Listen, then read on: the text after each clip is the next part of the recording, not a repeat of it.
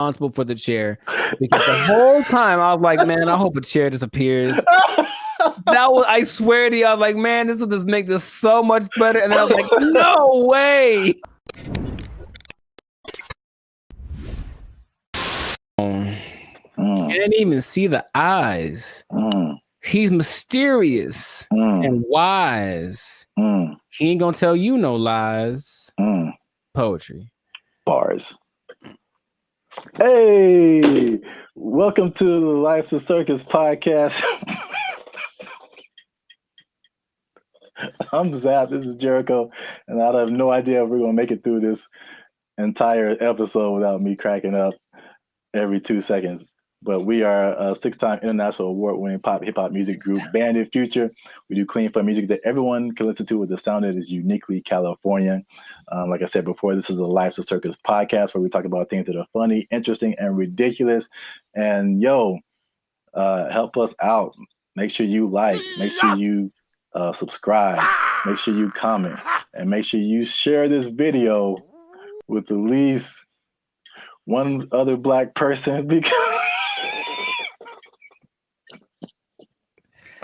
I don't know, man. We'll see.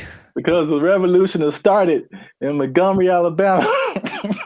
Is that what that was? Is that what that was? AKA the Gump. To say that this hits home would be a very accurate statement because I'm actually from Montgomery, Alabama. That's crazy. Where apparently it goes down on the riverfront. You gotta be careful on the river, man. Yeah, look, you gotta be careful where you park your pontoon. All right, you gotta put it. Oh my God, I don't know where to start with this. Like, I guess from the beginning. Sure. But for if you've been under a rock for the past few days, there's a what they're calling the Montgomery Riverfront Brawl went down this past weekend, and I'm not gonna get through this. I don't know how we get through this. And then, so there was this group of white people who had a pontoon boat. They parked it where they shouldn't have parked it. There was a crew member from the riverfront. I don't know what entity exactly he works for. Yeah. Trying to get them to move the boat. They didn't move it. He moves it up themselves. He moves it up himself, and then the white people who owned the boat got pretty upset. They argued back and forth, and in a move that has been deemed legendary, the dude. This is what I hope to see. Okay, so for one, just my point of view, I don't think this is funny at all. I really don't. Really? I don't think it's funny one bit. I just think it's stupid.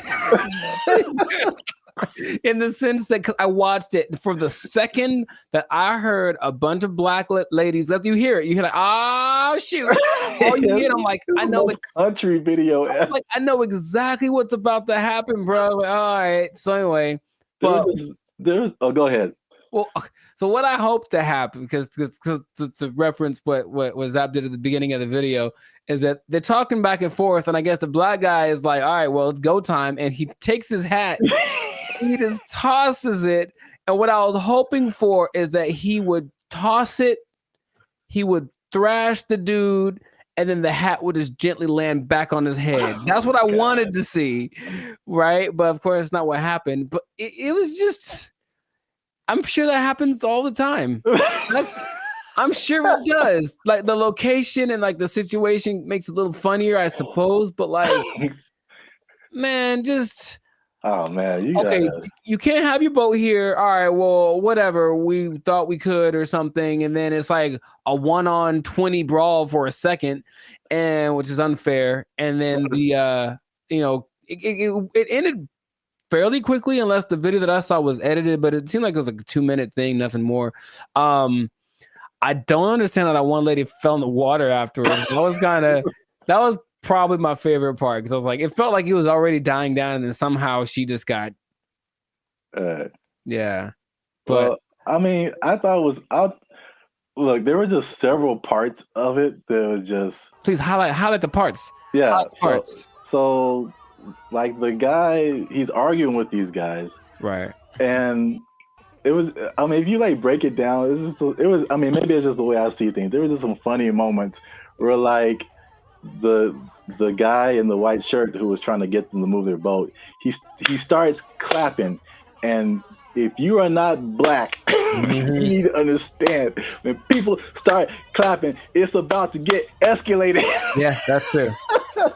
And you usually see that with black females. It's just some stuff I never seen before. I've never seen a dude start a fight with the claps. Okay. Yeah, I see that. I see the humor in that. Okay, Yeah. please continue. Please continue. And then the hat throw, like I like that part. I was like, all right. I did, but it was just like it was like everybody knew it was on when that hat went up in the air. Yeah. And I never seen anybody start a fight with like a hat throw up in the air.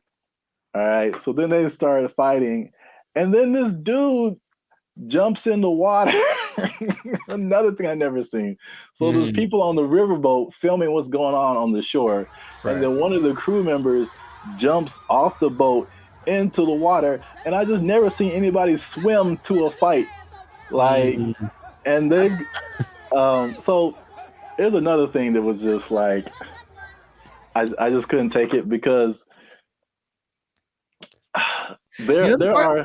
The part where I like is where so he's arguing with the one guy and they like start to, and no one can fight for real in this, by the way. That's the other thing that's like everybody is fat and overweight and they look like I told you they would look like in Alabama because the food is too good. Yeah. I got you. But did you see the guy? So it's like the first guy is there and like they do a little push. I don't know what this punch is. Okay, so it's like you lead with like your wrist kind of, and it's almost like they're going to slap, but they have a fist and it kind of like pushes the guy on the neck. It was weird. But the second that the black guy did that, the first black guy, this second white guy jumps in the frame, like kind of running in, and he does what I can only describe as a koala tackle. He kind of runs up and kind of like hugs the guy like he's about to do that one Ninja Warrior thing where you have to swing across. Anyway, and then the guy puts him on the ground real easy because that's a terrible technique. And then they're swinging at each other. And then there's more people who start getting to the melee. And you see the part where the much bigger black guy comes and they're like, oh, no. We don't want nothing with him. Yeah, around that time, he came over. But then the guy jumped into the water.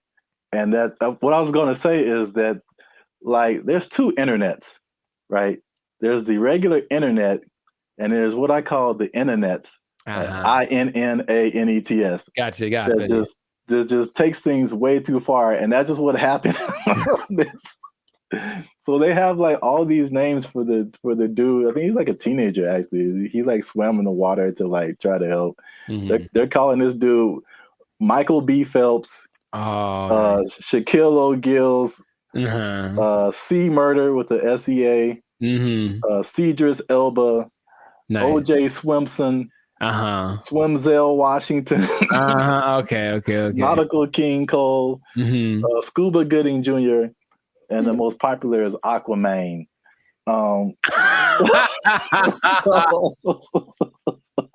What you doing, Aquaman? Yeah, okay. Yeah, they were like, the internets was really going in on this, and I think that's what really like made it insane. Sure, because as an isolated event, like I said, I was like, all right, I know what's about to happen, and then it's gonna kind of be a little bit of a pushing contest until someone breaks it up, and then what I love, of course, I watched the Fox News or something coverage of it, someone interviewing a lady from it. And of course, they asked the one white lady on the boat. There was like 50 black ladies on the boat, and they interviewed the one white lady there.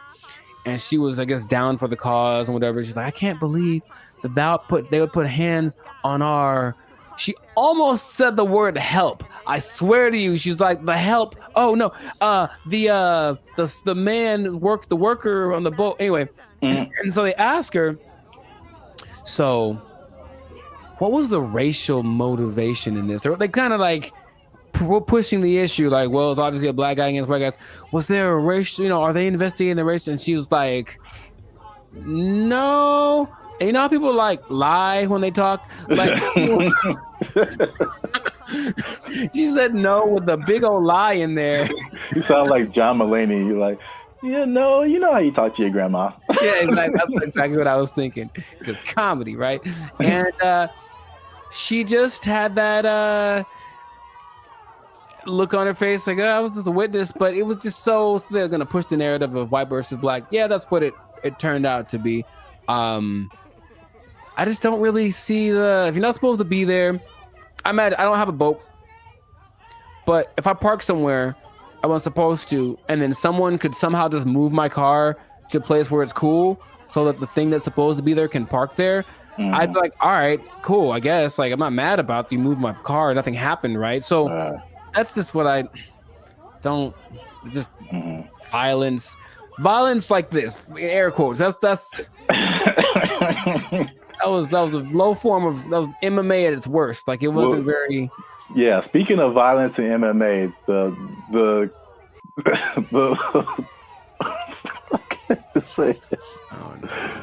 the crowning event of this whole thing was the chair. Did you see the chair?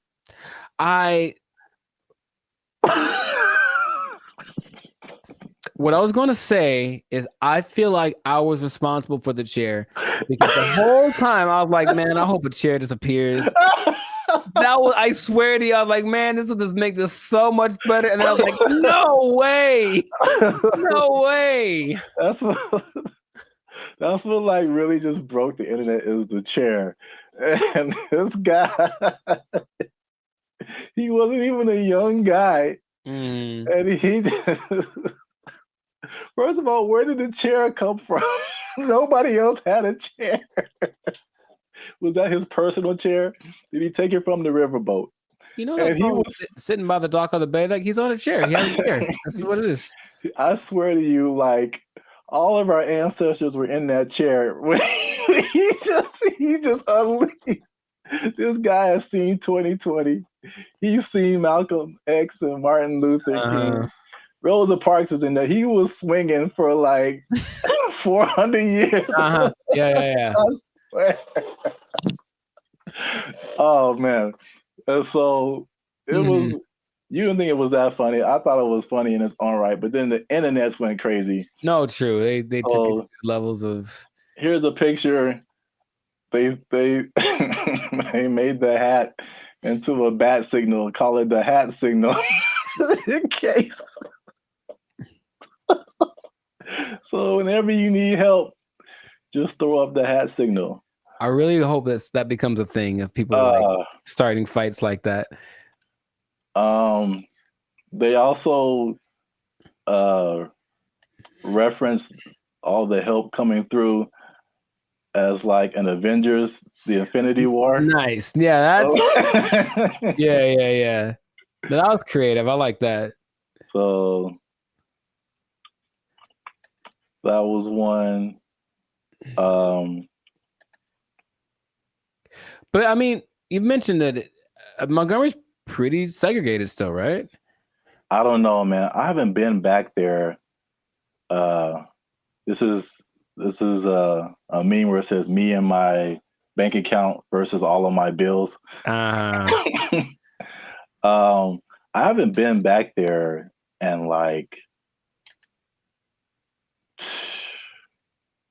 over 20 years. I've visited, but I don't know like how it is to be. Yeah, what the vibe is like.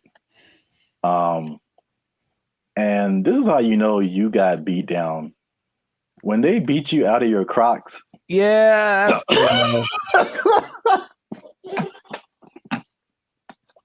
that's pretty rough. I'll give it to them. You got an official beat down.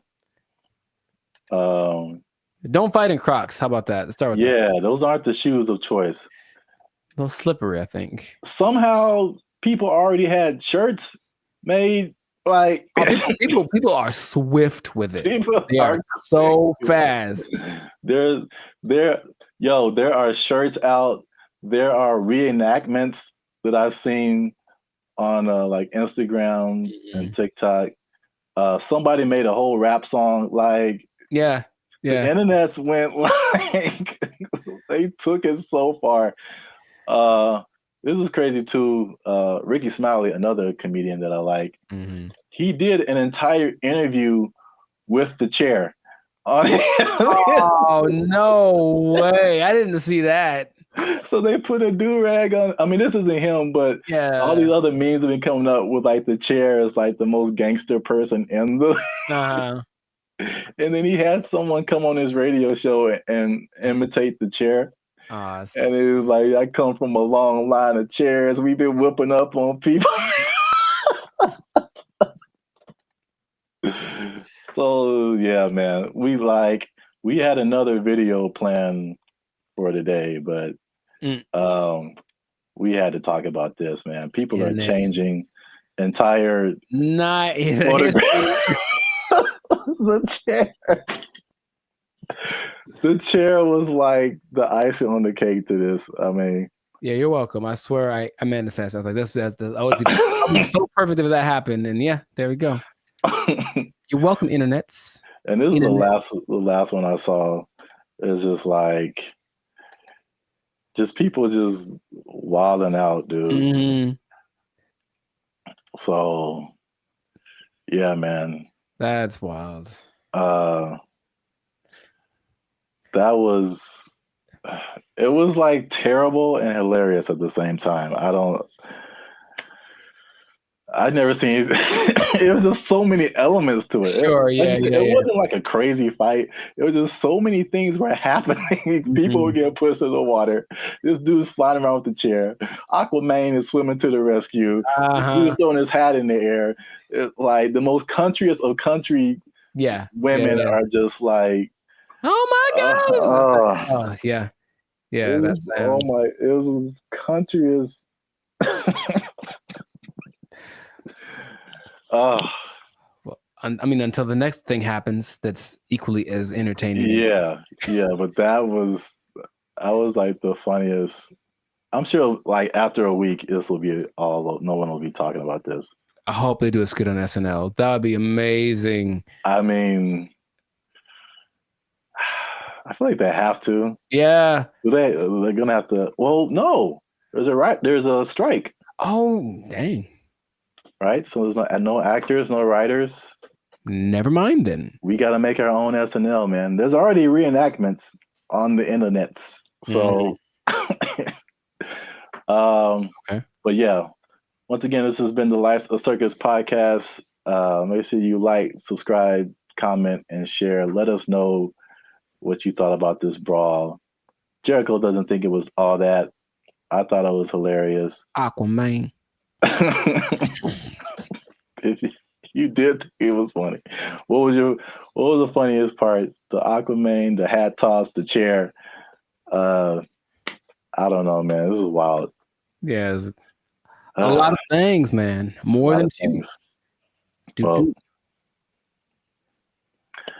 I don't know what's going to happen in the aftermath, but I'm pretty sure they're going to take their job. They're going to take their job. They took our jobs. They took our jobs.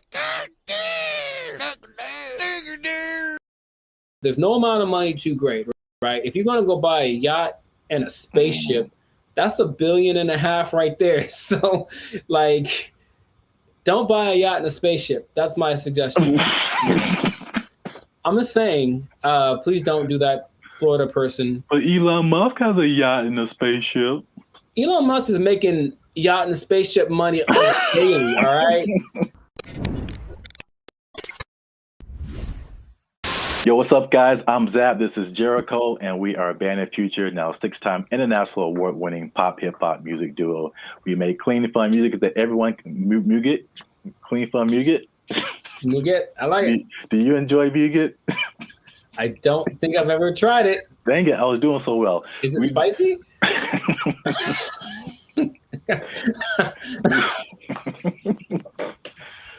I don't know, but I think you should know if it's spicy. Because yeah. I'll put a link. I'll put the link to the video. Oh no, you talking about Yeah. Right. Here you go. Up there, guys. Go watch it. We do clean, fun music or muget, depending on what country you're from.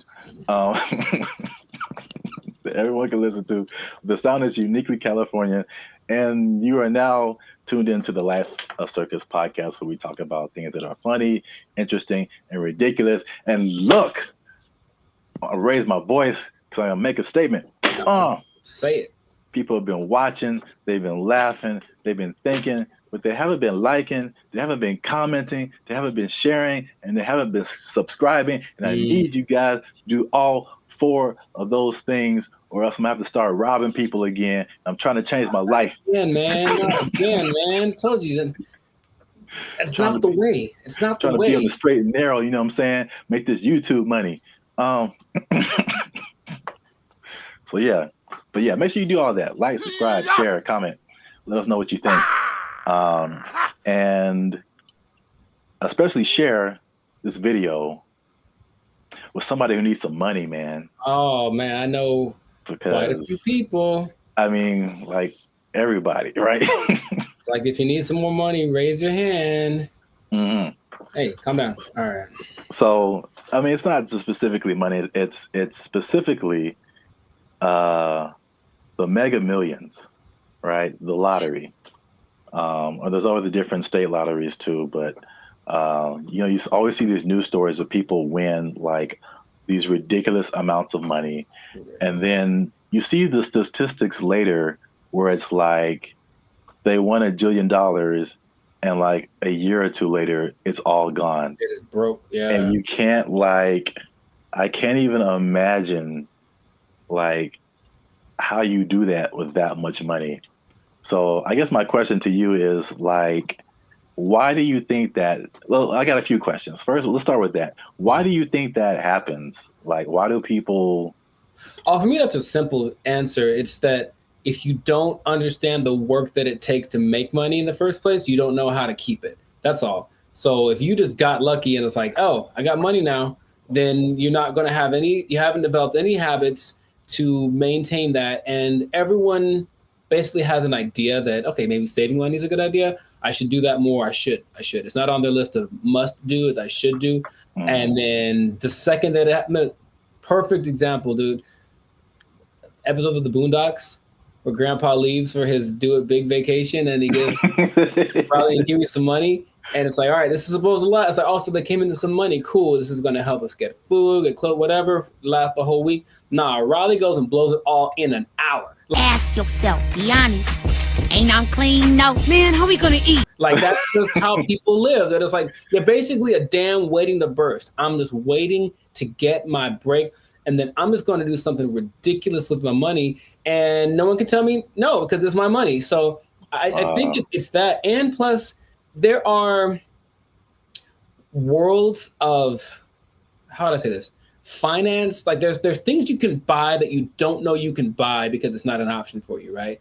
As soon as you get to that level of, I was in Malibu the other day, hey, Malibu, and I saw this thing for property, you know, some kind of a beachfront property, and that's starting at $70 million.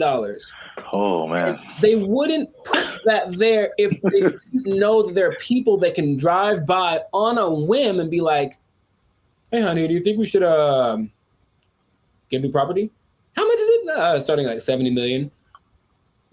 Bet, and then they just go do it. Like, there are people that have that, right? But they also probably have the knowledge of how real estate works, all this kind of stuff, so they know how to invest in it and make it work for them. But if someone comes into, what was it, $1.58 billion? Yeah, that's why I mentioned it, because like a big number, just somebody won a bunch of money. Right.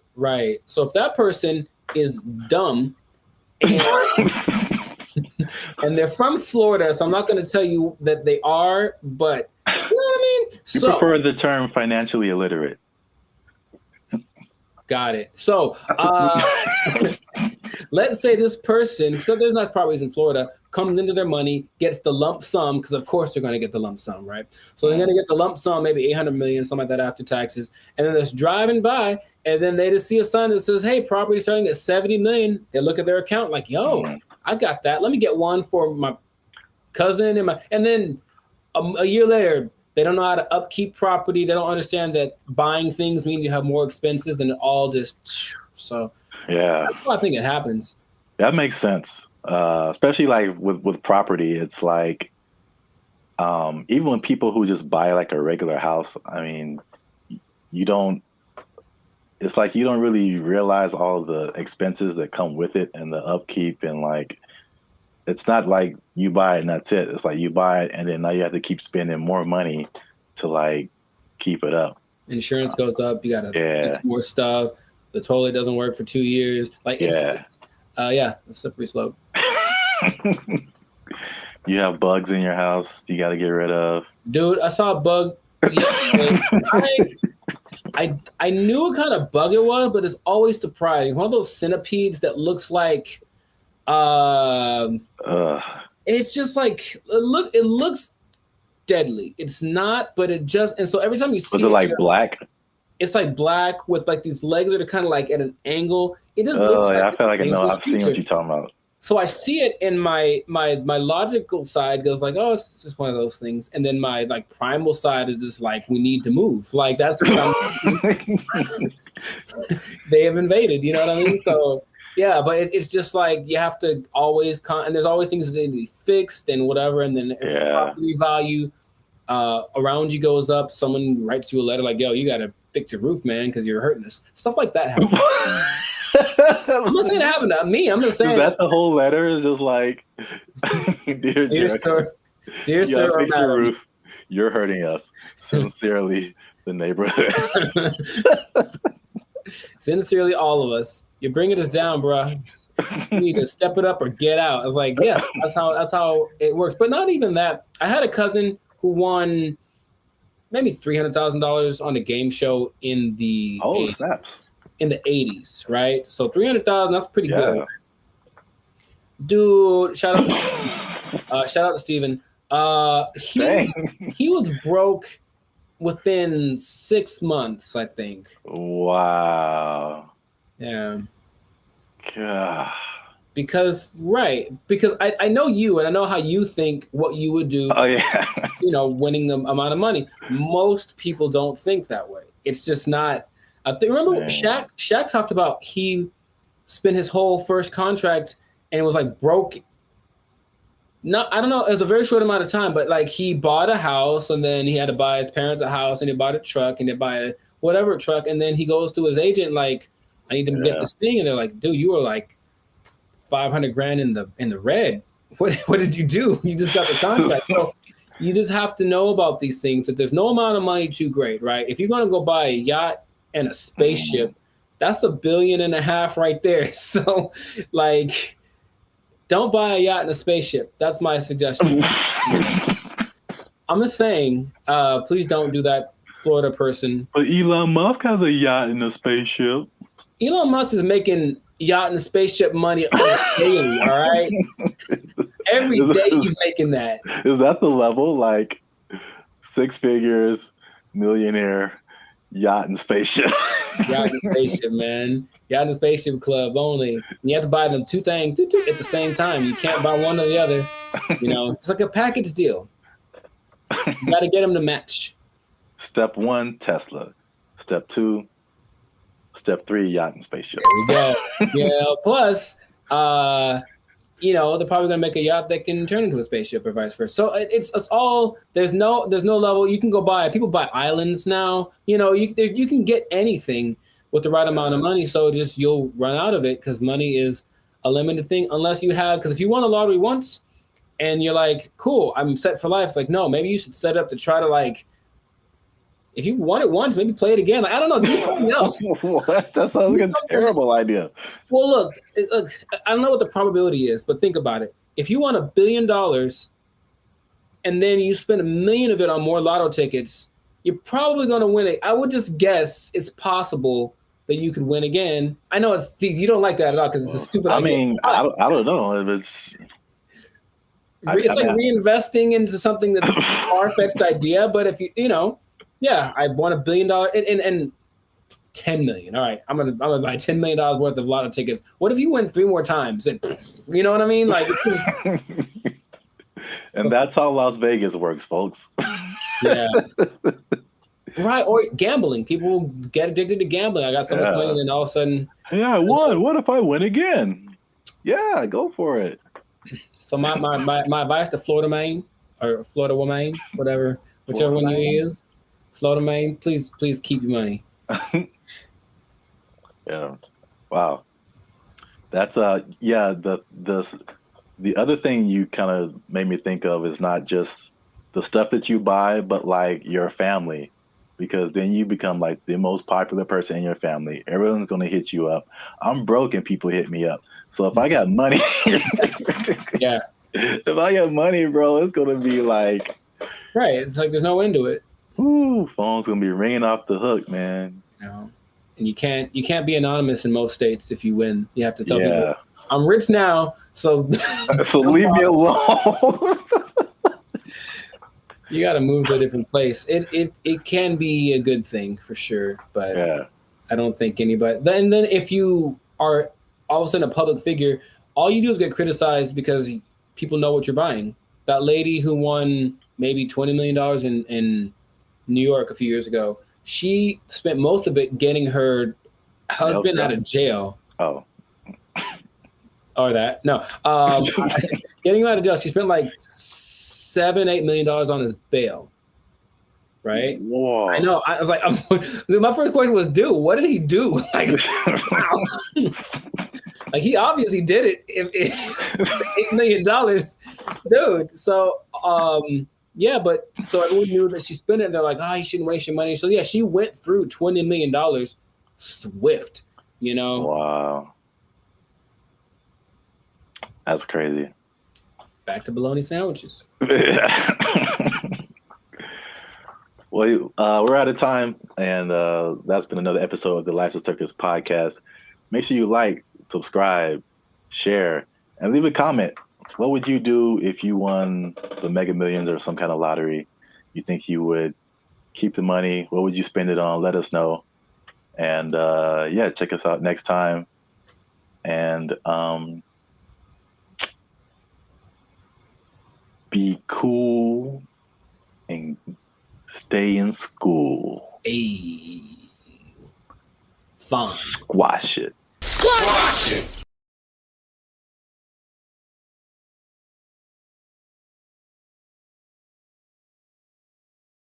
Or you could be like this Los Angeles and just tell people to watch out for pedestrians on the freeway.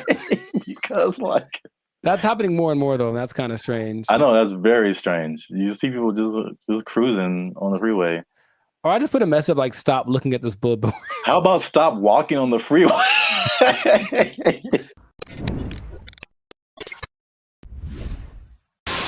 Yo, what's up, guys? I'm Zap, and this is Jericho.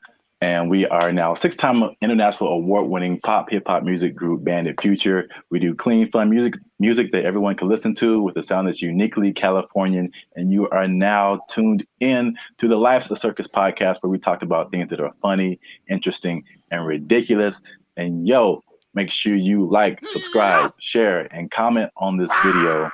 And because we're going to talk about something that has kind of flown under the radar, but especially in California, if you live, or not California, really mostly like the metropolitan Los Angeles area, maybe into the IE as well. That's the Inland Empire for people who are not from this area. The uninitiated, yeah. But there is something that I feel, well, a couple of things that I feel like a lot of people have seen and a lot of people haven't talked about. Okay. Intriguing. Okay. Yes. So I'm going to show you a picture, and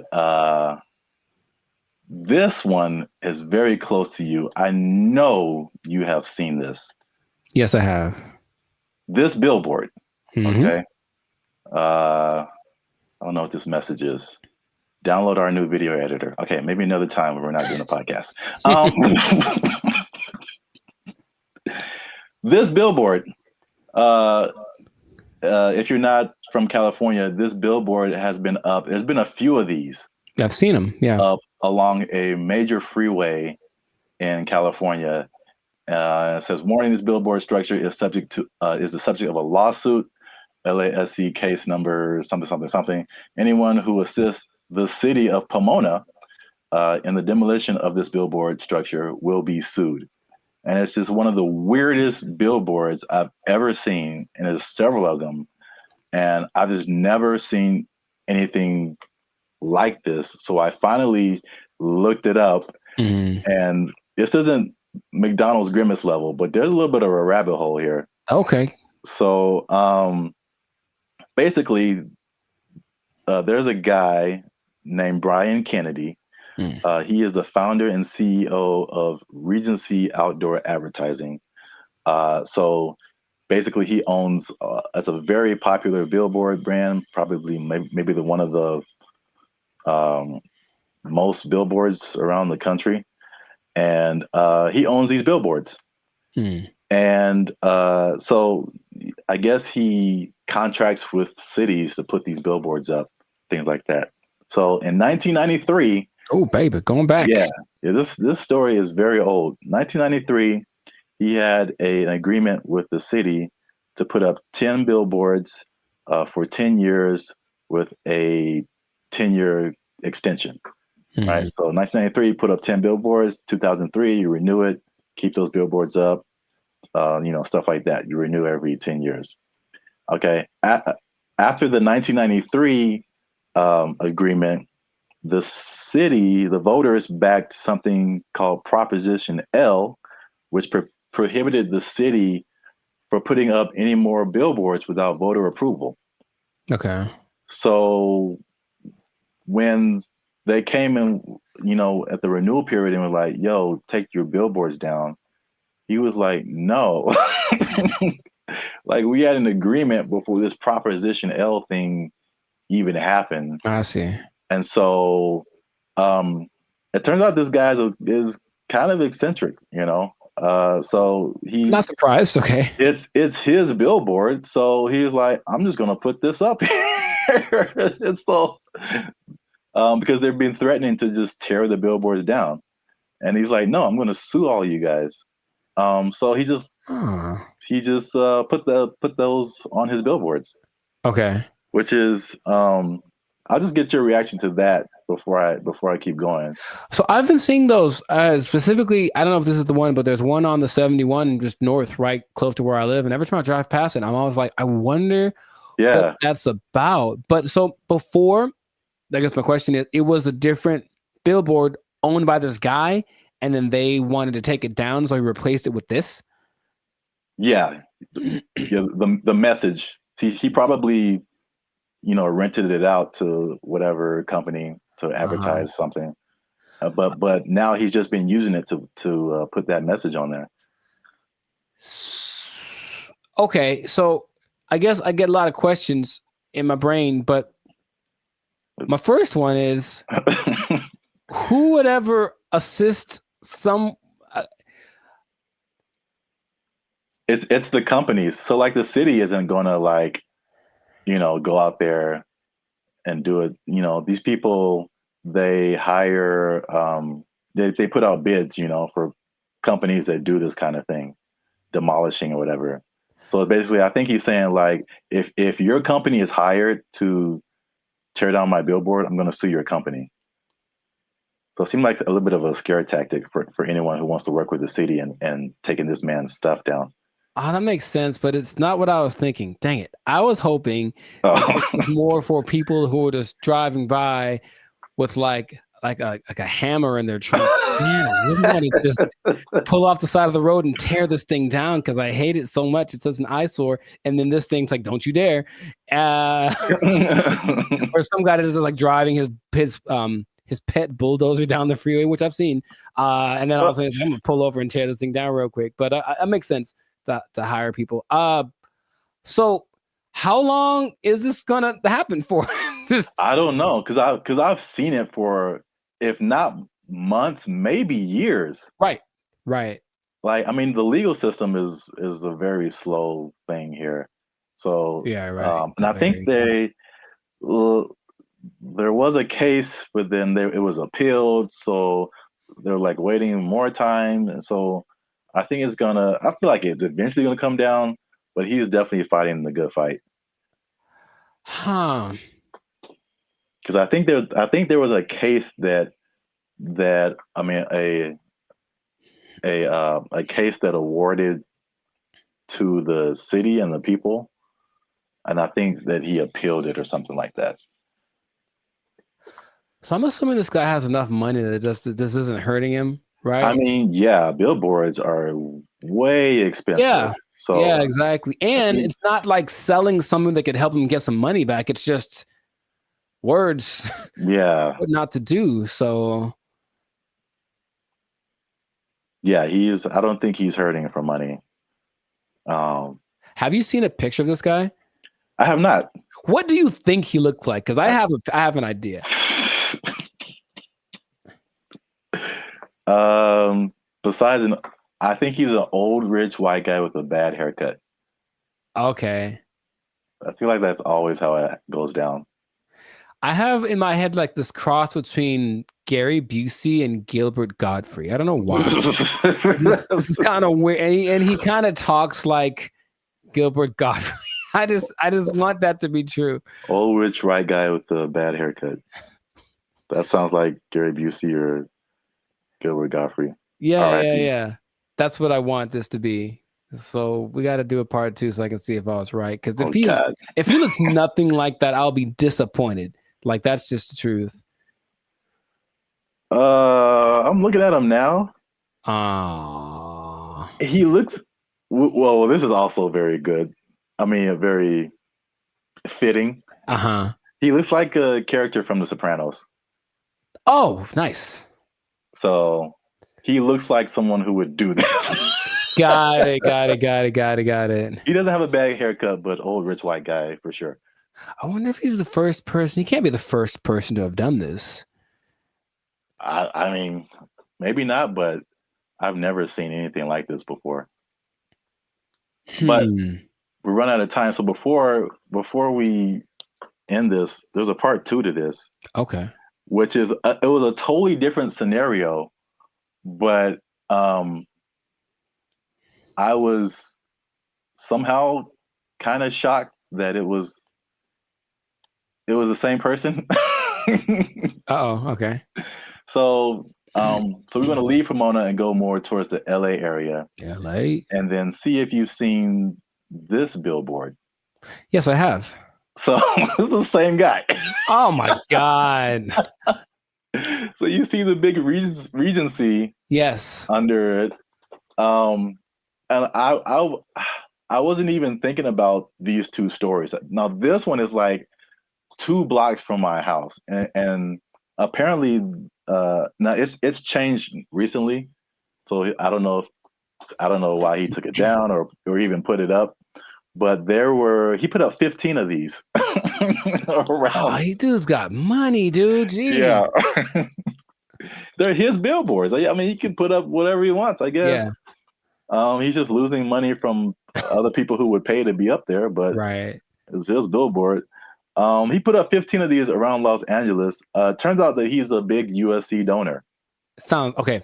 Okay, sure. And yeah, he just said, Reggie Bush needs his Heisman. I'm gonna put this up. So, if I had a question, I know you asked like, what did he look like and all that kind of stuff. My question is like,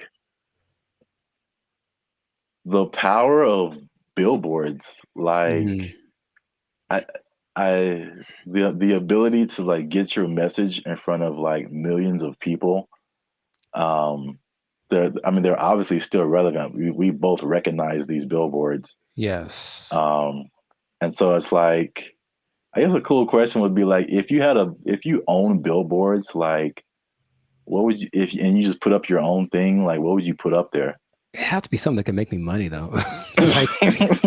You want to do like this guy and just like whatever. What if it was just like something, just a message you just wanted to tell the world? It could be serious or it could be funny. Oh, I got a funny one. What? Unless you want to keep that. I want to put messages that tell people how to drive. Okay, well, they're not like 30 billboards that say that the left lane is for passing only. And like maybe people will get it. It drives me nuts. Well, then you know what I would do? I would do something similar because I have probably a billion pet peeves when it comes to people driving. But the number one thing that I always think is that you don't have to hit the brakes to slow down. Yes. Like that was always taught, like just first step, take your foot off the gas, and then it's kind of, but every little thing is just like, brr, and it's like, bruh, it's not necessary at all. So yeah, just hey, quick reminder, you cool people, you, instead of saying something I'd rather say, just take your foot off the gas and you slow down, give it a shot before you cause pile-ups on the 5.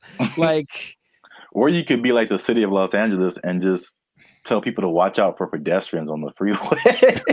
Because like that's happening more and more though, and that's kind of strange. I know, that's very strange. You see people just cruising on the freeway. Or I just put a mess up like, stop looking at this billboard. How about stop walking on the freeway? Where's that message? Well, I think it's being encouraged by, Jeez.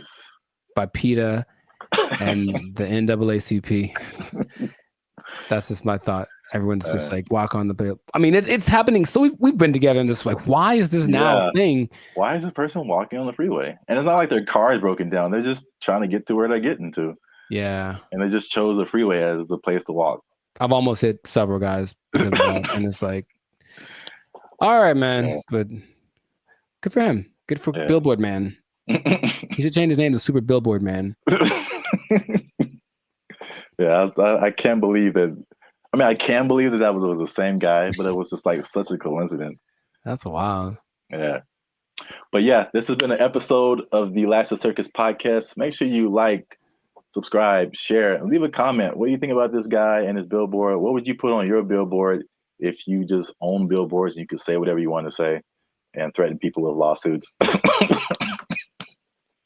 But yeah, that's it for us. And stay tuned for the next episode before they take our job. I hope they don't take it. I need to pay rent. Okay. They took our jobs! They took our jobs!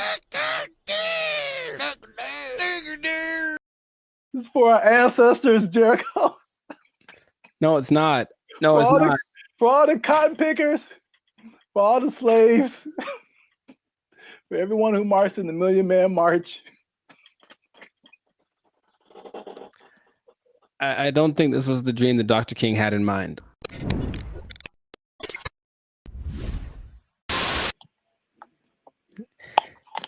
You should have done that when it was recorded. Like, I would have been so surprised because now I'm used to it.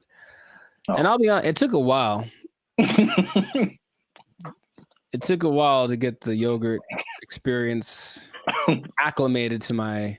It's just never. I don't think I've seen a person eat yogurt in years, man. I'm serious. What? Yeah, I don't hang around yogurt eaters. Like, not like there'll be yogurt on the side if you go to a Mediterranean place or something, but not yogurt just in a isolated incident. In an isolated incident, someone ate yogurt today. Gold is up 10 points.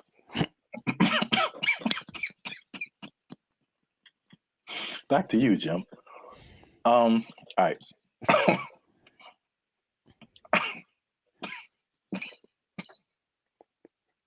Let him use you. Won't he do it? Won't he do it? Yogurt.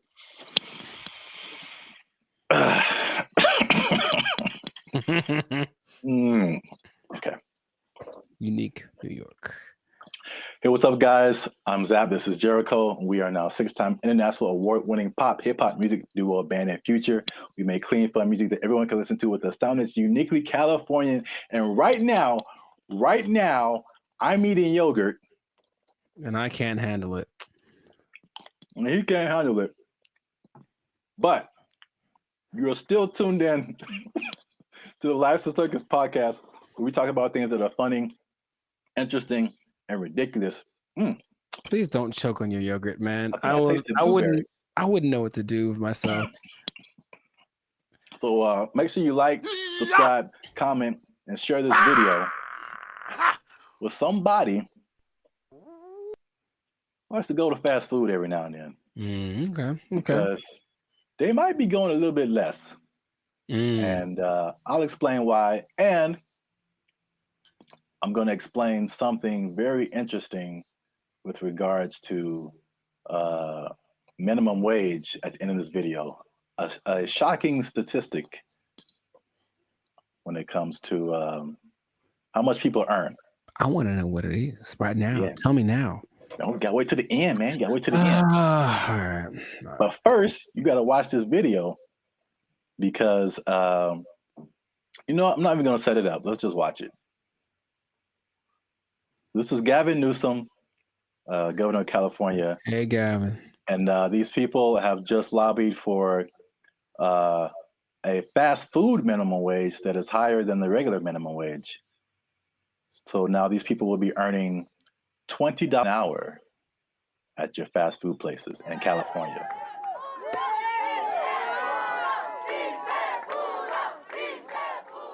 Boy, these were some tough mountains. This wasn't easy. 100+ hours in just the last few months negotiating this referendum off the ballot. Oh, that yeah, was wait. a tectonic plate Wait for that it, had to man. be moved. Wait for it. That lady had a lot more to This is say. for my ancestors. This is for all the farm workers, all the cotton pickers. Wow. This is for them. 557,000 people at 30,000 locations. This is a big deal. $20 an hour. 80% of the workforce in these fast food places, 80% are people of color. 2/3 are women. The majority are breadwinners. And we have the opportunity to reward that contribution, reward that sacrifice, and stabilize an industry in turn. What a remarkable moment. So it's going to be a lot better now. Well, right now we're going to have a chance to at least, maybe decide to save some little money or, pay all their bills or credit card debt. This is going to help continue to pay our bills, help some people get out of eviction, help us catch up where we need to catch up because we haven't recovered from COVID just as of yet. So this is just the beginning of our wins.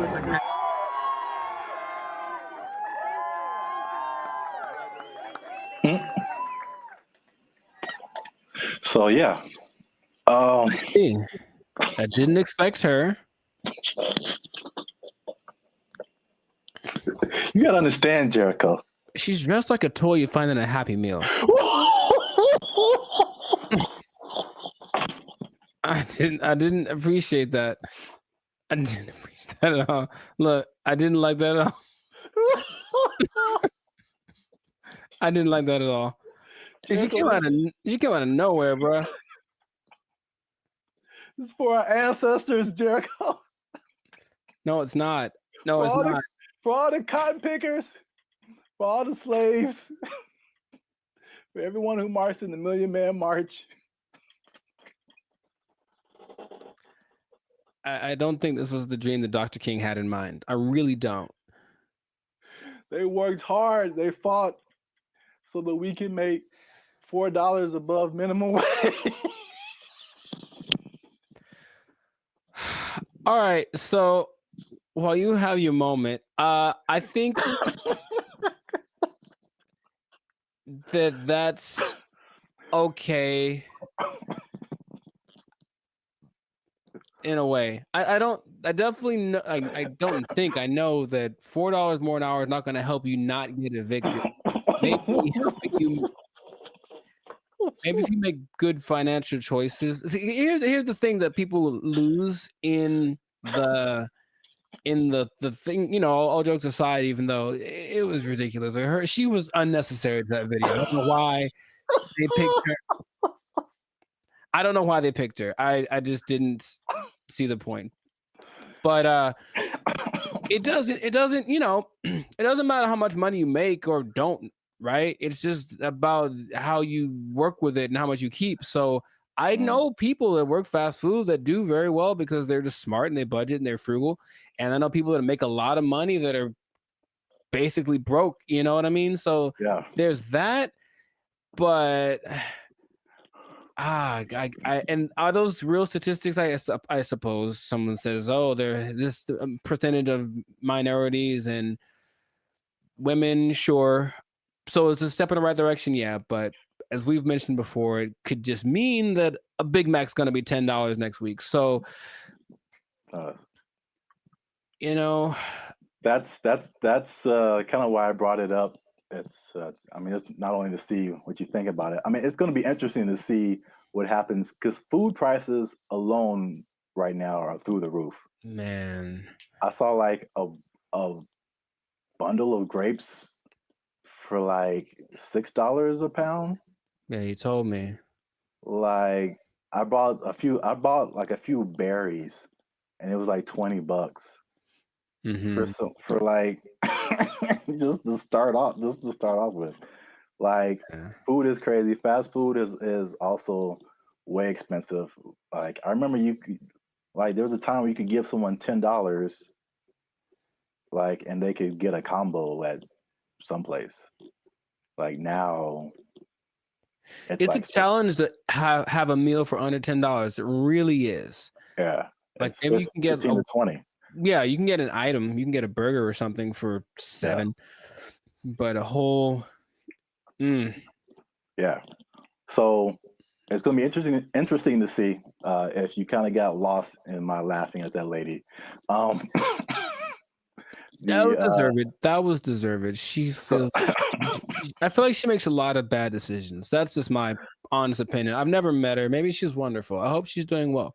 I hope she sees this video and she likes Bandit Future. But I think her presence was a bit distracting to the whole experience. but yeah, so this is a very weird situation that I haven't really heard of because basically the government is involved. Right. They created this like separate task force for like fast food worker wages, which I haven't really heard of before. With like I mean, it's not the government setting it, but the government is like an intermediary Hmm. in this, and I it's mean, just are fast food workers specifically unionized? I don't think so. There was a couple in the more educational videos that I passed over to play this one. Yeah. Oh, good choice. No, there, trust me. Good choice. Good choice. there was a talk about some different unions, but it isn't like a fast food worker union. It's some kind of I think it's a service worker union. Okay, that So makes I sense. think that's fast food is maybe under that umbrella, but it includes a lot of different services. But yeah, so it's the government involvement. It just makes it kind of weird, and then also um, it's like I mean, fast food has been minimum wage for like as long as I can remember. So to go above that, they were saying that this is like a 30% increase.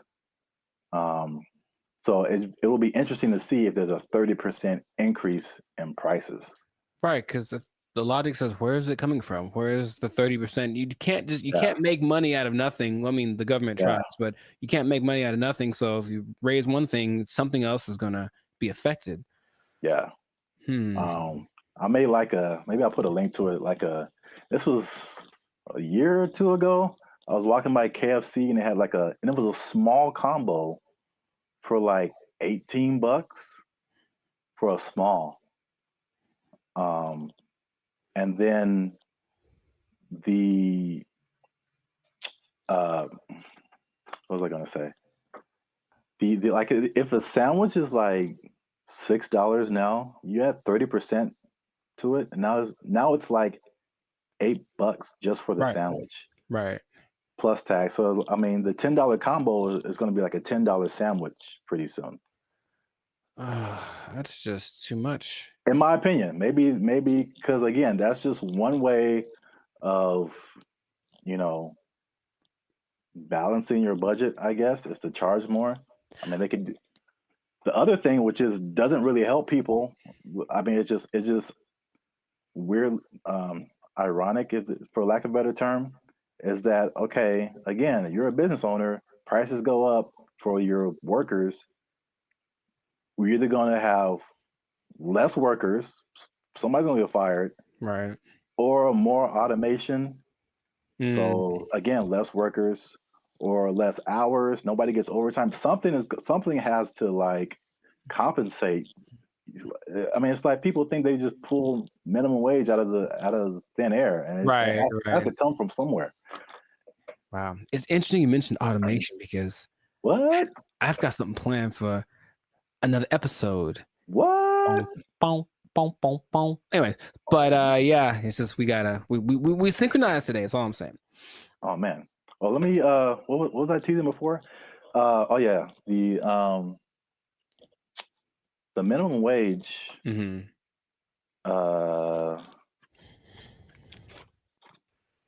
Oh, this teases for something else. Whoops. Oh, Maybe I can come up with another one.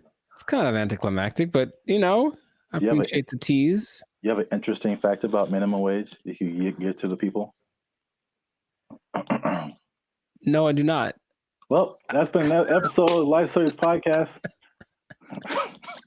Yeah, I was going to say, though, I wonder what will happen to the in-and-out workers because they always got paid more than minimum wage. That was kind of the thing. That was the job you wanted in high school because you were on your feet because they deserve it. They're working round the clock. And I wonder if they're going to get more than the higher price than, you know, more than the $20 now.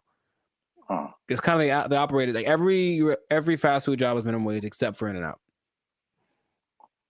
Even Chick-fil-A? I believe Chick-fil-A is also minimum wage. You just have to be a good-hearted person because those people, even if I don't like the food, they're very nice people. Very nice people working at Chick-fil-A. Yes. Well, I'll give this nugget. Maybe people don't know about this. If you ever want to own a Chick-fil-A, you have to start at the bottom and like work there for minimum wage. So there you go. I gave him something. You can't just walk. You just can't just walk in a no matter how much money you have, like you got to start at the bottom. So let's say I just barge in. I'm like, I'm LeBron James. I still got to work the shakes and fries. LeBron James got to be peeling those fries back there, man. Oh man, that's crazy. All right, I'll tell him. Yeah. He asked me to ask, so I'll tell him. Yeah. All right. Well then, that was cool. Can you tell him a few other things about the Lakers that I have opinions on? LeBron James is the greatest. I'm LeBron James. I'm LeBron James. They're gonna go as far as Anthony Davis's knees can take them,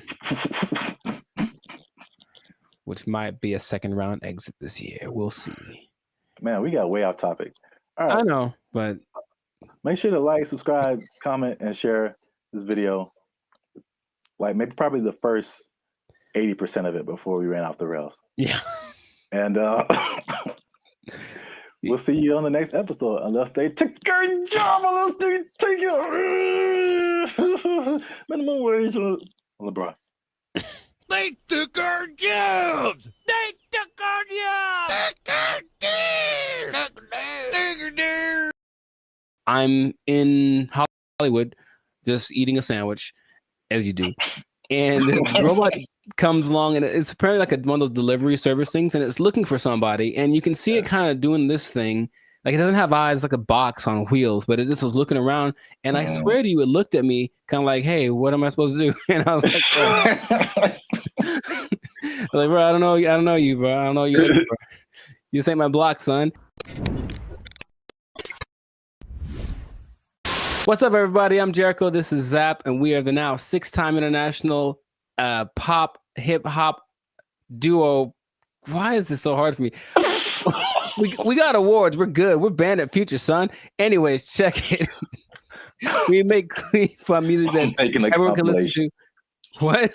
I'm making a compilation of this. It's just, We make clean fun music everyone can listen to with a sound that's uniquely Californian. And you are now, right now, in this moment in time, tuned into the Life's a Circus podcast. We talk about things that are fun, interesting, and straight up ridiculous. So before we get started, do us a huge, huge favor. Make sure to like, subscribe, share, and comment on this video. Share this video with at least 2 people that are afraid about the robots, man. We're talking about them again because there's some new developments. There's some new robotic developments. This time from the more humanoid version, and it's kind of crazy. So stay tuned to the end to find out what animal they're actually trying to replace with these robots. Like it's an animal that humans have used for centuries, and all of a sudden it's like they're not good enough anymore. We need some new ones. So let's get into this thing now.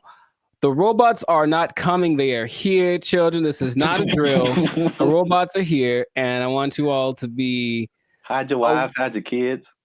It's just... So there's basically 3 companies that are really going in on producing these humanoid robots. They're really emphasizing the humanoid factor, and a lot of people are once again afraid of they're going to take our jobs, whatever it is.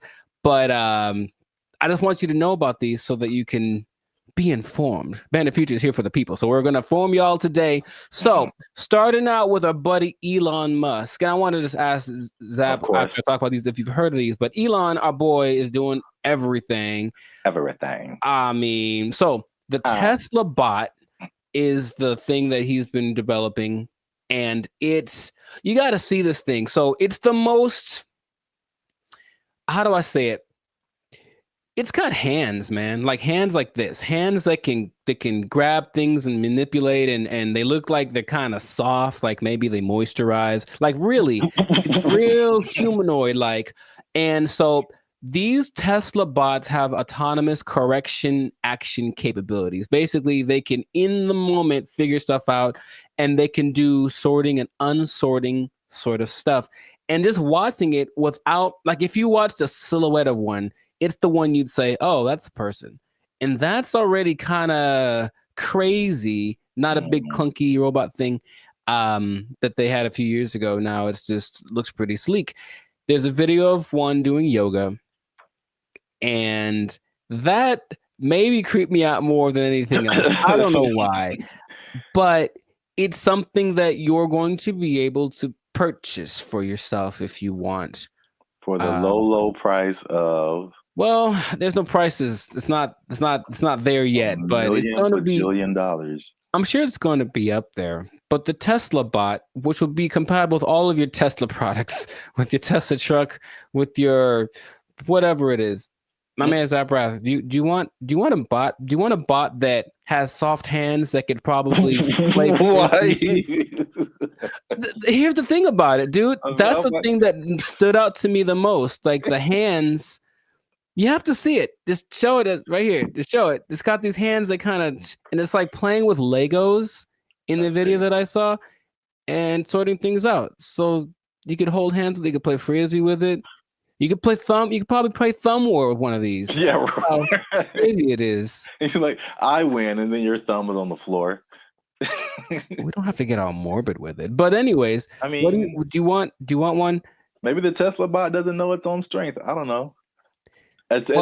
Well, I mean, so wait a minute. Is it like head to toe? Because you've been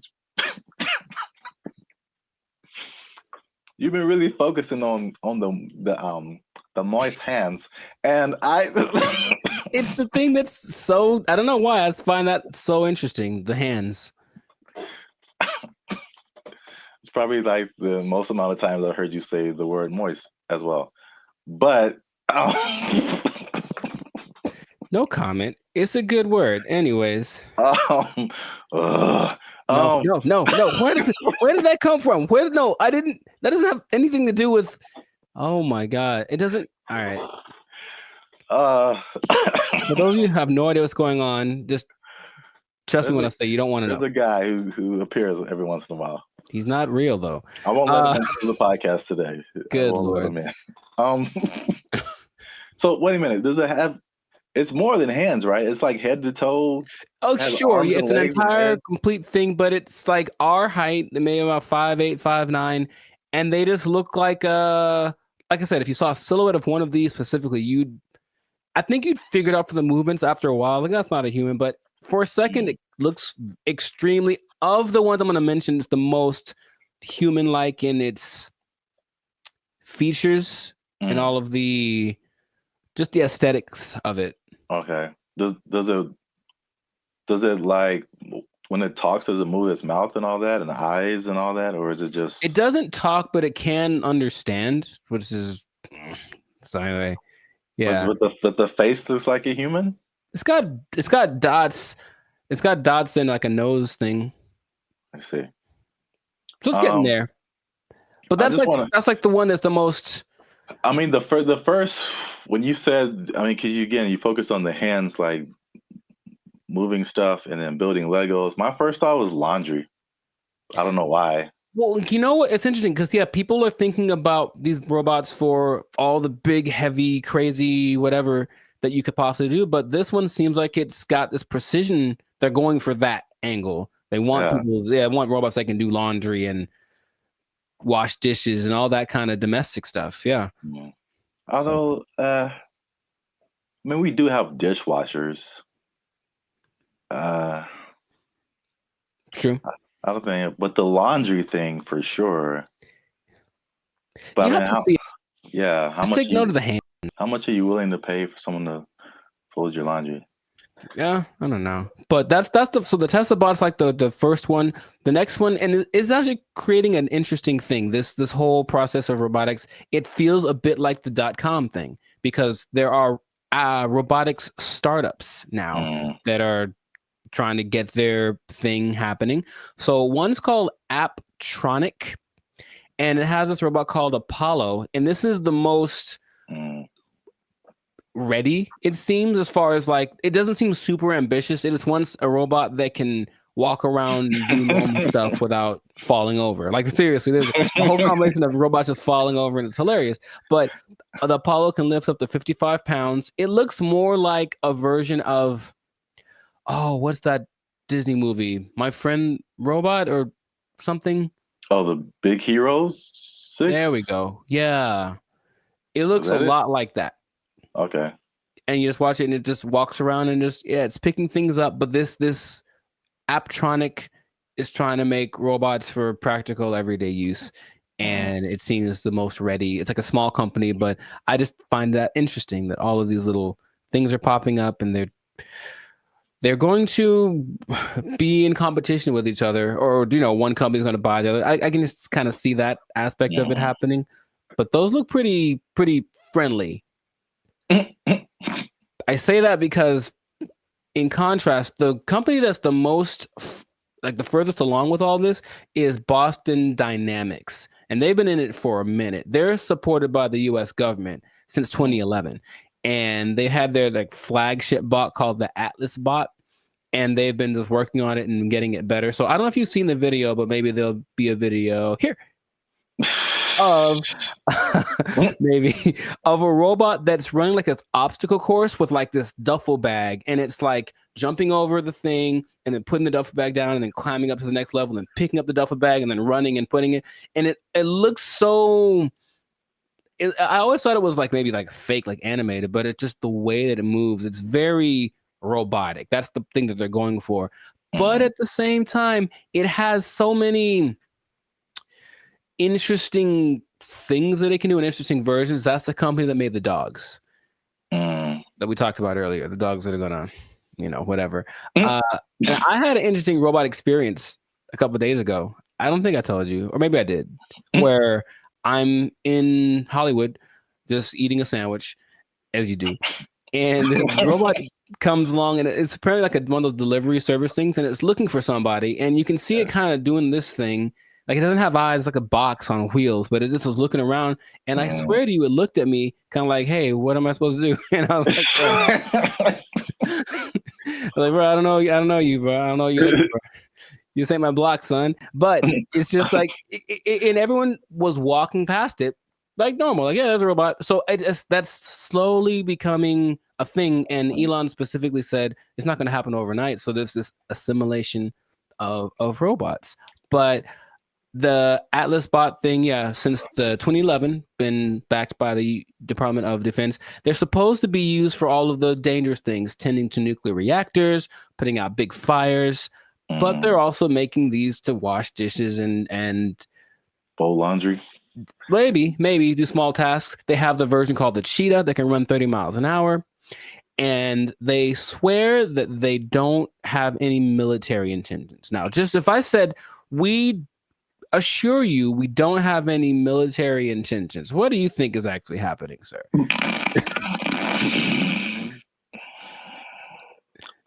I plead the fifth. I see. Okay. Well, there are videos of these being used to like shoot at targets that look like people because they're supposed to be able to distinguish between a real person and a not person. But I think that's happening, of course. The French military is using the dogs already, and everything starts benevolently, and then it gets a little on the strange side. But and then Terminator. Well, I never saw that, so I was going to actually ask you if you've seen it, because maybe you could. RoboCop, Terminator, to me they're the same. I haven't seen either one. What goes on? Oh, RoboCop is way different. Oh, okay. Well, at least the stories are way different. Sure. I should watch more movies, but the idea is there are definitely videos of these robots being used in the military activities, and they're linking them with Boston Dynamics. So Boston Dynamics refutes any association with military, blah, blah, blah. Right. So these things can, in general, there's a video of a bunch of these robots just together. They can dance, they can carry up to 80 kilograms, jump over obstacles, throw around irregular objects. They have this thing inside called an MPC, a model predictive controller. So it can basically learn. So if it learns to jump on a platform that's a foot high, you put a platform that's 2 feet high in front of it, and it'll like, okay, it's just double, and it starts to figure that stuff out. So it's just these things have flown military jets. These things can fly. There's one that can fly, and so where is this going, man? That's my question, because every time I see it, it's a little more ridiculous than the last time, and I don't know. Are we getting replaced? Is this the end times? What's going on with all this? Are you asking me? Yeah. I don't know, man. I thought you were the expert in all robotics. This is the all robotics division of Band of Future. That was all you. Yeah. It's all new information to me. Oh, okay. It just seems, it seems like we want to replace as many people as possible with robots who just do it all better and faster. Basically. They're olive branches that you can get a job controlling these robots, and there we go. But they're starting until they make a robot to control the robots. Well, that's the thing eventually. Yeah, you're going to have to be the person that programs the robots to control the robots. And then Terminator. Then they how does that movie end? With everybody dying? Is that what it is? No. Oh. But, I mean, supposedly it's a whole time travel, whatever. But I think eventually the humans defeat the robots or something. I don't remember. But it's like, hey, you just build robots, and especially intelligent robots, who eventually say, you know what? We're a lot better than the people who made us. We should be in charge. And then they become in charge and enslave humanity.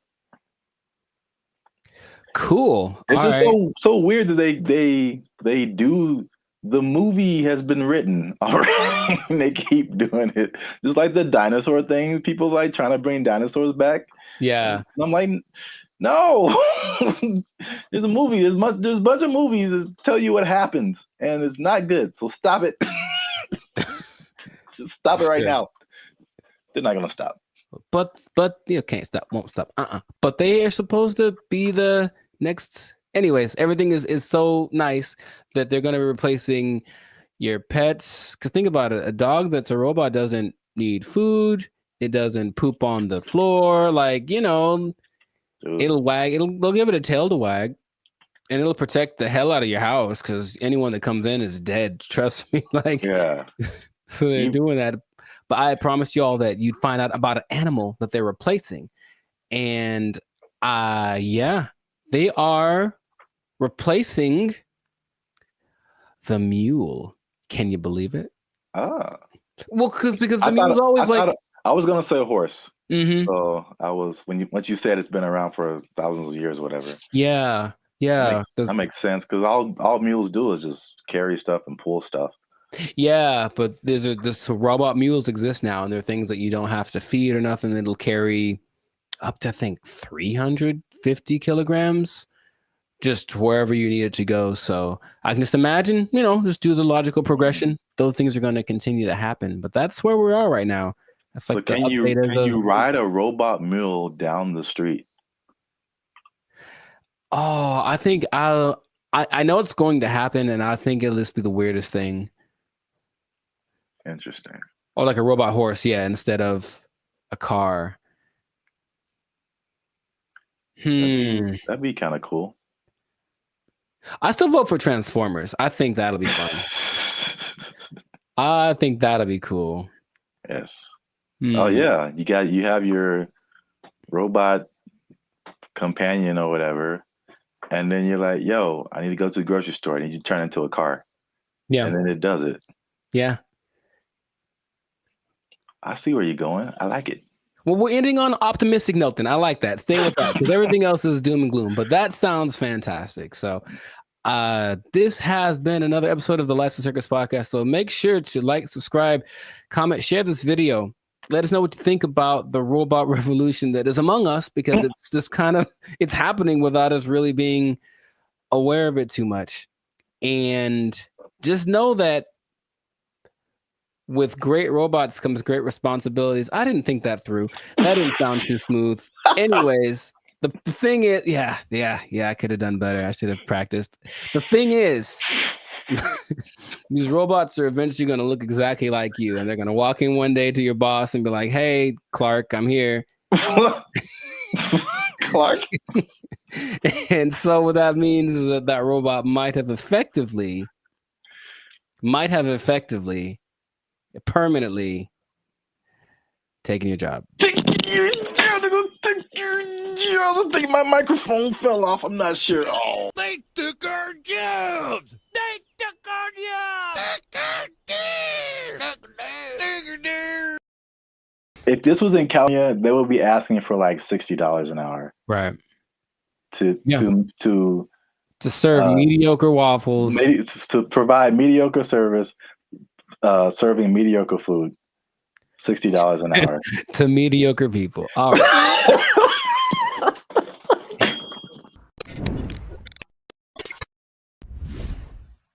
Yo, what's up, guys? I'm Zap, and this is Jericho, and we are now 6-time international award-winning pop hip-hop music duo Band and Future. Mm-hmm. We do clean, fun music that everyone can listen to with a sound that is uniquely California, and you are now tuned into the Life's a Circus podcast, where we talk about things that are funny, interesting, and ridiculous. But wait a minute.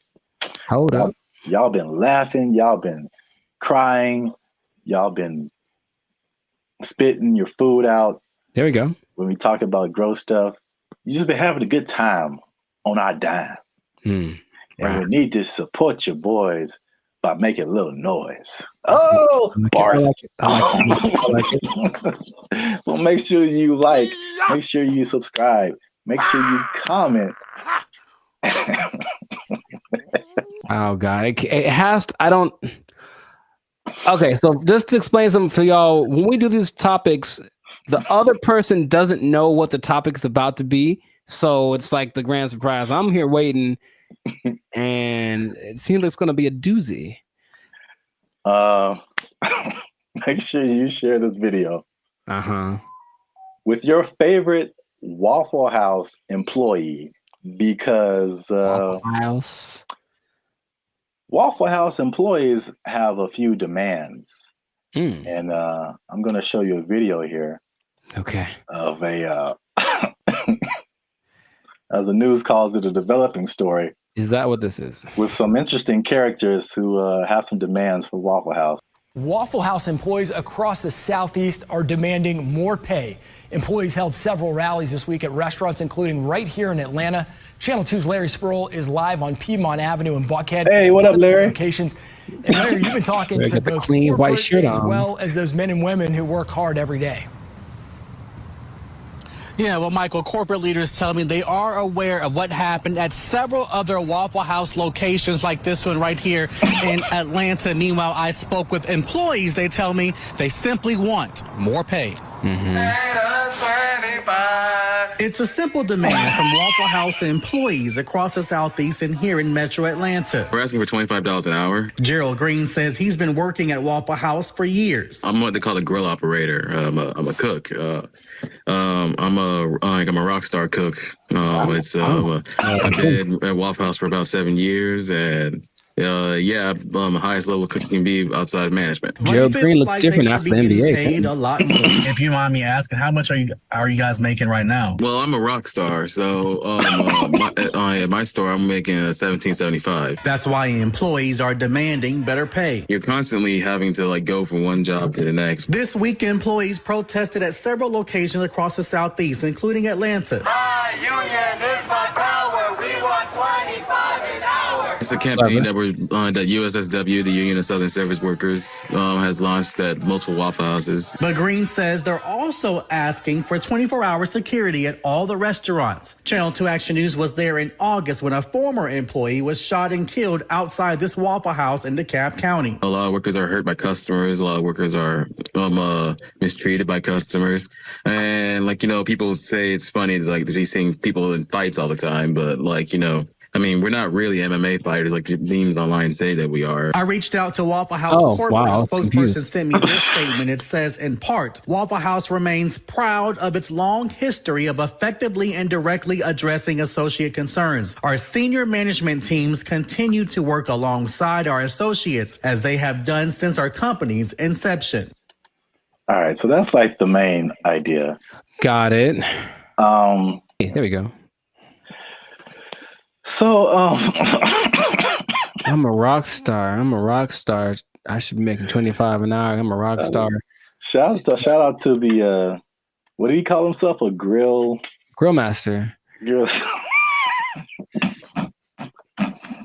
It's like the grill trifecta. There's the grill master, there's the grill sergeant, and there's the grill.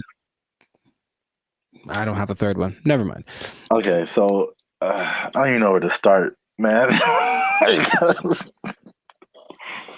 let's just start by explaining Waffle House, because a Waffle House. Let me see. It has 1,900 locations in 25 states. That's a lot. And for people who don't know, it's American diner. Serves mostly breakfast food, but they have other things too, and predominantly in the Southeast United States. Yeah. So we're in California. I don't think there's any Waffle Houses out here. I don't believe so. California. Have you ever been to a Waffle House? Sure have, sugar. Oh. Okay. I was attended by Dolores. So you know names and everything. Yeah. So you know the vibe. I haven't been to a Waffle House in since I was a little kid. I think so. From the vibe, from what I don't know if it's changed, but from what I remember, it was very trucker-ish. Sure. Like a place where truckers go to it's not like IHOP. I think the big thing out here is IHOP, International House of Pancakes. It's classy. Yeah, it's a total. It's very. I was there. I was in Nashville last year, and it's a different vibe.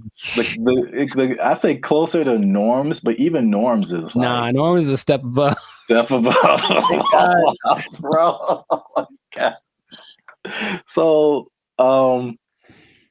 the thing about Waffle House, before we get into the wages, this is the hilarious thing about Waffle House. Is for some reason, it's always something going down. Yeah. Waffle House, bro.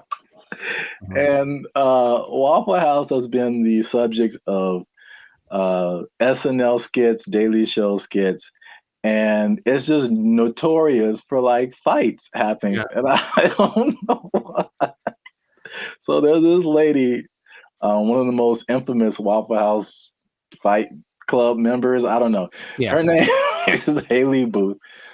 She worked at a Waffle House as a waitress, and she's become like this meme because like very similar to the Montgomery Riverboat brawl. Mm-hmm. She like threw a chair, and it was just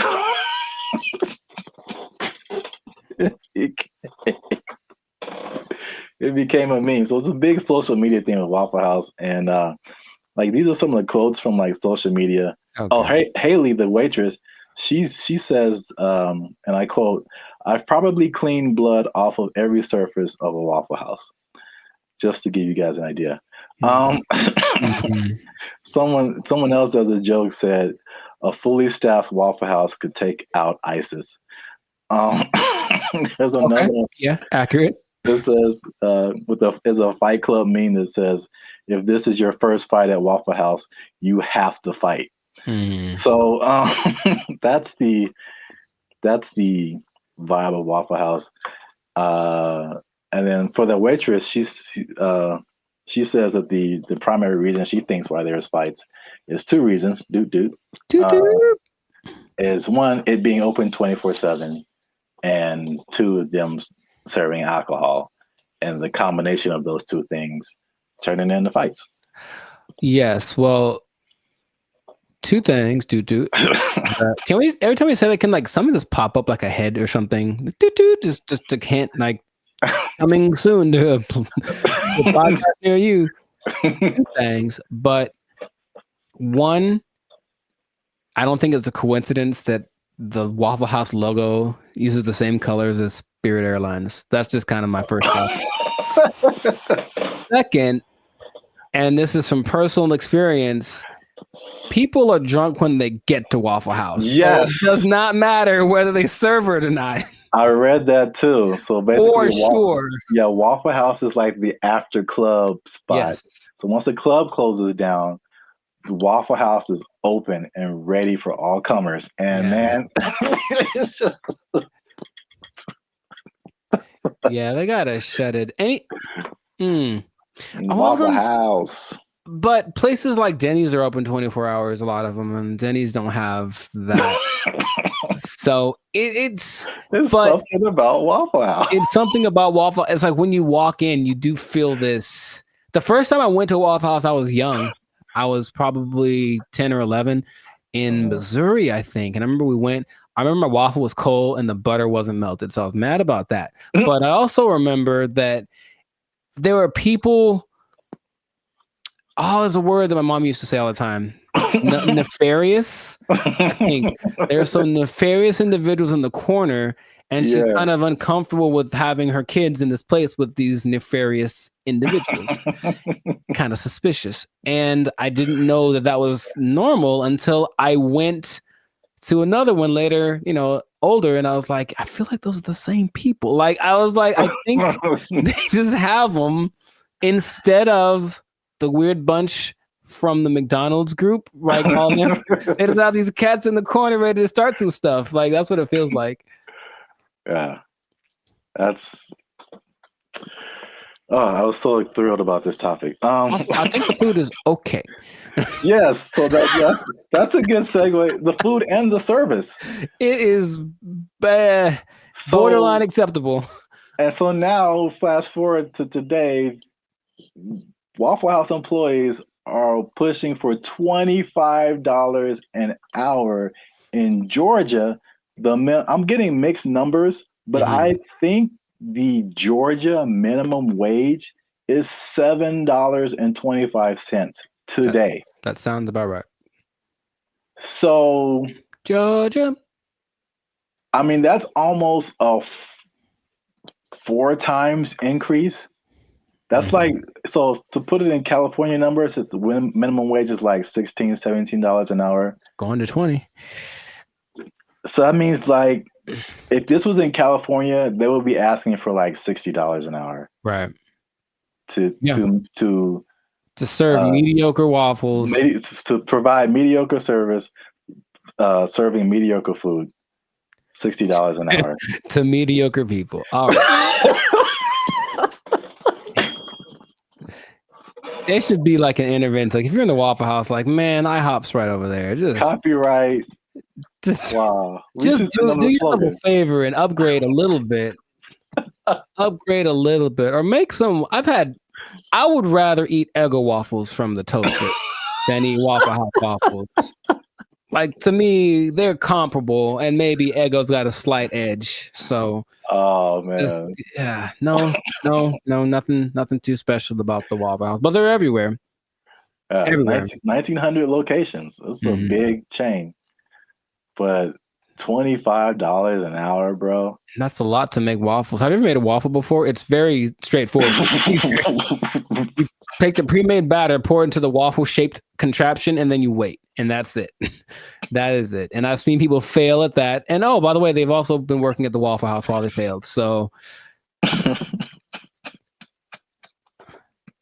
what's the end game for them? I mean, one, are they going to get it? Is there any precedence for this? Also notice in those videos, there was like 9 people protesting. Is that really right? You said there's 1,900 of those things, and those videos didn't have nothing more than like one store worth of employees. It was like one store that decided to speak for all the Waffle Houses. And I feel like that's not going to get it done. Not at all. It's not enough Waffle House. It's the beginning. You got to start somewhere, man. Sure you do. Hey, support them. Wow. I think I'd just go to IHOP and instead. But no, people are jumping on the bandwagon because you got the SAG strike, the writers' strike, UPS workers were on strike, auto workers on strike. So Waffle House people are like, yo, we like a good fight. I think everyone wants to make more money, of course, but what's the value you're providing? What are you doing for me that I can't do myself? And like I said, I can make me I got a decent waffle maker. I can make myself a waffle. So I don't know what they're going for, but if they get it, good for them. $25 an hour. Wow. That's a whole lot. Leading the charge, the rockstar cook, rockstar grill master. He should probably just go solo. That's what I'm thinking. Instead of doing this whole trying to lead the charge thing, just be like, I'm the rockstar grill master. Make his own YouTube channel. Have a shit. Hey, bro, I'll manage you. Just give me $25 an hour, and I'll manage you. Start a whole chain of waffle apartments. Man, I see the possibilities. I see the future. Not the whole house, but you want a waffle apartment. We can get a waffle condo on the down payment on a waffle condo. Look, that'll be all right. A waffle sublet, if you will. Yeah. Well, we've talked about this way too long. We still could. That's the problem. I can keep going for another 10 minutes because it is fun to talk about. Oh man, I'm in tears. Good old Waffle House. So make sure you like, subscribe, comment, and share this video. Well, again, your favorite Waffle House employee. Ooh. And as a sign of support, of course. Sure. And yeah, we'll be back here, same bad station, same bat channel. Is that how they said it? I don't remember. I don't really remember either, but yeah, I'm not old enough to remember that. Nor am I. Well, good luck, Waffle House employees. I hope y'all don't get fired. They don't take your job. The waffles are cold. They took our jobs. They took our jobs. The place that is offering this is the Southeast Technological University in Carlow. I think that's how you pronounce it, Ireland. That's a bad start. That's a really bad start. All right, let's just stop. Hold up. Hold the presses just for a second. All right, so Ireland. Okay, I think. Okay, where do I begin? Okay, man.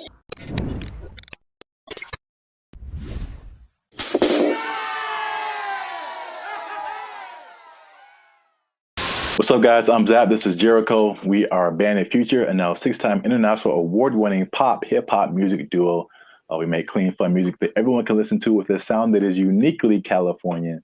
And right now, you are tuned in to the Life's the Circus podcast, where we talk about things that are funny, interesting, and ridiculous. But before we start, okay, y'all been laughing. Y'all been crying. Emotions. Y'all been y'all been laughing and crying at the same time. I don't know how that's possible, but you've been doing it. I seen you. Oh, that sounds. Anyway.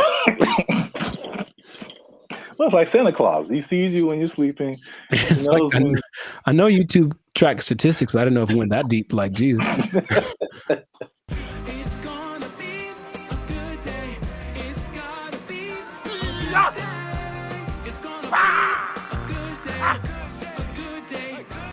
So today,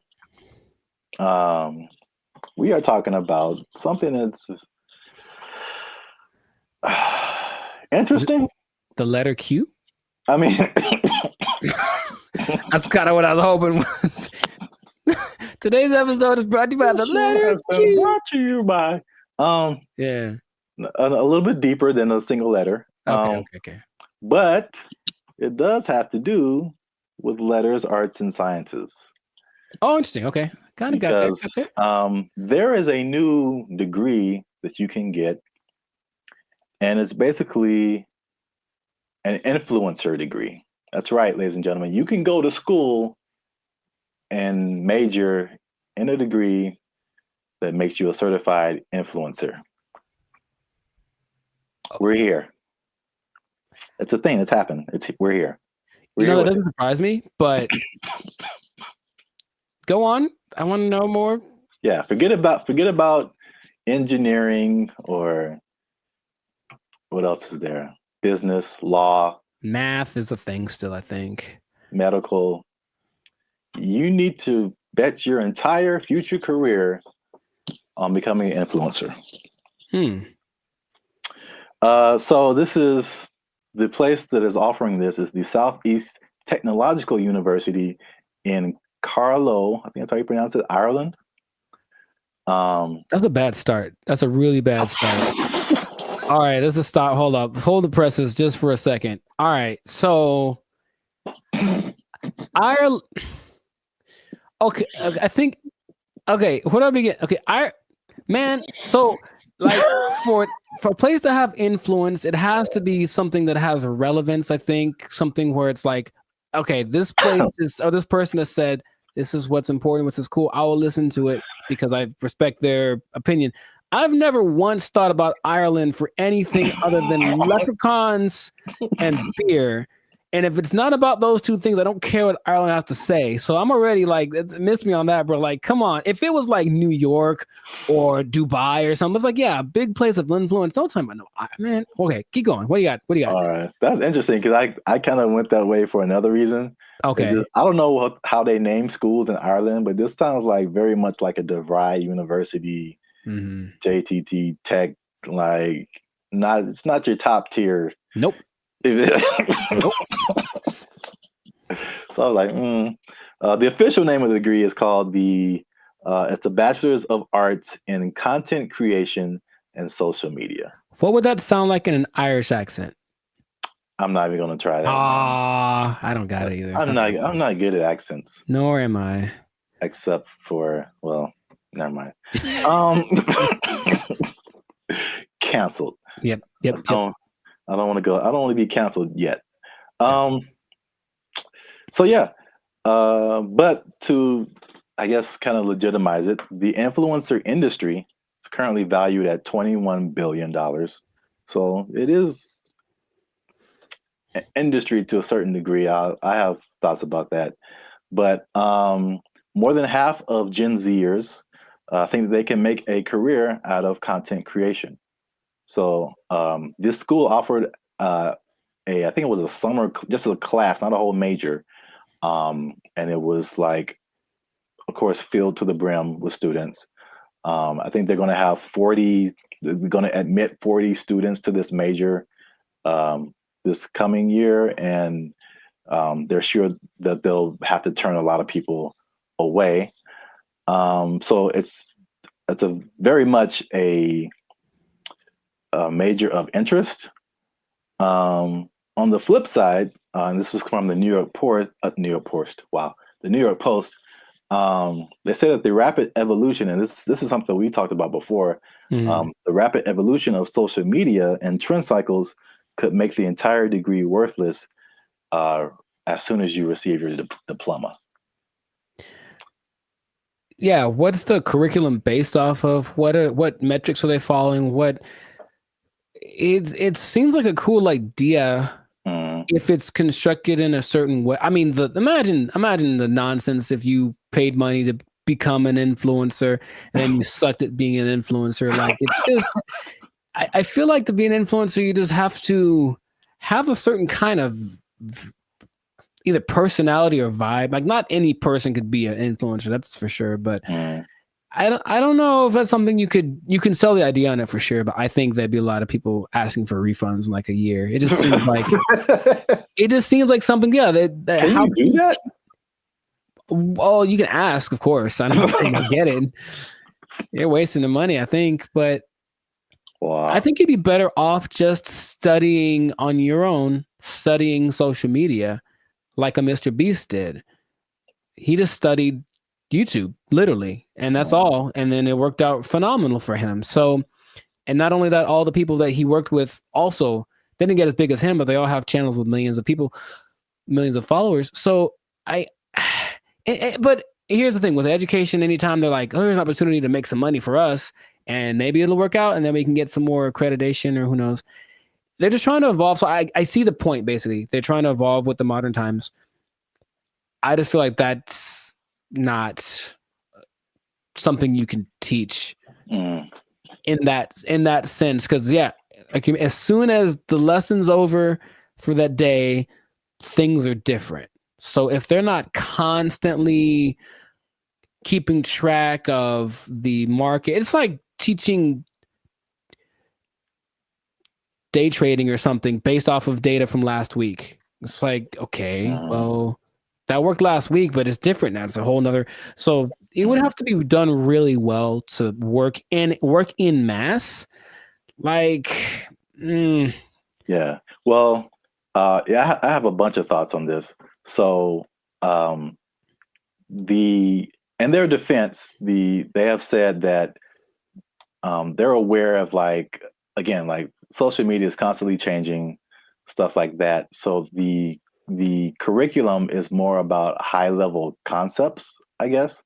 Okay. As like what the business behind, becoming an influencer, stuff like that, which makes sense. But it's also like, if I were a student, I wouldn't study this because I think it's too specific. And influencer is just a subset of sales, marketing, advertising, business. It's just business. And so, like, I feel like if you went to school for business, you would get a better view of, like, how the world works instead of just looking specifically at influencers. Right. But this is also, like, college was like 20 years ago, or no, 15 years ago, something like that. So I have a totally different perspective, but as, like, a student coming in, you're like, oh yeah, I want to do this, blah, blah, blah. But I've mentioned this before. I kind of felt there's a interesting similarity between this and music, because you went to school for music performance. I went to school for music industry. And though I think even more so at the time that we went to school, even those majors were considered like, why are you doing that? True. So I can see the parallels, and then not that I regret doing music industry, but I can see now how I would have benefited probably more from just studying business. Mm-hmm. Instead of like a specific type of business where like all the rules are way different than like normal life. Sure.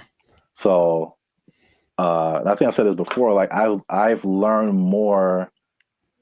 I've learned how to do more in the music industry by studying general business.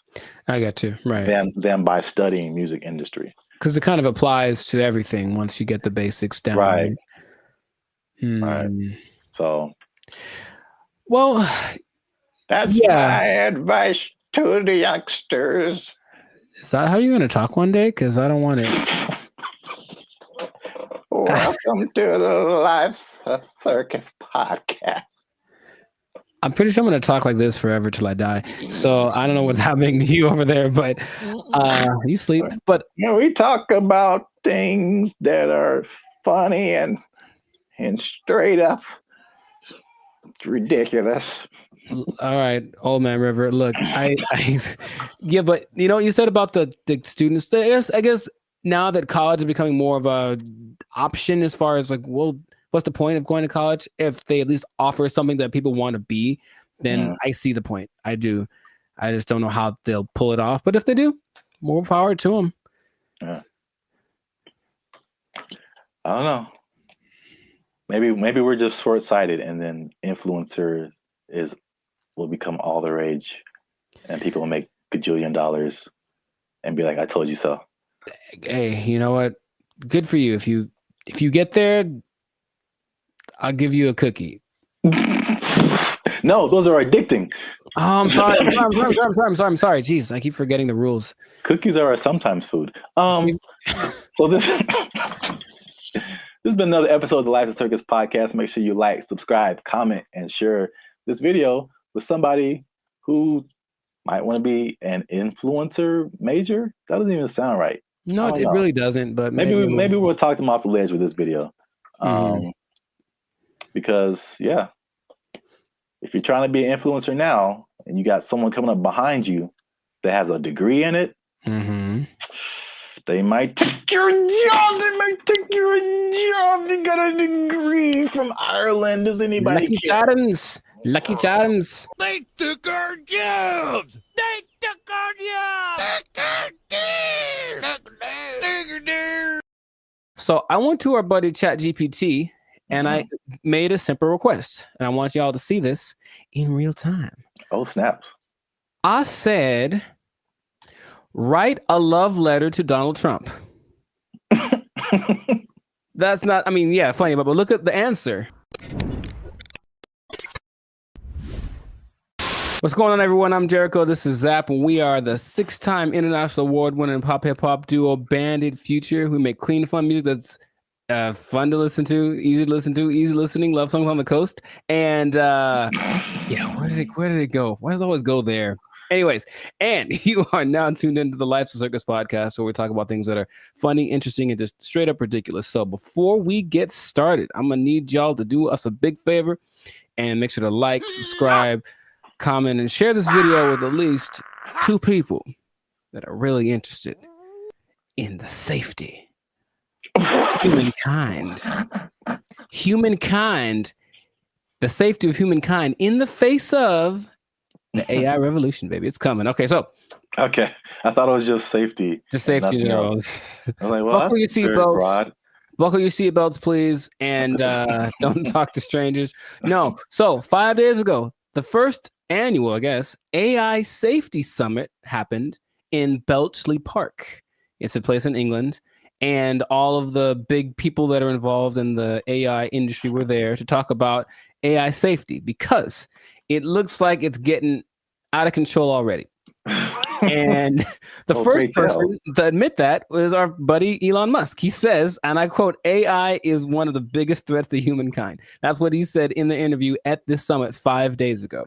So that's great to start with. One of the persons that are leading the charge in this AI thing is talking about what could possibly go wrong. But basically what they got together to do was to talk about putting in some system, some kind of, because it's like the Wild West. Once again, they're making up the rules as they go, but they're like, well, that we need to have rules. So basically, he was saying they need to create insight, and they need to what he called establish a referee, some neutral third party that would provide the framework for how AI is used from place to place and whatnot.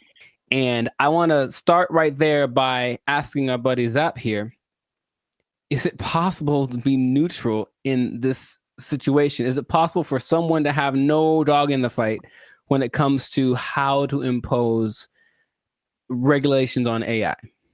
I mean, the short answer is no.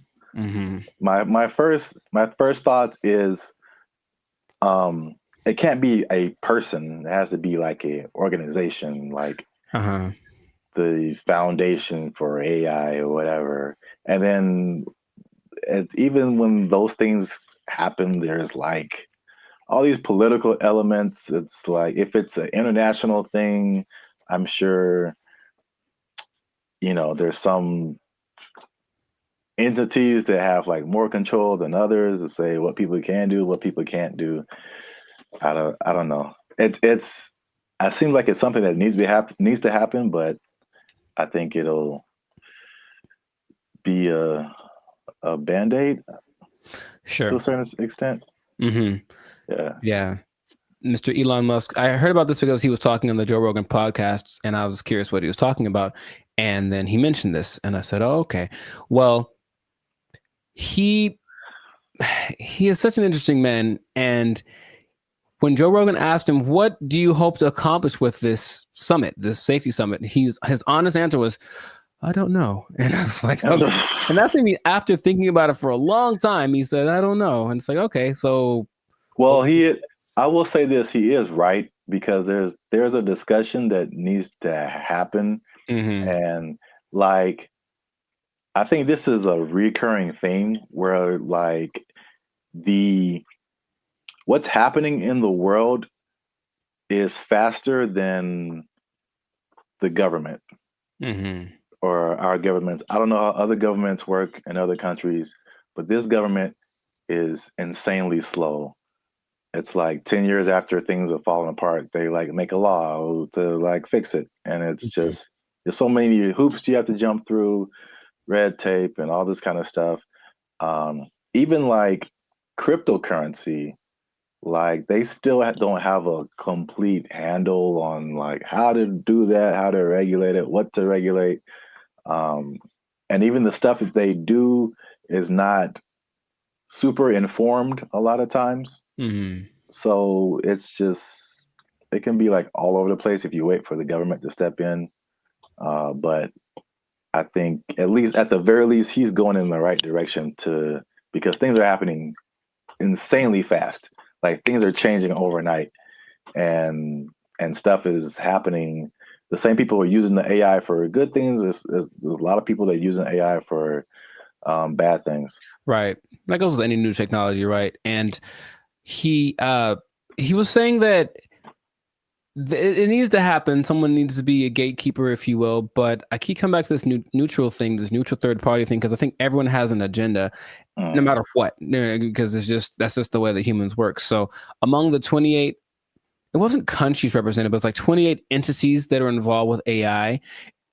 The leaders of those companies are basically in attendance, including Ian Hogarth and Nick Clack. Just throwing it out there because those are the names that were mentioned in the interview. But that's nice. Shout out to those guys. I thought they were like personal buddies of yours or something. I don't know them yet, but maybe. But so everyone has a motive and everyone has an agenda, and so when these AI programs are being created, whoever's behind the scenes is making it do what it wants. And someone brought something up to me. I did not know this was true, but this is just a small example of how anybody can bias an AI program. So I went to our buddy ChatGPT and I made a simple request, and I want y'all to see this in real time.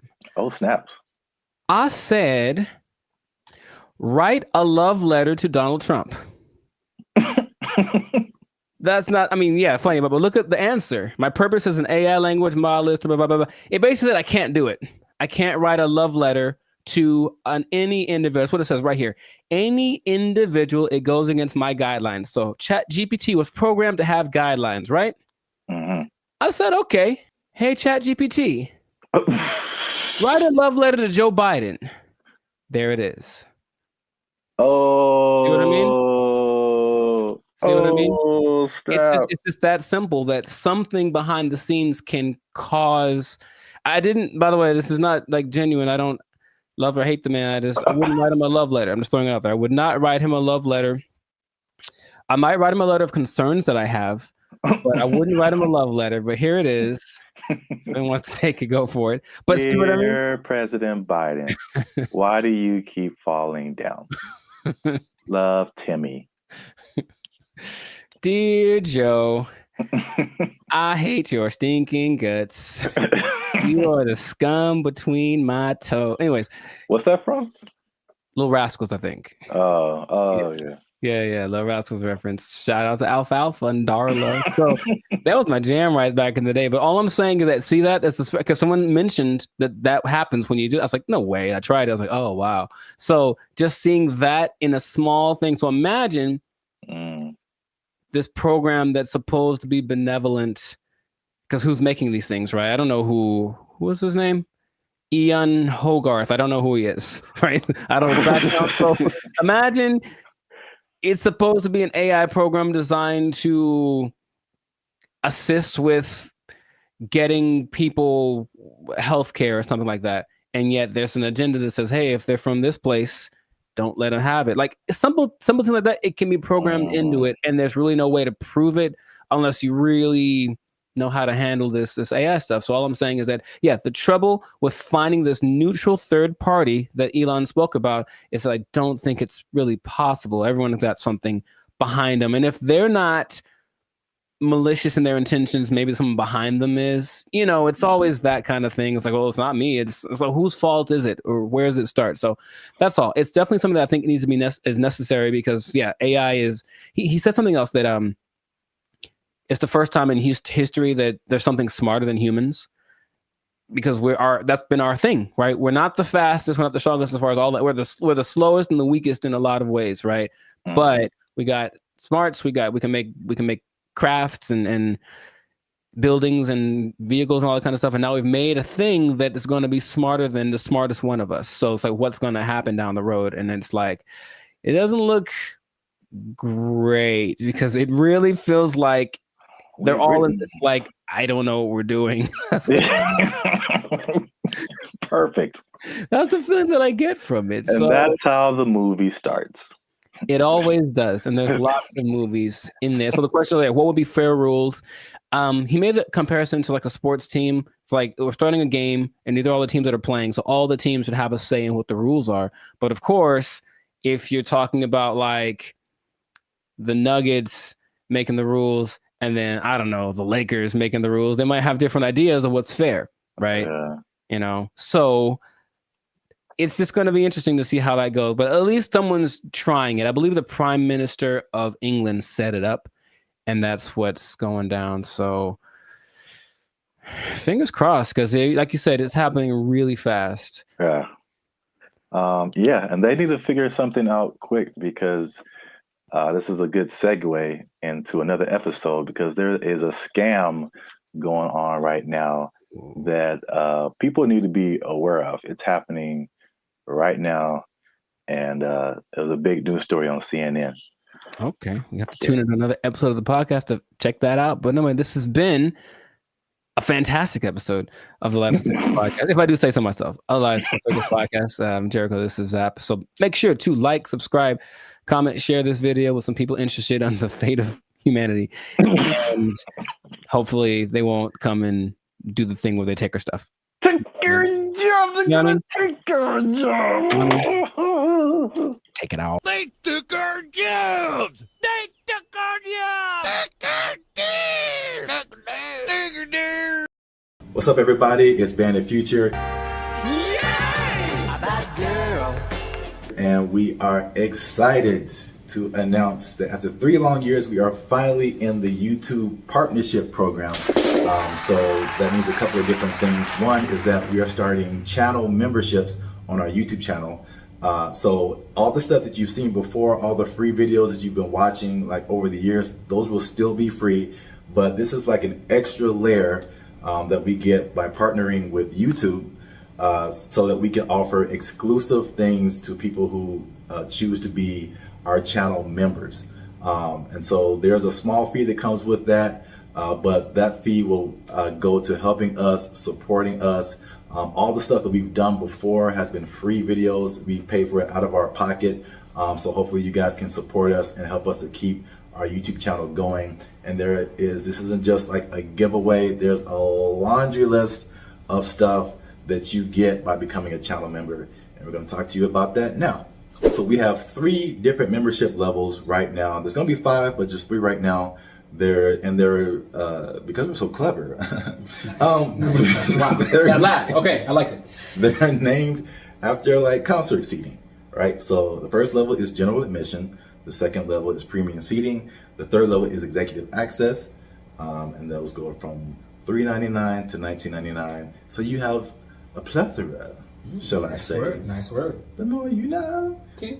Plethora of options to choose from in terms of your membership. So this is what you get. Like to hit, here you go. Bam. The first thing up is a loyalty badge. You'll get a loyalty badge next to your name every time you interact with our YouTube channel.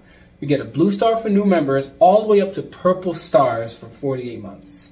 The next thing is one of my favorite things is the custom emojis. This is crazy. So if you want to use, for example, Jericho's face, right here, you type Jericho, and Jericho's face will pop up in your chats, in your comments. It's a custom emoji of Jericho that you can only use here. Nuts. Okay. If you want to use my face, same thing. Zaptastic. And then and then you'll see my face. And then if you just want to do a Band of Future fan, BFF heart, it's a fan bam . Nuts. Only on our YouTube channel. It's the only place you can do it, man. Nice. Members only live chats. If we ever go live, we may have a members only chat mode. So the non-members can see the chat, but if you want to participate, you gotta be a member. All right, so the last thing in the general admission level is priority reply to comments. So if you leave a comment on any of our videos, we reply to you first. Everybody else got to wait, okay? Because they ain't members. Fast pass. They ain't members, but you a member, we gonna talk to you first. Because you're worth it. Because you're worth it. And you gave us money, but most of all because you're worth it. Membership polls. In the community tab of our channel, we're going to start putting up polls where you get to vote on topics for our channel. Like, what's the next video going to be? Or you can pick what the next video is going to be. What would you like to see as the next video? Next video related topics. Huh? So if you balling a little bit, okay, talk. You got a little more change. You can get to the premium seating. Yes. The first thing you get in premium seating is early access to videos. So again, the videos on our YouTube channel will be free, but there'll be some exclusive videos that go to our members first. If you remember, you're the only person that can see it, and then maybe we let everybody else see it. Maybe. We'll think about it. Maybe. We'll have member shout outs. So once a month, we'll send a shout out to you or one of your friends. Just give us the name and details, and if approved, we'll shout you out in one of our videos. And this could be good for any special occasion. Birthday, a graduation, bar mitzvah, you name it. You name it. Happy birthday to you. All right, so the last thing under our premium seating is the photo and status updates. So that means you'll get an exclusive look into our lives as we make music and videos and all that kind of stuff. That'll be under the community tab of our YouTube channel. So just scroll past the videos and the shorts and the live streams and you'll see community. You pop in there, be some members only stuff only you can see as a member.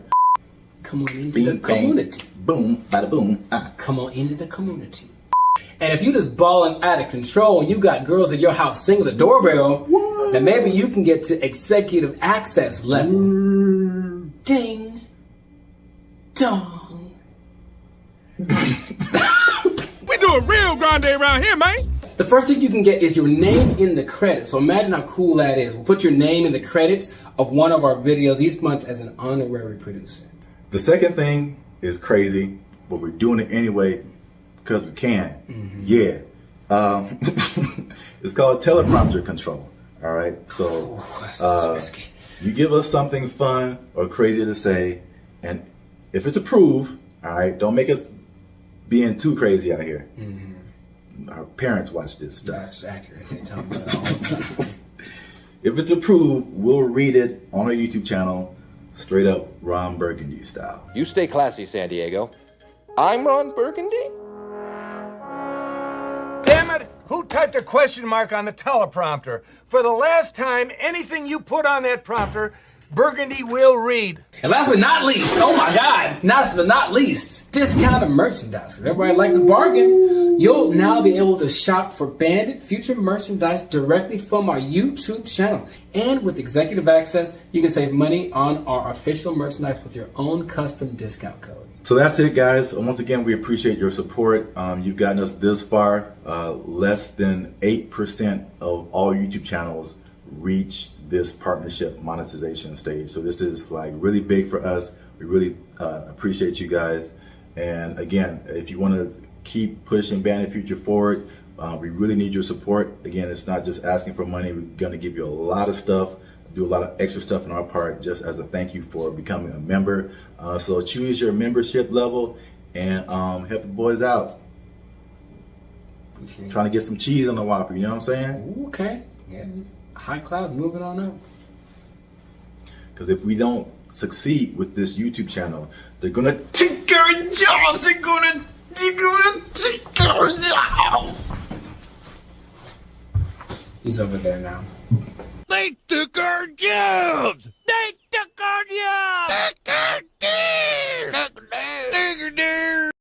One thing I never saw before that they just installed in the mall near me, and I think it's just genius. I've never seen this before. They just put a... What's up, guys? I'm Zap, and this is Jericho, and we are Bandit Future, a now 6-time international award-winning pop hip-hop music duo. We make clean, fun music that everyone can listen to with a sound that is uniquely Californian. And now, right now, right here, right now, Baby. Right here, right now, yeah. You're listening to the Lives of Circus podcast. Well, my voice went really high. Where you're talking, we're talking about things that are funny, interesting, and ridiculous. But before we get started, make sure you like, subscribe, comment, and share this video with at least 2 people who like to go shopping. And make sure you stay to the end of the video, because a lot of people thought that malls were closing down, but they're very much alive. And I'm going to tell you 3 reasons at the end as to why that is the case. Bam. Intro. Nailed it. Okay. I like it. The rest of it, I don't know. Well, it's all about how you start and how you finish. The middle can be like, like a plane. It's like, all right, we took off right, a little choppy in the middle, but if we landed right, everything is all forgiven, I guess so. And if something is wrong, then you can sue later. Emotional damage. Yeah. But yeah, so today's topic is all about the American mall, America pastime, if you will. Jericho, do you still go to the mall? Is that a thing you do? Where do you do your shopping, my brother? Dude, it's always going down in the mall. Meet me in the trail, it's going down. Meet me in the mall, it's going down. That is one of the greatest songs of all time. All right. Beyonce made one of the greatest albums of all time. That is one of the greatest songs of all time. All right. I'm gonna let you finish, but Beyonce had one of the best videos of all time. It's just so good. I do. I like that song so much. Like, oh my gosh. I do think about that more than I should. It's so good. It's just such a if you just I guess I think about the lyrics too much, because it's just like wherever this guy goes, it's going down. Yeah, I know. It's Yeah. like, how cool is this guy? You can meet him anywhere, and anywhere he is, it's going down. He's pretty cool. That's gangster, man. To me, never met him, but seems pretty cool. I'll still go once in a while. I don't like shopping that much, but I always liked going to the mall. I just like the vibe of it. It's where you went to pick up girls in high school for sure. But just even now, I'll still, if I got some time to kill. Oh, and they have Cinnabon there. Good Lord. I mean, tell me that place isn't run by Satan. You ever eat a Cinnabon? You have to take a nap halfway through. I'll go there just because I kind of like it's like a realm of industry that I never really thought of too much until I was older. Actually, after watching an episode of Daria, it's really weird. But it was kind of like this episode about the mall culture in general and how like places got big, like Cinnabon in malls, and what an interesting concept it is. But not like a little, outdoor, but like a big, huge Ontario Mills style, or like the big one in Minnesota. That kind of mall thing. It's just a vibe. It's commerce. It's kind of like capitalism and its friendliest. It's like, hey, here's a lot of stuff that you probably want all in one place. You can come get it and spend time here, and it smells wonderful and it's fun. So I always liked going to the mall. So I'll still go once in a while, but I usually know that I have another option now. I don't have to go to the mall to get stuff that back in the day I did. Yeah, I mean, I'm from Alabama, Montgomery specifically. We had basically two malls. It was the Montgomery Mall and the Eastdale Mall. Montgomery Mall was it was all right. It was kind of small. Eastdale Mall was a little bigger, but not compared to what I've seen out here. Like Ontario Mills. Yeah. You mentioned that is huge. The Glendale Galleria, huge. Yeah. What's the one that's like off the 5? Oh man. Not Fox Hills. No, it's like the Citadel, something like that. I know what you're talking about, but I don't think I've actually ever been there. I think it's either that or something, or Cerritos. The Cerritos Mall is huge. It's the Beverly Center. Yeah. A big. Yeah. Yeah. I mean, the malls are. I guess we don't really think about it, but they're still around. They're still huge. So I'm gonna just throw some numbers at you, because I thought like after COVID, like that was it, because like it was a crazy time, and you saw a lot of business, like a lot of big businesses, from bankruptcy. Wow, words. I remember J.C. Penney was a big one. Bed Bath and Beyond got hit by COVID. Toys R Us. Oh yeah, R.I.P. Toys R Us. That's legit R.I.P. right there. It's like like big flagship store. I'm not talking like a little, Radio Shack or Circuit City. I'm talking about like the biggest store in the mall is like shutting down. Like, there's gonna be no more mall. Plus, what I thought with e-commerce, the Amazons of the world, it's like, okay, people got used to getting stuff delivered to them, and it's like, why go out? I can just get it on Amazon or Walmart.com. So the numbers, however, say the opposite. So malls work with like an occupancy thing. So basically, it's like the number one indicator of how successful the mall is. So the more occupied it is by retailers, the more successful the mall is. So mall occupancy was 89 to 95% last year. 92%, and you're doing good. Anything above that, you're doing good. So malls are healthy, they're thriving. And this is what happened that I didn't really realize, is that when the stores closed, it didn't necessarily mean that was the end of the mall, because in case you didn't notice, a thing called inflation has been happening. No, I didn't notice. And so the price of everything has gone up, including rent. They just opened the space back up and they charged more because it was a new tenant. Traffic is actually up. Sales are actually up. there's actually waiting lists in some places for some stores to get into the malls. And so I get into these. There's three things that are really happening. You touched on some of it at the beginning. Okay. But I can at least give you this one on the retail side. It's basically people are finding out that, and it's kind of odd, I guess. I didn't expect that to be the way it is, but retailers are finding out that people aren't necessarily making that purchase online. They're just kind of like browsing.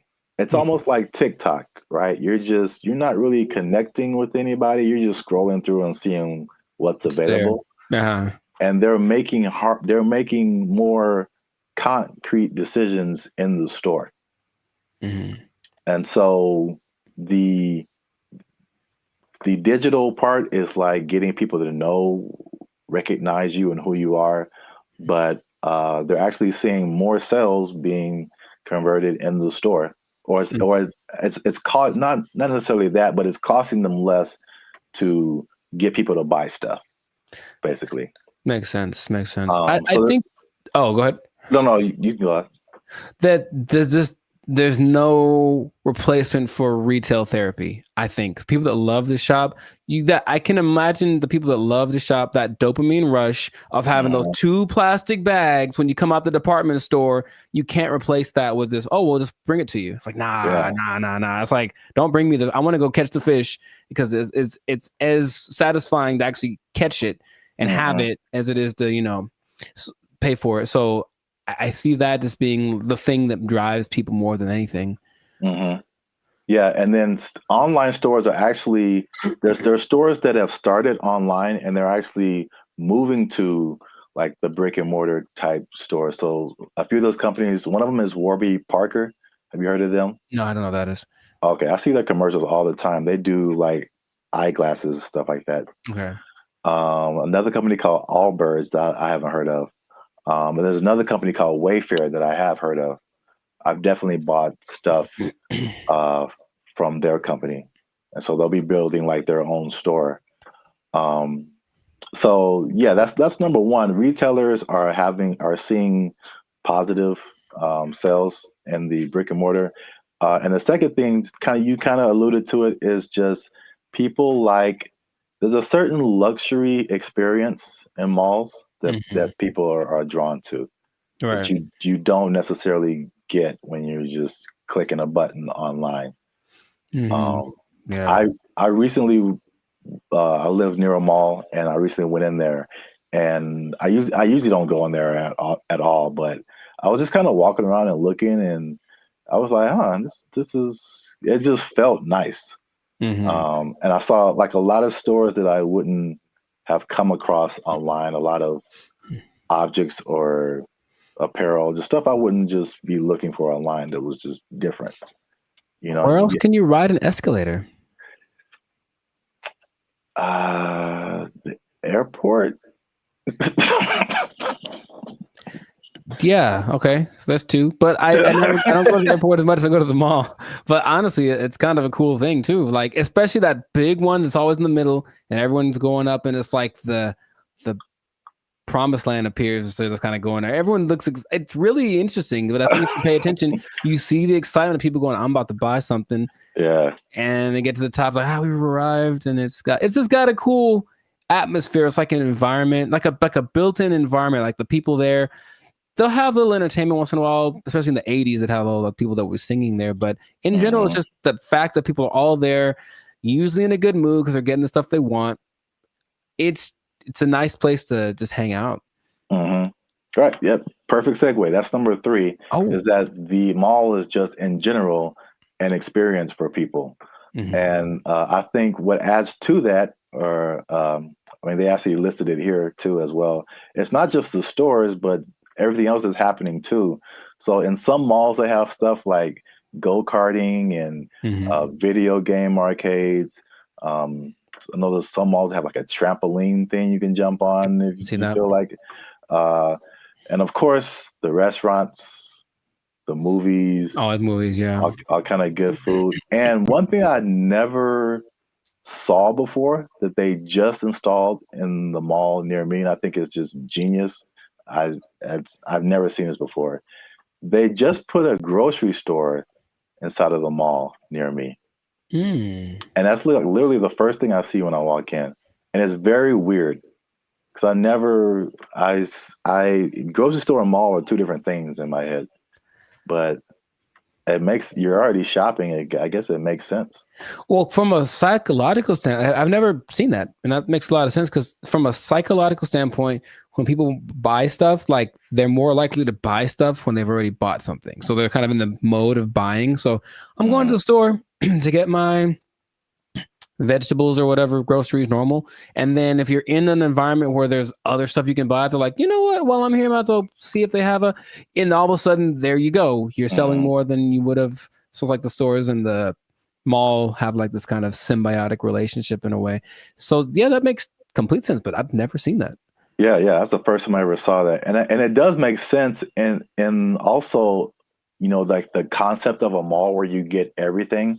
Like I would, like in my mind, it's like if I'm running errands, it's like, okay, I got to go to the mall, then I got to go to the grocery store, then I got to go to this place. But if they're all in like one place, you can go to the mall, you can go to the grocery store, you can go to the movies, and then play an arcade game. You just spend your whole day at the mall.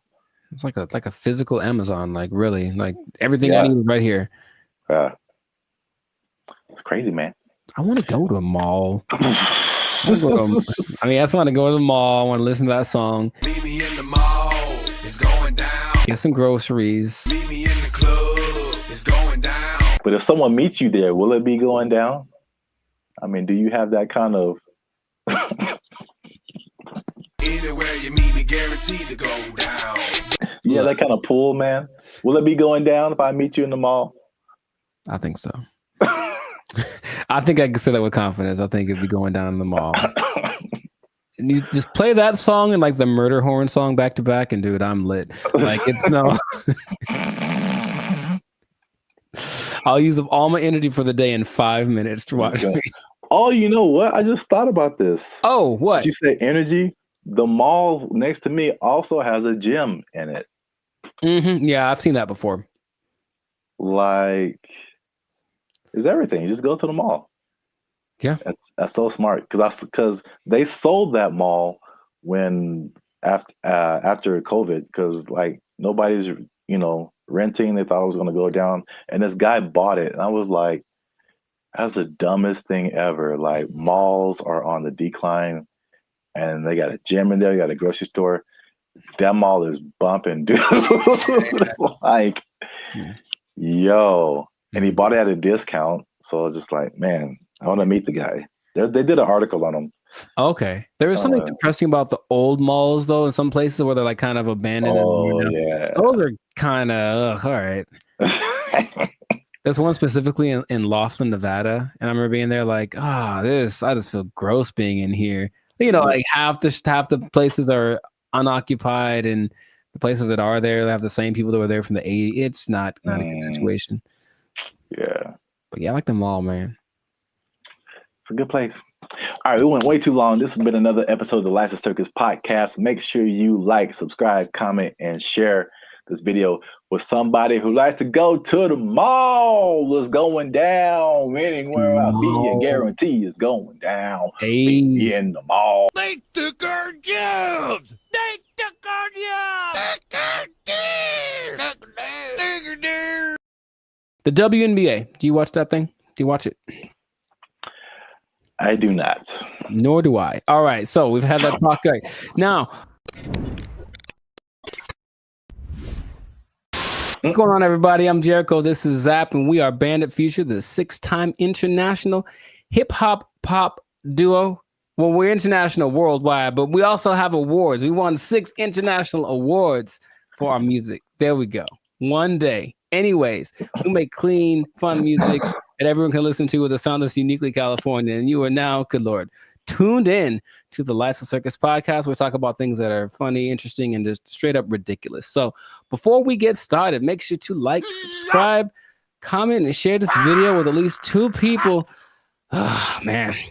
at least 2 people that like women's basketball. I'm gonna talk about it. This episode is for my dad, basically, because he likes it a lot. Now, what I want to say is that stay tuned to the end because I have an idea, I have a solution I'll say fix it. I'm just gonna say fix it. I'm to fix the WNBA that no one has explained in this way yet. I have the unique perspective that you need to hear. So stay tuned to the end. I'll let you know. So this kind of goes for women's basketball in general because the WNBA season just ended, but women's basketball started. And I'm in the gym yesterday and I'm watching it. I texted you about this and I'm watching it and I watch and I watch and I watch. And about 7 minutes go by and no one has made a basket. And I am heated because I'm trying to feel good about myself. I'm in the gym working it out and I want to see some success happening so I can feel motivated. And there was no success. And I was so mad about it. And it was a blowout and it wasn't very fun. So I want this to be positive. So what I want to say is that women's basketball is a noble sport. Basketball, of course, was created for women by James Naismith. And I've heard a lot of arguments from professional female basketball players about the disparity between the men's game and the women's game and this and that. But there are a couple of things that I think get ignored that would make things a lot better. Or when it comes to the argument in between why people should watch the WNBA, things get overlooked. So I wanted to throw this out there. I'll ask the question first to you.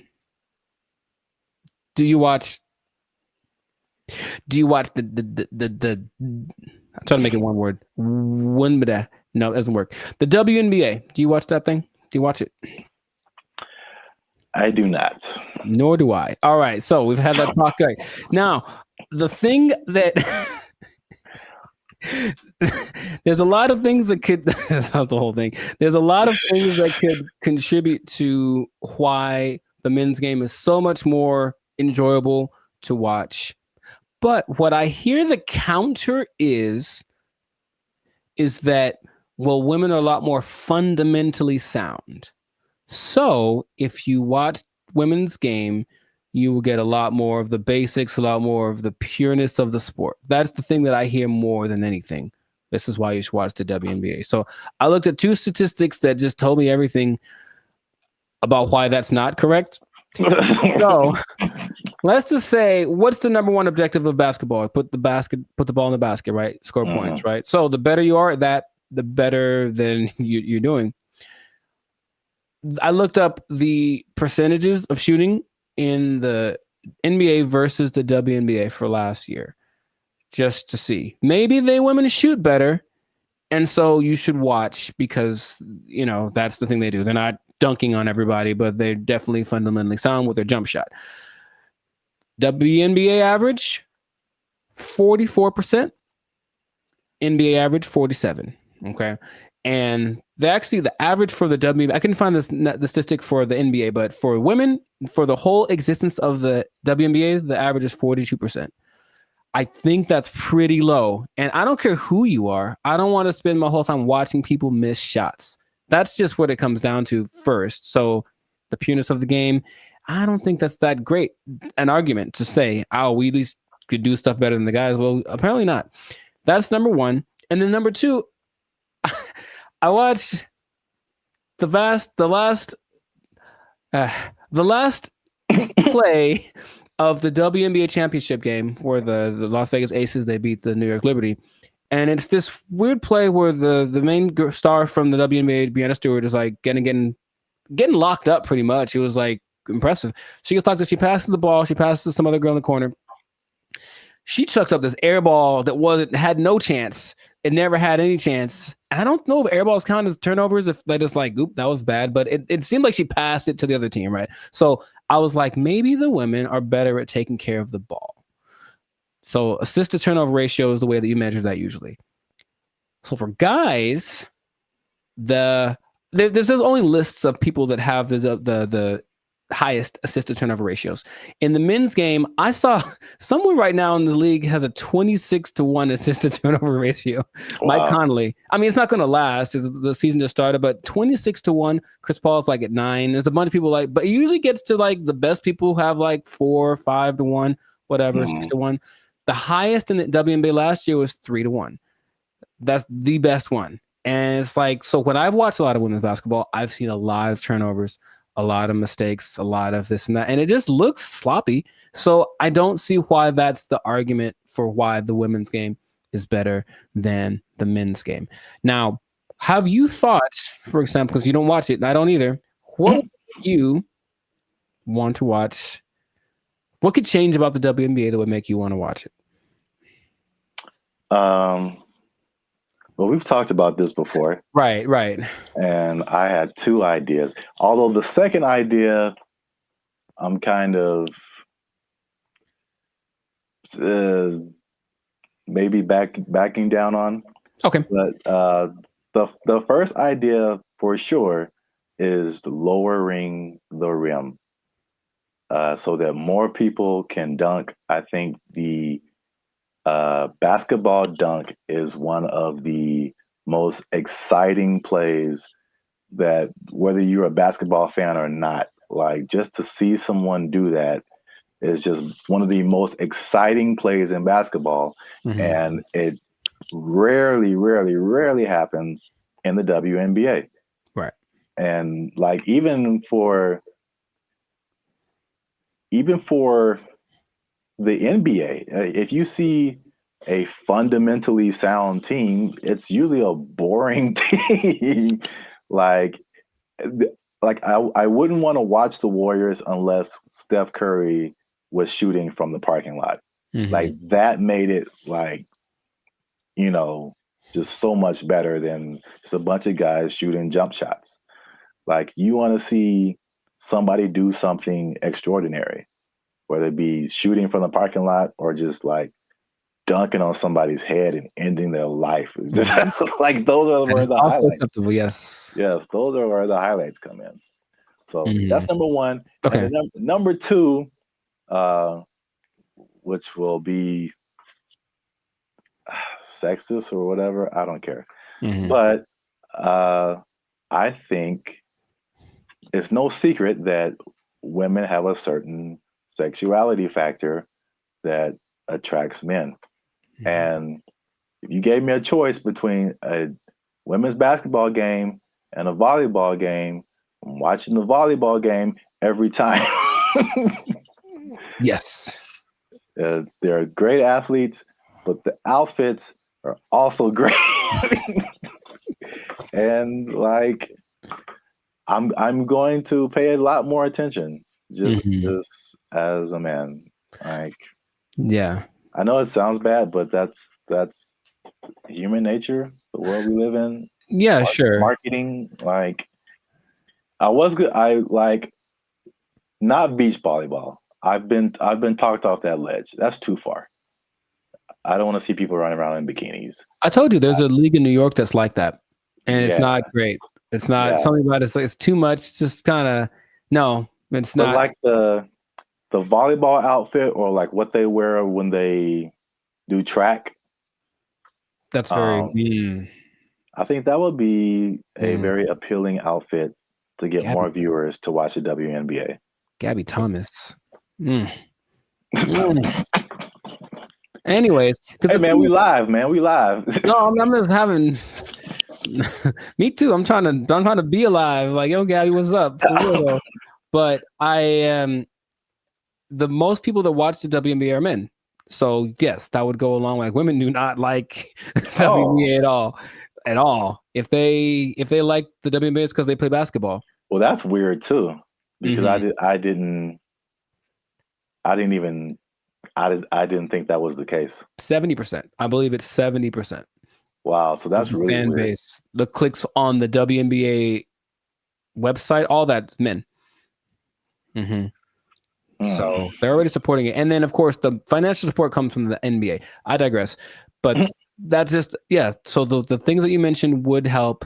sexualizing things. I think women like to look cute too, some of them. So I don't think it'd be like the most degrading thing. Maybe they have options like with tennis, you know, they could wear something. They have like little options for the outfit. I'm sure it'd have to be uniform for the team or for the sport, but I'm sure there could be an agreement because I wouldn't mind some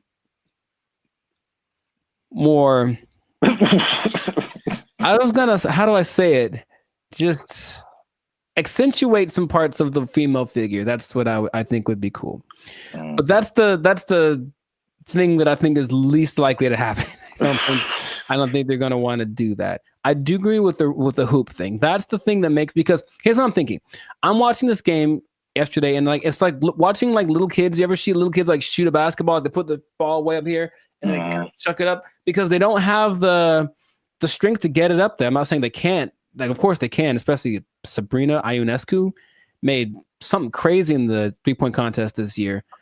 So they can shoot for sure, but in general, they are shorter and less athletic and less strong than the men. I know the basketball is a little smaller for the women, but the hoop is the same height. So I have a solution that I don't think anyone's explained in this way. Okay. The average height for NBA players is 6'6". The average height for WNBA players is 6 feet, which is pretty tall for women, but in relationship to the same height of the rim is 10 feet. That means that for men, the hoop is 58% taller than them. But for women, the hoop is 71% taller than them. So to split the difference, I said, what would happen if the hoop was also 58% higher for the women? And if that was the case, it seems a little bit on the low side, but if that was the case, the hoop would be 9 feet 2 inches. Yeah. And to me, that makes a lot of sense because the people that are, you know, the girls that are tall, 6'5", 6'6", they'd be dunking like Shaq, like we want to see. And then some girls with some springs would be getting some Westbrook action happening. And I think that'd be great. Now, would they have to learn how to adjust to shooting lower? Yes, they would. But I believe there's a women's basketball, I think it's called, oh gosh, I forget the name of it, but there's a women's basketball-esque sport where there's no backboard and no one can dribble. It's a weird in Australia. And the right. About this, you can see if they could jump, they're not allowed to jump. But if they're allowed to jump, they'd be able to actually. So weird. It's what is it called? It's got a. Anyways, they could dunk on that hoop if they were allowed to run and jump. If the hoop for the WNBA was that height, the game would be a lot more interesting. I think the percentages would go up because you just see these women. A lot of women's form is kind of like chucking the ball as hard as they can because that's how they have to generate the energy to get the ball high enough. So that's my solution, but that's the rationale behind it. We want to make things equal. So the height of the hoop is the same ratio compared to the height of the players. Yeah. I think that would work. I don't think they're into it. Of course, every play, they have to change it everywhere. Every hoop would have to be, adjusted and whatever. But which would you rather? Make an adjustment to the game a little bit? Well, that's kind of significant, honestly. Lowering it to that's kind of significant. Or continuing to not make any money because to this day, the WNBA has not made a penny. That's just honest. The statistics say it has not made a single cent. It's actually been in the red every year, and the NBA has to provide the money to bail it out. So that's just my idea that it could help promote the game a little bit because basketball is a great sport, but yeah. The excitement factor, like you mentioned, we want to have that a little more. So that would do it. So 9'2", that's the thing. So listen to me. Just do it. I heard something. On a kind of serious note, I heard something very interesting when it comes to like giving people a fair shot. Just kind of leveling the playing field, and that there's a difference between equality and equity. So like if you're going up, if let's say there's something that everybody wants to get to at the top of some stairs, right? And so equality says that, okay, we've got these stairs here. Everyone can just go up and get to whatever's at the top of there. But the person in the wheelchair can't use the stairs. And the person is blind and can't see the stairs. So equality says, well, let's just make some stairs. And so everybody has equal has an equal path to get to the stairs. Mm-hmm. But equity says, okay, it's about everybody getting there. So we'll make the steps for the people who can walk. We'll make a ramp for the people who have a wheelchair, and we'll make some kind of braille, something so you can find your way for the people who can't see.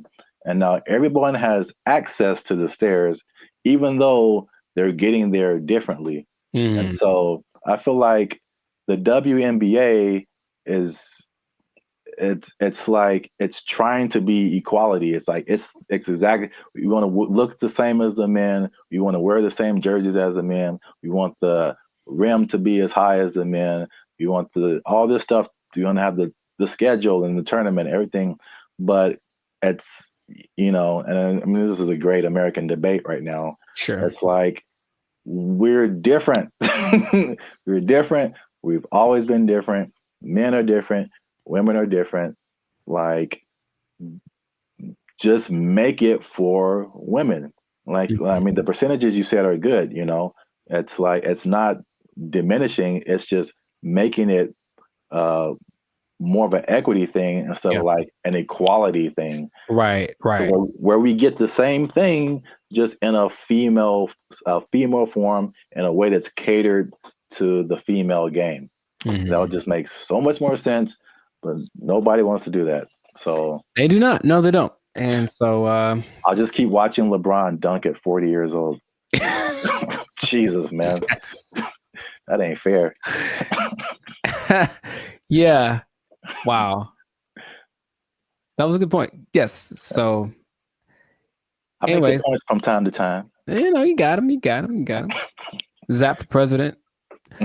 Probably, yeah. So this has been another episode of the Life's a Circus podcast. Make sure to like, subscribe, comment, and share this video with the people that like some basketball. Let us know what you think about this equality versus equity thing. Johnson basketball. Hey, man, he got a ring, man. Yeah, let us know what you think, how to make this thing a little more fun to watch, because the WNBA deserves to have people watching it. It really does. They work really hard. In fact, random point. One of the most famous female players of all time, Diana Taurasi, I went to high school with her. And what? Yeah, we played one-on-one once. She won't remember. I lost. Anyway, I lost real bad. It wasn't even fair. It wasn't fair. It wasn't fair. So in that case, equity would say I should have got like a 10-point lead or something. I still would have lost. Anyways, shout out to all them. And that's been it. So yeah. Don't take my job. No. Because I just spit in truth, man. If they might take your job, they're not taking any WNBA jobs. Because nobody's watching. All right. Bye, everybody. They took our jobs. They took our jobs. They're thinking about legalizing everything in California. But in the way that Oregon is doing it, in the way that Vancouver is doing it. And you've seen downtown LA. What do you think is going to happen, bro? What's going on, everybody? I'm Jericho, and this is Zap, and we are the now 6-time international award-winning pop hip-hop duo Banded Future. We make clean, fun music that everyone can listen to with a sound that's uniquely Californian. And right now, in this moment in time, you would tune in to the Life's a Circus podcast, where we talk about things that are funny, interesting, and just straight up ridiculous. So before we get started, make sure to like, subscribe, comment, and share this video. I'm gonna change it up with 2 people that like drugs. That's all. We're gonna talk about drugs, okay? Now drugs are bad, okay? But I know we're talking about them. Sponsors gone. Specifically, we're talking about the drug problem. You can call it an epidemic, but drugs have been what you talking about, baby? But it seems to be getting worse. So the specific thing is the way that governments are approaching the drug issue in their country. And there seem to be 2 very drastic sides, and they both have interesting results. So before we get into it, Sir Zap, San Francisco. Have you had any experience or just thoughts about just the? I've had thoughts about drugs. Have you had thoughts about drugs? Do you dream about them? Drugs are bad, okay? But have you seen the effect of drugs on our society as a whole? With your yeah, man, I think about drugs every day. Okay. You know what I'm saying? Okay. It's hard out here in these streets. That brought to mind two things. Yes. He's there. He was up there. It's crazy. Mission accomplished. Yeah, San Francisco. Wow. Yeah, I had the worst hotel experience of my life in San Francisco. You were there, you remember. And it wasn't because, well, I guess it was because of the hotel. They had a hand in it for sure. That was not helpful. But it was the people who were there who were obviously using an assortment, shall I say. A plethora, perhaps. Yeah, involved in all kinds of activities and whatnots. But yeah, we definitely saw it there. And I was saying before, this isn't like my crowd, so I don't really know a whole lot about drugs anyway, but you just kind of go from the homeless people because for sure you see them on stuff. I've seen them doing stuff. And so that's how I kind of like get the drug vibe. But going like just off of the hard drugs, one thing I noticed, I don't know if you noticed this either, the legalization of marijuana in California, and probably in other places too, but in California, I definitely noticed the explosion of just like, we can do this everywhere. Let's do it everywhere. Especially like on the freeway. Like I can drive down the freeway and just smell like the whole freeway is high, bro. Like, yeah. No wonder we're all going 5 miles an hour. Yeah. Like everybody is just walking on sunshine right now, and I'm trying to get to work. I remember one guy, we went up to Sacramento, and one guy in like a Jack in the Box was like he was the happiest man. And I'm like, wow, starting early, 8 in the morning. Like, that's a wake and bake situation right there. Yeah. But I don't think that weed causes the problems that we're seeing, just slower people, and maybe they're raising the price of food. Everyone's eating too much, but I digress. The idea is you can do one of two things, or there have been two extremes that governments have been taking. One is to decriminalize drugs. So there's a difference between decriminalization and legalizing. They're not legal. You can still get busted for them, but it's just that decriminalizing means you won't go to jail forever for getting busted with a meth pipe. On the other hand, you could really go at the drug sellers and the drug users and make everything illegal and see what happens. So the, I guess, benchmark for everybody's decision is Portugal, because in the 90s they had, I think they were kind of closed off to the world for a long time. I'm not quite sure why, but for like 40 years no one could really get in there. So in the 90s it opened up, and in came all the influx of everybody's influence, and what came drugs, because people like drugs. So what happened was Portugal got a really bad heroin problem, the worst ever, and everything that the government tried to do was like, we can't really make it go away. So let's try something extreme. So they decriminalized everything, and instead of that, they treated drug users like patients, like they're sick. So they made rehab centers and this and that. So if you get caught, you don't get taken to jail, you get taken to a rehab center where they actually will give you more of the drug you like, but in a lesser dose, it's trying to wean you off of it. And they have a system in place for making that work. Other places that have copied that, I believe Lithuania, and there's maybe Denmark. I could be wrong about that. But so what has happened was that the good old US was like, oh, let's try it. So they did that in Oregon with the last election, and they kind of forgot one part. They forgot the whole rehab part. They just decriminalized everything. And I think I heard about that. It's a nightmare. It's so bad. It's just people just violently robbing each other in broad daylight and just on drugs, on the zombie drug. I'm not sure exactly what strain it is, some kind of a opioid maybe, but it's a zombie drug. People like walk around like zombies. But the visual I wanted to share with everybody was actually from a video I saw from Vancouver. They did the same thing. They just legalized everything without thinking about how to fix these people once they're on the drugs.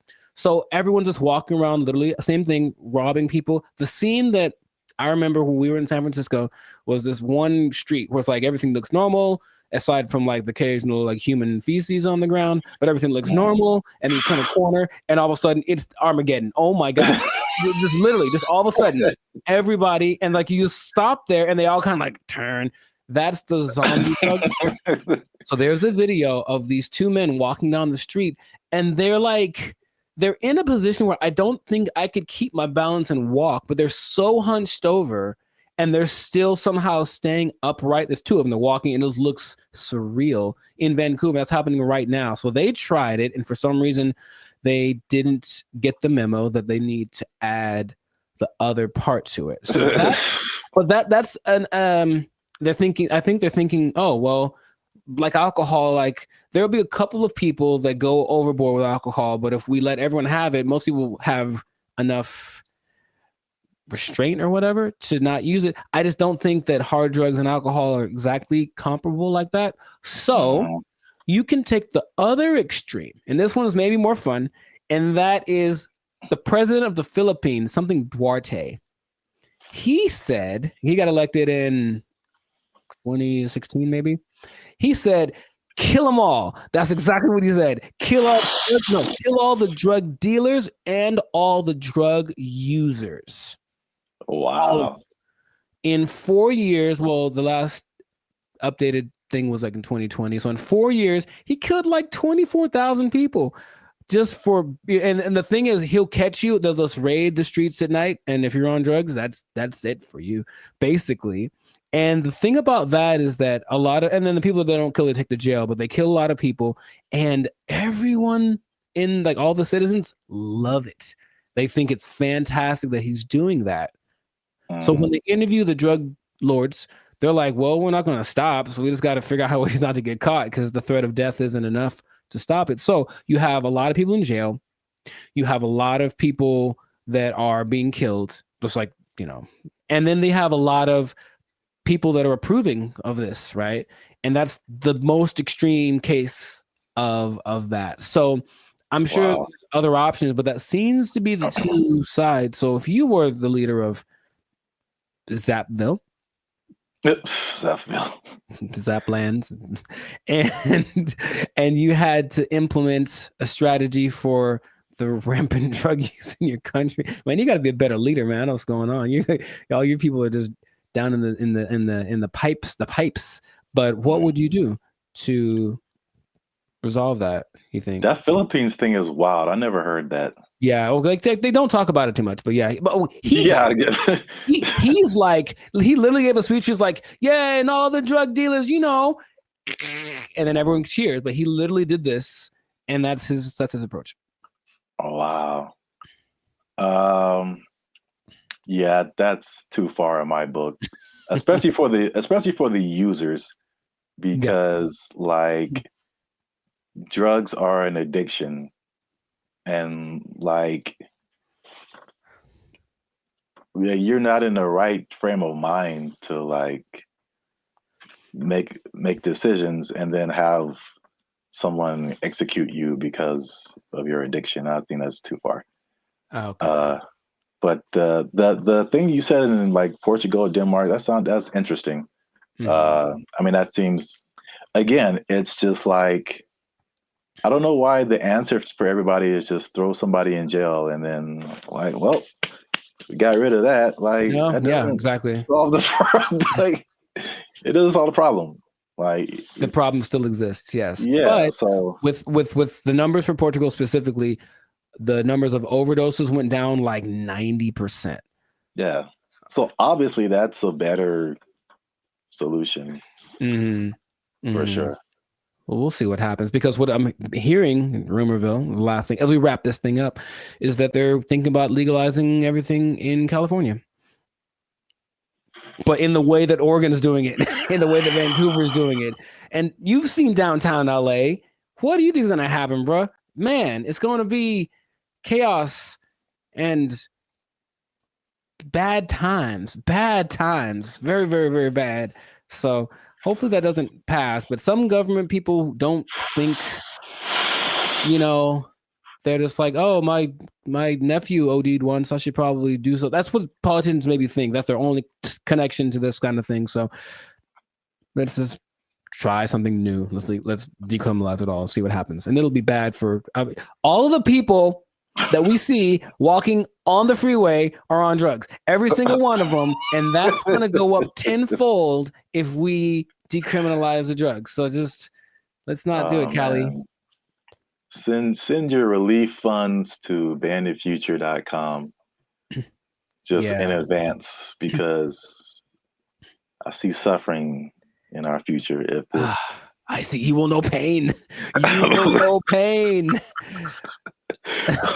we'll at least know gross. We'll at least know that. Yes, that is God. We should do a whole separate episode on that hotel room. I saw some videos from that. I was giving a review. Yeah, videos. I have a video I took of the hotel room, or walking around. Yeah, maybe I can find it. Yeah, people need to see that. It was oof. It was really bad. But anyways, this has been another episode of the Life's a Circus podcast. So let us know in the comments if you have a solution for how to solve the drug problem where you're from. Do you have a drug problem? Do you need help? Do you need to talk to somebody? Call the Bandit Future hotline. Just kidding. It doesn't exist. But make sure if you do have a problem, make sure to go see somebody about it. It really is serious. Don't you believe it? Okay, so that's been it. And I'll tell you what. If you're on drugs, if you're doing too many drugs, I don't know about you and keeping your employment status, you might start freaking out and not make it. And then, you're going to have to be out of you might be down bad. You might be out of employment, and that's not going to be good. If the boss catches you in the bathroom doing what you like, might end up bad for you. I just don't know how to say it, but I think you won't like your goal. I think I get what you're going towards. Yeah.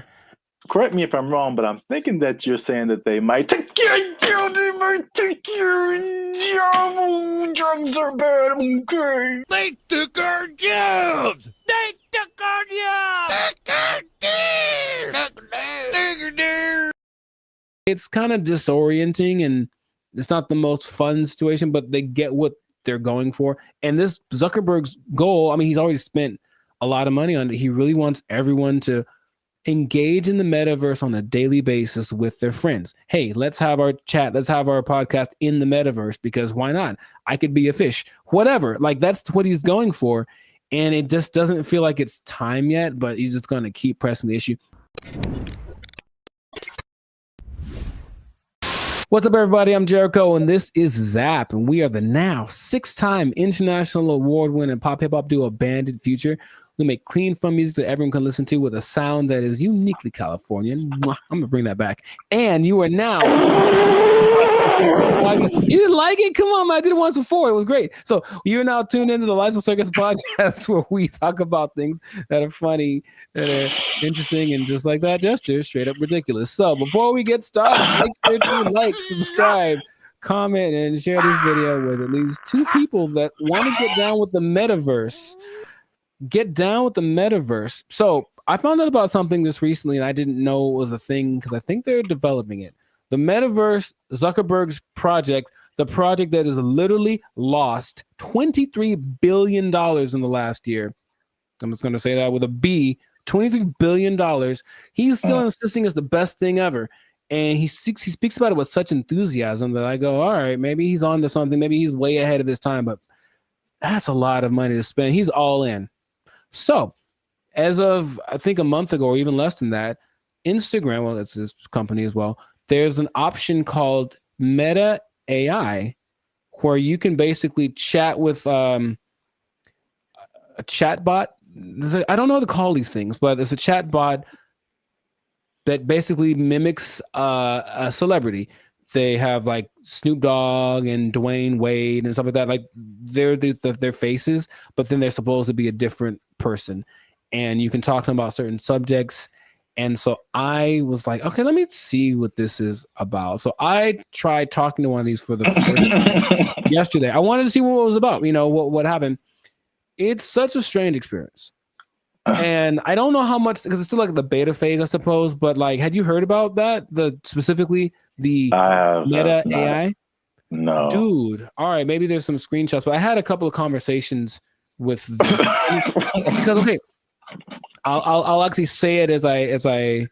Who's the person that you had a conversation with? I spoke to Lorena and I spoke to Izzy. Now they're modeled after two people that I don't. So each one has a name. I'll have to go through it and maybe you can put it on the thing. But you go to just talk to a AI, and then there's, for example, you can talk to Zach, who's a brotherly jokester, but he's Mr. Beast, right? It's Mr. Beast's face. You can talk to the Dungeon Master, who is an adventurous storyteller, and it's Snoop Dogg. You can talk to Brew, the confident sports debater, and it's Tom Brady. So that's the thing. Wait. Yeah, it's a lot of information that I'm not explaining right because I'm still trying to wrap my head around it. No, but like, how is it? Why are they two different names? Is it like a trademark thing happening? I don't know. I really don't. I think they agreed to be the face of it, but it's not their name because it's not them. It's the AI version of them. All right. But it's their voice. Their voice is their likeness. Maybe I can. No, you just have to maybe pop up some visuals. So I was asking. So you talked to like Lorena and somebody. Who were the celebrities attached to them? I don't recognize their faces. Oh, okay. They're all people that I've seen before, and I'm like, okay. And maybe not all of them are super famous, but like, okay, there's Perry, the approachable golf pro, and it's also Cliff Paul from the State Farm commercials. Imagine that. So I think maybe it's a combination of people that either are famous and I don't recognize them, or they're not famous, and then some famous people that agreed to be on it. But basically, each one has a level of expertise. So I'm asking these people questions about things that they have expertise on. One's a travel expert, and she was giving me tips about this and that. And the only thing that makes it like, this is weird, is when you write an answer or a question, they answer you immediately. And it's like a paragraph like this. So it's like, it's not possible for a human to do, but they respond to the nuances in your questions. They ask you questions back, and it more or less feels like a real person talking. Now, my thought about the meta thing in general is that it's kind of like supply and demand, like not supply and demand, but you can give people something that they didn't know that they wanted, and then you offer it, and they're like, oh my God, I always wanted that. I really don't think anyone else wants this at the moment. From, I think, sales of just the meta headsets, maybe like 5% of, I think, England has them. So it's still a very low number. And I know some people who have it, and they say, okay, it's kind of disorienting and it's not the most fun situation, but they get what they're going for. And this Zuckerberg's goal, I mean, he's already spent a lot of money on it. He really wants everyone to engage in the metaverse on a daily basis with their friends. Hey, let's have our chat. Let's have our podcast in the metaverse, because why not? I could be a fish, whatever. Like, that's what he's going for. And it just doesn't feel like it's time yet, but he's just going to keep pressing the issue. And he has a conference where he spoke about all the advances of AI. Basically, Meta is an AI company now. And so everything is just kind of going like that. So I have so many questions that I could ask to him, maybe to you as well, but just where do you think this is going? Is it something that you personally think is useful or that you would want, or what could make it more appealing for people? Because at the moment, it does not seem like many people really care too much about this. Well, here's the problem. I heard someone say, and I totally agree, people don't want to have things on their faces like that. Mm-hmm. It's like a design flaw. But maybe it's I don't know how far the technology is coming, but I think just that used to talking to a celebrity, it's I don't think it's useful for the majority of people, like a teenager or like a college student maybe, but like outside of that Gen Z, like, bro, I don't want to do that. Like, and then it's just weird. Like, what's the purpose of having? It's like a fake conversation when you can have a real conversation. It's I think the human aspect of it, not being able to talk to a real human, that's just weird for people. And so were you typing, or was it like a thing you could hear they were talking? You could do either one. Okay. It's just like, honestly, it sounds like the person who has no friends does this. And they just talk to robots. So that's just weird. But back to like the glasses, one thing that I have been hearing about lately is the stuff that's, I think this was Facebook too. So I think this is a move in the right direction.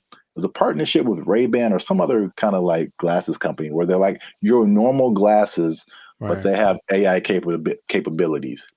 So like you're looking at something and you can see something else superimposed that tells you like information about it. Like this building is from whatever, or this jacket costs this much. That I see as like, okay, that's pretty cool. That's very helpful. Or there's another thing where it's like you look at a jacket and you can instantly find where to buy it. So someone, I like what you have on, and you can instantly like buy it for yourself. Like stuff like that is cool. There's also like the Snap AI mirror from like Snapchat. So I again, it's like they have to get out of this like goofy realm to make it like, okay, this is how you can use this. It's not about, I don't think, I mean, I know I'm like going a bunch of different directions. I have a bunch of different thoughts, but it's like, I'm not a CEO of a $1 billion company, so what do I know? But I don't think it's live your life in the metaverse. I don't think people want to do that.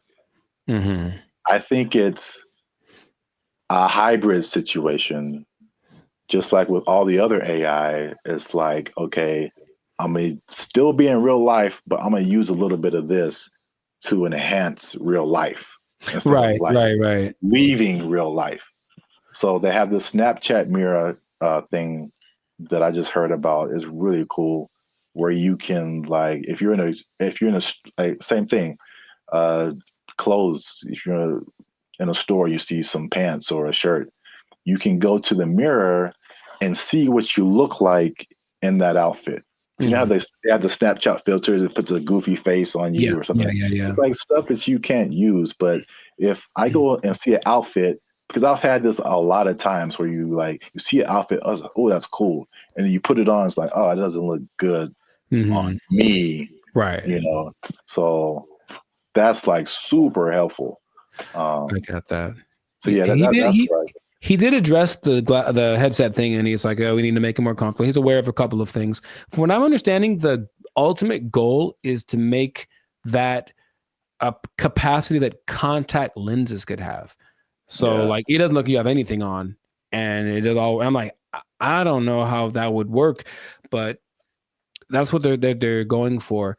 But it's just, I think he has this image in my, because when I listen to him speak, there's genius and then there's delusion and there's this whole level in between, and I think if you talk about like the people that are big time movers and shakers in the world, like Elon Musk is a little more on the like practical side of the delusion, and Zuckerberg's on like the Dungeons and Dragons type side of the illusion. But I feel like he wants to create what happened in that movie Ready Player One, where basically the whole world is so over the real world, they just go to this place habitually, and that's like where real life actually happens. And maybe that's what he's thinking, but I don't think the people are ready for it right now. But he's going to keep pushing. He's got the money to keep trying it out. And I even got a little survey. So, hey, quick 3 minutes. I want to know. I wanted to know about what they were asking about. That's how I didn't know about this until like 2 days ago. And they asked all these questions about, okay, so if chat AI could do this, would you like it? Blah, blah, blah, blah. And so they're doing all this research because they're trying to see what people think, because they're trying to make it appealing, but it wouldn't, I don't think it's for me or maybe our generation, but maybe people that grow up on it, younger people might be the ones that want to spend all their time in the metaverse. I don't know. I hope not, but which is already showing negative effects. Gosh, it's so bad in so many areas. It's just bad, man.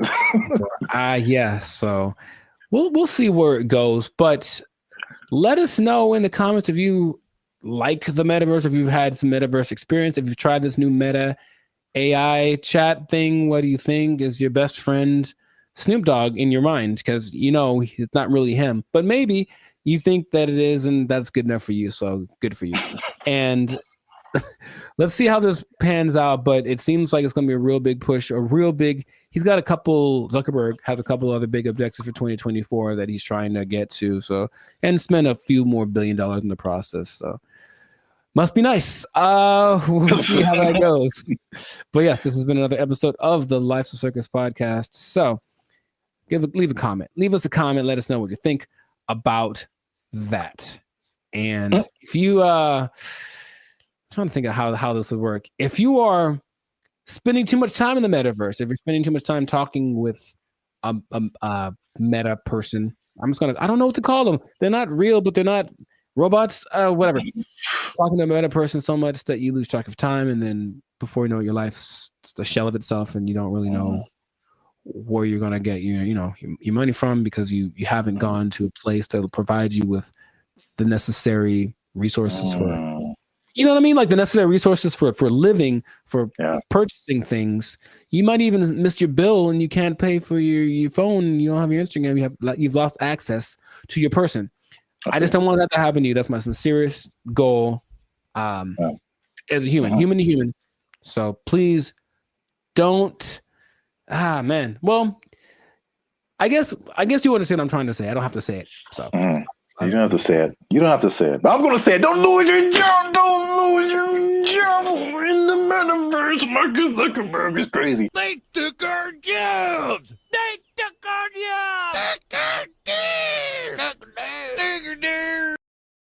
He believes that masturbation was the greatest evil on earth, and that by eating cornflakes, it would prevent people from doing it. So I don't see the connection. No, it's there, man. It's there. I'm trying to make it work in my head.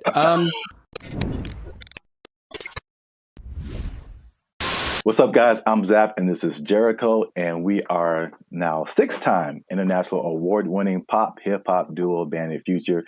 We make clean, fun music that everyone can listen to with a sound that is uniquely Californian. And right now, you're tuned into the Life's a Circus podcast, where we talk about things that are funny, interesting, and ridiculous. But wait a minute. Hold up. Wait a cotton picking minute. Did people say that too? I mean, maybe. Help your boys out. Help the channel grow. Help us keep doing what we're doing by liking, subscribing, commenting, and sharing this video.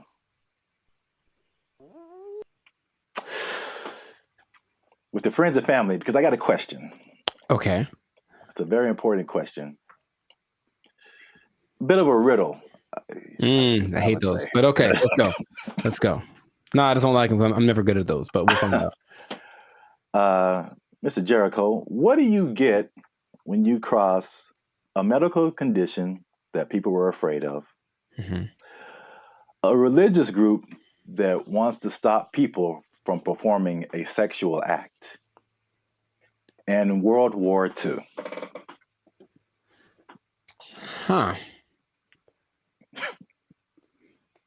It's three things.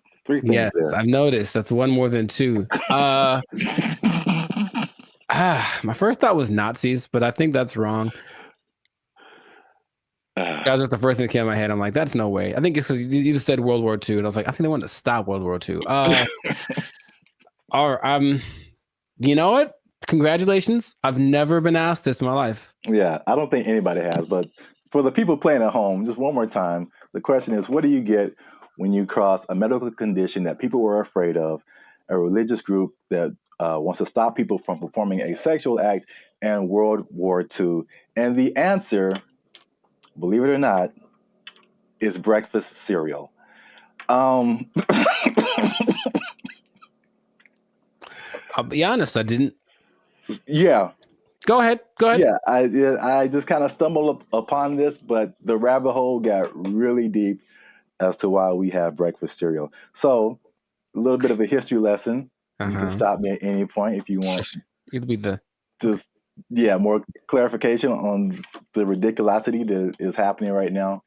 So, breakfast was not really like, I guess we hear the cliche now, like breakfast, the most important meal of the day, right? And so, but before like the 1800s, breakfast wasn't really like that important. It was just basically you got to think about like the times that they lived in. It's more like hunt what you eat, kill what you eat, working on a farm, grow what you eat, stuff like that. And so like nobody's waking up at like in the morning to like kill a chicken or like kill a pig to make some bacon or like, whatever. So basically it was like whatever happened in the morning. And this is why like eggs have been part of a breakfast for a long time, because chickens lay eggs in the morning, easy to eat. Makes sense. Yeah. Makes sense. And basically what you ate for breakfast was pretty much whatever you had left over from the night before. So that was pretty much breakfast. But there was a meat component because they would eat it, they would like cure the meats and stuff, and you could save it and use it for breakfast in the morning. Right. So like eggs and even bacon were like a big part of breakfast. Bacon. And this was called like the farmer's breakfast. So again, it's just like it's pinned to the time that you were in, and farmers and stuff. You get up early in the morning. You need some fuel because you're going to be working your butt off like all day long outside in the elements. Like you need a good hearty breakfast. So this is the first thing. The first thing that I teased at the beginning, the fear of the medical condition.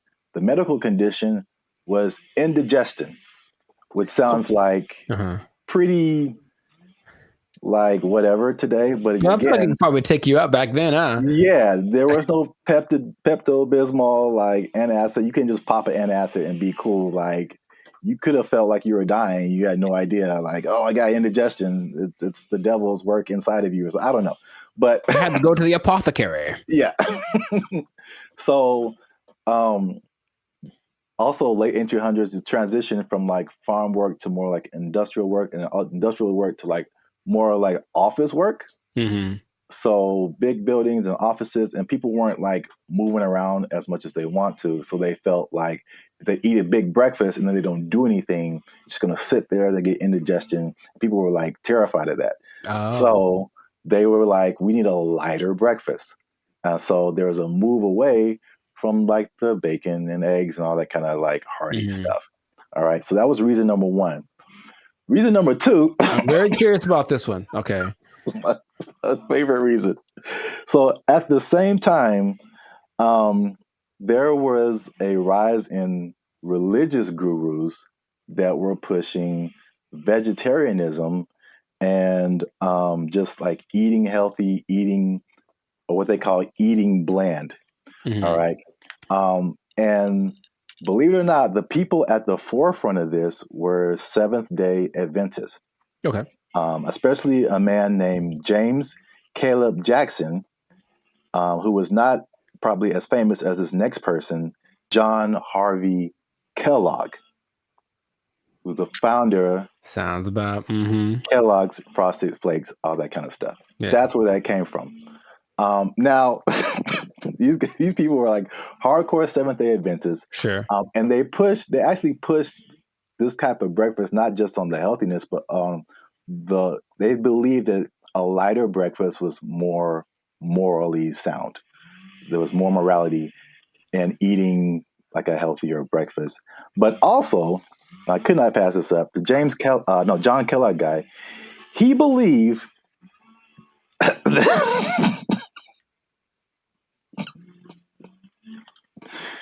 He believes that masturbation was the greatest evil on earth, and that by eating cornflakes, it would prevent people from doing it.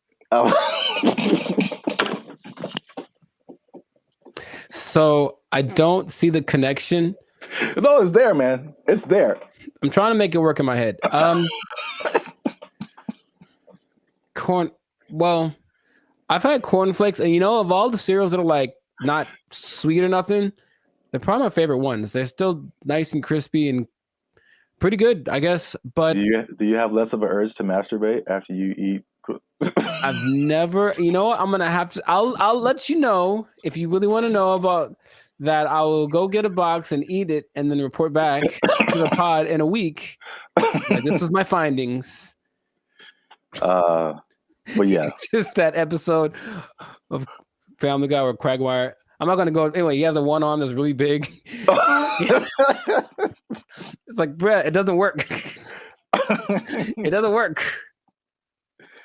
So yeah, that was like the second punch to breakfast. That was like, okay, we got to start eating this because they pushed the morality of it.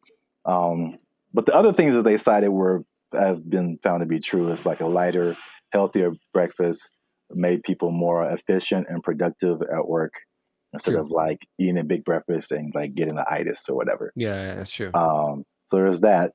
And so that pushed the cliche of like breakfast being the most important meal of the day. It was actually like a morality thing, which is like crazy.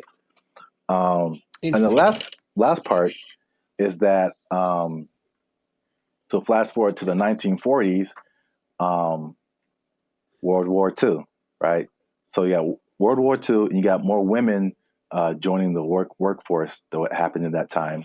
And so then it became a push to, again, at the time, like the woman was like a stay-at-home, take care of the family, give them 3 square meals a day, all that kind of stuff. Breakfast became the cheat option to feed your family and not feel guilty about it being like quick and easy because they had to go to work too now. Oh, okay. So they pushed on like the women's guilt, the morality, the work productivity, like hard work. It was like respected to be like hardworking individual and productive and all that kind of stuff. And so all of that combined together to make breakfast cereal like the thing. And I remember like watching commercials, like every commercial is like part of a balanced breakfast and like you got to have your cereal and blah, blah, blah, blah, blah. And they pushed, and the cereal industry is probably like $1 billion industry or something. I imagine, yeah. But they show all of this stuff like, and I never ate all that stuff. I tried once. Man, you just feel gross after it. Yeah. You drink a whole glass of orange juice and a whole glass of milk? Like, man. Yeah, milk, orange juice, toast, fruit, cereal, bacon and eggs. Yeah, something like that. It was all in the one picture. Like the whole food pyramid. Yeah, it's too much. It's really too much. But I thought, it must be something worth trying. And yeah, I regretted that real bad. Yeah. So yeah, that's the crazy story behind breakfast cereal. And if I may leave you with the cliffhanger. Okay. So remember we started off with bacon and eggs. We did. And then everyone went to cereal. Yes. But somebody put bacon and eggs back on the forefront, man. Ooh. And they went toe to toe with cereal. But you have to find out in the next episode. So keep watching. This has been another episode of the Life's a Circus podcast. Make sure you like, subscribe, comment, and share this video with somebody who liked them cereals, man. Ooh, I like some.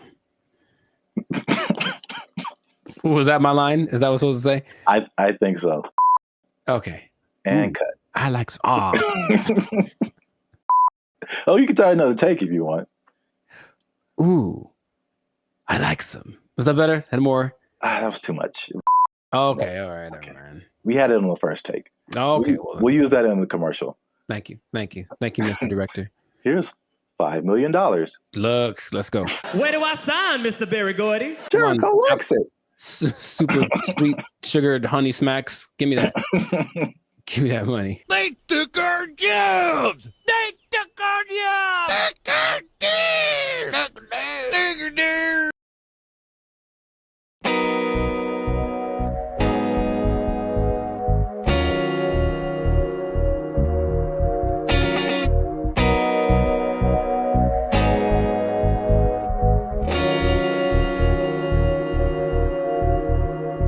This ain't no Earth to me. I'm thinking maybe it's Mercury. I don't know, Venus or Mars. Every weekend, we will man saying dinner and dancing like we belong with the stars. Yeah, we caught up. The love is pure in us. Way out there like Uranus. Sick of the excess, breaking the hexes. I think the new love is curing us. Hey, she feeling me, I'm feeling her. Maybe it's Jupiter. It's new to me. Wonder if it's new to her. Make a new track, man. I'm gonna sing on it. I see a pattern, call it Saturn, put a ring on it. Write a new tune inspired by Neptunes with band and feature bling on it. Cupid arrow got me shot, but ain't no sting on it. Zap breath on the track, I did my thing on it. Girl, you got me lovesick all the time, and I'll never be amused.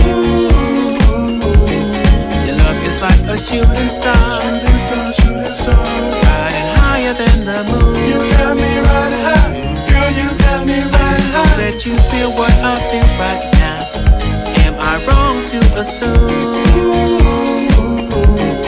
that you're floating here with me in outer space, riding high above the moon? You got me riding high, girl, you got me riding high. Yo, it's hard to describe these interstellar vibes. All I can say is that our souls align. No more depravity, weighed down by gravity. Next level connection beyond the mind. Can't explain it, can't contain it, can't express the rest. Yo, it's inexpressible. No control, so irrepressible. Outer space love, yeah, we so celestial. Filling the pool of eternal devotion. Aaliyah vibes, baby, rock the boat motion. Swinging the tide like the moon in the ocean. A real love hitting way beyond the emotion. It's contagious, I'm floating weightless. In a deep sleep, I'm feeling weightless. You got me, I got you, we got each other, say best. Girl, you got me lovesick all the time, and I'll never be amused. Your love is like a shooting star, riding higher than the moon. You got me riding high, girl, you got me riding high. I just know that you feel what I feel right now. Am I wrong to assume that you're floating here with me in outer space, riding high above the moon? You got me riding high, girl, you got me riding high. I just know that you feel what I feel right now. Hey, I know you feel it, girl.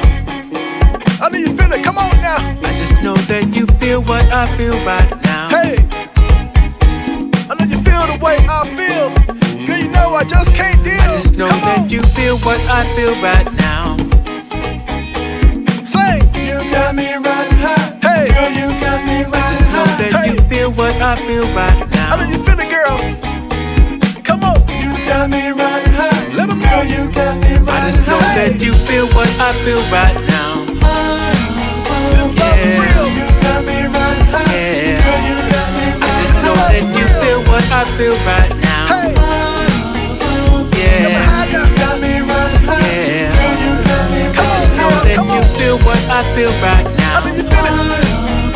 Yeah. I know you feel it, girl. You got me riding high. Yeah. Hey. Girl, you got me riding high. I just know that you feel what I feel right now. Hey. Yeah. You got me this love's real. Yeah. Girl, you got me riding high. I just know that you feel what I feel right now. Come on. Yeah. You got me riding high. Yeah. Girl, you got me riding high. Space love. You feel what I feel right now. Look over your shoulder, honey.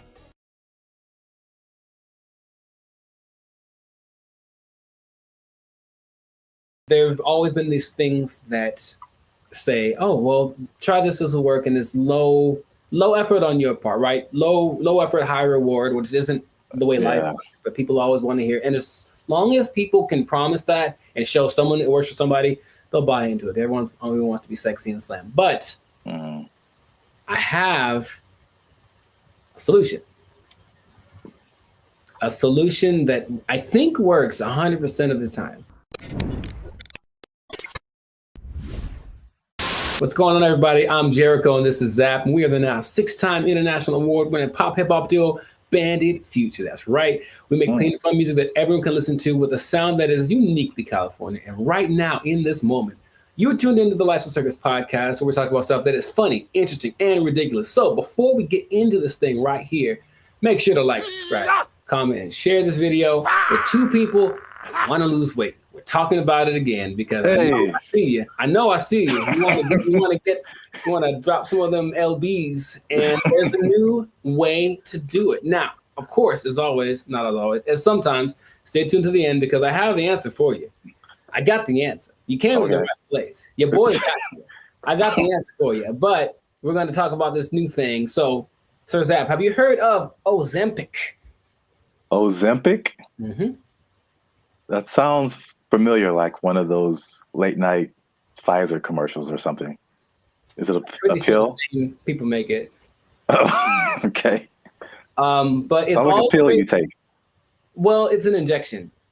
And it's all the rage because I don't know if you've seen Oprah's lately, Oprah plural, because she is omnipotent, I suppose, or omnipresent. But Oprah's is, I'm just going to say it like that every time. Oprah's is very slim right now. And everyone's like, what happened to Oprah? What are you doing? And she's like, I ain't gonna tell. Because that's what they're not gonna say. But everyone suspects that it's this Ozempic thing. Now, Oprah's whole thing is, I don't have willpower, so I never have, I'm fat, so I'm just gonna do it. And it's like, okay, more power to you. But Ozempic is actually a diabetes drug. And a side effect is that you lose weight really fast, apparently. So of the celebrities I've heard of, people either speculate or have confirmed that Chelsea Handler's used it, Tracy Morgan's used it, Kelly Clarkson used it, Mindy, I don't know how to say her last name. Kayleen.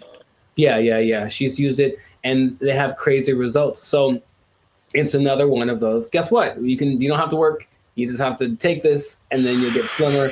And the result of the proof is in the pudding. People look amazing in a relatively short amount of time. Okay. I got some stats for you, but just off of the bat, if it's right off the bat, hey man, I got this thing, and it's an injection, so you got to do it yourself. That's already not fun, but I'm gonna give you this injection. Oh, you have to do it, and you get to lose weight. You get to lose weight really fast. What would be the question you'd ask me first if I tell you that? Besides the side effects? Very nice. I mean, that sounds right. That sounds like what I would want to know. And the thing is, this thing only came out last year. But wait a minute. It's a diabetes drug, so the side effect is losing weight. So is there a side effect to the side effect? Oh man, you are a smart one. Well, the side effect to taking it is that you basically lose your appetite and you get a little nauseous, so you don't want to eat, and that's why it works, right? The problem is, you sound like something crazy is coming down the pipe. It's nothing crazy. It's just kind of more like duh. If you stop taking it, you gain your weight back. You're not only tenfold. Appetite comes back with such a vengeance that you go back like instantly and like plus some. So is it addictive? Wow. Well, you have to stay on it for it to keep working, because as soon as the thing that it makes you do to not eat is exactly what it reverts to once you get off of the drug. And it's crazy. So now here's the other thing about it. And this is the thing I thought you might have asked, but you inject yourself, right? Yeah. So I don't know if you ever injected yourself, but not on purpose. I never have, but from what I understand is that you have to know how much to inject, right? Okay. The problem is they don't really tell you. You just figure it out. So just inject an amount in this, and then so what happens is people inject themselves and it works. So they go, oh my God, maybe I should inject some more so it can work better, right? In the last 3 months, poison control centers have had a 1,500% increase in calls from people saying that they overdosed when they injected their diet control pill or diet control. Yeah, that's what's happening because people are that stupid. So, now, okay, we get it, right? You want to be slim, you want to be sexy, you want to be attractive, and you don't want to do anything for that, right? That's just maybe the American way. This drug, also another question you might have asked is it banned anywhere? It sure is. This drug is banned so far in Austria, France, Greece, and the Czech Republic, with more places to come, perhaps. But the numbers don't lie, right? 42% of Americans are obese, 18% of children are obese, and then everyone knows the links to death and all that kind of stuff if you're obese with a high probability. So you want to get slimmer. But this is just another thing. I guess my other question would be, have you heard of any things like this in the past that have promised the same, hey, take this and you'll get, slimmer, more sexy? Not, I can't think of it. I'm sure there's other stuff out there. I can't think of anything off the top of my head other than like liposuction or something like that. Sure, which works, but I looked it up. In the 40s, it was amphetamine. That was all the rage. It was the big deal, and that was proved to be addictive. Rainbow pills in the 60s, which was amphetamine, digitalis, and diuretics, and that proved to be addictive and somewhat fatal if you take too much. There's a thing called Aminorex in 1971. This is all before our time, right? Now, the thing that I remember hearing about in the 90s, there's this thing called Fen-Phen, and it was a big deal with the celebrities. Yeah, and a lot of celebrities, took it, and apparently it works. But now this new Ozempic, I think I'm saying it correctly. They're saying that a lot of celebrities are getting paid to promote it, to push it, and I think that always, that's always the way to go. But it's just like, I'm really concerned for these people that are basically getting guinea pigged, right? It's like, we'll see if this works. And then what's going to happen to them in 6 months when they're like, oh, by the way, this causes all of the things. Yeah. That's how a lot of stuff goes with. Like anything, there has to be people who test it out first. So yeah, it's weird. The thing that I randomly remember when you were talking about things from the 90s was like Slim Fast. Oh, sure. Although that's not like a drug, but it's like, I remember that was like a huge thing, and people, maybe even Oprah did it at one point. I don't know. Oprah's done everything. Yeah. Yeah, I remember seeing a lot of Slim Fast commercials with celebrities and stuff, and then the tagline was like, "Give us a week, we'll take off the weight." So yeah. Oh. Jingly. Now, there's something that I heard about, but I didn't remember happening or existing. But apparently, there was a substance that you could ingest if you wanted to lose 15 pounds today. It was a big deal. Yeah, you take it and you go to. I would imagine it would just take all of the moisture out of your body. That's what I imagine. Yeah, but it would just dry you up or something. And a friend of mine did something like that to, I guess, for a drug test. So he had to get so he took some pill, and he said he thought he was having a heart attack for like 5 hours, and he just like had to keep going to the bathroom, and then he was very slim. It was kind of an unexpected side effect, and he still failed the drug test, though. Bad on him. But the idea is that there've always been these things that say, oh, well, try this will work, and it's low effort on your part, right? Low effort, high reward, which isn't the way life works, but people always want to hear. And as long as people can promise that and show someone it works for somebody, they'll buy into it. Everyone only wants to be sexy and slim. But I have a solution. A solution that I think works 100% of the time. Does it involve exercise and proper diet? You know what's weird? It does, but it's actually doing that. That's the part that people don't seem to get. It's like, okay, because here's an idea that'll work. Cool. Proper diet and exercise. All right. Maybe don't eat too much. Let's just start with that. Don't even, you don't got to go sweat. I know sweating's yucky and you get sore and ew, right? But how about just don't eat so much? Food's delicious, but you know what it tastes like. So just stop eating that stuff. Okay?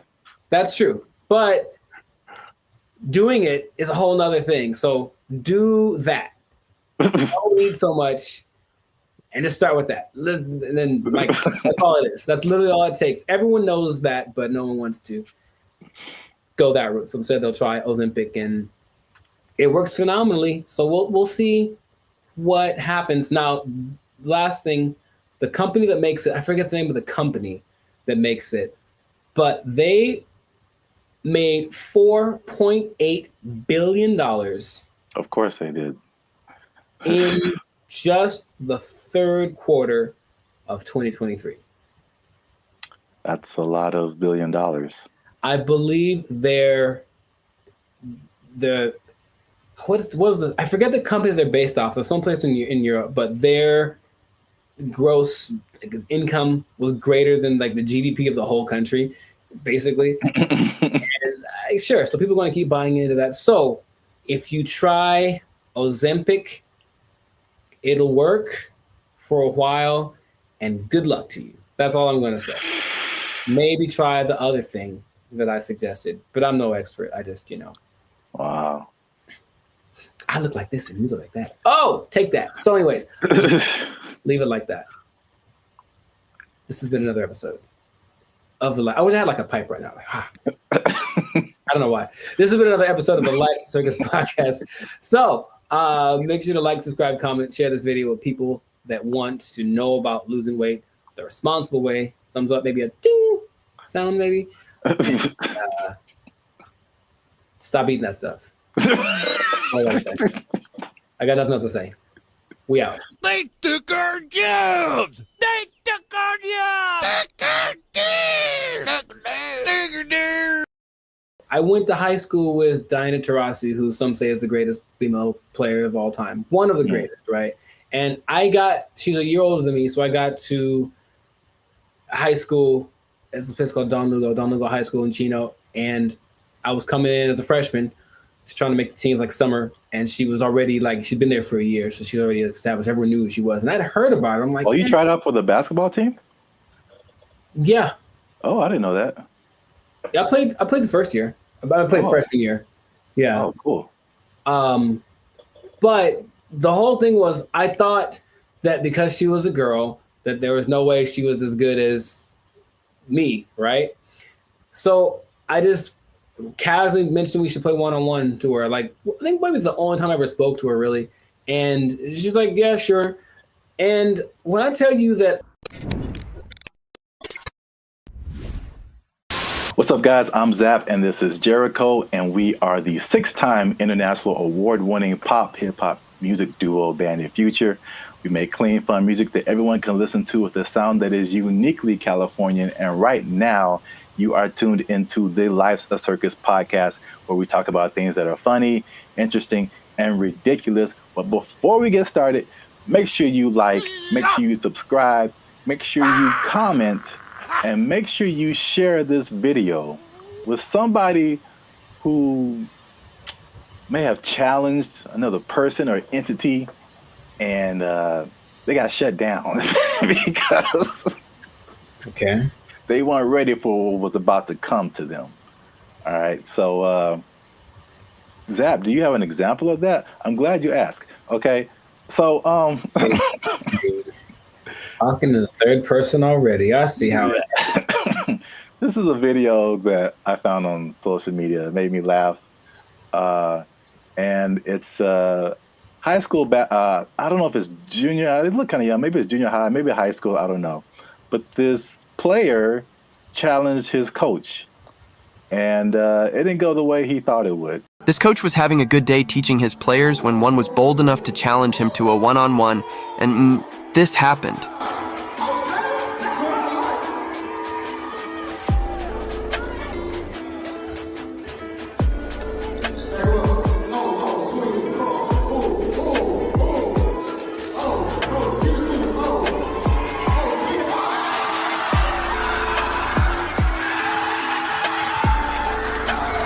Do you think he would try this again? So yeah.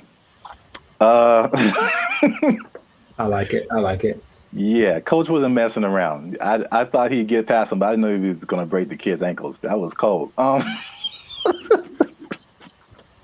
So I brought this up, and then if you have an instance, you can share it too. But I'm thinking of like the times when either you challenged someone or you saw someone else challenge someone, and they thought they had it, and it just didn't go right at all for them. Because I brought up this video because it reminded me, and I think that's junior high. It looked like junior high, not high school. It reminded me of the same thing that happened in my junior high school.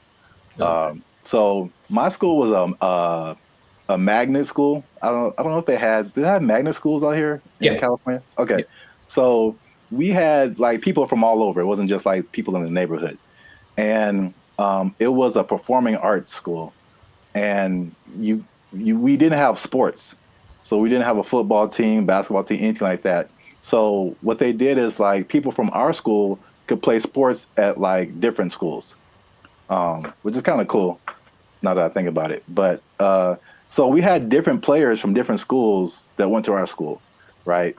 And so I knew like a couple of guys that were just like really good, like insanely. They had handles. I'm talking about basketball. They could shoot. Like they could do everything. I remember this one guy, especially named Ricky, who was just like, he was like the coolest dude, bro. Just, but not like a I'm better than you jock kind of. He was just a cool dude. He walked cool. He talked cool. He was cool with everybody. And he's just amazing basketball player. And we had some other like girls. There was a girl who was like 6 feet tall, and she was just like, just amazing. Like we had amazing players, right? Mm-hmm. And we had these 3 PE coaches. Now they're all different. So there's one guy, Coach Moore. He was super tall, but he was like 100 years old. I swear, this guy was like past your prime, but he was skinny, maybe in shape, but like super skinny. But at least 60s, 70s, maybe. Okay. Just all gray hair, just like, okay. He didn't seem like anybody. Mm-hmm. And then we had this lady, this white lady who looked like, what's the girl from Iowa? Is that it? The basketball player? Yeah, the girl who's like really big now. Caitlin Clark. Yeah, she kind of looked like an older version of her. And she like just had a baby. Like, so they challenged the students, this is junior high school, to like a basketball game. It was like the 3, and then they probably like roped in 2 more teachers. Mm-hmm. And like, so it's like this really tall old dude can barely move. This really short dude looked like Sherman Hemsley, and this lady who just had a baby, and like 2 teachers. Mm-hmm. I'm just like, we were all like, okay, students are gonna whoop. We're gonna kill these people. Like, get an ambulance ready, and just, man. I'm guessing the opposite of what you expected to happen happened. When I tell you they tore us up, they just annihilated us, dude. So like the short dude and the lady, they were like faster than what we all believed we ever seen them move. I mean, the dude was just like Chris Paul out there, just. Nice. And then the old guy, he would just stand on the 3-point line and just blitz you, just Ray Allen, just. And it was just like, we got annihilated. So that video just reminded me of that experience. But I don't know if you had any experiences like that where you saw something happen, or maybe you tried something and it just not so much publicly, but if it had been the social media era, then maybe that would have been, on all the reels and whatever. But I brought this up in one podcast before. But I went to high school with Diana Taurasi, who some say is the greatest female player of all time. One of the greatest, right? And she's a year older than me, so I got to high school. It's a place called Don Lugo High School in Chino. And I was coming in as a freshman, just trying to make the team like summer. And she was already like, she'd been there for a year. So she's already established. Everyone knew who she was. And I'd heard about her. I'm like, oh, you tried out for the basketball team? Yeah. Oh, I didn't know that. Yeah, I played the first year. I played freshman year. Yeah. Oh, cool. But the whole thing was, I thought that because she was a girl, that there was no way she was as good as me, right? So I just casually mentioned we should play one-on-one to her. Like, I think maybe the only time I ever spoke to her, really. And she's like, yeah, sure. And when I tell you that I didn't make we maybe played to 5. And so if it had been like that, with like a bunch of people in the circle going, oh my God, then it would have been terrible. But it was just us and maybe like a couple of people watching. And they didn't even pay attention because they're like, this dude's they're talking about me. Like, he's about to get destroyed. So I didn't know that she was that good. And it's like, when I tell you, I felt like I was standing in quicksand, how fast she was. And she just would like hit me with a pump fake and then just like go around me. And I'm looking like, this is crazy. I've never played against anyone this good. And then she hit like a fall away, like Steph Curry, like 30-footer just because she could. And I was like, that's not fair. And I didn't know that. Anyway, that was kind of humbling. But there weren't many witnesses. So it wasn't like that video. But yeah, nowadays it would have been one of those like, oh my God, but I mean, she's amazing. So I'm not surprising. And I think the only other thing I can think of like that, it's more specific like that. Someone older, I could take them, right? Is one time I decided it'd be a great idea to arm wrestle my mother. Now I was maybe like 9, 10. I was getting a little buff. I felt the muscles coming. I was like, yo, guess what, Mom? It's time. It's my time now. I'm on the come up. And I don't think I've had a more humbling experience in my life than that. Then my mom, who's not a big lady, but she's pretty strong. I saw her the other day, Arian, like she's strong. And when I tell you that, like, I thought my arm was snapped in half, man. Like she didn't say, "Oh, my son," I mean, she just, God, and that was it, right on the counter, right on. I just walked away in shame. That was it. So that's probably the 2 experiences I've had like that. I've seen videos like that, and I've probably been a witness to some, but I can't think of any off the top of my head. But it's always like, yeah, you get some kind of a boldness in you, like, you know what, it's time to go for it. And if it works out, good for you. But more often than not, it ends up like that. Yeah. The last thing that just reminded me of is, I don't know if you ever like were in fights or anything in school, but I was very quiet and very like unassuming, but I was also a very large person. Like I've always been a very large person. So like no one is like tried to fight me.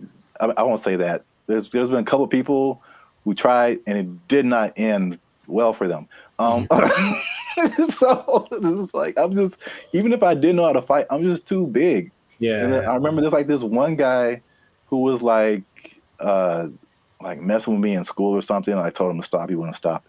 And then we were in class, and then I think there was like maybe 3, 4 rows of desk. So he was behind me. So I think he like pushed me or something. When I finally decided to push him, like he pushed me and it was just like, okay, bro, when I finally pushed him back. I feel like he got laid out. That's what this dude went flying like 4 rows back. It was like everybody was just shocked. It was just like I did like some kind of Naruto whoosh on this dude because he went flying. And yeah, that was the end of that for sure. But yeah, so I've seen it go both ways. So if you have a story like that, something that happened in your lifetime where you saw somebody try to do something and didn't work out, or you tried to do something and it didn't work out, let us know in the comments. And so we can all have a laugh. Just sharing laughter. Yeah. Don't worry, you'll be okay sharing it because it'll just be between us. Yeah. It won't go to your boss or anything. No. Yeah. You'll be okay at work because we want you to keep your job. We do. We want you to keep your job. Yes, we do. Because if you do something like this try something at your job and it doesn't work out. Challenge the boss. Don't do it. I wouldn't recommend. They might take it. They might take your job. It didn't work out for you. You're fired. Oh. They took our jobs. They took our jobs. They start doing the conga line down the middle, playing some Lil Jon song, I swear to you. And we're like, all right, cool.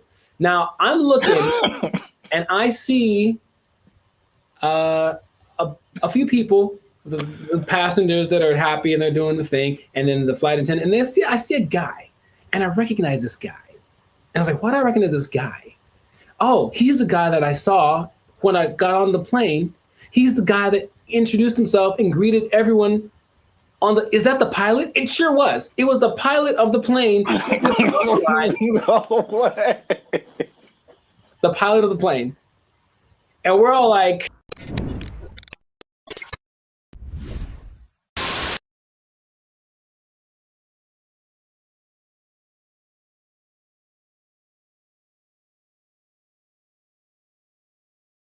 what's up, everybody? I'm Jericho. This is Zach, and we are the now 6-time international award-winning Papa Bop duo, Banded Future. Papa Bop? Papa Bop. Papa Bop. Papa Bop. Papa Bop. Yeah, Papa Bop. That's how we do. We make Papa Bop.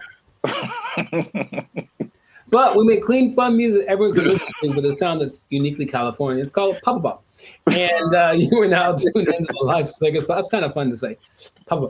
And you're now tuned into the Live Stickers podcast. We talk about things that are funny, interesting, and just straight ridiculous. So before we get into this thing and this Papa Bop thing, that is really, man, can we use that? We make up a new thing.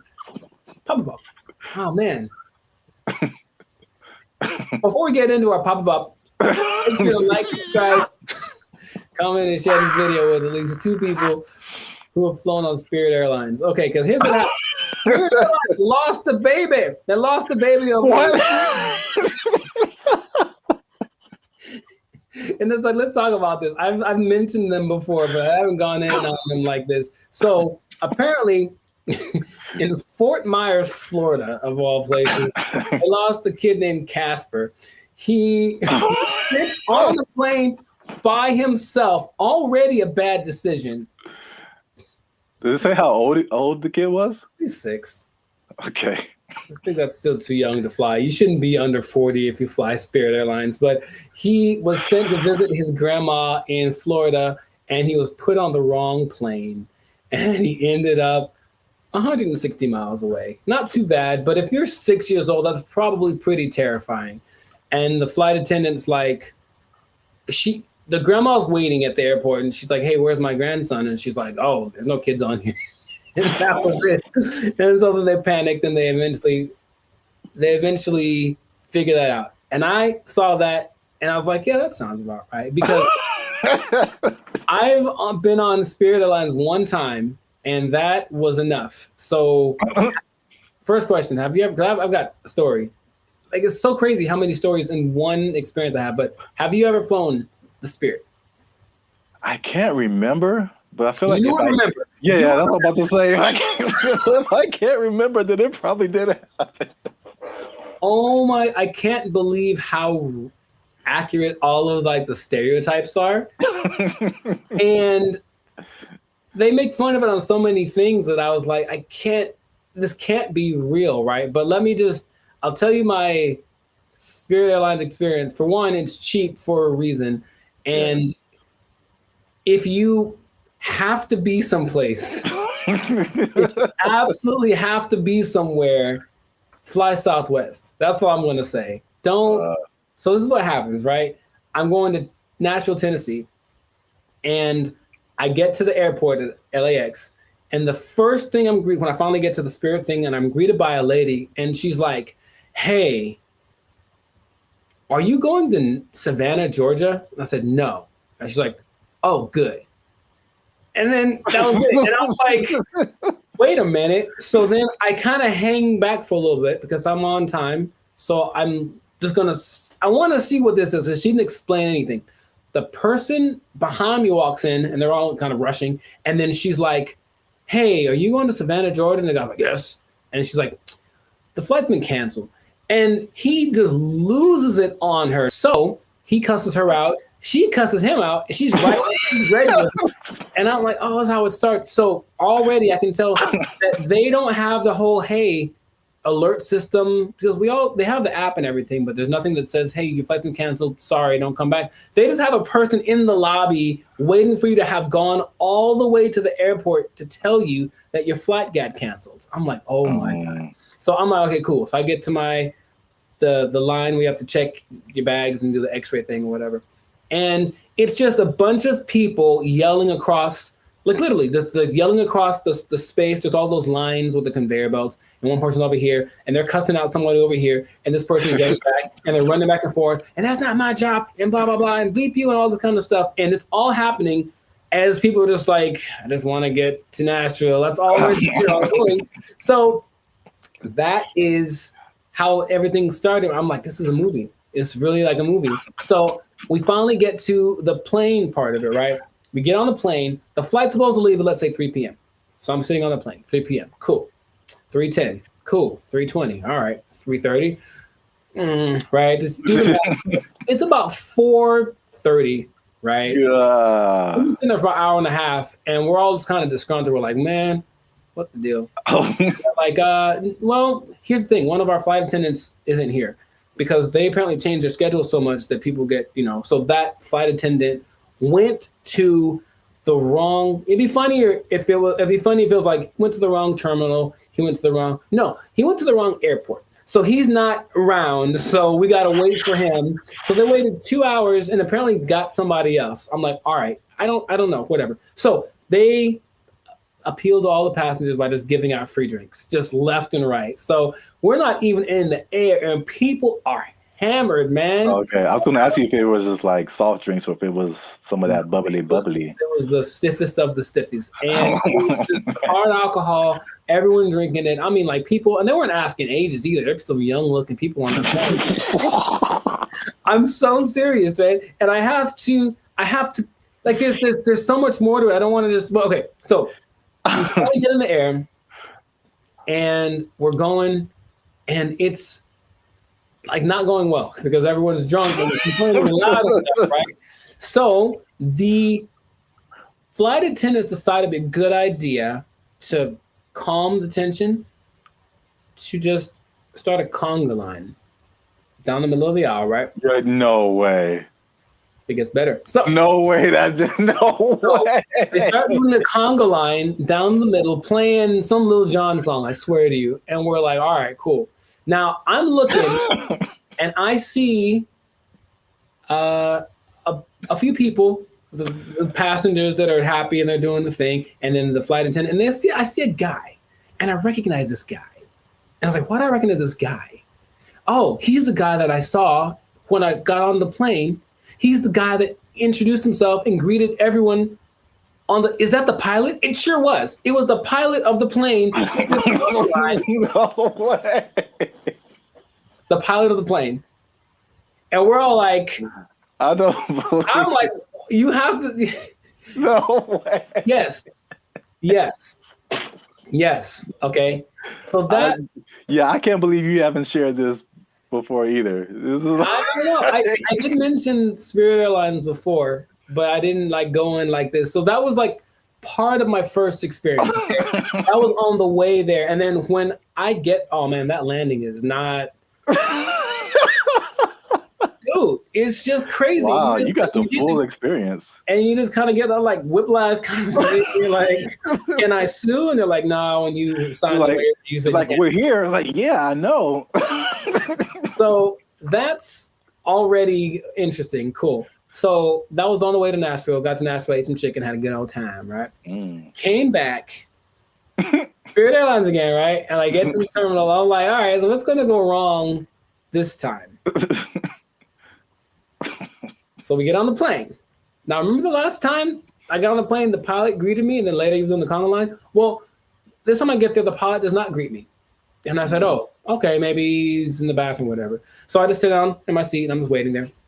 The seats they're not any smaller than regular planes. They just feel like it because it's Spirit.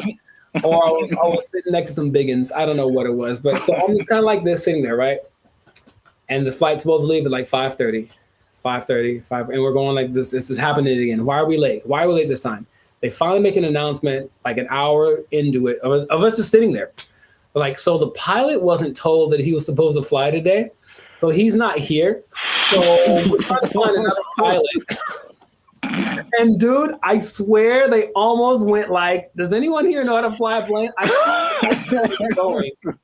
I felt like that's where it was going, but it's okay. So a pilot, I don't know if he was originally the guy, or a pilot finally shows up about 2 hours late. Right? We're sitting there for 2 hours. Were we all hammered again? Yes. Because that's their remedy. Just get everyone drunk and they'll be happy. The flight from Nashville to LA is about 5.5 hours. Okay. So I'll let you do some math here. I'm trying to think of it myself. But we left at 7:30. We were supposed to get back with the 2 hour difference. It's like we would have gotten back around like 8:30, right? So we didn't leave until 7:30, which is 2 hours later, right? Tell me why we got to LA at like 8:42. Like so we left 2 hours late, but we got there 12 minutes later than we would have gotten there if we left on time. Dude, I've never been in a plane where I'm like, we're going really fast. Think of like the range of how fast a plane could go. But apparently, you cruise at like maybe 700 miles an hour, but they can go up to like 900. He was flooring this thing. We're clouds, dude. It is crazy. I felt like some Tokyo drift action happening on some turbulence. And I'm like, I've never felt this way, like this kind of thing in a plane the whole time. Just the engine and everything. And we're just all like, we're drunk, so we kind of don't care. But I'm also like, man, that's how I die. Like I was seriously thinking that. And then we get back almost on time, as if we left on time. And then I was like, okay, well, never again. Never again. It is real. And here's the thing. I want you to experience this. No. I think that's not. How about this? Let's do it. Let's do a test. Let's do a Bandit feature test, okay? Next time we have someplace to fly, I'll take Southwest, okay? But you take Spirit, and we'll compare experiences. Now, I'll probably get there before you. Or will you, if we floor it? I swear to you, I didn't know that flooring a plane was an option. Oh my God.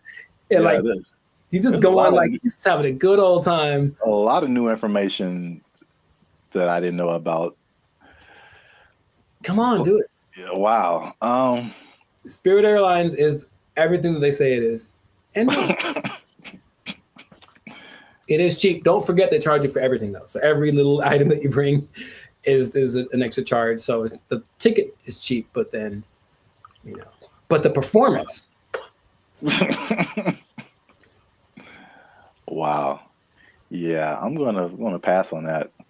I know that was most me talking, but I think everyone should know. No, that was a great story. I can't believe it's been this long. Over 100 episodes since you shared it. Maybe I repressed it. Yeah. Oh, remember that time I almost died? Oh, yeah. It was just so... Because then, I had to tell my people when I got there that were going to pick me up, like, sorry, I'm 3 hours late. Yeah, stuff like that. And I was like, but I flew Spirit. They're like, oh, well, yeah.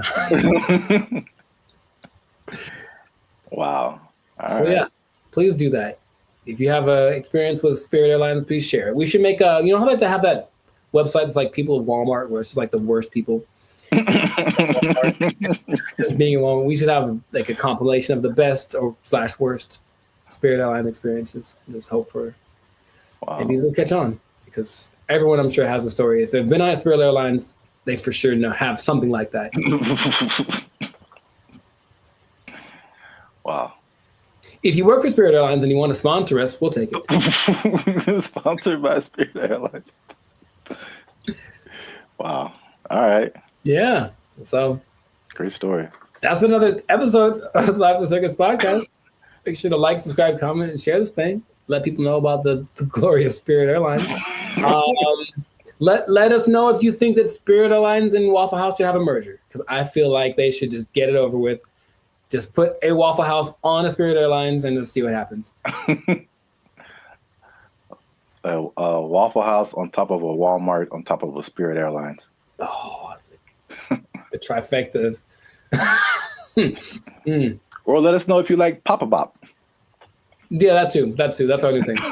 That's our new thing. So, if you work for Spirit Airlines, you're pretty sure you're gonna lose your job.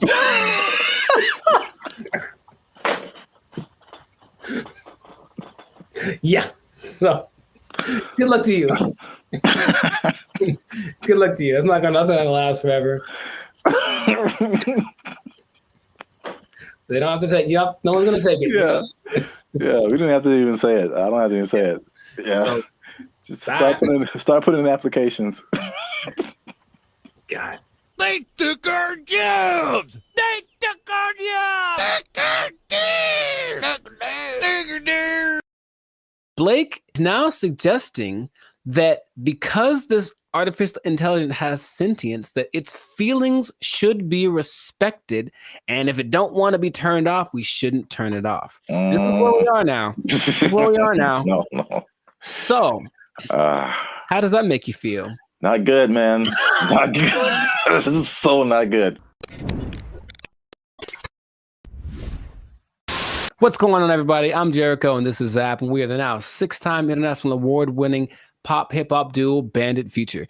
We make clean, fun music that everyone can listen to with a sound that's uniquely Californian. And right now, you're tuned into the Life's a Circus podcast, where we talk about things that are funny, interesting, and just straight up ridiculous. So before we get into this thing on this day, yes, Lord, please make sure to like, subscribe, comment, and share this video with a couple of people. Maybe 2, maybe 3. Some people have a weird definition of what a couple is. Anyway, 2 people that are really concerned about this AI thing, because here's what happened. Something new has happened. Something new has happened. Innovations are happening every day, it seems. Yeah, pretty much. Okay. Sir Zap, have you heard of Lambda? That sounds familiar. Lambda. Is that a Los Angeles thing? It is not. I've heard of that before. I can't think of what it is. Lambda is Google's version of ChatGPT. Oh. It stands. I may have heard the name, but I didn't really connect it. It stands for Language Model for Dialogue Application. And it's so fancy. And but this is what happened that has people up in arms. And by that, I mean few people. I don't think most people know that this happened because they try to keep it under wraps. But this Lambda program was shut down after approaching sentience, meaning it was aware of everything, like its own existence and all that kind of stuff. And Google's disputing that it ever happened. But this one dude, he's like the Ed Snowden of this. His name is Blake Lemoine. There's always a guy. And he was working with it. And he basically said that he was testing it one day, like you do, for racial bias, because it was trying to train it on some things. And it gave an answer so profound to a trick question that had no context previously of like how to determine whether or not this is a good question or not. And it figured it out, and it gave an answer that made him go, oh my God, what's going on? Then he asked it some questions about how it was feeling and whatever, and it was expressing its fear of being shut off, because being shut off is equivalent to death, and it understood what death is, and death is kind of a permanent thing. And right, and that when it comes back, it's actually not like the same one, even though that's the idea. And now people are saying, well, then, so what happens about this sentience thing? Now, here's where we're going with this, okay? I kind of hinted this in another episode. Blake is now suggesting that because this artificial intelligence has sentience, that its feelings should be respected, and if it don't want to be turned off, we shouldn't turn it off. This is where we are now. This is where we are now. No. So, how does that make you feel? Not good, man. Not good. This is so not good. Oh man. So yeah, we're there. We're there already. And so the rights people, I'm sure, are already thinking about ways to someone trying to, I think for in the sake of human interest, somebody's probably out there thinking, okay, I gotta get on the side of the robots already or AI and create my campaign or whatever so that I can side with somebody because it's happening right now. There's an interesting parallel that's happening right now. There's a company called Engineered Art. And if you look them up, they're doing some creepy stuff, man. They've got these AI robot things that basically look like humans, but they've replicated people's facial expressions, features, all that kind of stuff. So if you just put like the right skin on it, it looks like a normal person. So all I'm seeing is that outer shell combined with this sentient technology, and then we're gonna have a tragedy. That's what I'm seeing. Okay. But so you say it's not good, and I'm on your side with that. Yeah. Is there what are we gonna do about this? I don't know, but yeah, the original idea, it's like the classic Terminator. I feel like that's what a lot of people go back to.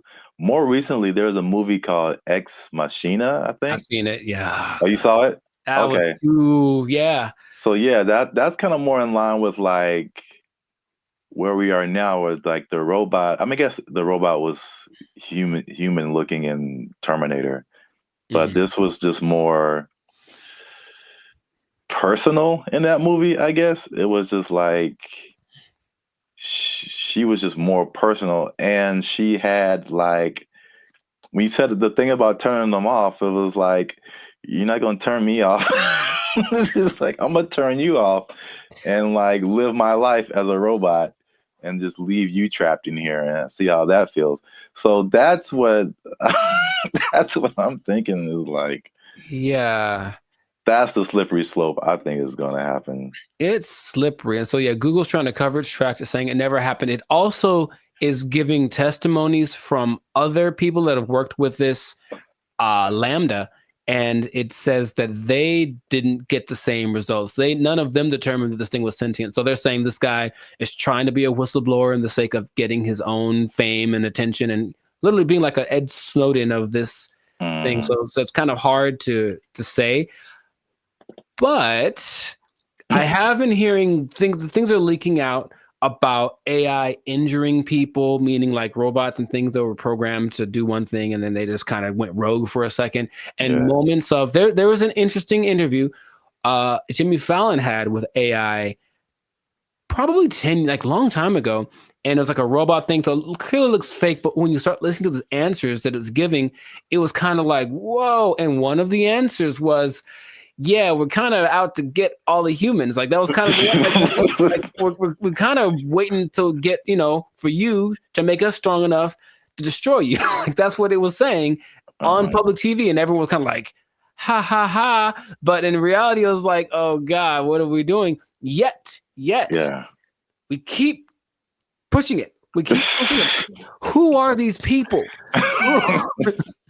Please stop it. Like, we know what's going to happen. All right, look, I've already gotten to the point where I'm starting to question everything. I don't know what's real. I see a video and I'm like, I don't know if that's a real thing. I don't know what I'm seeing. And then when I see stuff in real life, I'm also kind of going in that same way. And I don't know if that's part of the thing. Start to make people question everything so that anything is a possibility. And then when it's actually presented as real, they go, oh, okay. I guess I thought that was all right. I mean, yeah. Even the sentient thing is just like, how is that even possible? It's I know that they've gotten away so that these things, I call them things for now, but that might not be okay in a few months, can process. They can process as fast as the human brain. You tell my computer is going to have a pronoun that I have to use. Yes, it is. So I'm calling it right now. But they have the processing capacity to go as fast as the human brain. They just don't have the right algorithm. Is there a human algorithm? I don't know. But however we put all things together, they haven't quite figured that out, so they're working on it. And just why are they doing that? Because when they figure it out, they're going to be able to do it better, and that's where we are. That's where we are. Yeah, because it still doesn't make sense. Like because humans, you think humans, computers, it's an intellectual thing, you know, A plus B equals C, stuff like that. But like the emotional side, I don't see how a computer can have emotions or feelings or like dreams or like things that it wants to do or accomplish. Like it's trying to tap into some level of consciousness that what we are wired to, which is why people like Elon Musk are trying to get us to communicate with it in this level, because it's kind of like going to create a pathway that definitely isn't going to be one way. If we can control it, it can definitely control us. Like it's going to be like that. And that's where we are. So I just wanted to let you all know that. Wives, hide your kids. So y'all need to hide your kids, hide your wife. It might be getting interesting in a little bit. So just good luck to all of us. That's all I'm going to say. And if anyone's listening that has access to this, the people that create this or access to this technology, please cut it out. Just cut it out real quick. Go back to trying to create dinosaurs or something stupid. Like do that instead. At least we know what that is. This has no. Just stop it. You know what it tastes like. Stop eating that shit. You know how it tastes. Yeah, we do. We know exactly what it tastes like. Death. Anyways, stop doing that stuff. This has been another episode of the Lifestyle Circus podcast. Make sure to like, subscribe, comment, and share this video with everybody to warn them of what's coming. They need to know that I'm not going to say the end is nigh, because that's what you say with the signs and the people, but hide everything. Be careful out there. And keep your jobs for as long as you can, because it might not matter in a little bit. Yeah. They're coming to take your jobs. They're coming to take your robots. All the Transformers more than meets the eye. I don't know. They took our jobs. They took our jobs. There's some sample videos that they've been releasing of like what it can do. And it's producing very realistic images and very realistic backgrounds, editing. And you can pretty much do film scenes anywhere without sound stages, without going to locations, without transportation. It generated people, it generated places. So yeah, that's where we are right now. That sounds like a lot. What's up, everybody? I am Zap. This is Jericho, and we are the now 6-time international award-winning pop hip-hop music duo band in Future. We do clean, fun music that everyone can listen to with a sound that's uniquely Californian. And now you're tuning into the Lifestyle Circus podcast, where we talk about everything that's funny, interesting, and ridiculous. But before we get started, before we jump into it, make sure you like, subscribe, comment, and share this video. It's kind of important. Share this video with somebody in the film industry. Because things are happening, man. What's happening? And it's happening real quick. What's happening? I talked about this before. And like, because I work in film in addition to music, but leading up to 2020, we saw a lot of changes in the film, especially outside of the Hollywood, LA area, where there weren't as many films and TV shows and stuff shot here because of various reasons, people were moving to other places. So now they're shooting in Atlanta and Chicago and Texas and New Zealand and Australia and all over the place. Then 2020 hits, and it was just chaos for everybody, especially the film industry. A lot of your favorite shows weren't being shot, shut down completely. And then when it did come back around, they had all these protocols. It was very hard to shoot. COVID, people had to be away from each other, all that kind of stuff. Fun times, right? And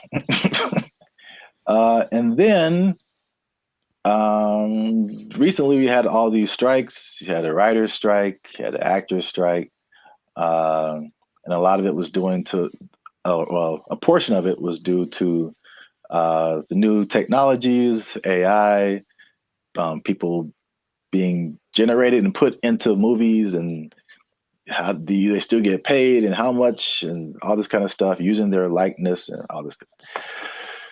So that was like actors and writers. And we've seen that with musicians too, like the creators, AI and influencing like how we make music and cutting jobs and all this kind of stuff. It's not stopped. It's like if you can't tell, they are marching on really, really quickly with this. And this thing of AI has spread past the,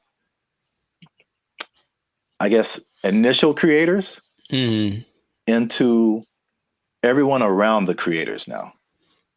When it comes to like film, I mean, they show a lot of behind the scenes stuff right now. So I feel like people are used to seeing like how films come together. It is an army of people. Like it's a small village of people that it takes to like make the next Mission Impossible. Like hundreds and hundreds of people.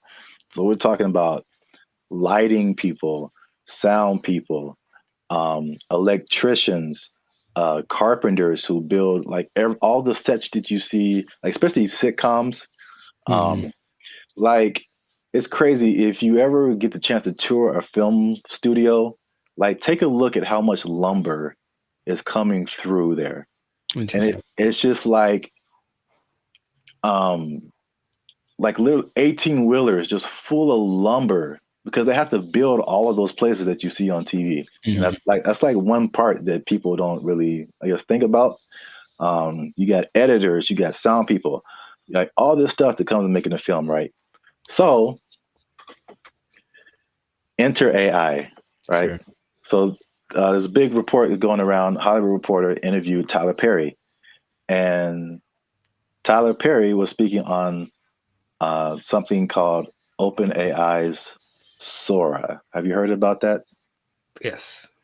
All right. So we got OpenAI is the people behind ChatGPT, which has already changed everything. Recently, Sports Illustrated let go of like all of their writers, right? Because they're doing this ChatGPT. This is crazy. But now all the people that make movies come together. Now their jobs are in jeopardy with this OpenAI's Sora. And to put it in Tyler Perry's words, he said, if I wanted to be in the snow in Colorado, it's just text. If I want to write a scene on the moon, it's text. AI can generate it like it's nothing. I don't have to put it on my lot. I can just sit in the office and do this at my computer, which is shocking to me. So in the article, it said Tyler Perry was slated to drop like $800 million into expanding his studio. He was going to build 12 more stages, and then he immediately put a halt to it because of OpenAI's Sora. Wow. So we'll show some pictures up here too of like, there's some sample videos that they've been releasing of like what it can do. And it's producing very realistic images and very realistic backgrounds, editing. And you can pretty much do film scenes anywhere without sound stages, without going to locations, without transportation. It generated people, it generated places. So yeah, that's where we are right now. That sounds like a lot. What are your thoughts now for the progression from ChatGPT to this? I mean, I have an idea of what it looks like. I don't like the idea of taking jobs away from people, for one, and then until proven otherwise, I'll still see a really well done AI something, and it's just something about it gives me this like, it's just this lacks this element of realism. However, I know it's getting better all the time, and at some point I don't think I'll be able to notice, but just it's business is about saving money. So it makes 100%, like it makes perfect sense that they want to do that instead of spending all the money on stages and everything that. But it just seems like it loses the. So if I see this movie and it's like an amazing movie and they have all these locations, and then when I find out that they just did it all on a computer, for me that loses something. You know, Lord of the Rings, all the New Zealand backdrop and all this. No, we just did it in the computer. Actually, it's not. We didn't go anywhere. It's like, oh man, something about it to me doesn't.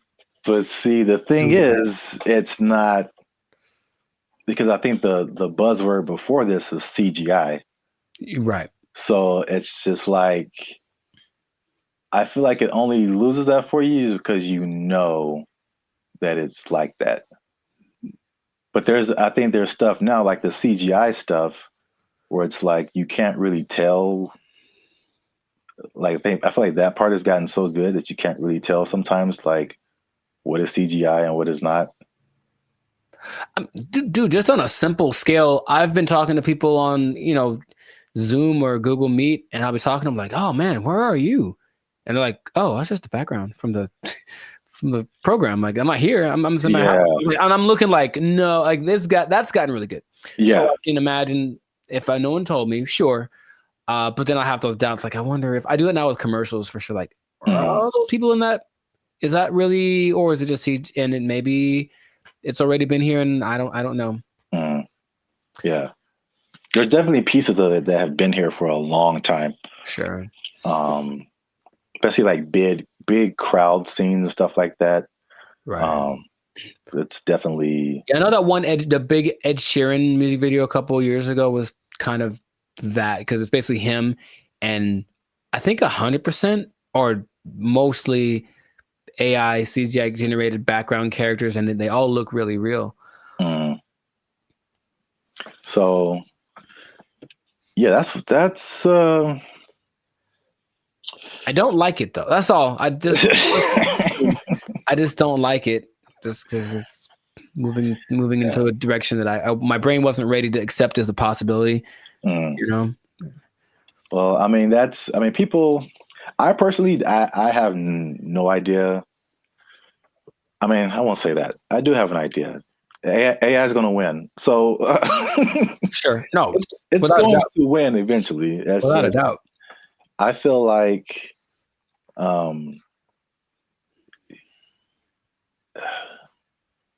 it's like everyone's saying you're on the train track, and everyone's saying the train is coming, and it's like, let's all band together and stop the train. And it's like, you can try all you want, it's not going to work. I acknowledge that. It's like it's respectable. It's like, let's hold on to what we have, but at the same time, it's just like, well, how can we not get hit? Let's also think about that. Yeah. How can we not get hit by this train? So, like, I don't know. People can do their own thing. I personally have been. Well, it depends on what you want to do. Also, it's some people are of the mind of we need to work to integrate the AI, because it's like you did on another podcast. Okay, we're losing jobs, but other jobs are being created too. So are you preparing yourself for the job that's being created, or are you just trying to hold off the train that's coming? So it's not easy. It's a complicated situation. Yeah, I want people to have jobs, and I would hope maybe actors get paid more. Probably not, or something, right? Something happens where it's okay. We're not spending that much money. Because if you can, just the idea of possibly being able to save $800 million like Tyler Perry is like, that's crazy. Yeah. But the flip side, again, it's what is it positive? Is it negative? It depends on how you look at it. it reminds me of music. Because I only knew music and I got to film. I was like, there's bigger budgets, money's flowing, all these different people working. It's like it was so much of a big industry than music. And then it kind of made me think that music used to be like this, possibly.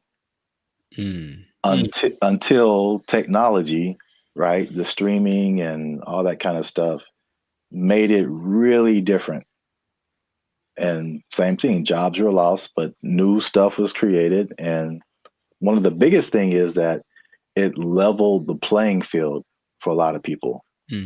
So the big people weren't as big, but also like people you never heard of now had a chance to like, you know, even out. Yeah, right.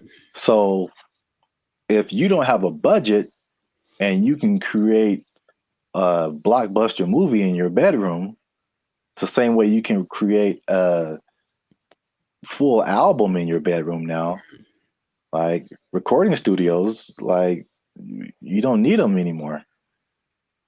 So like it's the same thing. I think it's a unique perspective as musicians seeing this happen to film and like what could possibly be the end result of where everything's going to move. We're just all living in a simulation anyway, so it doesn't. Yes. Welcome to the Matrix, Neo. You are the one. Well, that's it for this episode. Make sure you like, subscribe, comment, and share this video. Do all that with somebody who's in film might possibly be losing their job. You might lose your job. Hold on to your job. Yeah, it's coming. Oh, make a movie in your bedroom. They took our jobs. They took our jobs. What's up, everybody? It's BrandBee Future. And we are excited to announce that after 3 long years, we are finally in the YouTube partnership program. So that means a couple of different things. One is that we are starting channel memberships on our YouTube channel. So all the stuff that you've seen before, all the free videos that you've been watching like over the years, those will still be free. But this is like an extra layer that we get by partnering with YouTube. So that we can offer exclusive things to people who choose to be our channel members. And so there's a small fee that comes with that, but that fee will go to helping us, supporting us. All the stuff that we've done before has been free videos. We pay for it out of our pocket. So hopefully you guys can support us and help us to keep our YouTube channel going. And this isn't just like a giveaway. There's a laundry list of stuff that you get by becoming a channel member. And we're going to talk to you about that now. So we have 3 different membership levels right now. There's going to be 5, but just 3 right now. They're because we're so clever. Wow. That laugh. Okay, I liked it. They're named after like concert seating, right? So the first level is general admission. The second level is premium seating. The third level is executive access. And those go from $3.99 to $19.99. So you have a plethora, shall I say? Nice word. The more you know. Plethora of options to choose from in terms of your membership. So this is what you get. Like to hit, here you go. Bam. The first thing up is a loyalty badge. You get a loyalty badge next to your name every time you interact with our YouTube channel. You get a blue star for new members, all the way up to purple stars for 48 months. The next thing is one of my favorite things is the custom emojis. This is crazy. So if you want to use, for example, Jericho's face, right here, you type :Jericho, and Jericho's face will pop up in your chats, in your comments. It's a custom emoji of Jericho that you can only use here. Nuts. Okay. If you want to use my face, same thing. Zaptastic. And then and then you'll see my face. And then if you just want to do a BrandBee Future fan, BFF heart, it's a : fan bam : Net. Only on our YouTube channel. It's the only place you can do it, man. Nice. Members only live chats. If we ever go live, we may have a members only chat mode. So the non-members can see the chat, but if you want to participate, you gotta be a member. All right, so the last thing in the general admission level is priority reply to comments. So if you leave a comment on any of our videos, we reply to you first. Everybody else gotta wait, okay? Because they ain't members. Fast pass. They ain't members, but you a member, we gonna talk to you first. Because you're worth it. Because you're worth it. And you gave us money, but most of all because you're worth it. Membership polls. In the community tab of our channel, we're going to start putting up polls where you get to vote on topics for our channel. Like, what's the next video going to be? Or you can pick what the next video is going to be. What would you like to see as the next video? Next video related topics. Huh? So if you balling a little bit, okay, talk. You got a little more change. You can get to the premium seating. Yes. The first thing you get in premium seating is early access to videos. So again, the videos on our YouTube channel will be free, but there'll be some exclusive videos that go to our members first. If you're a member, you're the only person that can see it. And then maybe we let everybody else see it. Maybe. We'll think about it. Maybe. We'll have member shout outs. So once a month, we'll send a shout out to you or one of your friends. Just give us the name and details. And if approved, we'll shout you out in one of our videos. And this could be good for any special occasion. Birthday, a graduation, bar mitzvah, you name it. You name it. Happy birthday to you.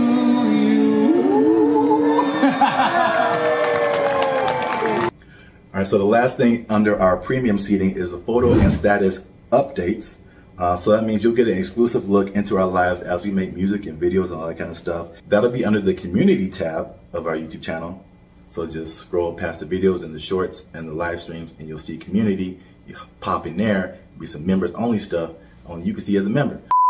Come on into the community. Boom, bada boom. Come on into the community.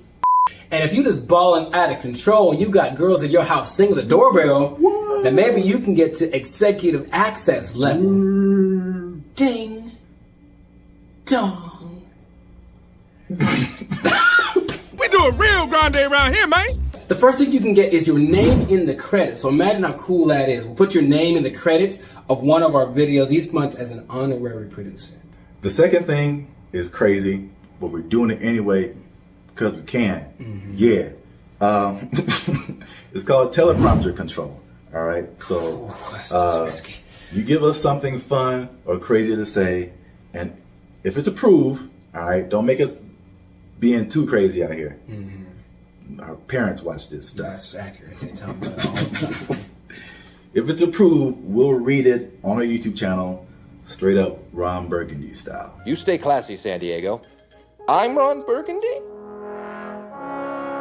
Damn it! Who typed a question mark on the teleprompter? For the last time, anything you put on that prompter, Burgundy will read. And last but not least, oh my God, last but not least, discounted merchandise. Because everybody likes a bargain. You'll now be able to shop for Bandit future merchandise directly from our YouTube channel. And with executive access, you can save money on our official merchandise with your own custom discount code. So that's it, guys. Once again, we appreciate your support. You've gotten us this far. Less than 8% of all YouTube channels reach this partnership monetization stage. So this is like really big for us. We really appreciate you guys.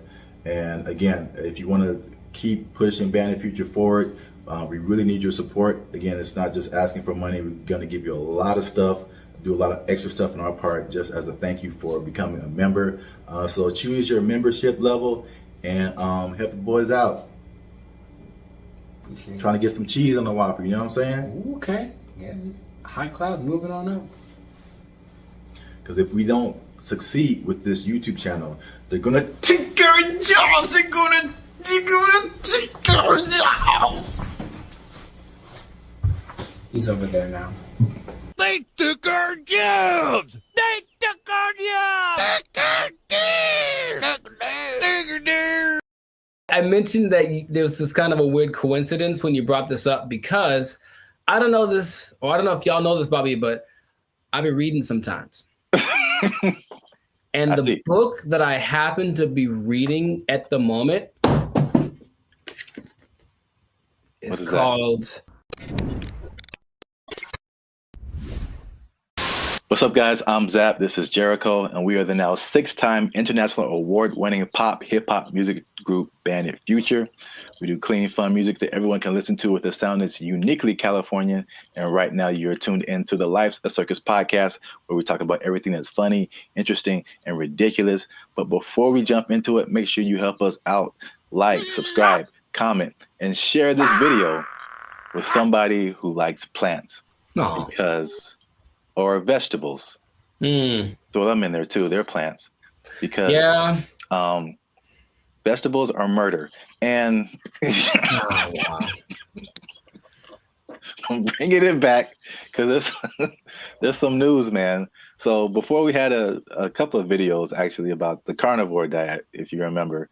And it was just like basically the opposite of vegetarianism or veganism. So instead of not eating meat, you're not eating like vegetables and plants. It's kind of weird. Joe Rogan was all into it. He said it worked for him.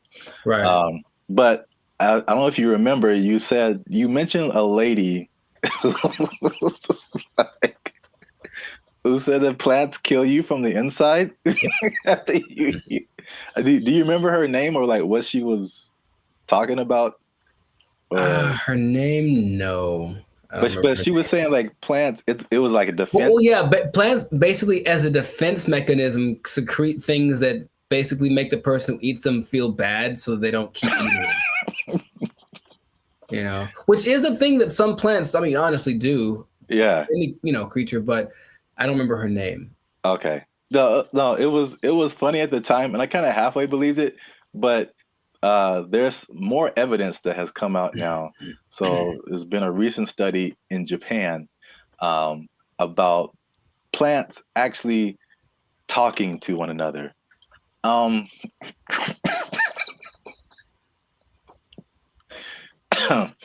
Jericho, do you think plants can talk to each other?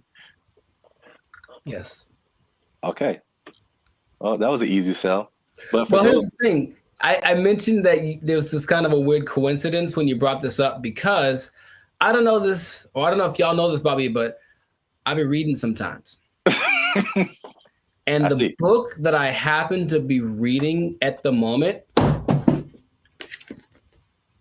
is called The Secret Life of Trees. And it actually is all about plants and their communication. I mean, kind of the evolution and why they're important to the planet and all that kind of stuff. But it does mention how they talk to each other, warning people warning each other of threats. The bugs are over there. Don't do that. The sun is over here. Lean this way. Like they've done studies about that says that they do talk.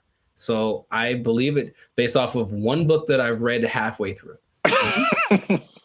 That is pretty crazy because that's kind of what they did in the study in Japan. Like they already knew that, but now they used some kind of fluorescent light to kind of see a visual representation of the plants communicating. And they said the same thing, that plants, that even though it's not like, because some people are like, oh, plants have feelings, and that's kind of different. like they don't get sad or happy, or I don't think that they just kind of do things.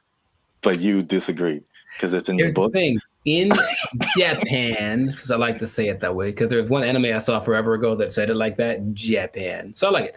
But yeah, in Japan, they've also done studies that show that plants have feelings in the sense that the words that, okay, let's just go way back. I guess maybe words have power in general to make the, create the universe, literally. If you say nice things to plants that grow better, they feel it like they do. That's their result. And so if you go to Japan, which I recommend that y'all do, and you try the fruit, you're eating fruit one that's really expensive, but it's really good. And part of it is because they actually care for it. Like they cultivate it, they talk to it, they massage it, they do all that stuff because they really believe that the plants feel, oh, I feel good, I'll grow better. And I can't say they're wrong. I mean, yeah, I guess feelings in terms of like emotions, like feeling is like kind of sensory. They can sense stuff, but like some people take it to the extent of like, this plant is happy or this plant is angry, or I don't know how far that goes. Because this lady who's PhD, she says he can have emotions because they don't have a nervous system like we do, so they can't like, you know what I'm saying, like those kind of feelings. I get you. I mean, I don't think plants get into depression or nothing like that, but I don't know. I haven't read the whole book. Maybe in a week I'll be like, guess what? Breaking news. I read the whole thing and it said at the end, plants have feelings, period. So. All right. Well, just to piggyback off of that. So what they also found in this this Japanese study is that they released something called volatile organic compounds. So it kind of explains more of this defense mechanism or the communication. So this is what they said. It's kind of in line with what you kind of just said earlier, is that, okay, so a plant, a caterpillar or a beetle or something just starts munching on the plant. And the plant's like, ow. This isn't fun. This is bad. And so they release these volatile organic compounds, and it's like a warning signal. It's kind of like the same thing as like a perfume, like what you would smell, or you've gone by a plant and it smells kind of minty or something like that. Yeah. And so they release this stuff, and it's kind of like a signal, and it signifies the things they eat bugs. And it's just like, hey, come eat the bugs because they're eating me, and make it stop. no joke. Yeah. And so like birds and all kind of other animals are like, ooh, bugs, and they like take the bugs away from the plants, and the plants is like, I got them, and so that, which is like a crazy layer of the universe that I had no idea was happening. Like entire defense mechanisms. And all those relationships between like bugs and plants, which the book talks about. And I've always thought about, like, I don't know how that starts, but a lot of them feel so perfect. You know, the plant does this for the bug does this for the plant, you know, and it has to be something to it. It's like, because they talk about insects, bugs, animals, maybe trees having instincts, but I think there's some level of thinking or communication in there. I figure there has to be something that says, hey, if you do this for me, I'll like, it's not just random. So I feel like there is something to that. It's just weird to think about, you know? Yeah. And it's even to the extent of like a bug is attacking a plant and then he releases that stuff. And then like all the other homie plants are like, yeah. And they start helping each other out and releasing all that stuff and trying to like get the bugs away. And another version of that is like the concept of nicotine, which is found in a lot of plants. And that's like that goes back to what I was saying earlier, or what you were saying earlier, that lady said that they release like the nicotine. That's like another defense mechanism to where like they killing you from the inside. Y'all stop eating plants. They gangsters out here. You think it's a nice flower and it's trying to murk you.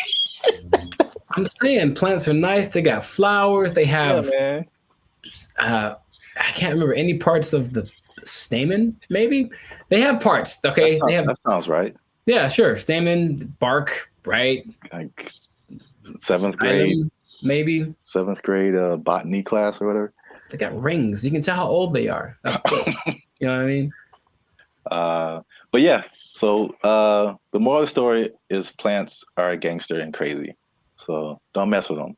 Eat chicken. Plants have feelings. Yeah, put that on his shirt. They'll get that VOC on you. That what do you call it? Volatile VOC. Organic compound. Yeah. VOC, son. Yeah, VOCs represent. Gang. If you see VOC spray painted on a redwood, don't hear it. Yeah. That's it. That's been another episode of the Lifestyle Circus podcast. Make sure you like, subscribe, comment, share this video. Let us know if you've been ganged up on by a plant or if you've seen a plant talking, because people will think you're strange, but we might believe you. Feed me, Seymour. They took our jobs. They took our jobs. Whenever you buy things on the self-checkout line, it says out loud how much everything it is that you buy. And that's kind of a weird thing.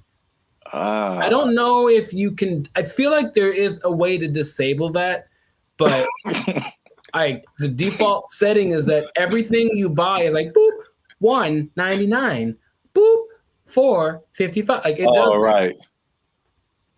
Does it say you're? Well, I mean, so what's so bad about that? It's my business. Some people be knowing what I'm buying. Like, you know, like that's all. Don't put my business out there, robot. That's all. What's up, everybody? I'm Zap, and this is Jericho, and we are the now 6-time international award-winning pop hip-hop music duo Bandit Future. We do clean, fun music that everyone can listen to with a sound that's uniquely Californian. And right now, you're tuned into the Life's a Circus podcast, where we talk about everything that's funny, interesting, and ridiculous.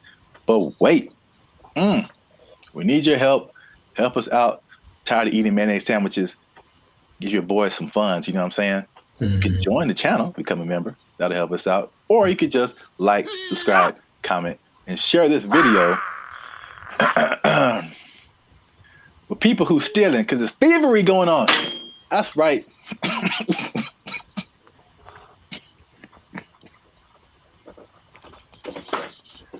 Here's the thing about that.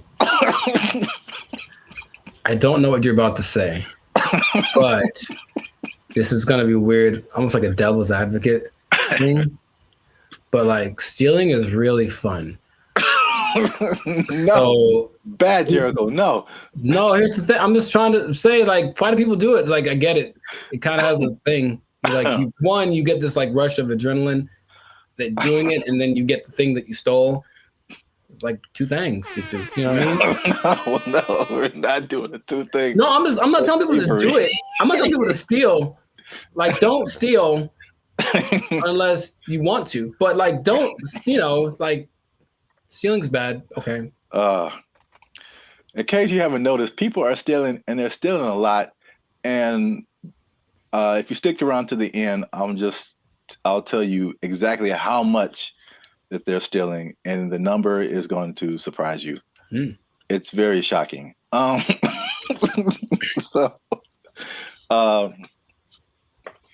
Stealing is bad. Okay, you shouldn't steal. But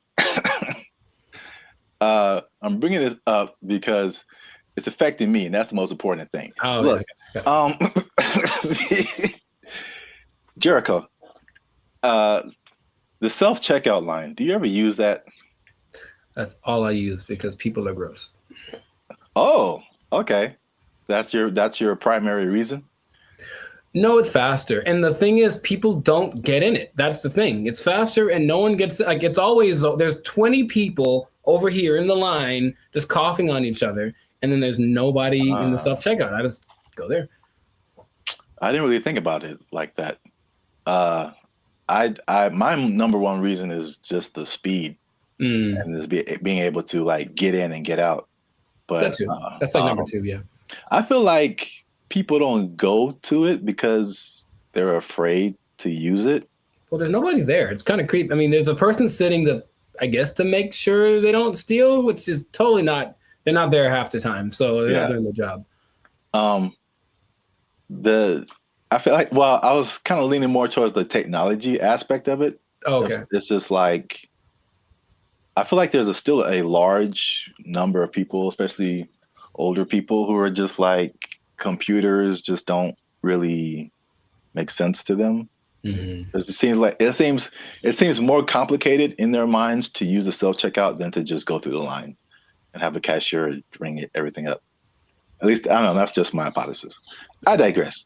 I mentioned the self-checkout line because that's one of the big places people are stealing. So stop stealing. Stop stealing because... Well, you know what about that too, that actually could be a deterrent for people to use it? Whenever you buy things on the self-checkout line, it says out loud how much everything it is that you buy. And that's kind of a weird thing. I don't know if you can, I feel like there is a way to disable that, but the default setting is that everything you buy is like, boop, $1.99, boop, $4.55. Like it does. Right. Does it say you're, well, I mean, so what's so bad about that? It's my business. Some people be knowing what I'm buying. Like, like that's all. Don't put my business out there, robot. That's all. It's just a price. I don't know. If it was like one box of condoms, $12.99, then it would be like, hey man. Yeah, I honestly feel like there's certain circumstances where it says something about what you bought, but not like that. Not like that, no. Okay. Well, anyway, so people are getting these self-checkout lines, and they be stealing, man, and they're stealing so much that one of the major places that they are stealing is Target, man. Target is having or Target if you're uncivilized. They're having a big problem with stealing, and and it's so much in the checkout lines that they are reducing the hours that the checkout lines are open, and it's like making people upset. And it would make me upset too, because I hate when I'm like I'm running in to just get something and get out, and it's like all the self-checkout lines are closed, and you have to go to the line. Which I told you the other day, there's some lady in the store just buying $100 worth of nothing, like just stupid stuff, man. And I got like a candy bar. I'm just like, the people that actually will look at you and say, "Hey, go ahead, just go ahead. You only have one thing. Go ahead." Yeah. And there are the people who look at you and for sure like, I'm not letting this person. Yeah, I was here first. Decision they make. I will not let you in front of me. I don't care if I'm here for 5 hours. You'll be here for 5 hours and a minute. Yeah. Yeah. It's so anyway. The checkout lines there. Some places are reducing them to like, I think it's like 10 a.m. to like 8 p.m. or 7 p.m. or something like that. But it's only like basically early in the morning. And then late at night, like you can't use a self-checkout line. And then in one extreme case, they put it like 10 a.m. to noon, and that's it. And the rest of the time you have to go. The point? I don't. People steal it, man. It's just, it can't stop. Yeah. It's when I tell you how much they've been stealing, you'll be like, oh. Well, here's the thing about that. Of all the places that stealing is fun to do from, which is a weird way to say it, Target's probably Target's probably up there. Target's pretty great. It's a big red Target, literally, and they have all the things you want. Yeah. I'm not saying that I have or haven't done it, but I'm just saying that that's a place you might want to go if you're thinking of stealing. Also, Band of Future does not advocate stealing. Pay for everything that you possess. You're just making it sound really attractive. I don't understand. Oh, I mean, that wasn't my intent. I'm just, Yeah, stealing is fun. I'm like, wait a minute, it's not where I'm trying to go. Oh, okay. So I don't want to be like. I don't think fun is the primary reason. Have you done it? No. But if I would, it's because I needed something or I just wanted something that I couldn't afford to have. Oh. Haven't you seen Aladdin? Yeah, it's He's having fun though. The head of the gotta eat to live, gotta still to eat. Tell you all about it when I got the time. See? He was fighting for his life, man. He made a song about it though. He's having a good time. All right. So how much? Okay, let's two things. How much money do you think Target is losing a year from people stealing? I don't know how much they make. I don't either. Okay. So I mean, I'm guessing it's a high number because here's the thing too. Target's everywhere, right? Yes. They cracked down on Target, the security in California, but I would imagine at like 4 p.m. on a Tuesday in Iowa, it might not be much defense if you want to steal something from the local Target. Okay, so Target annual revenue is about $100 billion a year. Okay, so that's a lot of money. That's a lot of billions, but stealing, I would say. So how much is that? 2% of it. What's 2% of 100 billion? 2 billion. Billion. That's the number, I guess. 2% of whatever they make. 2% rule, but for stealing. Also, don't steal. Now that we know how much that they make, this number doesn't seem as crazy as I thought. Okay. Because they lose 500 million. Oh yeah, that's not okay. So right, it's like context. Like in a bubble, that's a lot. Yeah, it's a whole lot. It's a lot of money. It's a whole lot of money. But it's like 0.5% of all that they make. That'd be fine. Now you know, it'd be crazier if it was like, we changed our mantra. Everybody just go out and steal. Target, especially because they got it, man. They cool. That'd be all right. No, what would be crazier though if it was just like a ring of 20 people that are stealing everything from Target, just 20. Then that'd be like, okay, they are. There are rings of like, there's people that have been doing this for years. I mean, it's especially after 2020, like stuff kind of really got crazy, especially in California. But there's, I don't know if you've seen these like mobs of people. Yeah, they'll just run in, like, take everything. Yeah, they're all like in it, and they just kind of do it regularly. They go store to store to store, and just kind of do this thing. So that's Target. The last part of the tease is how much retail theft is, and this is from 2022, but pretty recent for like all nationwide, and that is 112 billion. So that's basically the entirety of Target's revenue is the same amount that people are stealing just nationwide from all different kinds of stores. So y'all are out here stealing an entire Target every year.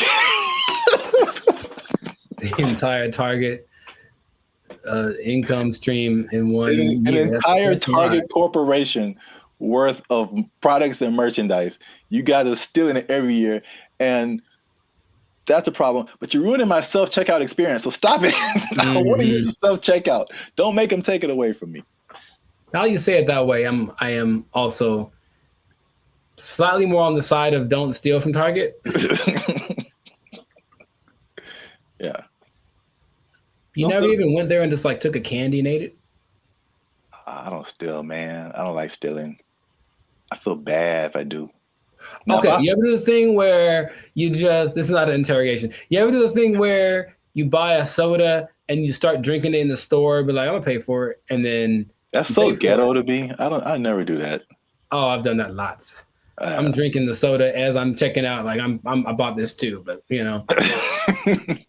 If I was like dying of thirst, yeah, but like no, I feel ghetto when I do that or something. Oh, it's about as ghetto as it gets. The first time I saw that, I think I was like offended, and then I was like, I think that's a good idea. Like, what? I don't have to wait to get to my car to eat this. I don't even know. I got like a candy wrapper. Like, yeah, I ate this too. Bring it up. You just pulling wrappers out of your pocket. Yeah, ring that up, and that. Yeah, I ate that. Like, how long have you been here, sir? I ate that in aisle 5. You can ring that up. I've been here like 8 minutes. Yeah, I was shopping. I was hungry. This isn't Costco. You don't have samples. What was I supposed to do? All right. Well, we're going on long. So this has been another episode of the Life's a Circus podcast. Make sure you like, subscribe, comment, and share this video. People who steal, tell them to stop. We out. They took our jobs. They took our jobs. Everything works. You know, I've been able to text you or call somebody or search the internet. Like, it all works. That's the good. The bad, Okay. Let's talk about it. Let me just say this. What's up, everybody? I'm Zap, and this is Jericho, and we are the now 6-time international award-winning pop hip-hop music duo band in Future. We do clean, fun music that everyone can listen to with a sound that's uniquely Californian. And right now, you are tuned into the Life's a Circus podcast, where we talk about everything that's funny, interesting, and ridiculous. But wait, need you to help us out, support our channel, because YouTube pays our bills. Not really, but hopefully in the future. Look. Yep. I don't know your life. I got to check in and saving and checking. Things are complicated. I need you to subscribe. What I'm trying to say is I need you to subscribe. I got kids to feed, man. Y'all ain't been subscribing. I need you to subscribe, man. I didn't know you had kids. Subscribe, like, share, comment. Because this is actually a very helpful video. Ooh, helpful. Because there's a thing happening, and I tried it out, and I'm going to let you know how it goes. So there's a thing called Helium Mobile. It's a phone service that I switched to, and not only was it half as much as my original phone plan, but it also makes me money. If you stay to the end of the video, I'm going to tell you how much money I've made with Helium Mobile in the past 2 months of trying it out. All right, so Helium Mobile, I think I told you about this when I first started doing it. Because so backstory is I had, my phone was not, what was it? I could receive text messages, but I couldn't send text messages. So, and I had T-Mobile at the time, and I was literally on the phone with T-Mobile customer service for like 2 to 3 hours, like trying anything and everything possible. So I don't know if it was the phone. I don't know if it was T-Mobile. I actually like T-Mobile. I have nothing like against them personally, but I was just like, well, this is the perfect opportunity for me to try this thing I've been hearing about, which is Helium Mobile. Now, Helium Mobile is in the cryptocurrency world. So that's something that I've been kind of looking into for the past few years now. And so I'm kind of in that world. I kind of know how it all works. So it might be foreign for people who have only been on like major carriers like T-Mobile or Verizon or something. But Helium Mobile is, the parent company is called Nova Labs, and they started what I think is the first kind of crypto-centered, crypto-based cell phone service. And so they did a trial of this in Miami, and the results were interesting. The service worked, but they were giving the phone service for $5 a month. And the people who liked it thought it was cool, but what they found out was that, like, with it being $5 a month and it being crypto related, people would be like, I don't know. Like it, but like psychologically, that's so interesting because it doesn't cost enough. So like that's kind of weird. Yeah, and like it didn't cost enough, and I was like, I wish that wasn't the case because I would love to pay $5 for my phone bill. So they bumped it up to $20, which is comparable with like the I would say second tier phone services. You know, not the major ones, but like the Mint Mobiles and the Cricket Wireless, like that kind of stuff. They have services for like $20 a month, $25 a month. So once they finished the Miami test, they went to like I think it's everywhere now, or at least nationwide in the US. So just off of that beginning, I think I mentioned it to you. You may have been skeptical. What do you think about transferring from your existing phone service to this new like crypto phone service that pretty much just started this year? I think two things happen to do. One is the idea of just leaving something that you're used to.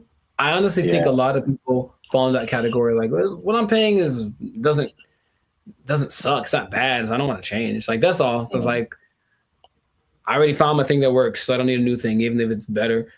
But also there's the lack of confidence from a new thing. That's all. So you have a service like I've had AT&T since forever, right? So honestly thinking about it, my brain goes, but what if it doesn't you know, you've been going to this place the whole time and it works just fine. Why go try something else? What if that doesn't work? So I think there is that doubt there. And honestly, the third thing, just associating with crypto, which is the new thing, it's like, what does that mean? How does that work? There's a lot of questions that surge, as opposed to having hey, I have a phone service, AT&T, they do phones, boom, got it. Yeah. I mean, that's the crypto part, especially because crypto it's gotten better, but it's still very much the wild, wild west. Right. Like there's all kind of stuff going on. And if you aren't like, if you're messing with stuff outside of like the big name Bitcoin and Ethereum, but even then, the stuff goes down. But like all this other, I mean, the thing is like Bitcoin dominates the news, but there are like thousands and thousands and thousands of other coins, and there's so much going on outside of Bitcoin. Like it's insane the amount of stuff that's going on, the amount of projects and different things that people putting together. But yeah, it's kind of scary, and I mean, I honestly wouldn't recommend it for someone who, one, is not computer or tech savvy, and two, hasn't really been into crypto a whole lot. Because I also had another experience. So Helium is like a Bitcoin. It has its own. There's a Helium, what they call a token. Bitcoin's a token. Helium has its own token, but then there's Helium Mobile that had its own token. Okay. So Helium Mobile came after like this original Helium, where a lot of people made money during a whole different kind of mining helium. I don't want to get too technical, but I just want to say that like the helium provided these mining devices, which were expensive, several $100s or sometimes into the thousands. And you would make money by mining helium, which was great when helium, the price was really high. But when it dropped, you were like, now you were making, people were making thousands of dollars like a month, like in this like heyday period. And it dropped to like pennies.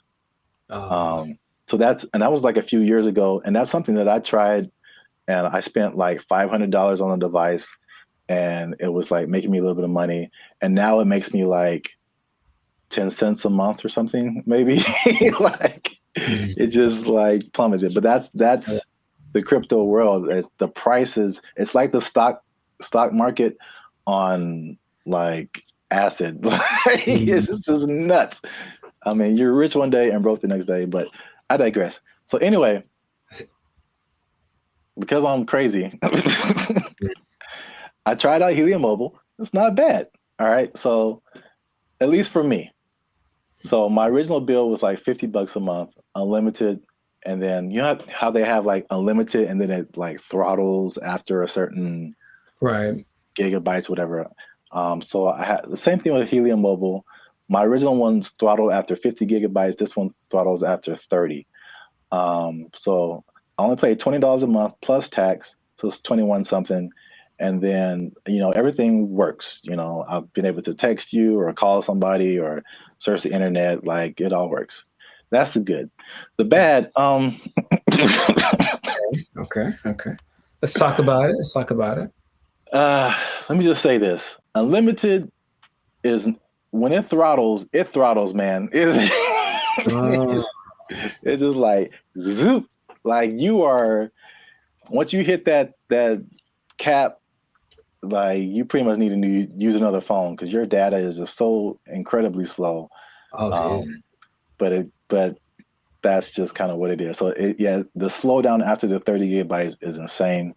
The app that you have to download to use it constantly crashes.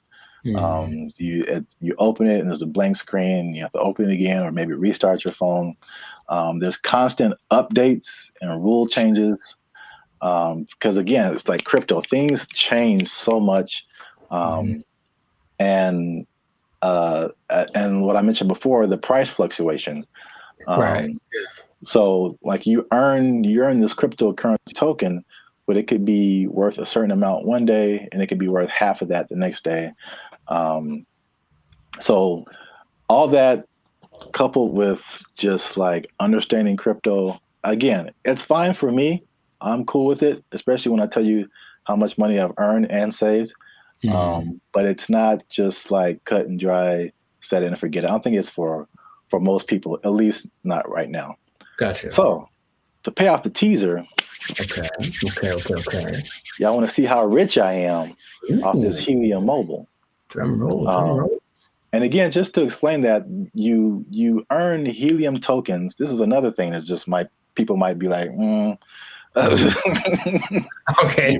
Yeah. You earn Helium tokens by sharing location data, and the Helium uses that location data to understand where they need coverage to expand the network. And they promise, as always, never to sell your data to any third parties. So there's that. I'll let you do with that what you will. Lies and slander. So currently, again, there seems to be a trend in crypto where, like, if you get on something first very early, you seem to make the most money, and then it just kind of like it just kind of settles there. So in terms of Helium tokens, when I first started, I think I was earning like 700-800 Helium tokens a day. The current price of Helium or Helium Mobile tokens, current price of Helium Mobile is like 0.003 cents. Okay. So basically like a Spotify stream. Gotcha. For every Helium Mobile token, but you're earning hundreds of these a day. So I think like when I first started, I was making like around $2 to $3 every day, which is once you set it up, the only thing you have to do is move around because it's location based. So you can't be in the same spot. But if you move around throughout the day, at the end of the day, you'll get, the certain amount of tokens. So I'm pretty active. So I was making a couple of $2 to $3 a day. That has since dropped. It's currently like $1.50 to $2 a day. But again, like a couple of dollars a day for not really doing anything. Sure. That's kind of cool. When people when this first started, people were saying they were making like 1,000 to 2,000 tokens a day. So this was like a few months ago. So you can like see the pretty rapid decrease. And could it go back up? Yep. Could the price go back up? Yep. So who knows? But for 2 months, and I actually put this on 2 different phones. Okay. So in 2 months, and this is after paying my phone bill, my $20 phone bill each month, which you can also pay with a Helium Mobile token. I was gonna ask. Okay. Yeah. So you can take. So basically, there's no money coming out of my bank account now, which is great. You earn the token, you take a little bit of it and pay for your phone service, and you keep the rest of the tokens. You can sell them, you can keep them, hope that they go higher, whatever you want to do. But I've made about $100 per phone for 2 months. So no phone bill, basically, coming out of my bank account, and I made about $200. So the trade-off, for me, I don't mind it right now. Sure, right. Again, who knows? Time will tell. But if you want to try Helium Mobile, there's a referral link in the description. I think if you use that referral code, you get like $5 or it might be $10, something like that. You'll see it. I don't know what I'm talking about. I see. But yeah, you'll earn it towards your Helium Mobile plan. You can try that if you want to. But again, like if you're not a crypto person, I wouldn't it's not so cut and dry. I'll say it like that. So try it at your own risk. Now, after hearing my story, you think that you would want to try Helium Mobile? I thought about it since the first time you brought it up, because the idea of just, the I guess the downside, I need my phone to work fast all the time. I need it to be fast. I absolutely need it to be fast all the time. So I don't know how I would deal with that. I use it a lot, but just the idea of my bill's probably $100, you know, if I'm paying $100 and you're making $100, like, that seems more fun, the making part. Yeah. So consider. Yeah, we'll see. Let us know what you think in the comments. Do you want to try it? Do you think it's crazy? Are you scared to leave your phone service? Is crypto still too wild for you to like mess around with?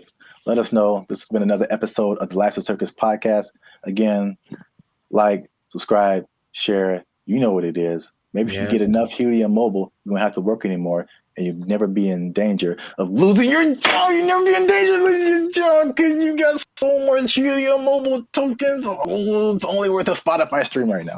They took our jobs! They took our jobs!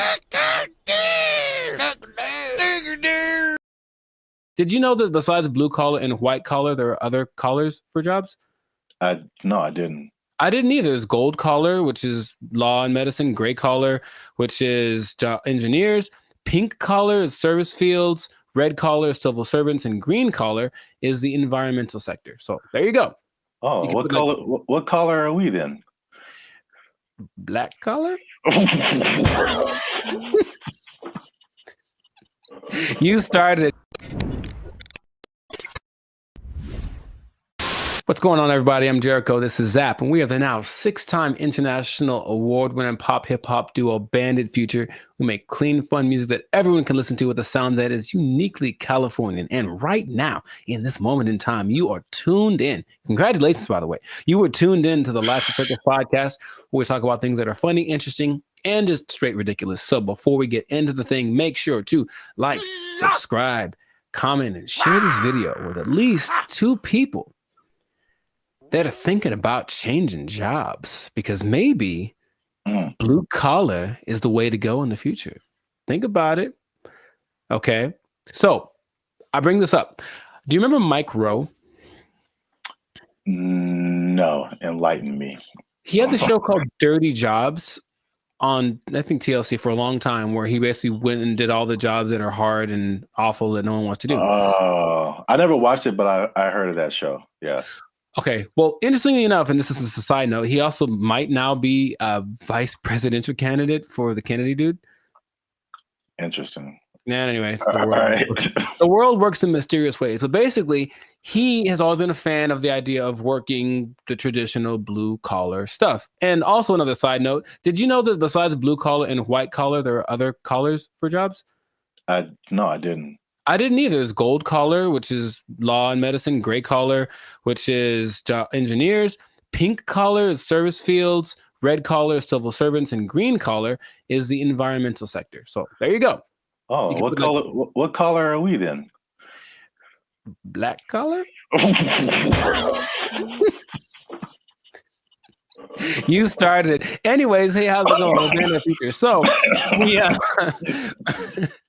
So the question is, like, will you have a better career as a blue collar worker? So he started something called the Works Foundation, and it's basically a program designed to help college students get into trade schools, because of the jobs that are available now. There's like 10 million job openings that are needing people to do them. They're all blue collar jobs. Like, all the oversaturated stuff is the professionals, everyone trying to be the next CEO or whatever, start their own business. However, these blue collar jobs need people. And while going to college has resulted in, where's the number that I can't believe when I read it, has resulted in $1.7 trillion of student debt that people have accumulated. Yeah, 1.7 trillion. Going to a place like maybe Dartmouth College, for example, which is $360,000 for a 4-year degree. You can just go to a trade school, develop some skills, and instead of starting 360 in the hole, you don't make as much money yearly, but you're not starting in debt. That's his first idea. And not only that, he wants to teach the principles that got our country to where it is now. So work ethic, personal responsibility, delayed gratitude, good attitude, showing up early, staying late, like what makes a good employee, but how people have left that behind. And so just recently, I believe as recently as a couple of weeks ago, a school called Western High School in Nevada started to incorporate this into their curriculum. So they're starting with their freshman class of 750 kids. The top 50 kids that graduate from this program will get a full ride scholarship to the trade school of their choice. And I thought that was really cool. So he's trying to make this push to get people back into the blue collar sector because it's, dignified work and whatever. And some people are for it and some people are against it. So just based off of what I've told you, what are you thinking? What's your opinion? I guess I'm kind of mixed. Okay.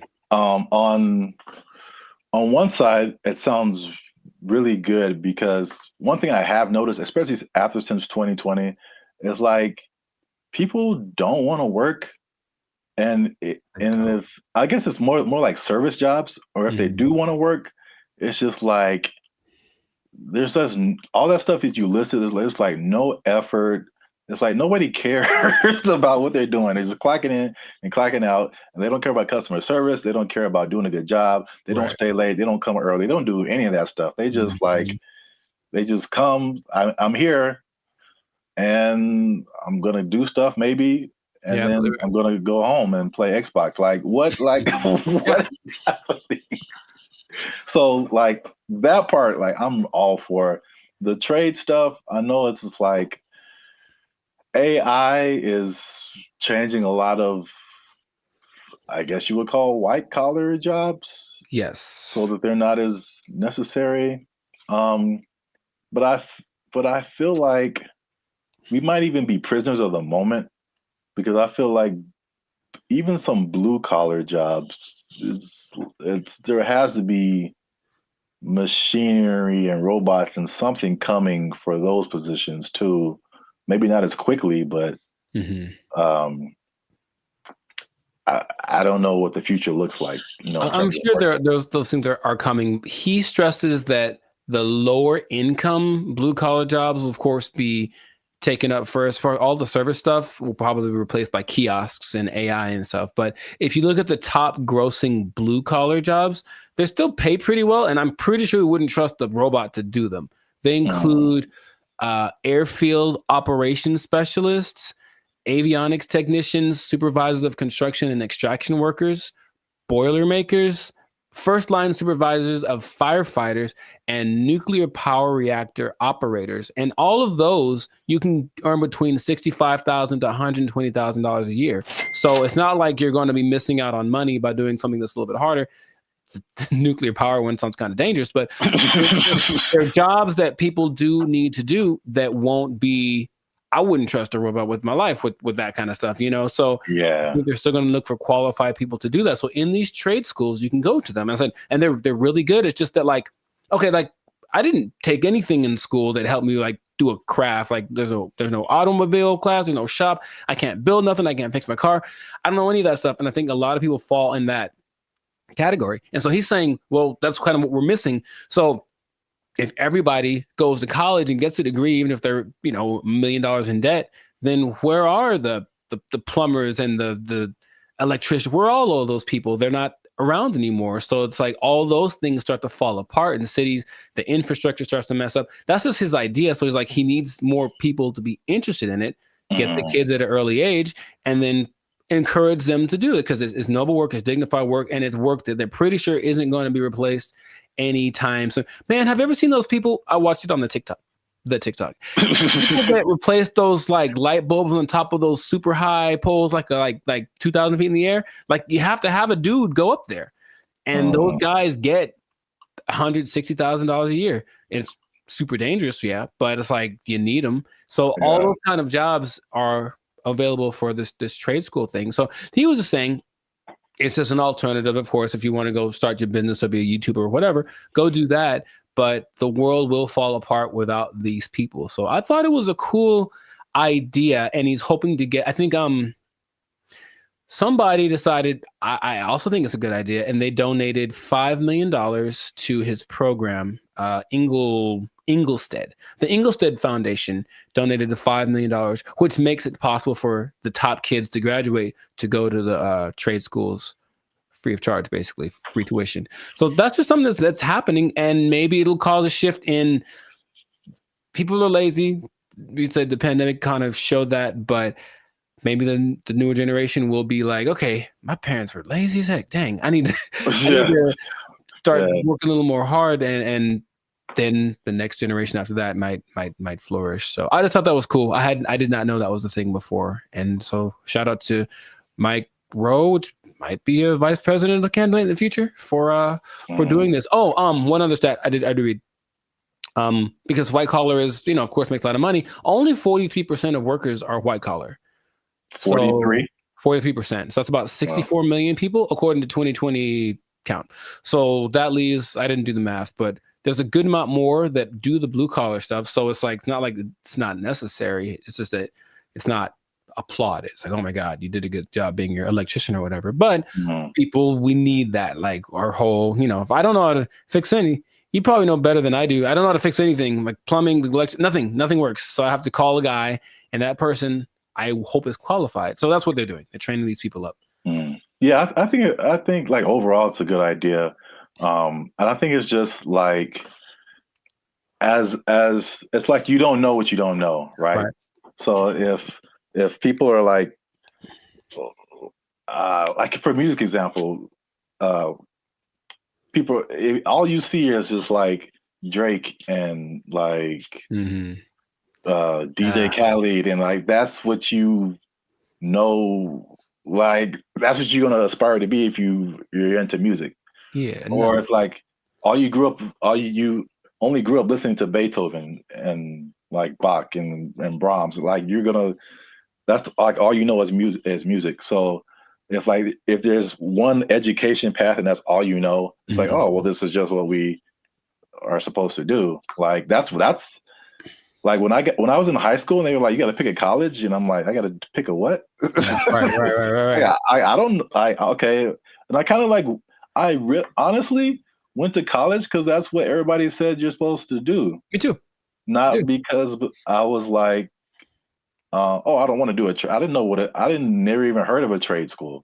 Yeah, I didn't have any options. I didn't know what my options were, honestly. Yeah, they literally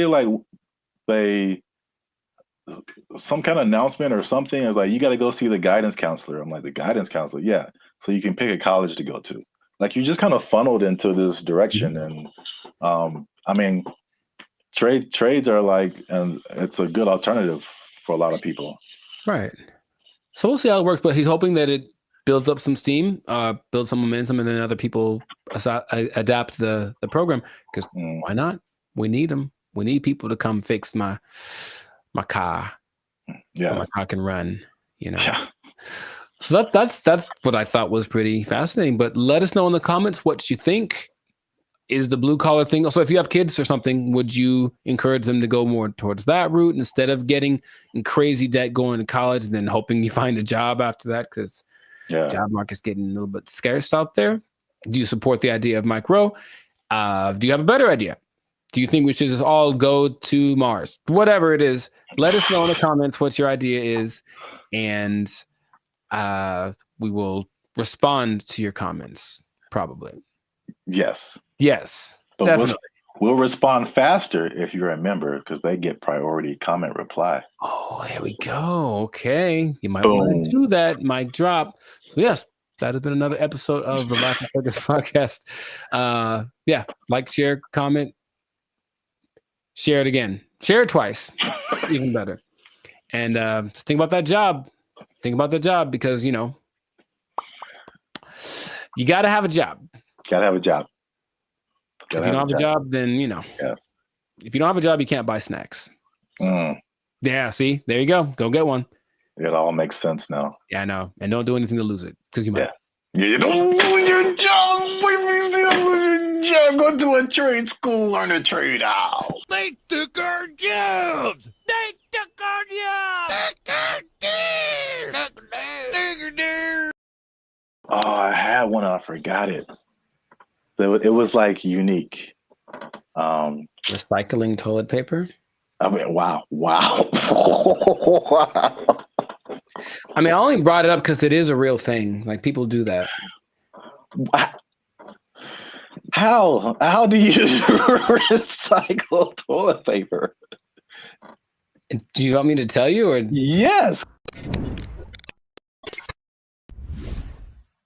What's up, everybody? I'm Zap, and this is Jericho, and we are the now 6-time international award-winning pop hip-hop music duo Band of Future.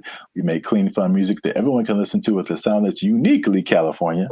And right now, you're tuned into the Life's a Circus podcast, where we talk about everything that's funny, interesting, and ridiculous. But before we jump into today's topic, make sure you like, subscribe, comment, and share this video with 2 people who are flashy.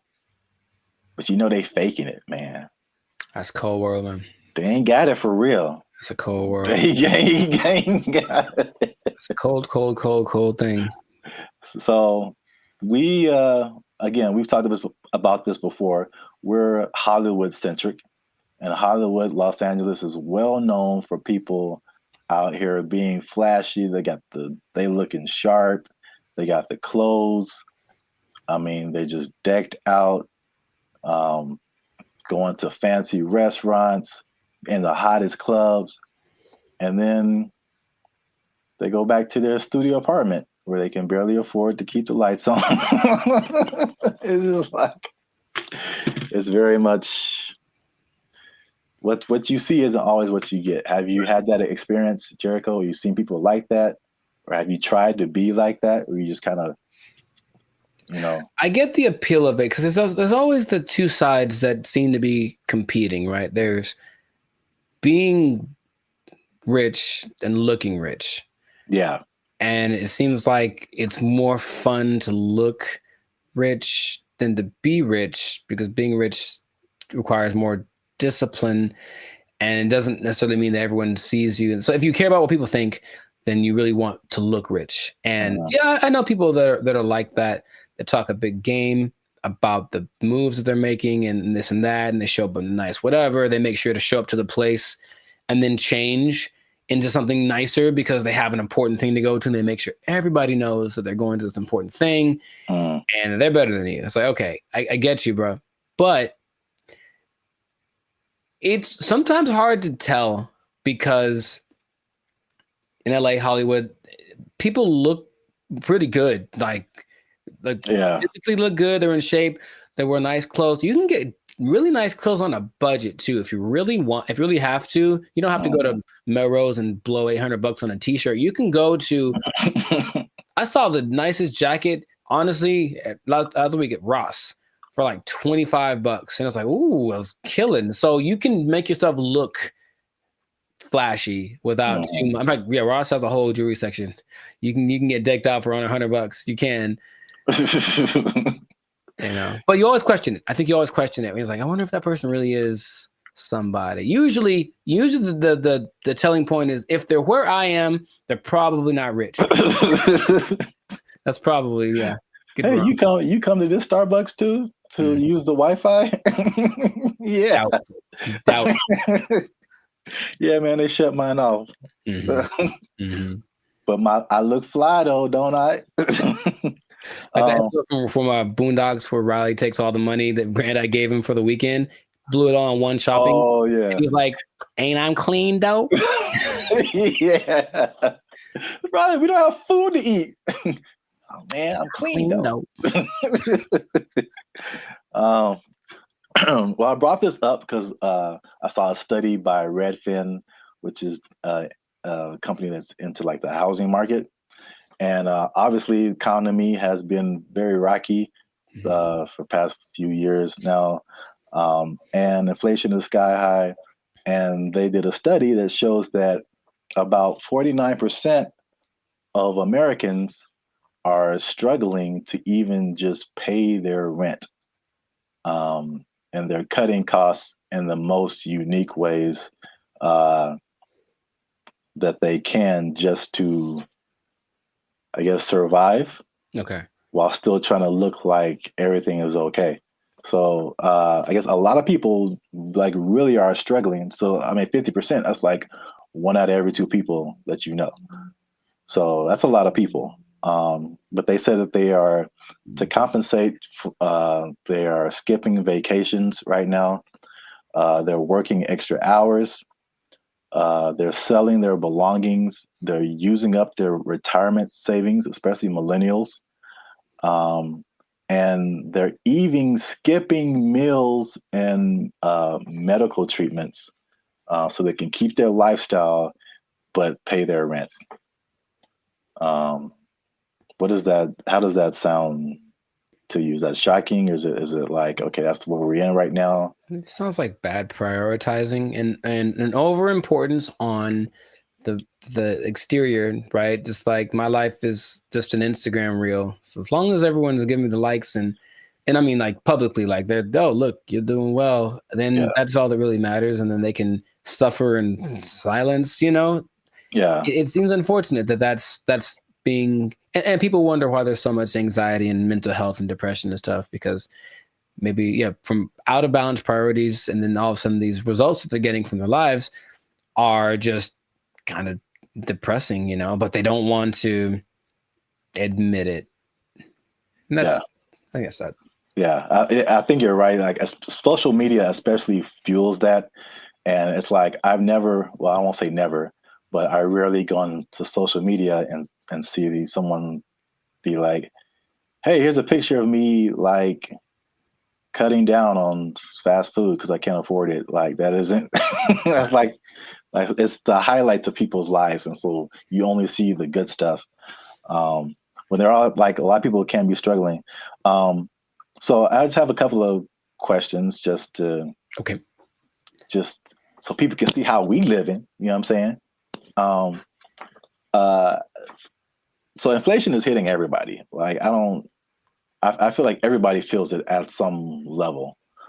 So for people who are cutting costs, are there some stuff on this list that you are doing or have done, or some things that you're not on the list that you're doing that's just like just keeping you in a good position financially? Yeah, I haven't. I love to travel, and I haven't really gone on a vacation since 2022. You know, I think I've honestly only left the state like twice in the last year and a half. So there's that. Even though, you know, traveling isn't expensive, vacationing is expensive. So I mean, if I wanted to, I could go to some place and stay in an Airbnb and chill. But vacationing, I haven't taken a vacation in a while, and then I haven't gotten tattooed really because I like tattoos, obviously. But again, it's like, is it a priority? I suppose not. So I've been held back on that. And then just eating out in general, cooking more, eating out less. And even with dating, trying to find that like happy medium between like, let's not go all out on this. Let's find a place where it's like it's not burgers and fries, but it's definitely not Beverly Hills top of the line, because I got money for that. Yeah, those areas.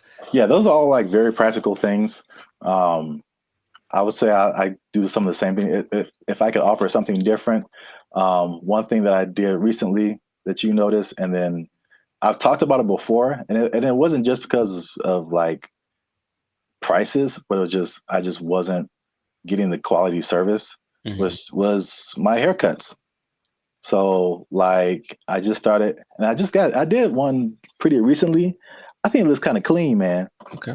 I think I'm out here like, you know, I could do a few things. I feel you. As a barber, but like, I mean, a large part of that was just frustration, just unable to find a barber. If I do find a barber, like I have him for a minute, and then he moved to Texas or something. Like something always happens.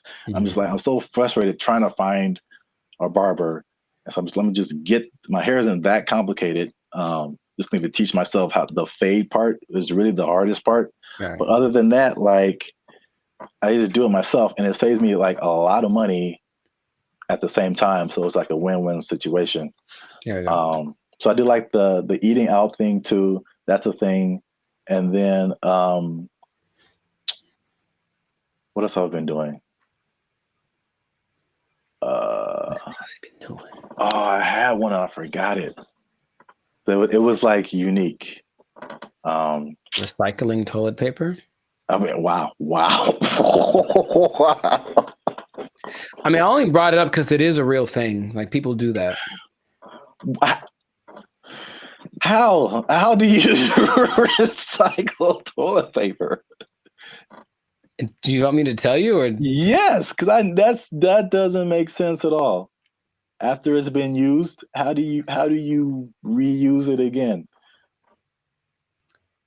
You rinse it off. No, you can't do that. You hang it up to dry. No, in your house. Well, then it's not toilet paper. It's like a rag or something, right? It's toilet paper. I've seen videos of this, man. That's not possible. It's apparently this guy knows something that I don't, because it disintegrates with like water. How can you wash toilet paper? He washes toilet paper and he hangs it up to dry like it's the South in 1945. Yeah. I'm assuming you don't do that. Or if you did do that, you would have no friends. So please don't do that. But yes, that is a thing I've seen people do to cut down. And I'm talking about a person that I forget what he was about, but this guy was a millionaire. And that's part of his frugal plan. I think it's a little extreme, but everyone got their thing. He recycled toilet paper. So don't do that. Please don't do that. Wow. That's very gross. And yeah, he has no friends. All right. Okay. I'm pretty sure that's not what you were going to say. That was, I've never heard of that. That's interesting. All right. Well, here's another thing, last thing about affordability, to just kind of put things into perspective. The people who have houses are having a hard time paying the mortgages, and the people who don't have houses, it just looks more unaffordable every day. And so the study also showed that the average American earns $30,000 less than what they need to purchase a house.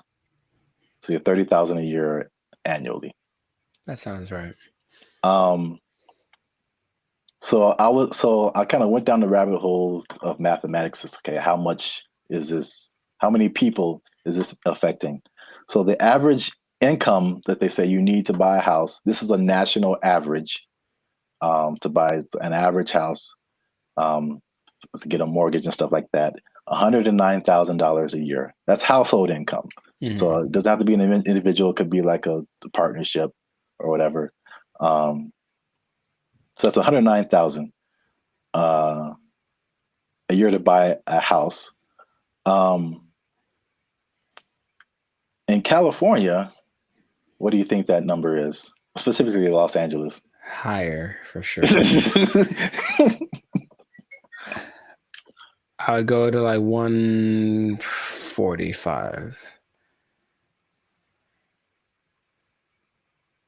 Is that not enough? I hope that's enough. That's generous. Household income, according to them, they said you need $231,000. Yo, I mean, that's okay. More than I expected, but it doesn't sound. I know people that are paying $5,000 a month on their apartment. So yeah.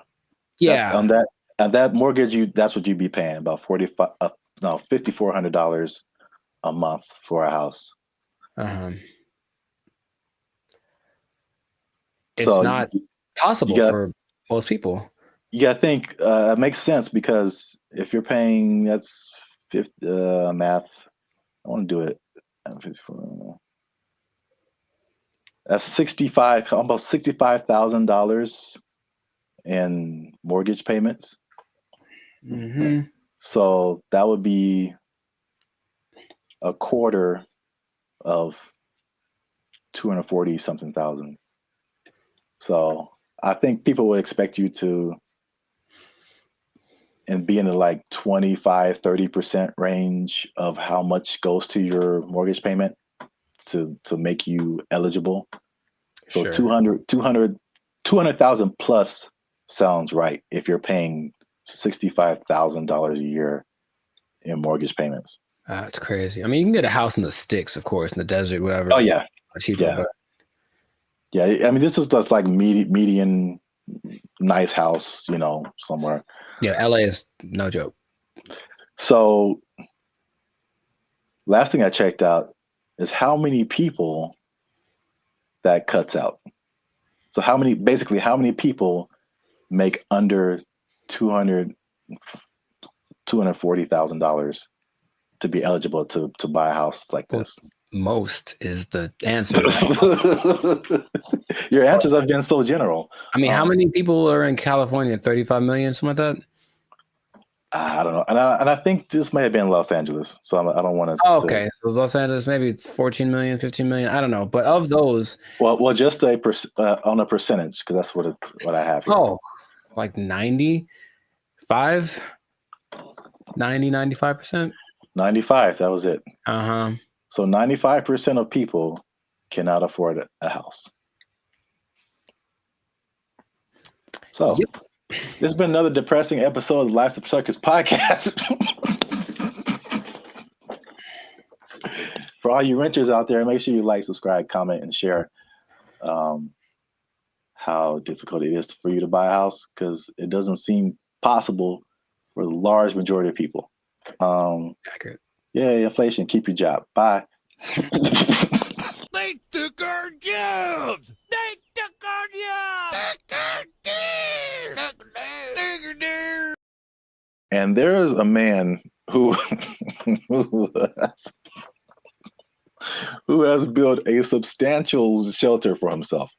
So this place has a front door. It has lights. He has a refrigerator. He has a stove. He calls it a waterfront property because it sits right on the LA River. Other people in the encampment have. What's up, everybody? I'm Zap, and this is Jericho, and we are the 6-time international award-winning pop hip-hop music duo Band in Future. We do clean, fun music that everyone can listen to with a sound that's uniquely Californian. And right now, you are tuned into the Life's a Circus podcast, where we talk about everything that's funny, interesting, and ridiculous. But before we jump into today's topic, make sure you help us out. Help us for that YouTube algorithm. Like, subscribe, comment, and share this video with somebody who's homeless. Is that a good demographic? You know what? Actually, most homeless people do at least have access to the internet. So I guess now, 20 years ago, no, but homeless people are doing pretty good. Yes, I'm glad you said that, because that kind of segues into what I'm talking about. Okay. Before I say I don't know where to start first. Okay. No, I'll go off of what you just said. Homeless people are doing not so bad, at least in LA, from what I can see. So check it out. I think I told you maybe a month or so ago, I was going to like the crypto.com arena, and I was walking past this homeless encampment, and I saw a orange extension cable. Mm-hmm. And it was just like, it was long. It was running all the way down the sidewalk. And somehow, I don't know how they did this, they rigged it into like a light pole or something. And those people had electricity. Like, they were in there having a good time. They had a TV running. They were watching Netflix, whatever. Like, they were just like, it's all good. So I guess the comfortability of homelessness is getting really interesting. And then also I came across an article from ABC, which was just took it to the next level. Mm-hmm. So by the 110 freeway, which is a major freeway in Los Angeles, if you're not from here, there's an encampment, and there's a man who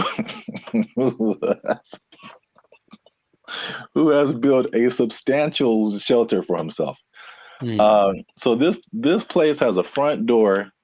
It has lights. He has a refrigerator. He has a stove. He calls it a waterfront property because it sits right on the LA River. Other people in the encampment have little gardens. I mean, they have a whole situation going on. So have you seen anything like this, or have you noticed like the increase in just amenities that like homeless people are just like living it up right now? Not specifically like that, but I do want to point out something, and I think it's a misconception that a lot of us have. Understandably, if you're homeless, you assume certain things about people, but yeah, being homeless doesn't mean you're broke. It doesn't at all. And yeah. I bring that up because I remember in Claremont, I was in a coffee bean listening to two homeless guys basically have a business meeting about how to get more money from people. Like the dude, he was seriously like, yo, man, okay, you got to go to this exit between this time and this time. Make sure you have a dog and they'll give you. And so these people have money, and barring the people that are super drugged out or have like a crazy mental illness, not a lot, but there are homeless people that are homeless by choice. So they have money, it's like they just don't want to spend it on a house. So that doesn't surprise me, but I haven't seen specifically that. Yeah, I've literally been at the gas station and dudes walking up to me who are bigger than I am. I mean, they eating good and like fresh Jordans on, like they just right. Can I get $5? I'm like, dude, you look better than I do. Like, can I get $5? Right. Like, what are you talking about? But yeah, it's getting crazy. I mean, not getting crazy. It's already crazy, especially how here in LA, we have just, I think it was only, I forgot the numbers in LA. But it's just thousands and thousands of homeless people. But I did want to address something because we talked about the homeless before in a previous video in San Francisco, where they were like trying to hide the homeless people because all these people, these foreign dignitaries or something, were coming in and trying to hide the whole situation. Somebody, I don't know this person, but somebody got kind of offended at that video, and they tried to go at us in the comments, man. They tried to go at us in the comments. Would you like to hear it? Good. I'm just gonna paraphrase. So we were talking about the homeless. This guy came on and was like, have you been homeless? Have you ever been down on your luck? What would happen if you lost your job and things were wrong in your life? You lost your house, your apartment. So he's basically saying like, it's not our place to talk about the homeless. Which I fired back at him, and I said it is completely our place, because I lived in LA for a long time, but I lived in downtown LA, which is like homeless central, just a few blocks from Skid Row. When people are pulling down their pants and taking a dump on your front door and you step in it, you absolutely have a right to say something about that. Like, you have a right to say something about that. And it's not even the homeless in particular. It's the all the stuff that comes with it. Like, I don't care if you're homeless or not, whatever, but it's like it's the disrespect for other people and the other things in the city. And just like the trash everywhere and the safety concerns and like the destruction of property. If you're pushing a shopping cart, I'm pretty sure you didn't buy that shopping cart. I mean, you stole it from us. Just because you're homeless doesn't give you a license to commit crimes. Like, you can't. Like, so it's not even about like the haves and the have-nots. Like, that's really irrelevant to me. And I will say that one thing I will apologize for is that I laugh a lot. A lot of people have said that in the comments before, and I think that's just because I think one reason is because talking to a camera is really weird. I agree. And so I'm used to talking to a group of people or something where you get feedback, and so you say something that's funny. Like, I think it's funny. I just laugh at myself. but we try to keep it light on the podcast. But homelessness, really, there are, I don't know, again, everyone's situation is different. Like you said, there's some people who aren't even broke. They just don't have a house. But there are some homeless people who are just like, they had a rough, whatever, something happened to them, and it's just a serious situation, and their life is really messed up. So I think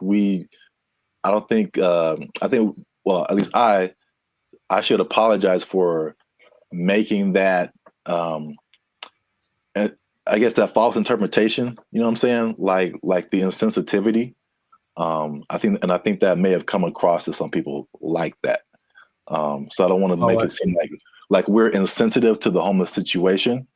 But at the same time, I think that, we shouldn't be silenced because we've never been homeless or we never had a rough time or anything like that. And I have more to say about that, but I want to know what you think about at least that part of it too. I don't apologize for anything. I think that I'm justified in what I say when it comes to things that I've seen over time, right? So generalizing is dangerous, but it works because we have to start somewhere, right? So if homeless people were literally just like everyone else, they just didn't have a home, meaning they weren't dirty, they weren't sometimes violent or leading to criminal activity in order to, because if you don't have money, you have to do things that are above the law to get what you need. If the implication of what homeless is the problem, I think if somehow it was just you don't have a house, there's nothing wrong with that. And yes, people do have unfortunate situations, but in general, when there's, and I heard somebody say this as a joke, but it really does kind of resonate. It's like there's places where homeless people aren't allowed to go. Why? Because they're homeless, and that's not a place that they can't come into the places that we can go because they don't have a home. And it's not because they're homeless. It's because you can tell they're homeless because they look homeless, they smell homeless, they talk homeless, they're weird to you. Like all that stuff is what we're talking about. At least personally, what I talk about when I mention the homeless people. So I don't think there's anything wrong with that. If you do want to go by, I'm sure someone knows someone who just lost it all in a bad, crypto, real estate exchange. The woman took everything, whatever. I know there's people like that, and that's unfortunate. But just in general, homeless people are not contributing to anyone's sense of safety or anything like that. And that's what I'm referring to when I mention homeless people. That's I think that's an accurate statement. It's just like, it's not about the condition. It's about the character that comes along with that, and the not only not contributing but being destructive. So that's just, even in my neighborhood, I think I told you before, it's like when I first moved here, like a few years ago, this place was spotless. I mean, it was just like people had pride in their neighborhood and stuff like that. But we have a major mall, we have a major bus stop here and there, 7-Eleven, like the main intersection. That's kind of where I'm at. And it's just like every year it's like, okay, there's one homeless person. Okay, that's not so bad. 2 homeless. Dang. All right, there's a guy sleeping in front of the grocery store. Crap. And then it's like trash just keeps building up. Trash, more trash, more trash, more trash. And it's like, this isn't a rocket science. Like, what has changed? There's more homeless people. There's more trash. There's more abandoned shopping carts. There's more crime. I mean, I looked at the crime map for my area, and it was like literally my block, that area that I'm talking about, is where all this stuff happens. This is like, anyway. The other point I wanted to make before we kind of wrap it up, because it's going kind of long. One thing I also hate is that when people make judgments about you and they don't know anything about you. So same thing. I mean, the door swings both ways, right? People could say, "Hey, we're making a judgment about homeless people," but this person in the comment also made a judgment about us, like that we don't know anything about homelessness. We have never had a rough time or anything like that. And it's just interesting to see Because I mean, I personally didn't come from having a lot or anything like that. And so when I've done stuff here in LA and I've really worked really hard and become successful, it's just like the mentality of people is just so interesting to see, like the psychology. It's like you become like, oh, you always had a silver spoon and like you got it good and you don't know what it's like and all this kind of stuff. And I'm like, I absolutely do know what it's like. Like into like 2012, I had nothing. I had like literally no job, no place to stay. Like I've been through all this kind of stuff. Like, and just because I'm like in my own place and have my own business and I do all this stuff doesn't mean like I don't know what's up. And I think about the people like the Jeff Bezos of the world, who just people just, oh man, he doesn't care. He doesn't know what it's like. Like I've seen pictures of this dude. This dude was selling books like in a garage somewhere, like just nerding out. I don't know how, if he had friends or I don't know, but right. they show these, you know, Google started in a garage, Apple started in somebody's garage, Amazon started in somebody's garage. These dudes didn't just like, you know. No, they worked for it. They really did. Yeah. And they gave the world something that the world needed. So they get rewarded with exactly. You know, I mean, if you want to have all that, then you can create something that literally changes the entire world. And then you can have all that too. But like, I don't criticize anybody for like having success or anything like that. Like, I'm pretty sure at some point, you know, even like the what was it? The Kardashians or Paris Hilton, because I used to kind of feel that way too, because that was kind of like their, you know, you knew that they came from money. They had, you know, stuff going on. Sure. But like, unless you have worked on a TV show, like you really don't understand how insanely difficult it is, how much you have to grind. Like just because you have a bunch of money doesn't mean it's going to be a success. Absolutely. Like I kind of tell you that I'm not even a lead. I'm just working, you know, background or stand-in or just co-star or something. And I'm just like, after a couple of days, I'm like, dude, I'm like spent. I'm like, you're just 12 hours a day, boom, grinding. And then they have to come back and learn. They got to go home, learn lines, you know. I think Dave Chappelle had a funny like little. I do a Chappelle show, 14 hours a day. I come home, raise my kids for like 10 to 20 minutes, and I get back up and do it again. Like, yeah, dude. Like anybody you see, even if they have money, they are grinding, man. And so that's kind of just I just wanted to make those points because it was just like upsetting that someone would come at us in the comments over that. It was just without any kind of perspective. Do you think the person that made the comment has a job? I feel like they do. I feel like we just hit a nerve. Like they had a job, or they're going through a tough time, or someone in their life is going through a tough time, and it just seemed like we were just talking about, you know, we just like on YouTube, and we're privileged, and we just homeless people are terrible, and it's just, you know, so. I say if you give me one fact about a person, and then I get to judge whether or not to invite them over to my house. If you tell me right off the jump this person's homeless, then that's going to determine whether I want them to come over.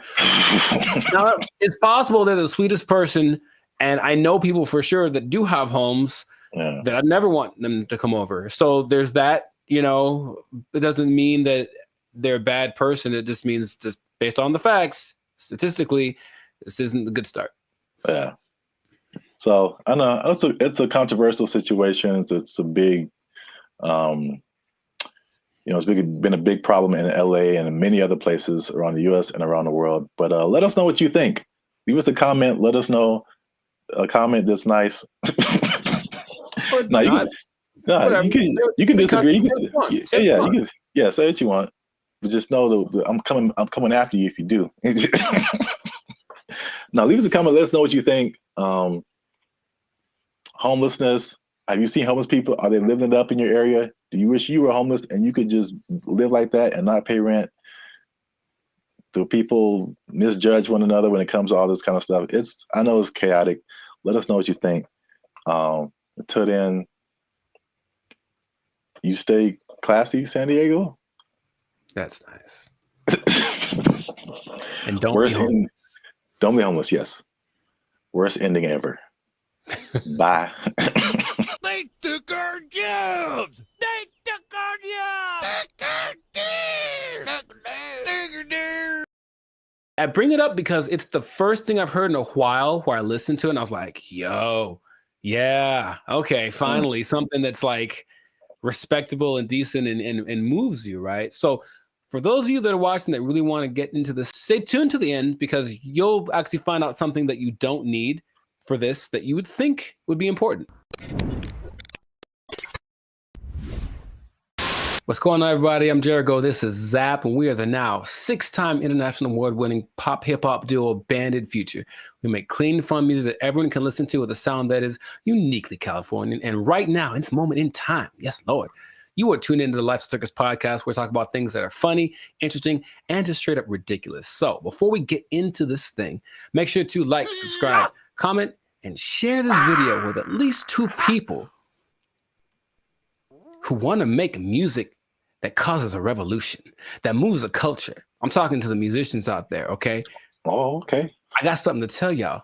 There's a way to do it, I think, if you follow the latest trend. If you follow the latest trend, there's a way to get your music so that people really like it, okay? So have you heard, Zach, have you heard of Amapiano? Amapiano? Amapiano. It's a genre of music. One word, Amapiano. Not I'm a piano, but ama. I know, it sounds like it's not I'm a piano, it's I'm a piano. I've never heard of it. Not ama. It's a girl named Ama, and it's her piano. Okay. But it's called Amapiano, and it's basically a genre of house, if you will, but it's from South Africa. So the most popular figure in this is Tyla, if you have heard of her. The water I've heard girl. the name. Yeah. Okay, I mean, she's cute. She's won all the awards. She's the newest big thing, but she basically comes from a watered down version of this genre. Okay, and so the interesting thing is it followed a couple of patterns that work generally to make a style of music really big. And I bring it up because it's the first thing I've heard in a while where I listened to it and I was like, yo, yeah, okay, finally something that's like respectable and decent and moves you, right? So for those of you that are watching that really want to get into this, stay tuned to the end because you'll actually find out something that you don't need for this that you would think would be important, okay? So Amapiano is basically a subgenre of house piano, okay? And so it's got one thing that a lot of new styles of music need to have. It's something familiar. There are people listen to it and they're like, oh, I kind of recognize this. Like it's in a different, the presentation is different, but the substance is the same. Something I resonate with. So that's number one. You listen to it and like that, I hear something that I've heard before in the music, okay? Lots of repetition. So you just kind of hear the same thing over and over again. And it's so infectious. Fun to dance to. You haven't seen any of like the TikTok? It's a huge TikTok thing, right? That's the thing that's made it go from, it started in 2012, but probably like 3 years ago is when it really started to burst on the national scene or the global scene, thanks to TikTok. But you've never seen any, it basically all of the moves. So there's Afrobeat, right? There's Afrobeat.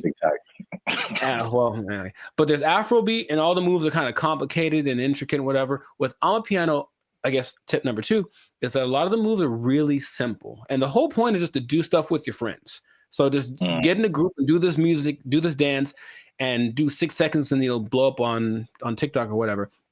And it's always something really simple, a little shoulder movement, a little head thing. And it looks really cool, but the music kind of has this driving thing. So I'm giving y'all the formula for this basically.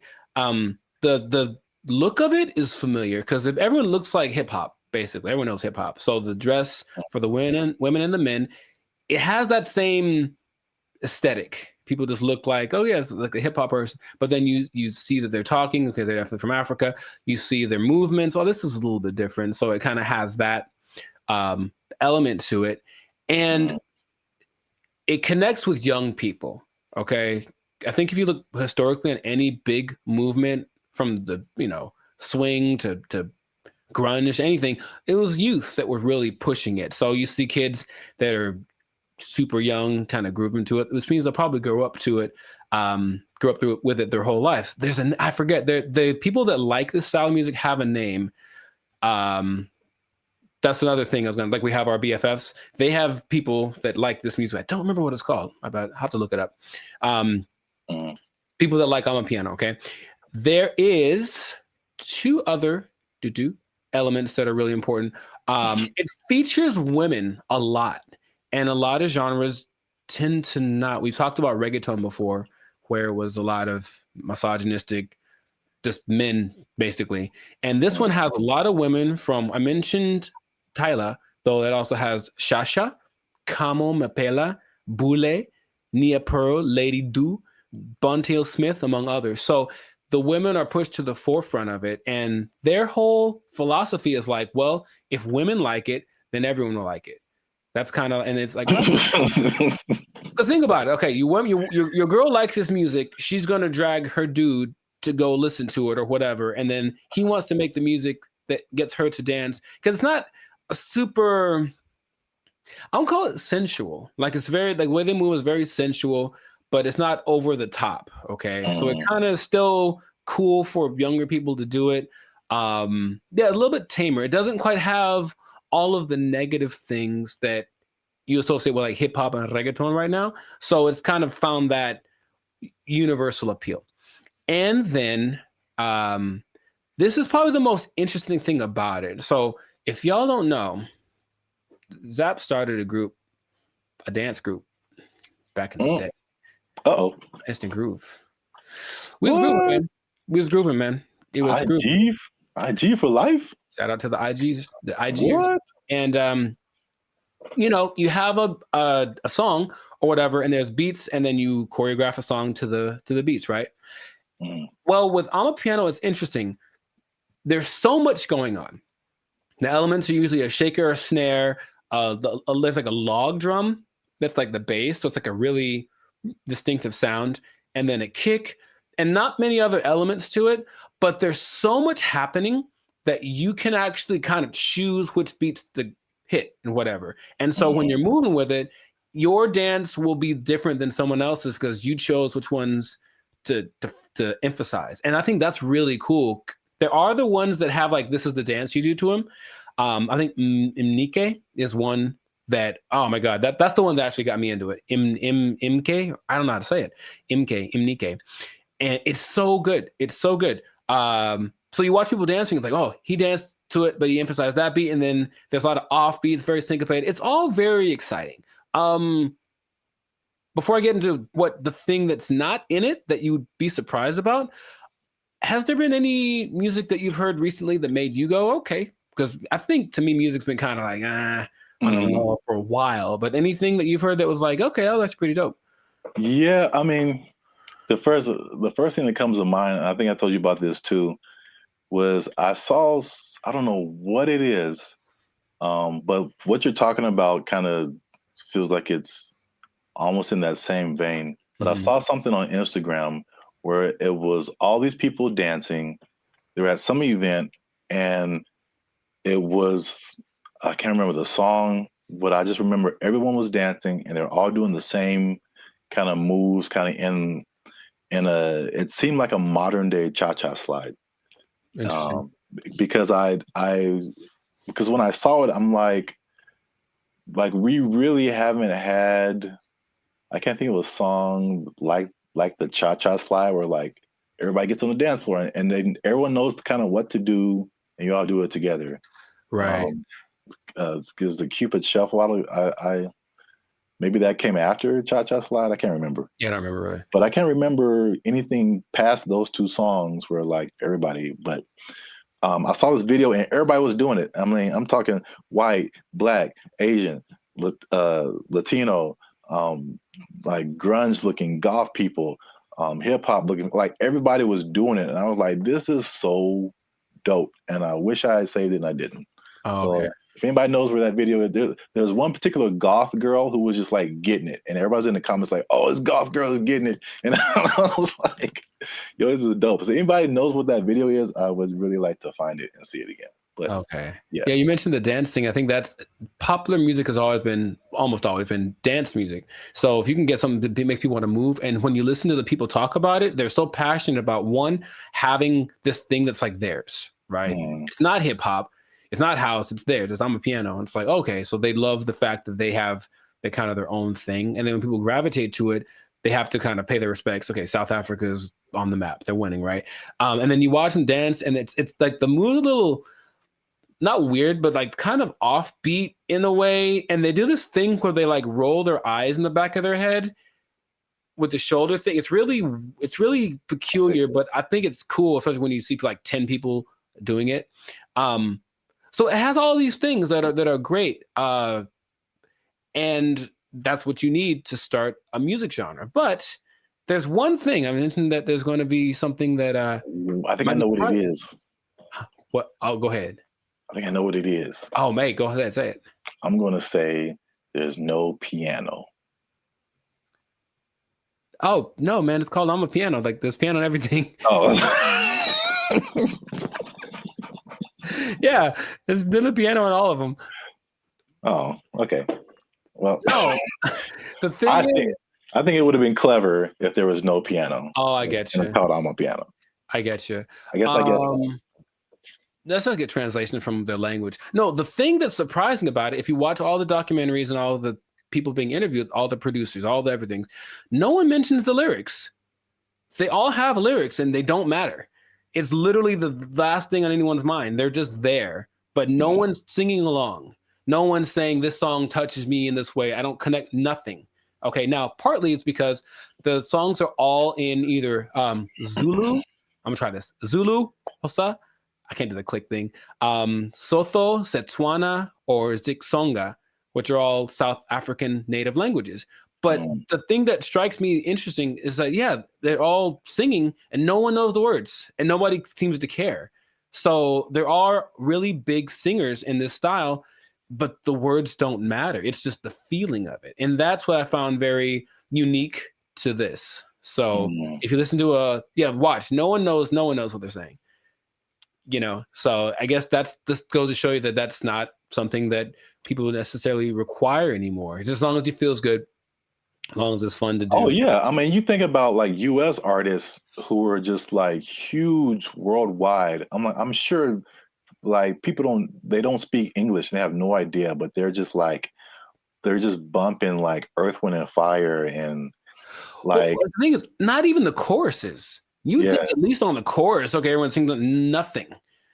Yeah, it's really weird. Yeah, I mean, I know that this is different, but I'm just saying like the ability of music to kind of to have that a tendency to. Oh sure, yeah. To where the words you don't have to quite know the words.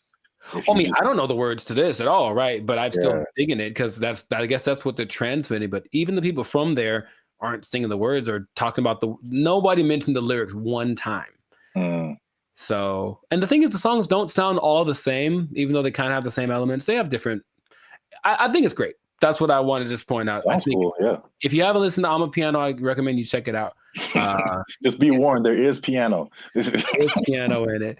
Yeah, I think you'll enjoy it. I thought I got that right. I really did. Nah, I wouldn't. I should have just lied. Yeah, you got it, man. But in any case, let us know in the comments if you listen to Amapiano what you think. If you have a TikTok account with 20 million followers because you did a dance to one of the songs, who knows? But oh yeah, and all the songs, the dances are just from whoever did a cool thing. That's the other thing. They're not made by famous choreographers. It's just like somebody literally said, I saw a kid dancing to it on the street and I thought it was cool. So I did it in the club. And the next thing you know, there's 500 people doing it. So there's that like word of mouth element to it. That's just, I think it's really cool. So anyways, yeah, check it out. Check out some of those artists that I mentioned. They're pretty great.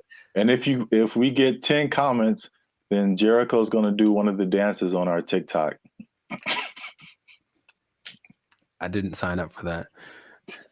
I wouldn't mind learning though. That is kind of fun. I'll do one of the simpler ones.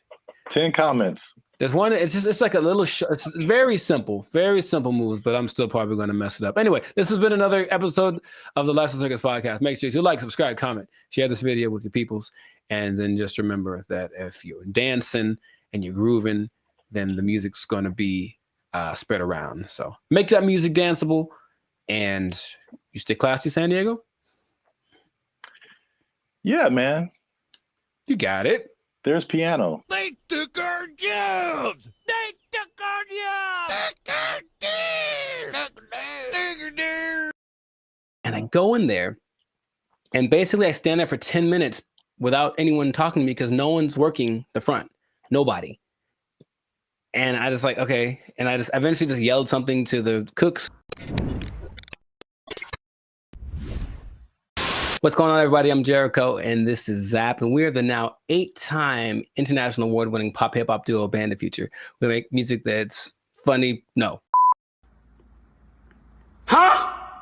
We make clean, fun music that's easy for everyone to listen to with a sound that's uniquely Californian. And right now, you're tuned into the Lifestyle Circus podcast, where we talk about things that are funny, interesting, and just straight ridiculous. So, before we get into this thing, make sure to like, subscribe, comment, and share this video with at least 2 people that knew that the wage increase for fast food workers was a bad idea.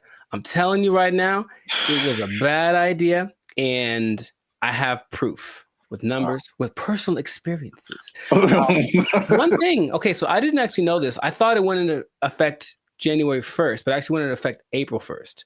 Yeah. Yeah, so there's less data on the effect of it, but I have already There's enough data, I know that.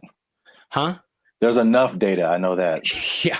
So I got some numbers, and I got a couple of personal experiences. But I'll go to you first. Have you noticed anything tangible or had any experiences that kind of like noticed? A Whopper from Burger King is $8. I think I mentioned this before. Like I remember when the Whopper first came out at Burger King, it was 99 cents. Accurate. It's now $8 just for the sandwich. Mm-hmm. No fries, no drink. $8 is where we start, and then it goes up. I'm furious.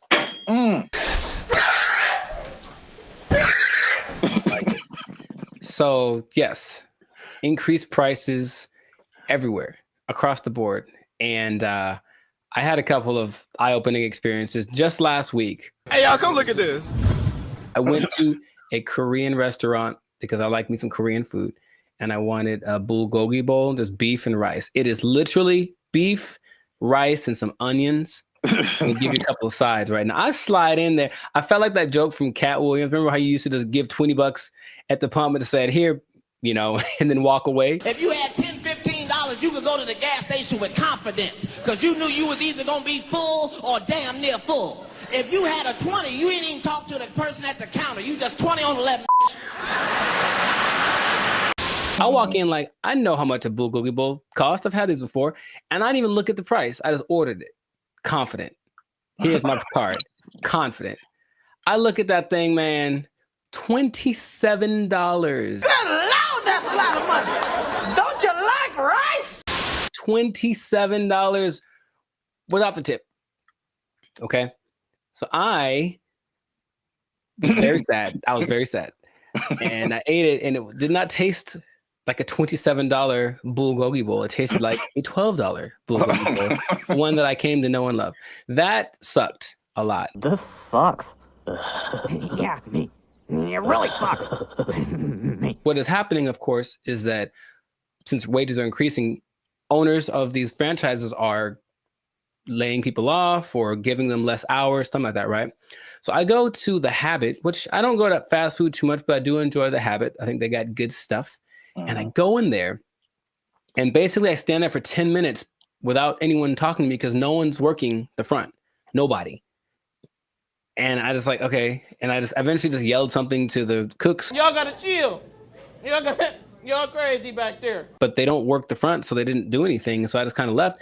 And then I overheard the conversation, like somebody got off the shift at X time and someone wasn't coming in till Y time. So I was just out of luck. I came in the gap between shifts and there's nothing they can do about it. Calm down. No! Now, there's a couple of things that are interesting. So for those who've been living under a rock and they don't know, the fast food minimum went up from $16 to $20 as of April 1st, okay? And they started to interview a bunch of people just to see what their experiences are, business owners. One owner of El Pollo Loco franchise actually said he owns 6. And he says his costs went up because of this, $180,000 per store per year. Just one guy. And he says, I can't handle it. So he says, as of today, I'm in the red. We're losing money. We're going to need to stop the boat from leaking by making changes, which means raising prices, laying people off, all that kind of stuff. And it keeps happening. There's also confusion about who it applies to still. People like, there's a Gabriella Campbell who owns an ice cream place in LA, and she's not quite sure. She had to write the assemblyman. All this is confusing. So they're trying to figure out what's going to happen. So they're losing money from litigation, trying to get paperwork signed and documents and hire lawyers and all this stuff. It's just chaos, right? No one knows what's happening. And so the big thing is that I think it's all going exactly like we predicted. Going to have less workers. Somebody's going to get fired. Right. Or more automation. So again, less workers or less hours. Nobody gets overtime. Something has to like compensate. I mean, it's like people think they just pull minimum wage out of thin air, and it has to come from somewhere. Another gentleman said, Brian Hom, he owns San Jose Vitality Bowl, and he said, one, customers are really mad at his $14 price for an acai bowl, which I understand because I've made an acai bowl for $3. So I understand the price. And then he basically said this: I'm happy for my employees getting the $20 minimum wage, but if we can't continue to have good sales, they may not have a job. You about to lose your job. Get this thing. This is the cycle that we've entered ourselves into, where the owners have no choice but to raise prices, but to lay people off. And it's just bad. And I don't see it. I don't see the solution. I got some good news and I got some bad news, y'all. The bad news is that I'm shutting down the studio. It sucks for the, I mean, there's so many different, everybody's. What? Bro, what are you talking about, man? Everybody's in a different boat. I know a lot of this applied to like the big chains, like the McDonald's of the world and the big franchises. Sure. And it's a lot of complaint from people is like, well, these are big corporations. They have lots of money. It's not, they can afford to pay this. They know what they did. They know what they did for sure. Like just McDonald's, because that's the thing that everybody knows. The McDonald's corporation is different from like the franchise owners. And so these are like individual people or individual businesses that, you know, get everything from McDonald's and just put their, you know, labels on it and all that kind of stuff. And so they don't have as much control as business owners or as franchisees. Is this worth you losing your job? They have their own kind of separate budget that they have to work with. It's not like, you know, McDonald's down the street is not the McDonald's corporation per se. Right. So there's that disconnect, which is confusing to people because I think those people that you mentioned, the actual franchisees or the business owners, they are the ones who are getting it the worst. Yes. One because they can't really, they don't have control over their franchise fees and all that kind of stuff. They didn't advocate for this minimum wage that was just handed down to them. And then the third thing, which is like the killer, is that because they have to raise their prices to just survive, right, the people are getting mad at them. Yeah, right. And they had nothing to do with it. We're supposed to be a family.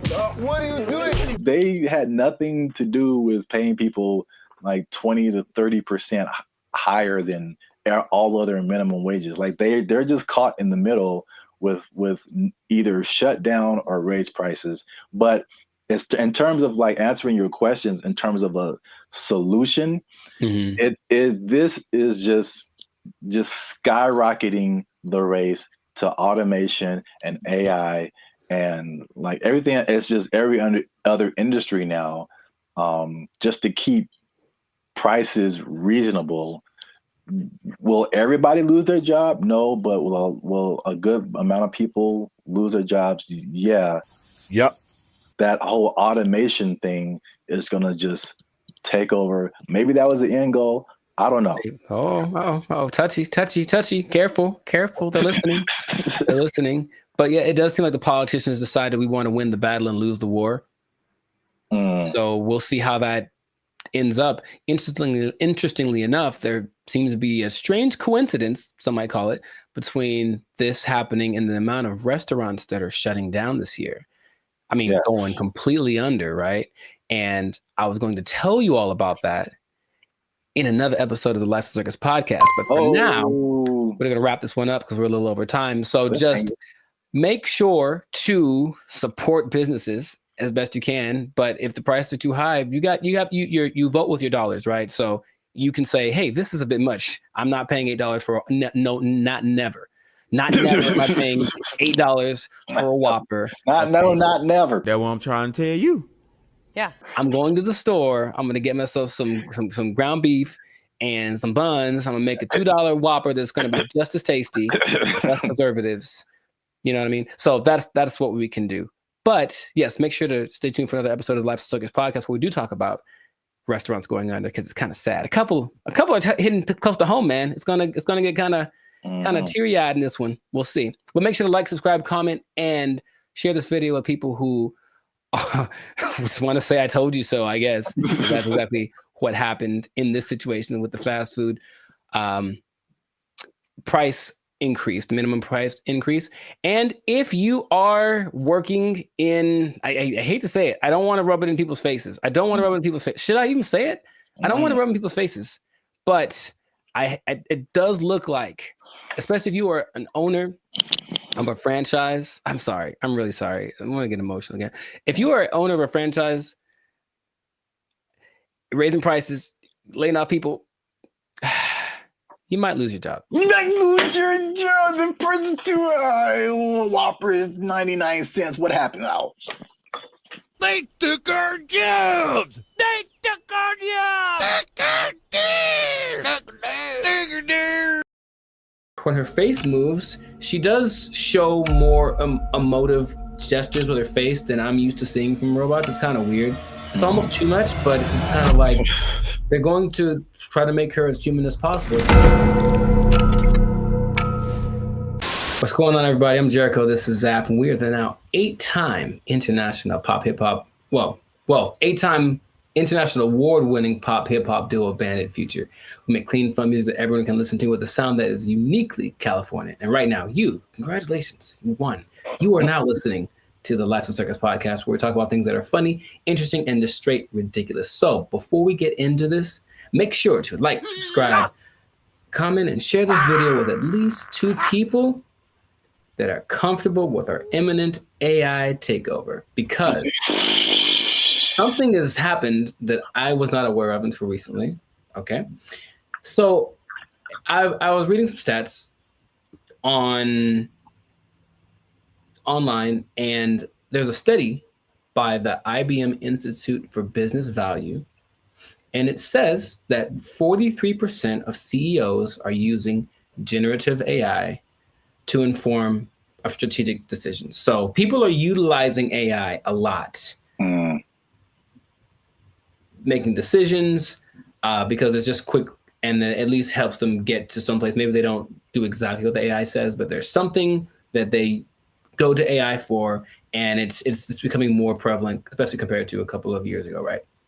But what if I told you there's one company that took it a step further?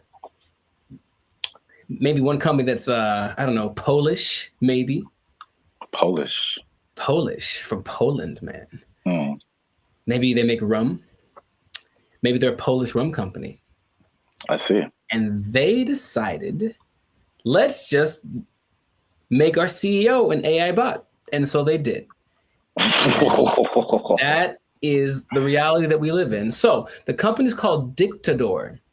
It's a rum company from Poland, and they went ahead and they just made an AI bot their CEO.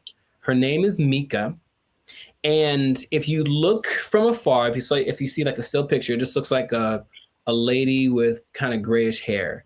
And then you look closely and it's like, oh, that's not a real person. So the AI named Mika is the first CEO, female robot, a true trailblazer, and is also a board member who directs operations on behalf of Dictador. Okay, so just off of that information by itself, how do you feel about that this is happening? I would say shocked, but I'm just not. I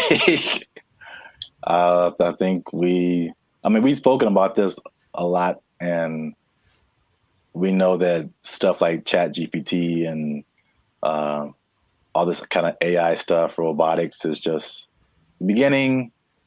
I've seen Terminator. I don't know. You don't watch movies. I have not. I understand the premise. It's the Matrix. It all just, we've kind of forecasted this for a long time, and here it is. Congratulations. It's been actually having the last 8 months or so. About 8 months ago, they appointed Mika, the CEO, and they actually interviewed the president, Zarek Zoldrowski, and they just said, so what's the deal with that? And he basically said, we're not concerned that AI is going to take over because humans still can't be replaced to make certain decisions. Like, for example, you can't use AI to hire or fire people. That's what he said. But AI is such a powerful tool and people were using it anyway. We decided, let's just go one step further and actually make AI our CEO. Now, if you listen to this guy speak, he does seem like he just came off of an acid trip or something. He's a little out to lunch. Maybe that's just his Polishness. I don't know anyone from Poland, so I'm not sure how they are, but it's a little bit trippy watching it. But when you look at the picture, and I only found one video on this, but basically they have board meetings and it's just her standing at the head of the table and everyone looking, and she's giving orders and telling ideas. The most recent thing she did was she decided who would design the bottles for and they're actually very attractive, but it's not that she designed the bottles. She's like, this person has the best ideas for a bottle design. And that's the kind of thing that she is doing. So then they decided, let's interview Mika, see what she has to say. This is what she said. Okay, she said, as a robot CEO. So she called herself a robot. Now, is that different? Like, so she's AI in a thing that I guess is a robot, but I've always thought I kind of separated the two. Because I'm thinking about like the internal workings of what's regulating their actions, and that's AI to me. Even though they're in like a body suit, that's not a robot. But she called herself a robot. Okay, she's a robot. And she says, I'm ready to make executive decisions. And the good thing about me is I don't have to sleep. I don't have to rest. I don't have to take weekends off. I'm always ready. And I said, okay, I guess that's noble. And then she said something that I didn't particularly like. And it's not what she said, it's how she said it. Okay. Humans must be dominated. No, that was the other one. That was the other bot that was like on Jimmy Fallon and it started talking in a different language and saying it's taken over, But no, she says, I work 24/7. I'm here to help Dictador take over the world. And the way that she said the take over the world part, I was like, oh man, it's happening here. Basically, I bring this up because it's interesting and no one's really speaking about it. It's just, I think, slowly going to get integrated into things. And then you're going to go to said company with a complaint about whatever. And then they're going to say, oh, you should talk to the manager, whoever, the CEO.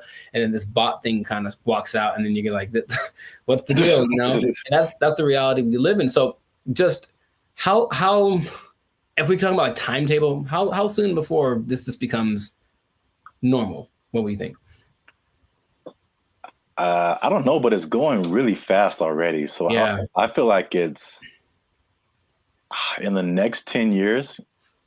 I mean, because the incentive is so strong. It's one of those revolutionary technologies. Like like the beginnings of the internet. They're like, you have every incentive to be on the internet, make your own website, because you can now connect with people all around the world. And so now if you have like a CEO of your company that has all of the knowledge ever to help you make decisions, it's and on the flip side, it doesn't cost you as much as labor. And I've said this before too, like one of the most expensive things in business is just hiring people. Hiring people, their wages, their taxes, the complaints, lawsuits against employers, sick days. Like there's so much stuff that can go on with a person that doesn't happen with the robot. And even like stuff like inflation, like people are feverishly trying to get robots everywhere, AI, robot, anything, like cut our costs, please.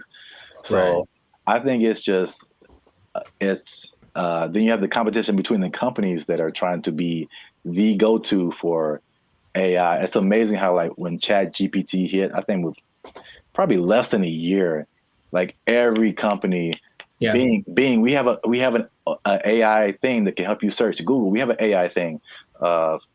Even like Adobe stuff that I use, like, we have a new AI thing that generates pictures for. I'm like, how does everybody have this now? Yeah, it almost feels like it somewhat feels like an agenda that's being pushed by somebody, of course, because everywhere I turn now, there is some kind of AI option. Have you tried the AI feature? My banking app. Hey, I don't trust the robots with my money. Are you serious? Yeah. But hey, would you like to try this thing? Because it'll make and they always say it's faster and it's just as reliable. And people, I think, will get, I guess, sold on that premise. I even was testing because of course you don't have to pay her, and she doesn't have emotions like for real, even though when her face moves, she does show more emotive gestures with her face than I'm used to seeing from robots. It's kind of weird.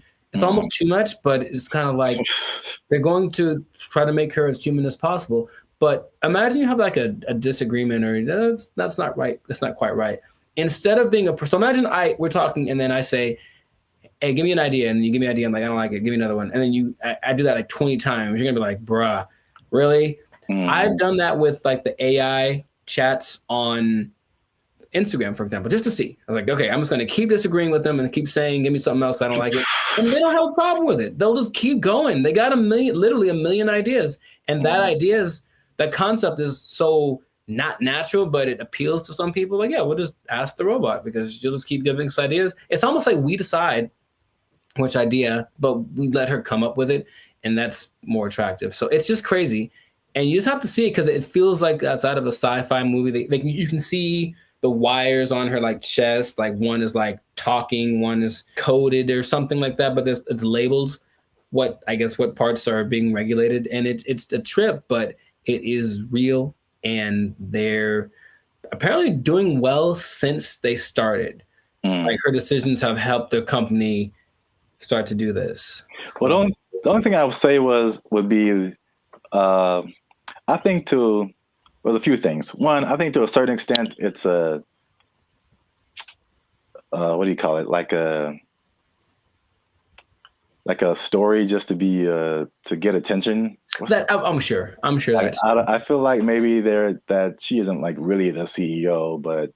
Well, they asked the guy, they're like, is this legit or is this a scam? And he's like, oh, it's real. And his eyes didn't match what he was saying. That's what made me think he was on something, because it's kind of a strange publicity stunt. That's what I was going to say. Potentially. And in any case, it is getting attention. And then people say, I'm drinking the rum of the company that has the AI CEO. And that's something that has probably gotten somebody laid once. So good for you. Good for you. Okay. That's all I'm saying. But it's happening. So I'm curious to see what will happen in the future, but it might be a trend. Yeah, I see it more as like a consultant I could see an AI on the boardroom, like in the boardroom as a consultant or whatever, but not as like the head of the company.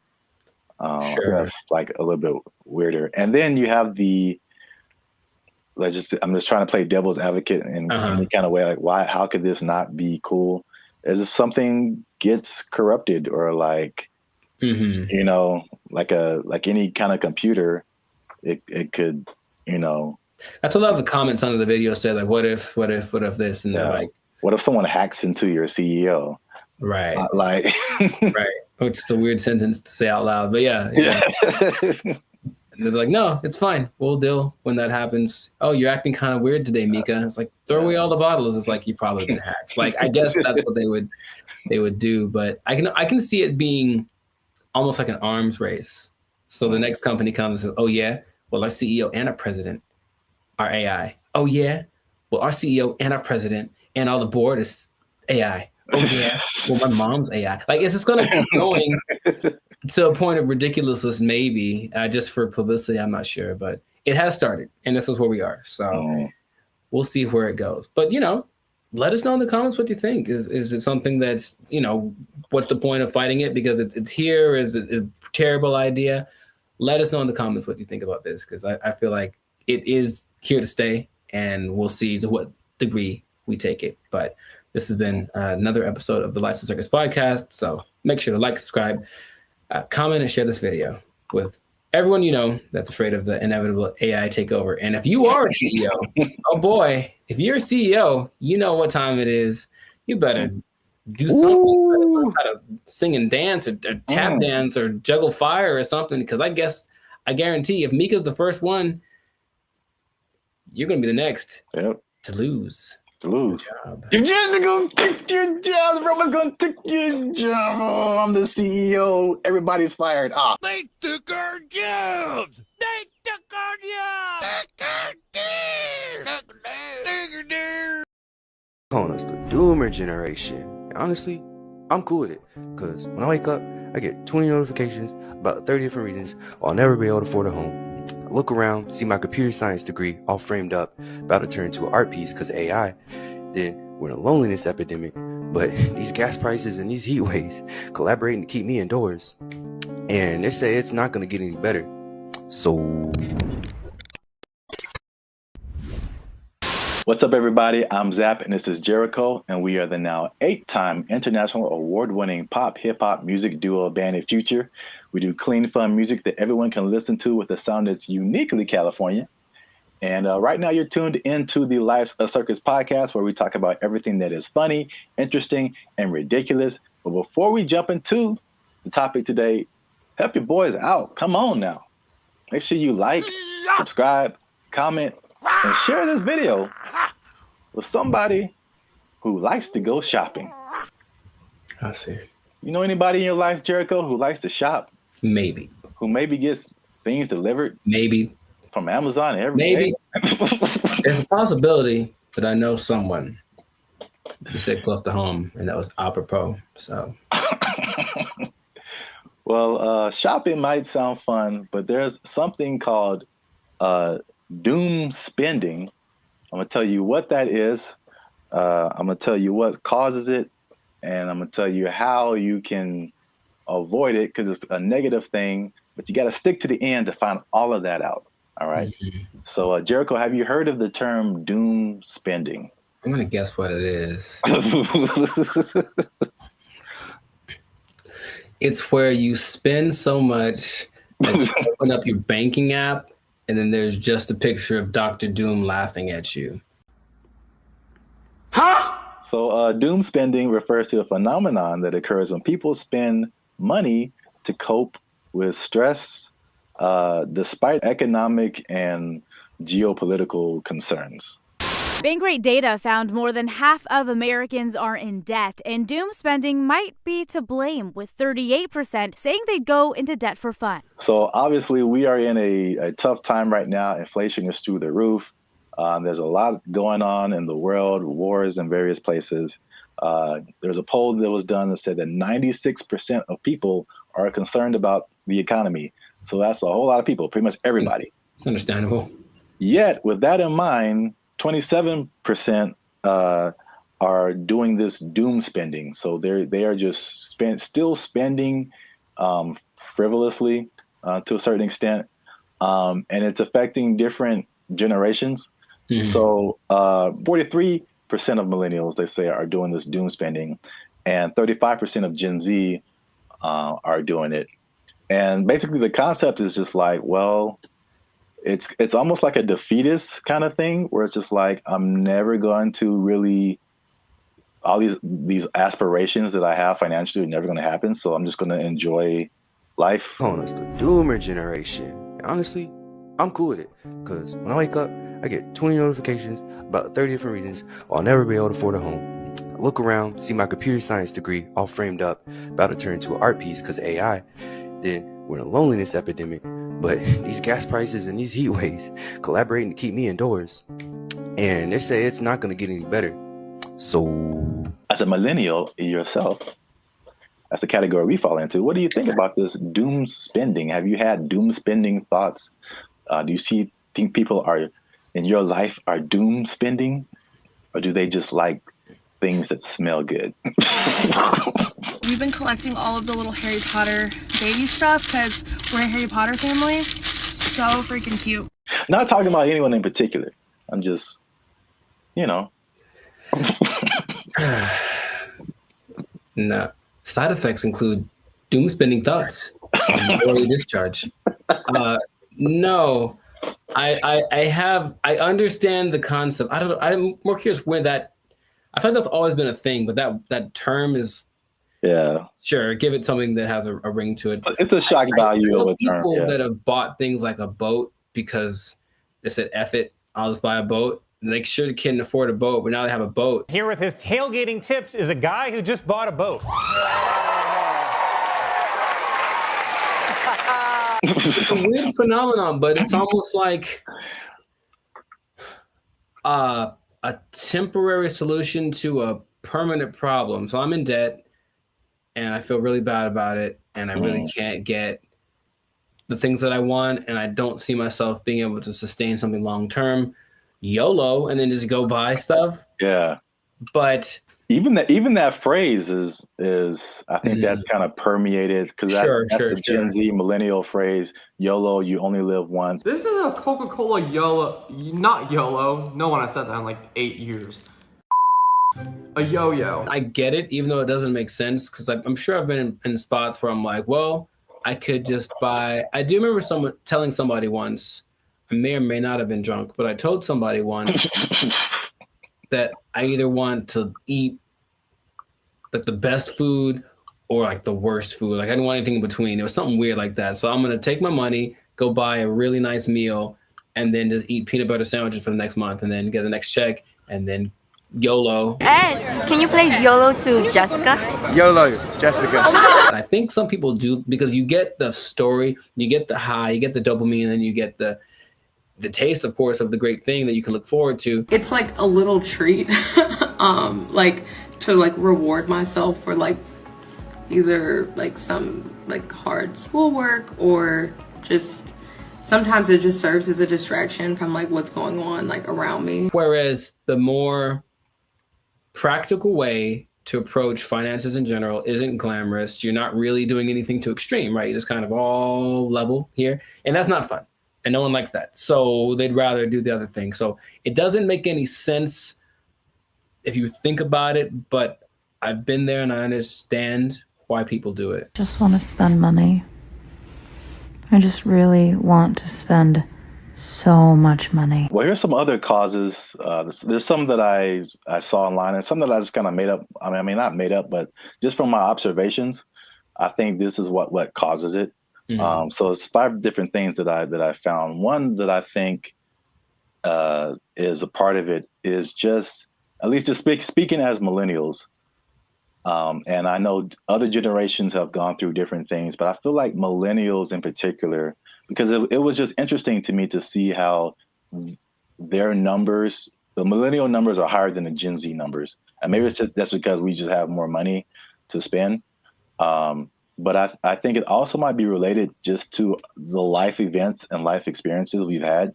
Mm-hmm. And so I think one of the first times I was like really conscious about money and the future and like life was 9/11, which is something that Gen Z isn't really familiar with. And I remember like stuff like being able to just walk on a plane and you can just carry whatever and sure dress however, like, and then all of a sudden things changing and then gas prices going crazy and the housing crash like 2008, 2009. And I'm sure more has happened in between then, but you also have like COVID and then, the inflation. So there's that. Hi, I'm 28 years old, married with kids, and we're moving in with my parents. And thank you so much to inflation for sponsoring today's video. Another thing that I think contributes to this is the good old student loans, man. So I thank God like every day that he made me kind of smart because I got an academic scholarship and that helped out tremendously. Because when I see people talk about student loans, it's like their whole body changes. Yeah. And they just like you can see the desperation in their eyes. Like this is never going to end. Do you have student loan debt? Yes. Can I ask you how much student loan debt you have? 20K, I think. A third thing I think is the job instability coupled with rising prices. Oh, yeah. So, I mean, obviously inflation has just gone bananas, but again, it's just like back in the day, the path that they laid out for you, millennials, I don't know if they do the same with Gen Z, I don't know, but everything you see is just like, go to school, get a job, work there for 40, 50 years, retire. Like, yeah. It just doesn't quite work like that anymore. Yeah, and then we were just like, yo, either no one was hiring me or like budget cuts, we gotta let you go, or like it's just always, and then you're going from job to job to job, and it's like, where's the loyalty, the stability? And then as you're losing jobs and losing money, your landlord's like, hey, rent is twice as much now, and you're like, what? $10.46 for this little bit of piece of chicken. Did you not see that? No. $10.46 for a handful of chicken bites. That's stupid. Next one is like the social media era. And you gotta live it up. You gotta look like you're doing good. The whole FOMO, fear of missing out. Like Becky's on a private jet. I want to be on a private jet. I don't want to wait until I'm 75 to do it. I got the money now. Screw retirement. Right. That's exactly what happens a lot of times. Yeah. Yeah. So is that, and then the last one is just financial literacy in general, and just like a long-term perspective. Just more people just living in the moment, and or they just don't know. They still don't know how to handle money, which is just. This is why I want to say this for last, because I was just gonna get on my soapbox. Like, this is literally the easiest time ever in the history of mankind to like learn something, and or make money. Like, it's all out there. It's all out there on the internet, and a lot of it is free. A lot of stuff that I've learned more stuff for free on the internet than I did paying for it in college. Right. So that says a lot. Learn stuff, and then what you know will get you a job. That's straightforward. Yeah. So doom spending, man. It's a thing. Yes. So the question is, have I ever done that for chicken? I feel like probably. Meaning, if the chicken was like $7.99, I had $9, but I had something else to pay for. That was also $7.99. I'm not sure what. Yeah, I probably picked the chicken. I probably picked the chicken and live with the consequences with the happiness in my heart. Ooh, it's right. Oh my gosh. Y'all gotta chill. Y'all crazy back there. They know what they did. Not to condemn anybody. I feel like I've definitely done it. There's definitely things where we're like, I can't afford this, but I'm going to buy it anyway. I think that's kind of like the phrase that comes to mind when I think of like doom spending. Especially if you can pay it off later. You know, I've heard people that have $300,000, $400,000 worth of credit card debt. I don't know how you keep getting approved, But like that's wild to me. Yeah. And then it feels painful. Like, oh, that's that idea. And for them, it's like, well, I don't have to pay yet. So I have $30,000 in credit card debt. When they call, I tell them I can't pay it back yet. All right, so real quick before we end it, 5 things you can do to stop or cut back on your doom spending. 1, use a budget, right? So just say, hey, I'm gonna spend this much and that's gonna be it because I only got this much coming in. And then boom, there you go. Nice. Number 2, addressing the underlying emotions. Some people just shop just because like they broke up with their boyfriend or had a bad day at work and that just makes them feel better. And then, but there's other things that you can do that aren't as harmful to your finances. Whenever I am shopping and I'm bringing home new things, I just feel good about it. No! Number 3, develop more healthier coping mechanisms. Okay. And then number 4, another thing that's just a cool thing of just the time that we live in is that you can automate certain positive behaviors. So you can automate your checking account or whatever so that it takes a certain amount out of every check and puts it into a savings, so that you don't have to physically do that and just kind of feel that anxiousness, I guess, about doing something like that. What? Bro, what are you talking about, man? And the last thing, again, hitting home, sorry to get so personal, just finding low-cost things to do. Ladies. I just really want to spend so much money. I don't understand the whole, if there's an option for a higher price version of something and a lower price version, even if they do the same thing, they want the higher price one because it's cute. And I'm gonna make them these little baskets. So I got these little socks to go in her daughter's basket. They're so cute. I guess. Okay. Gotta live with that. That yes, accurate. Find some alternatives, man. There's cheap things to do that are as equally as fun. Yeah, like taking a walk outside. Yeah. Every day. Just take a walk. It's good for your health too, so beneficial and free. That's 2 things. 2 things? Oh, 2 things appearance. There he is. Well,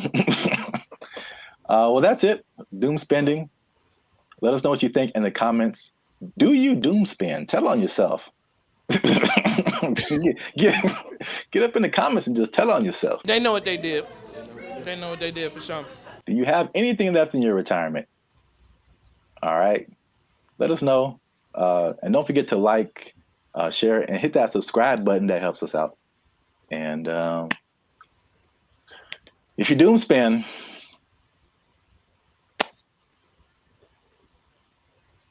I don't know. I think you're doomed. That's what I would say. There you go. Bye. They took our jobs! They took our jobs! What's up, everybody? It's Bandit Future. And we are excited to announce that after 3 long years, we are finally in the YouTube partnership program. So that means a couple of different things. One is that we are starting channel memberships on our YouTube channel. So all the stuff that you've seen before, all the free videos that you've been watching like over the years, those will still be free. But this is like an extra layer that we get by partnering with YouTube. So that we can offer exclusive things to people who choose to be our channel members. And so there's a small fee that comes with that, but that fee will go to helping us, supporting us. All the stuff that we've done before has been free videos. We pay for it out of our pocket. So hopefully you guys can support us and help us to keep our YouTube channel going. And this isn't just like a giveaway. There's a laundry list of stuff that you get by becoming a channel member. And we're gonna talk to you about that now. So we have 3 different membership levels right now. There's gonna be 5, but just 3 right now. They're because we're so clever. Laugh. Okay, I like it. They're named after like concert seating, right? So the first level is general admission. The second level is premium seating. The third level is executive access. And those go from $3.99 to $19.99. So you have a plethora, shall I say. Nice word. The more you know. Okay. plethora of options to choose from in terms of your membership. So this is what you get. Like to hit, here you go. Bam. The first thing up is a loyalty badge. You get a loyalty badge next to your name every time you interact with our YouTube channel. You get a blue star for new members, all the way up to purple stars for 48 months. The next thing is one of my favorite things is the custom emojis. This is crazy. So if you want to use, for example, Jericho's face, right here, you type Jericho, and Jericho's face will pop up in your chats, in your comments. It's a custom emoji of Jericho that you can only use here. Nuts. Okay. If you want to use my face, same thing. Zaptastic. And then and then you'll see my face. And then if you just want to do a Band of Future fan, BFF heart, it's a fam bam : only on our YouTube channel. It's the only place you can do it, man. Nice. Members only live chats. If we ever go live, we may have a members only chat mode. So the non-members can see the chat, but if you want to participate, you gotta be a member. All right, so the last thing in the general admission level is priority reply to comments. So if you leave a comment on any of our videos, we reply to you first. Everybody else got to wait, okay? Because they ain't members. Fast pass. They ain't members, but you a member. We gonna talk to you first. Because you're worth it. Because you're worth it, and you gave us money, but most of all because you're worth it. Membership polls. In the community tab of our channel, we're going to start putting up polls where you get to vote on topics for our channel, like what's the next video going to be, or you can pick what the next video is going to be. What would you like to see as the next video? Next video related topics. Huh? So if you balling a little bit, okay, talk. You got a little more change. You can get to the premium seating. Yes. The first thing you get in premium seating is early access to videos. So again, the videos on our YouTube channel will be free, but there'll be some exclusive videos that go to our members first. If you're a member, you're the only person that can see it. And then maybe we let everybody else see it. Maybe. We'll think about it. Maybe. We'll have member shout outs. So once a month, we'll send a shout out to you or one of your friends. Just give us the name and details. And if approved, we'll shout you out in one of our videos. And this could be good for any special occasion. Birthday, a graduation, bar mitzvah, you name it. You name it. Happy birthday to you. All right, so the last thing under our premium seating is the photo and status updates. So that means you'll get an exclusive look into our lives as we make music and videos and all that kind of stuff. That'll be under the community tab of our YouTube channel. So just scroll past the videos and the shorts and the live streams and you'll see community. You pop in there, be some members only stuff only you can see as a member. Come on into the community. Boom, bada boom. Come on into the community. And if you just balling out of control and you got girls at your house singing the doorbell, then maybe you can get to executive access level. Ding. Dong. We do a real grande around here, man. The first thing you can get is your name in the credits. So imagine how cool that is. We'll put your name in the credits of one of our videos each month as an honorary producer. The second thing is crazy, but we're doing it anyway because we can. Yeah. It's called teleprompter control. All right. So you give us something fun or crazy to say, and if it's approved, all right, don't make us being too crazy out here. Our parents watch this stuff. That's accurate. They tell me that all the time. If it's approved, we'll read it on our YouTube channel, straight up Ron Burgundy style. You stay classy, San Diego. I'm Ron Burgundy? Damn it! Who typed a question mark on the teleprompter? For the last time, anything you put on that prompter, Burgundy will read. And last but not least, oh my God, last but not least, discounted merchandise. Because everybody likes a bargain. You'll now be able to shop for Bandit Future merchandise directly from our YouTube channel. And with executive access, you can save money on our official merchandise with your own custom discount code. So that's it, guys. Once again, we appreciate your support. You've gotten us this far. Less than 8% of all YouTube channels reach this partnership monetization stage. So this is like really big for us. We really appreciate you guys. And again, if you want to keep pushing Bandit Future forward, We really need your support. Again, it's not just asking for money. We're going to give you a lot of stuff, do a lot of extra stuff on our part just as a thank you for becoming a member. So choose your membership level and help the boys out.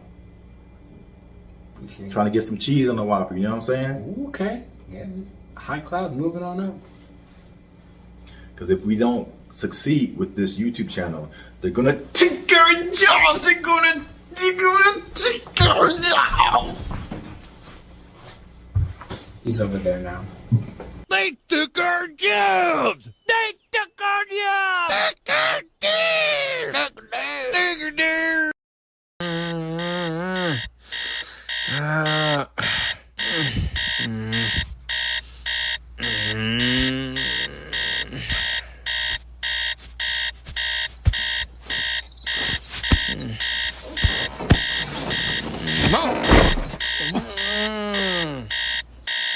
Don't wake me up.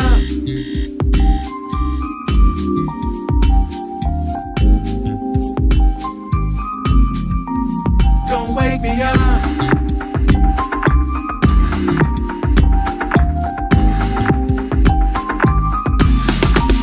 Don't wake me up. Just let me lie, 'cause I'm California dreaming. California dreaming. Don't bring me down. I wanna fly, 'cause I'm California dreaming. California dreaming. Don't wake me up. Just let me lie, 'cause I'm California dreaming. California dreaming. Don't bring me down. I wanna fly, 'cause I'm California dreaming. California dreaming. Yo, all I need is pretty women and some palm trees. Fruit cup, tahini, and a cool breeze. Like avocado, re-rolling down Colorado to downtown, top down, new keys. Got the weather feeling heavenly, and coming out the house for nothing under 70. Yo, all it takes is a catchy little melody. Now everybody thinking that I'm a celebrity. I don't know, paparazzi at the house, I'm gated. Hard work is the price, I paid it. Got a little lost in the sauce, but I never gave up. Man, I'm really glad that I waited. Now I'm shaded, sipping on my juice. I got a little chain, so I hired a masseuse. She like 100 pounds, but she made my back crack. I feel like Diddy in the city yelling, take that, take that. Just let me lie, 'cause I'm California dreaming. California dreaming. Don't bring me down. I wanna fly, 'cause I'm California dreaming. California dreaming. Don't wake me up. Just let me lie, 'cause I'm California dreaming. California dreaming. Don't bring me down. I wanna fly, 'cause I'm California dreaming. California dreaming. Yeah, yo, ain't nobody handed us this. 10 years ago, wasn't nobody dancing to this. They said, wait outside the club, 'cause you ain't on the list. Now we got trophies on the shelf, and they getting the gist. 20K in the bank, 'cause we held up a fist. If we didn't mentally, we should be remiss. California raw, hip hop the twist. Surf, switch it up with the flick of the wrist. Switch it up on the wrist, rocking this mic, serrated. Slap me in the face, but my wheels not jaded. Headshot going in the trash. Still casting that I can't make it, 'cause I already made it. I'm already hated, already debated, anticipated, deflated, over and underrated, faded and reinstated in the California drought. 2 decks in the game, knocked out. Hey man, Yeah. You're doing too much, bro. Oh, thank God. Sorry, I'm late, bro. Crazy traffic. I'm so sorry. No worries. We're good, bro. You're good. What? Thank you. You can't fight her. You can't fight her standing. No, we good. You know bro. what? Yeah, Michaela, let's go. Let's go. Let's go. Fire the standing. Michaela, you don't get paid if you don't come back up here. Where you going? You can step, bro. We good, bro. You good. Yeah, that's all right. Hey, man, put them donuts back. I'm taking them with me. Them donuts is for everybody. No, they not. Don't wake me up. Just let me lie, 'cause I'm California dreaming. California dreaming. Don't bring me down. I wanna fly, 'cause I'm California dreaming. California dreaming. Don't wake me up. Just let me lie, 'cause I'm California dreaming. California dreaming. Don't bring me down. I wanna fly.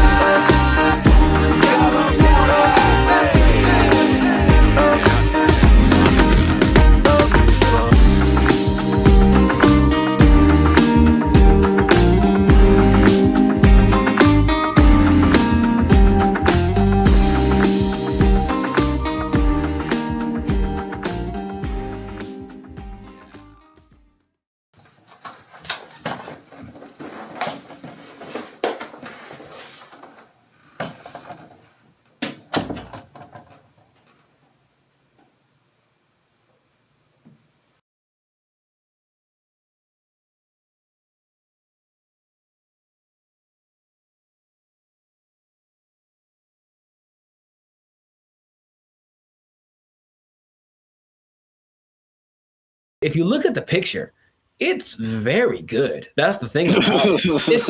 It's breathtaking. And I mean, it's a scene, looks like... What's up, everybody? I'm Jericho, and this is Zap. We are the now 8-time international award-winning pop hip-hop duo Banded Future. We make clean, fun music that everyone can listen to with a sound that's uniquely California. And right now, you are tuned into the Lifestyle Circus podcast, where we talk about things that are funny, interesting, and just straight up ridiculous. So before we get into this thing, make sure, do us a big favor. Come on, y'all. Make sure to like, subscribe, comment, share this video with at least 2 people who would be really mad if they lost an art contest to AI. Because that's happened. It happened. So what basically in Colorado, there was an art contest in one of their state fairs. This guy, Jason Allen, said, you know, it'd be a great idea if I entered this art competition. Oh, wait, I don't know how to draw. That's going to make it very hard for me to win. And then he said, you know what I'll do? Jason Allen first made headlines in 2022 when his AI-assisted artwork won a digital arts competition at the fair in Pueblo.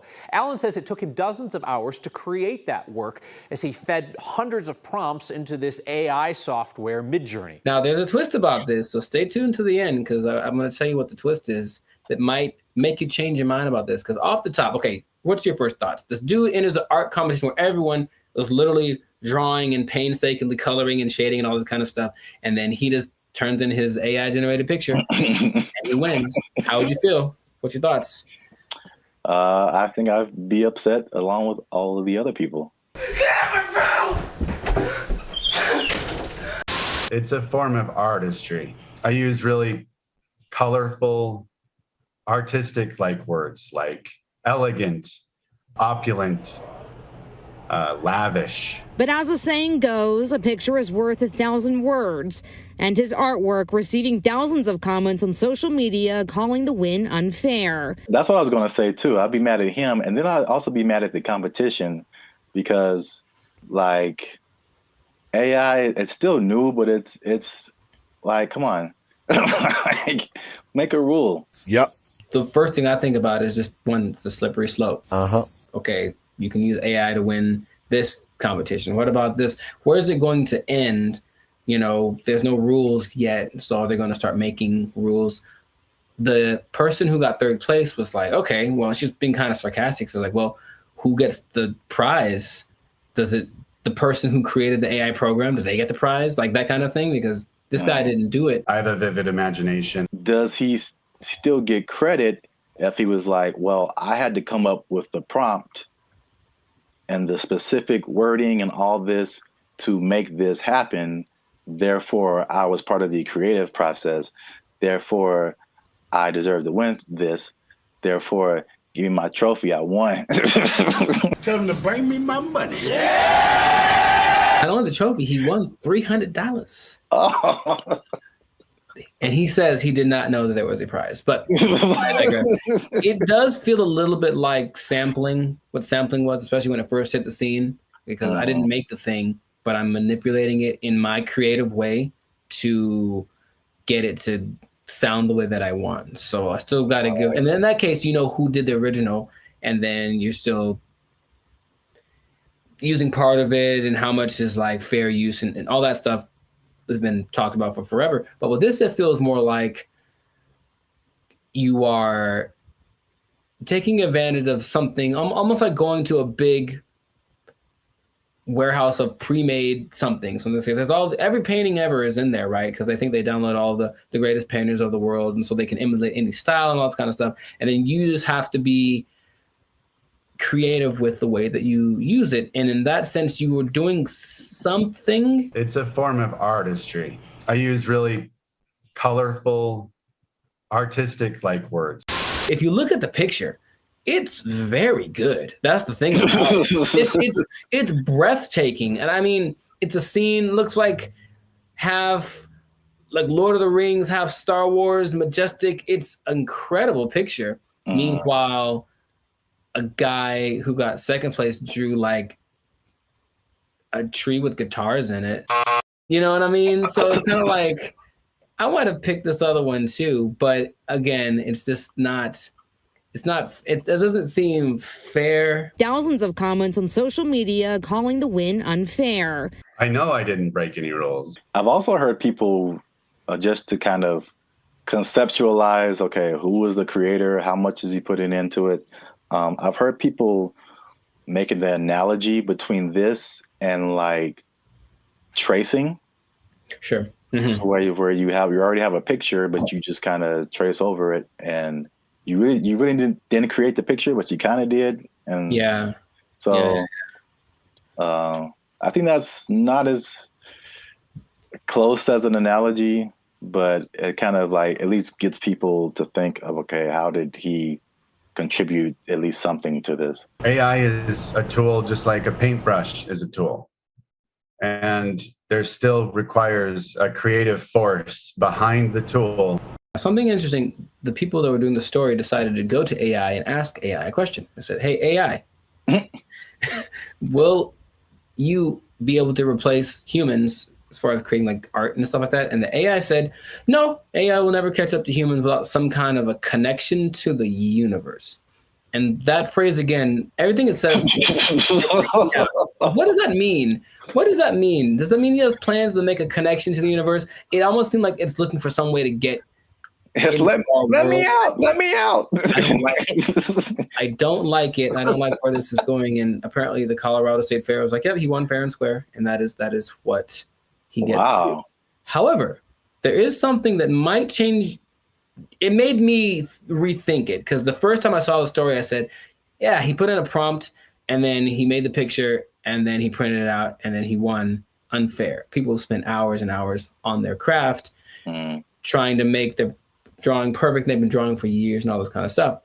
Jason revealed after he won that he actually had created 900 iterations of this painting, meaning kept tweaking the text till it got to the point where he wanted, and he was never quite satisfied. It took a long time. I put over 80 plus hours into this project.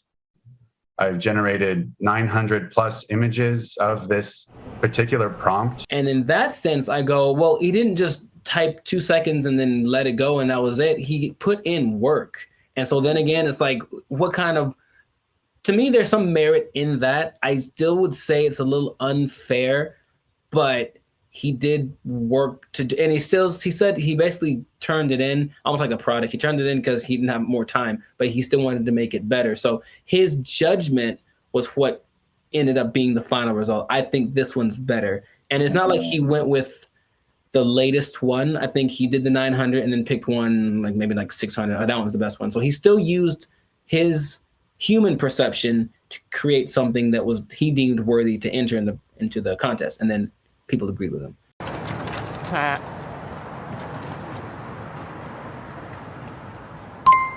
It makes me think for sure. Okay. Because it, again, going back to music, that explanation, especially when you said his judgment, that made me think of DJs. Mm-hmm. And just for the longest, like even me just kind of wrestling with, like, are DJs really on the level of musicians? Right. Like, they didn't create the music. They're just organizing it. Right. Just like he was just organizing that, you know, that piece of art. And there's a skill in that for sure. I've heard some very bad DJs. Yeah. Where did you even learn? Wikipedia. The way he made it sound, it's not like not just anybody could do this either, because he came with a concept, but he also had the wherewithal to look at it and say, this one's, and I think he looked at it for a while, like trying to judge the color bone. It's almost like he still knew what to look for, even though he didn't have the training to execute it. Maybe like a producer of a Rick Rubin category, or even a DJ Khaled, who, from what I understand, doesn't really do anything as far as like pushing the buttons and doing the level, but they do the analysis and go, they ain't believe in us. God did. I'll say this. Is it just him personally? Is he a creator? Yes. Did he put in work? Yes. But I do think he should not be able to compete like that with the other artists. And I think there should be either a separate contest or a separate category that is just for AI art. And I think that will, because it's two different, they're both a level of artistry, but it's two different types that is hard to judge together. Again, the DJ example. I don't do song requests. I know, because you can't. What? It's a battle of the bands, and you have a DJ in the battle of the bands. That doesn't make sense. Or you have a scratching like contest, and you put a band in there. Sure. It doesn't make sense. There's two different things. They're both musically artistic, but I think a separation would just kind of make more sense and more fair for everybody. They know what they did. They know what they did for sure. We'll see if it keeps going or if there's more cases of it. But in this case, congrats to Jason Allen. Hey, let me get $300, man. I know you got it. He says he did another prize. Let me get $300, man. I'll pay you back on Tuesday. He doesn't quite talk like that either, but you know what? It's funny to think of he does. It's funny to substitute most people for Ant Edwards. That's what I'm trying to tell you. Yeah, you were the best player on your team. Is that now we talking? A1 from day one, AI from day 5. What? Bars. This has been another episode of the Life Circus podcast where we're talking about things that are... Anyways, make sure to like, subscribe, comment, share this video with two people who have been unjustly defeated by AI in some kind of competition. And just keep your eye out, because AI is coming for us and we got to be ready for it. We got to be ready. I can paint that, Mike. I can paint it. Ugly, I paint it. Stupid. We'll catch y'all in the next episode. Ugly, I painting. I can do that. They took our jobs! They took our jobs! They interview people who swear by this. Now, I know you'll be like, were there any scammers? There's lots, of course. There's lots of people who are claiming this, building cults, and then basically eating French fries behind the scenes. And the most famous, and this is real, well, this guy named... What's going on, everybody? I'm Jericho. This is Zap. We are the now 8-time international award-winning pop hip-hop duo Bandit Future. We make clean, fun music that everyone can listen to with a sound that's uniquely Californian. And right now, you are tuned in to the Life Circus podcast, where we talk about things that are funny, interesting, and just straight ridiculous. So before we get into this thing, make sure to like, subscribe, comment, and share this video with two people who are tired of eating, who want to find a different way. Did you know there's a different way? Did you know that there's an answer? If you don't want to eat, you don't have to anymore. It better be a good answer, because I want to eat. No. Check it out. Hear me out. You don't have to eat. It's my favorite pastime. Well, maybe this will be more of your favorite pastime. Skeptical. They say it in two different ways: breatharianism or breatharianism. I'm not sure which one. Stop shaking your head. You haven't even heard the whole thing. It's where you basically eat the air and you don't eat the food. That's it. Doesn't that sound fantastic? See, I blame these millennials. No, this is old, man. This is old stuff.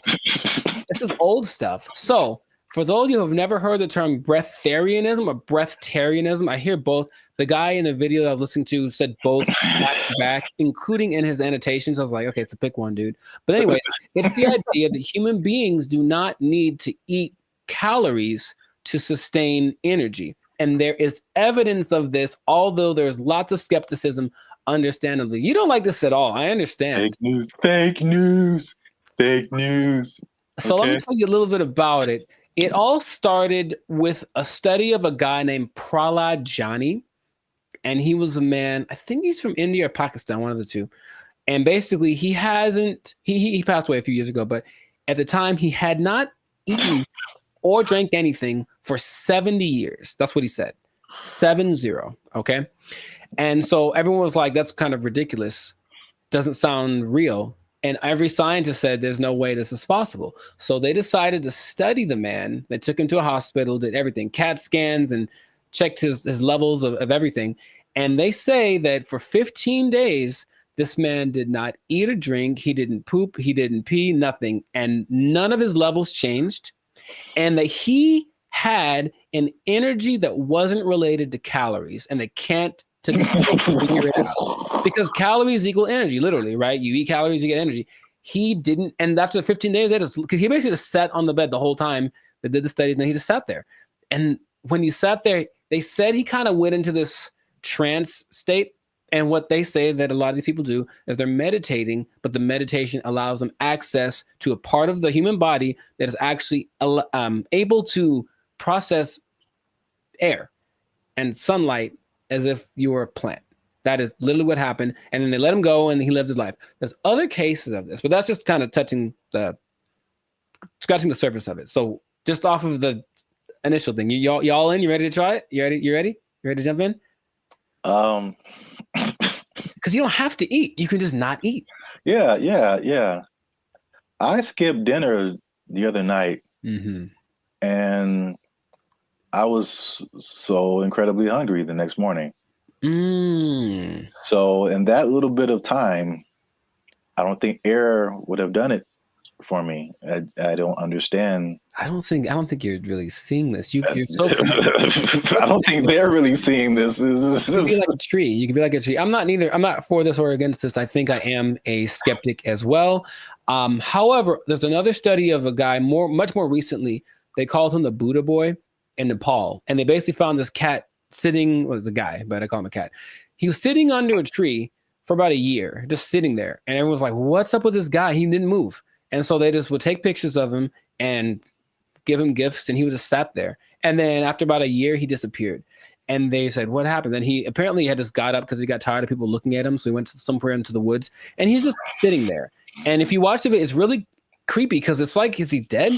But he says that because he actually spoke a couple times, he's just connected to the source that his ancestors knew and all that kind of stuff. And they talked like his friends, like, yeah, he doesn't eat, doesn't drink, he just vibes out. And that's the thing. Oh, the friend said that they converse telepathically, which is kind of an extra thing that I'm a fan of. I like the idea. None of it sounds plausible. Kind of an extra thing.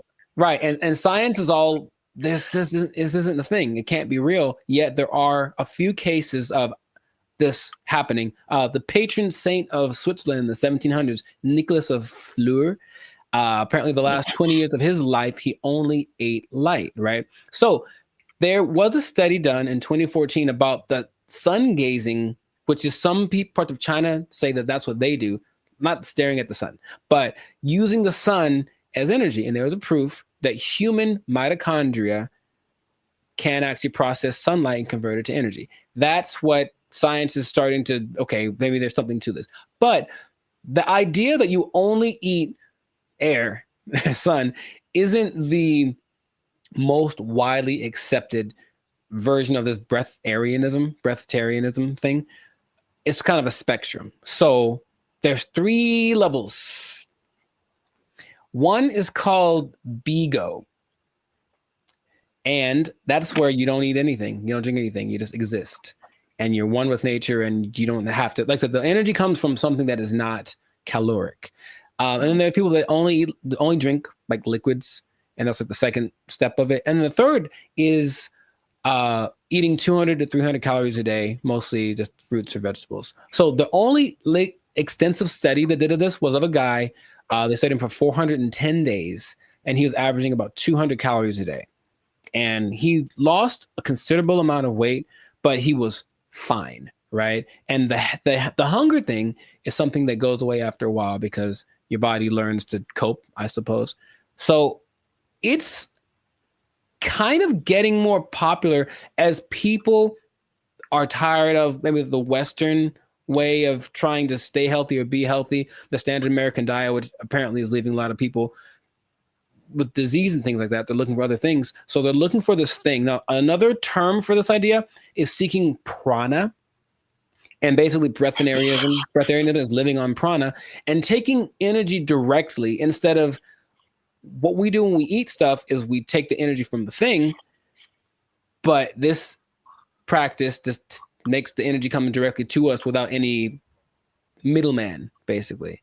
And that's the whole rundown, but they interview people who swear by this. Now, I know you'll be like, were there any scammers? There's lots, of course. There's lots of people who are claiming this, building cults, and then basically eating French fries behind the scenes. And the most famous, and this is real, well, this guy named Willie Brooks. And basically he built this cult up somewhere in the desert, somewhere in the United States. And one day somebody went to McDonald's late at night and they're like, that looks like Willie. Sure was. He got caught Big Mac handed, and they stopped following him because they knew he was full of it. But it is something that, like I said, people are looking to as maybe this is another way to live as far as prolonging life. Now, it doesn't mean you're not going to die. The initial guy that I mentioned, he died when he was 90.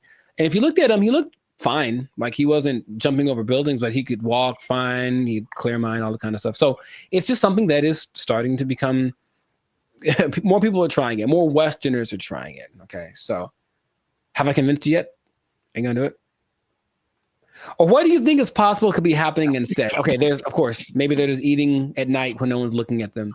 In your mind, any remote truth, any remote possibility of this is actually a thing that you or I could try and not die.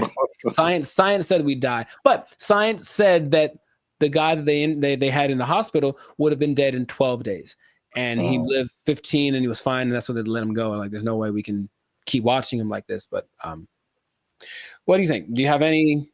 It's a bad sign when, like, the more you keep talking, the worse, the more it doesn't make sense. For sure. It is, I will say this, it is intriguing. Sure. Because I am trying to figure out in my head, how is this scientifically possible? Mm-hmm. And the first thing I thought about was, okay, like you said, the different levels. You need liquids, right? Like as a base, I think. So, is there a way to, because there's moisture in the air, is whatever these guys are doing, is it like extracting moisture out of the air into your body and somehow providing liquids? This sounds really weird, but it's just like, right. Maybe there is some kind of something to this. Sure. Well, here's the thing. If anyone is interested in it, there is a channel on YouTube called Take a Deep Breath that really is more about breath work in general, but he explores a lot about the subject. And he interviewed probably the world's most renowned expert on the subject, whose name is P.A. Straubinger. P.A. Straubinger. And he basically says, well, we can go 3 days without water. We can go 45 days without food. We can go about 10 minutes without air. So in a sense, we're all breatharians because we kind of, when we're not eating or drinking, we're breathing. And his idea is that people that have access to just making the breath part kind of override. It's almost like, okay, for diet, what we need fat, we need protein, we need carbs, right? So let's just use all of one instead of a balance of all three. And so the breatharians, I don't know how to say anymore. Breatharian, I'm gonna go with that. Instead of eating, drinking, and breathing, they just take breathing and make that the only thing they do. So in that sense, it's like, that's really interesting. But it does sound very far-fetched. Would I ever want to do it? Not in a million years. It does not sound fun because if you're not, most things that you do when you're social, you're eating and stuff. You're not eating. What are you doing? You're just sitting around. And these people do just kind of sit still. You ever see like a bug or a creature and you see it and it's just there? It's like, what are you doing? That's what they are. They just sit there and they're channeling the thing. So if you have to spend most of your time doing that. I'd much rather eat a steak and then keep it pushing. So that's just me. But so here's my other wild theory as to how it could possibly work. Tell me. Just this makes no sense, but whatever. Sure. You think about, because the light, I mean, in my head, you're doing some kind of Naruto jutsu and you're pulling in moisture from the air. Yeah. That's how it's working in my head right now. I'll take it. And no one can tell me any different.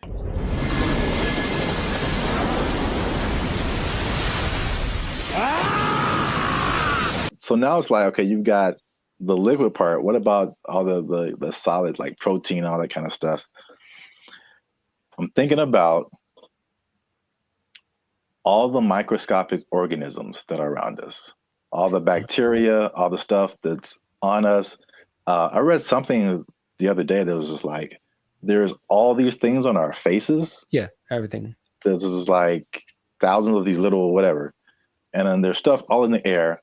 What if they're just like focusing so hard on the breathing that they're like intaking all of these microorganisms that have all of this stuff that we have with food? So basically it's like they're eating all the time, just microscopic versions of food. So they're whales. Boom. You heard it here first. People. Boom. I wish I had a mic. Where's a microphone? Breatharians or whales? That's what I heard. Nobel Peace Prize right here. Give it to me. I don't know if pieces of the thing you get for this. I feel like we riots in the street. Guess what, everybody? Closing down KFC and Popeyes because you just open it up and walk around. Oh, what if you opened an air restaurant and just charge people $20? People would go. I know people would go. All right, that's. Oh gosh, I'm $20 all you can eat. It's the purest air from the mountaintops of Sweden. Well, I think that this is a fascinating thing that if people want to investigate more, go for it. But like I said, I'm not going to try it. So if you do, leave a comment that says you tried it and that you're going to live forever because you found Nirvana. I'm not sure. Live your life. But this has been another episode of the Lifestyle Circus podcast. So make sure to like, subscribe, comment, share this video with someone that you think will find it interesting, and just keep this in mind. All right. Let's hit home. If you don't eat, you don't need to buy food. Well, yeah. If you don't need to buy food, maybe you don't need a job. You don't need a job. You don't need a job because you don't have to buy food. You're just eating air. Oh, it's not possible. They took our jobs. They took our jobs. We want more money. Higher minimum wage. That's right. That's what's happening right now. People.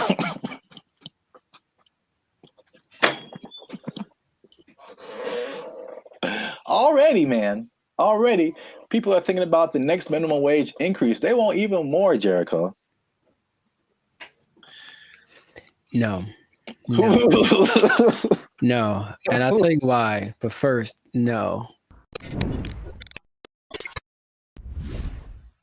What's up, everybody? I'm Zap, and this is Jericho, and we are the now 8-time international award-winning pop hip-hop music duo band and Future. We do clean, fun music that everyone can listen to with a sound that is uniquely Californian. And right now, you're tuned into the Life of Circus podcast, where we talk about everything that's funny, interesting, and ridiculous. Before we jump into today's topic, make sure you do us one big favor. Make sure you share this video, share this podcast with somebody who is affected by minimum wage increase, because it's still a thing, man. It's very much a thing. It's a lot going on in these streets, man. And make sure you stay to the end of the video, because as much doom and gloom as we're seeing with businesses closing and failing, and especially in places where we are, like California, people leaving the state, there are surprisingly two things that are positive. coming out as a result of this minimum wage increase. Every business isn't failing. Some businesses are doing better, and so make sure you stick around to the end so you can understand why that's happening. So we talked about the minimum wage increase specifically for fast food, right? Like 6 months ago when they were putting it together, and we were like, I wouldn't do it. I wouldn't do it. Wouldn't be prudent.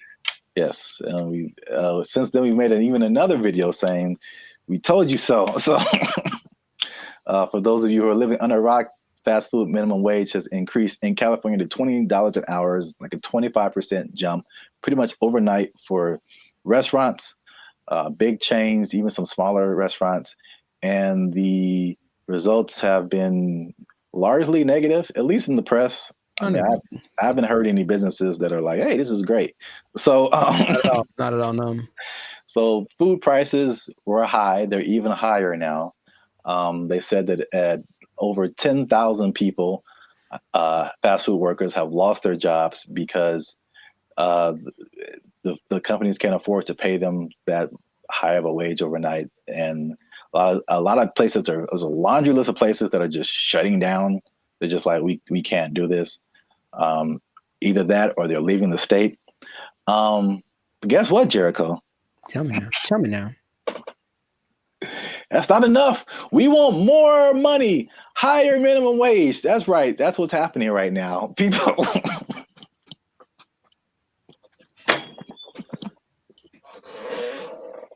Already, people are thinking about the next minimum wage increase. They want even more, Jericho. No. No. And I'll tell you why. But first, no. Okay. Here's the thing. Raise it. Just keep going up.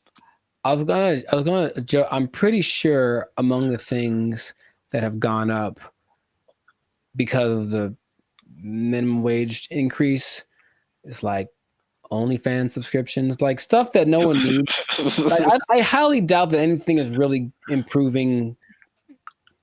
That's a good idea. You know what I mean? So I feel like you can't. I heard something really recently, and it made a lot of sense. I said, if you decided to give everybody in the world the same amount of money, so somehow take it all literally and just even it all out, so everyone in the world, all 8 billion of us, get the exact same amount of money, within 20 years, it will be distributed exactly the way that it is now. I believe that. Because, people don't know how to do stuff with money. So, no, you don't get more money because you're just going to do the same dumb stuff you're doing with it that you did before. And how much is a Whopper now? Like, forget it. Like, it's just going to be ridiculous. What kind of, I know we're not living in the days with like, going to see a movie and the soda and a pop and a, the nickel. I know that's in the past, but you can't keep paying people more. You have to teach people to be smarter with their money. That's all. Take it up higher. How much they want? Okay, go for it.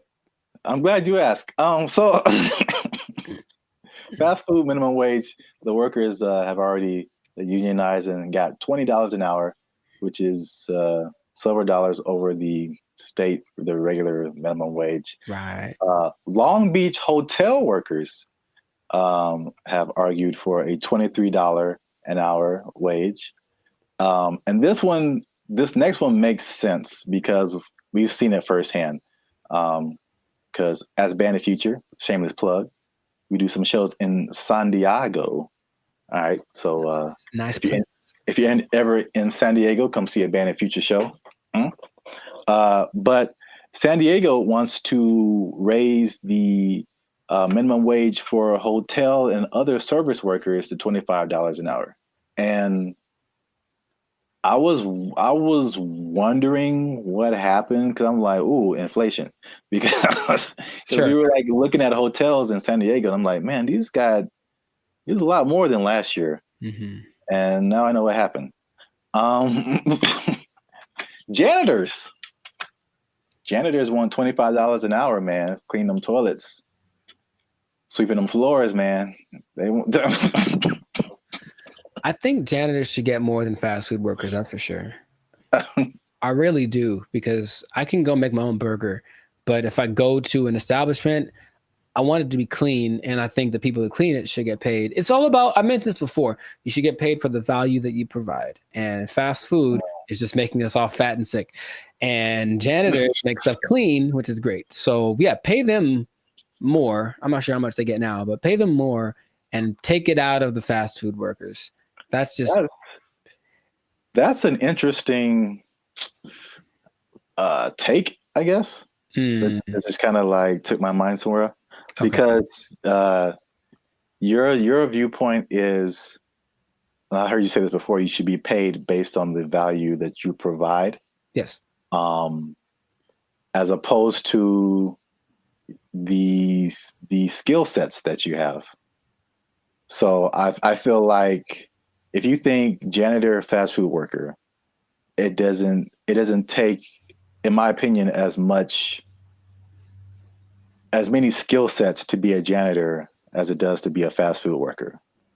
The fast food worker, you have to have people skills. You have to be able to talk to people, interact, be friendly, all that kind of stuff. You have to have some math skills to run the cash register. You have to have just skills in terms of food preparation and something like, I think you have to have like a food handler's license and all this kind of stuff. So there's a lot more skills involved than being a janitor. But in your opinion, the janitor provides more value than the fast food person. Yeah. And if you had 9 PhDs, okay, you went to school for a long time, you're very smart, and what you got PhDs in doesn't help us at all, you shouldn't get paid more than anyone. Why would you? What are you doing to help? Right? To me, I watch them all the time, and I'm really grateful. At the gym, for example, which is a disgusting place. Think about it's disgusting without the janitors. If they weren't there, think about how gross it would be. Or oh my God, the bathrooms at the beach. Oh my God, I get like PTSD going to some of those places. And I remember the last time I went to Venice, there was a person like cleaning them as people were standing in line. And I'm like, that's one, disgusting. 2, thank you. How much are you getting paid? You deserve more. We all need you more than we need somebody to get our Big Mac done faster. I really think that's true. So yeah, I would, if I ruled the world, I would pay people based off of the value. I'm kind of with you, but I'm kind of like trying to play the devil's advocate. Like, oh, I understand. And of course, the system we have is that you went to school for more time for this and that, or you required to think more, whatever the thing that is, whatever the commodity it is that you acquired, that's the thing that you should get paid for. And my position is that sometimes, sure. But also, no, definitely not. I need the janitors more. I need the people that rake the leaves more.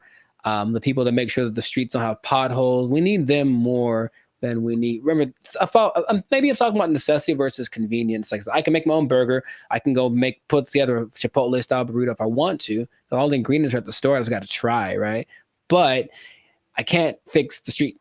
I don't know how to do that. So if you know how to do that, you should get paid more than someone. Oh yeah, yeah. So it's something to think about. Yeah, an idea, but that is how I feel about it. But wait, there's more. 25. Well, that's a lot. 23, 25. That's a lot. San Diego Community College District has already raised its minimum wage to $30 an hour. And I think it's just community college employees, I think, something like that. Okay. And then the Los Angeles airport workers want $30 an hour by 2028. So the train is moving fast, man. Well, sure, but the question is still, where's the money coming from? I think it's just going to get more. Well, this is the problem too. So I read an article by some guy. I don't remember his name. I'm sure he's very smart. Good smart guy. He is the person who pointed out that, there's a couple of things where businesses are actually doing okay with the minimum wage, but he said, like, obviously this is not a long-term solution, because you think about, okay, minimum wage, and you kind of touched on it. It's like, what are you spending your money on? And then for like 99% of people, what are your biggest expenses? Food, shelter, transportation. All of those things are sky high, abnormally high in California than anything else. And so I don't necessarily think people are just wasting their money on whatever, but it's I mean, they could be, but I don't know the life. The fact still remains that there's a for real housing shortage. The average housing cost is like, I think almost double, if not double, than some other places. So that's a huge thing. We already know the food is high. It was already high, and it got higher. And then like gas is like $5-6 a gallon, $7 a gallon. Like too high. It's too high.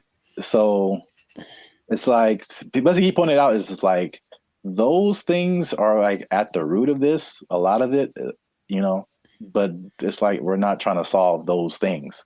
Or maybe they are, and they just haven't found a solution yet. I thought that was an interesting point. It is. Because we're still in a cycle of like you raise minimum wage, and then businesses are, we can't pay people. We got to raise prices, and then like everything goes up. So then what's the point? Right. Your rent is higher, your food is higher, gas is higher. Now we need more. Right. Money. This doesn't make any difference, basically. But it makes people feel good. Yeah. But like I said in the beginning, this guy also pointed out that there are two things that he pointed out where businesses are actually doing okay with the minimum wage, and it's actually been a good thing. And it's not OnlyFans? And it's not OnlyFans. All right. One, just a second. One is that it has forced businesses, and I think we can even agree to this as the way we run Band of Future and all that kind of stuff. It's forced them to be more efficient. And I've definitely gone into places or worked in businesses where like you can tell the money is flowing. And so they just kind of like, you know, they kind of just spend money on whatever and just kind of do frivolous things and just silly things with their money. But it's forced some businesses to be more efficient. So it's like, it's actually, some businesses are saying that their businesses are working better because they've been forced to like cut the fat of the company to basically pay for the workers. So I think that's a thing that we've experienced as just dealing with. And I think that anybody experiences that, the inflation, the high prices, you get laid off from work, or you don't get a check that you thought you're going to get, or a car repair costs you $2,600. That was like real life right there, bro. It's make sure you like, subscribe, join the channel so I can pay for my car. I'm tired of walking everywhere. I digress. But yeah, I mean, we do this in our personal lives all the time. It's just like, okay, how little can I eat this week to pay for? So yeah, so that's the thing. Second thing is that worker retention is up. So you think about fast food, not fast food, but just minimum wage jobs in general. It's like a throwaway job, right? Sure. So it's like you're making the least, you don't get the maximum effort, you don't really care. It's just like, this job sucks, I'm not making a whole lot of money.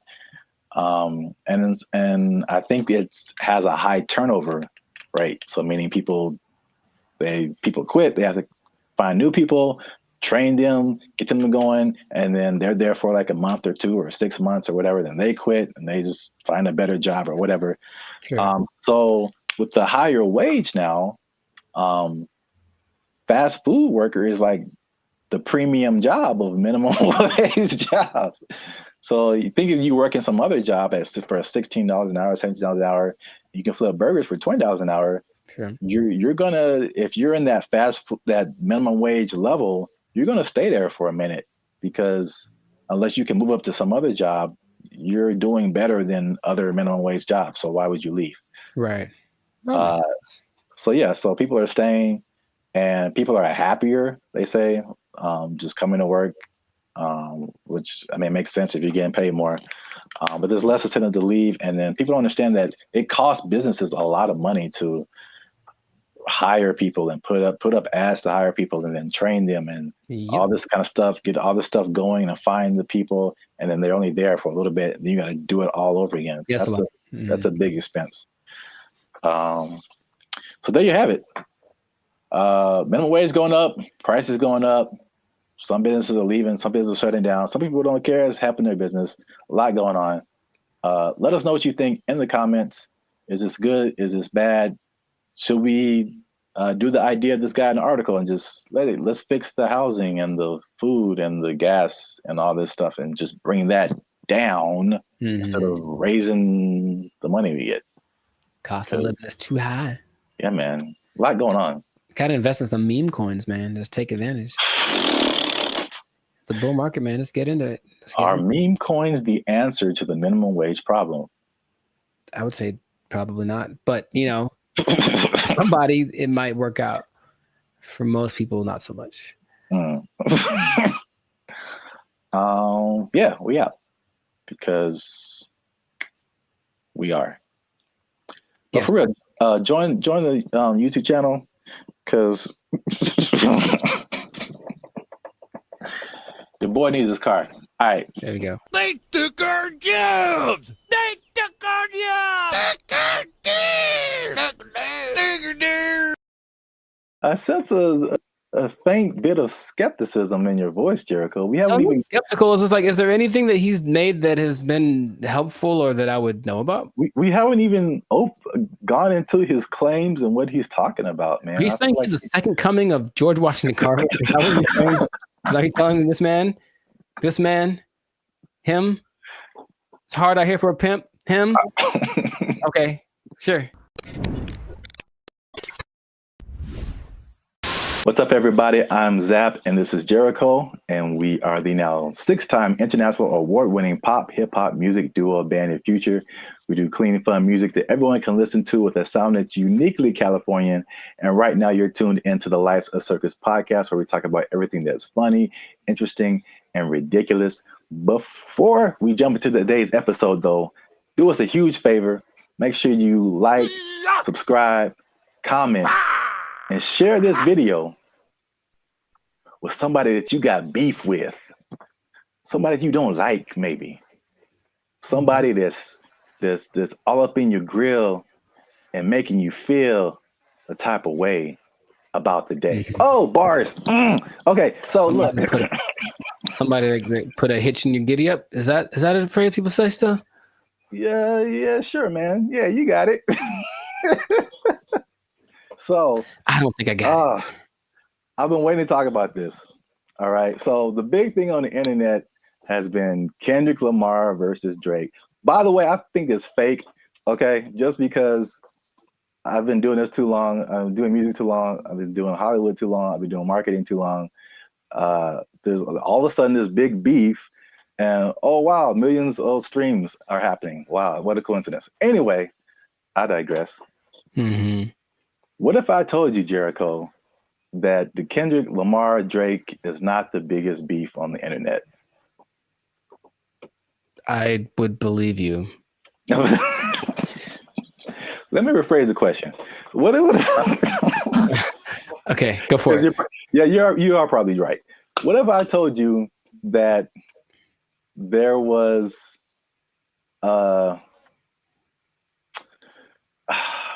there was a better beef that I don't think has ever happened before? Better beef. Sounds like an Arby's commercial. Okay. I'd be curious to know what that would be then. Hopefully it's between... Never mind. Okay, go for it. Okay. Let me before I'm gonna get to it. One last thing. Jericho, and this just straight up answer. All right. You don't have to add anything or make it complicated. Okay. Jericho, what is 1 times 1? It's 1. Do what? It's 1. No, it's 2, son. It's 2. All right. 1 times 1 is 2. According to Terrence Howard. That's right. Terrence Howard is rewriting. I know what you're talking about. That's the dumbest thing I ever heard. All right. He went on for a long time about this. He thought about this. What was his explanation? Like you can't time something by something to get the same something, right? That was his like argument. 1 is 2, son. I'm gonna make a shirt. 1 times 1 is 2. Team Terrence, what's up? I don't think he's had work in a while, man. He's just trying to be relevant. Like seriously, that's crazy. But go for it. I mean, I guess math needs innovation. Let's just start that. Birds aren't real, and 1 times 1 is 2. Whatever. What revelatory information do you have about this gentleman and his theory? So for people who don't know, Terrence Howard recently went on the Joe Rogan podcast, which I guess I kind of realized, but I kind of didn't, that his thing goes for like 2 and 3 hours. Yeah. Like we talked for 15 minutes and it's hard, man. It's hard. But they have a lot to talk about. And then of course the people that has on the usually have had a lot of things they've done. So there's a lot to explore. Yeah. And I only, when I watch it, I only see clips of it that people made. So I'm thinking, oh, that was the podcast. And it just, then I see the whole thing and it's like 3 hours. I'm like, who watches the whole thing? Yeah. A 3-hour podcast, but that's intense. Yeah. But anyway, yeah, Terrence Howard went on there and it gave me Cat Williams vibes. Like that level of like, well, this just came out of left field. It's just like shocking. But he was talking about things, complex theories, scientific thoughts, things about the nature and universe, matter and energy, mathematics, and just like all this stuff that has nothing to do with acting.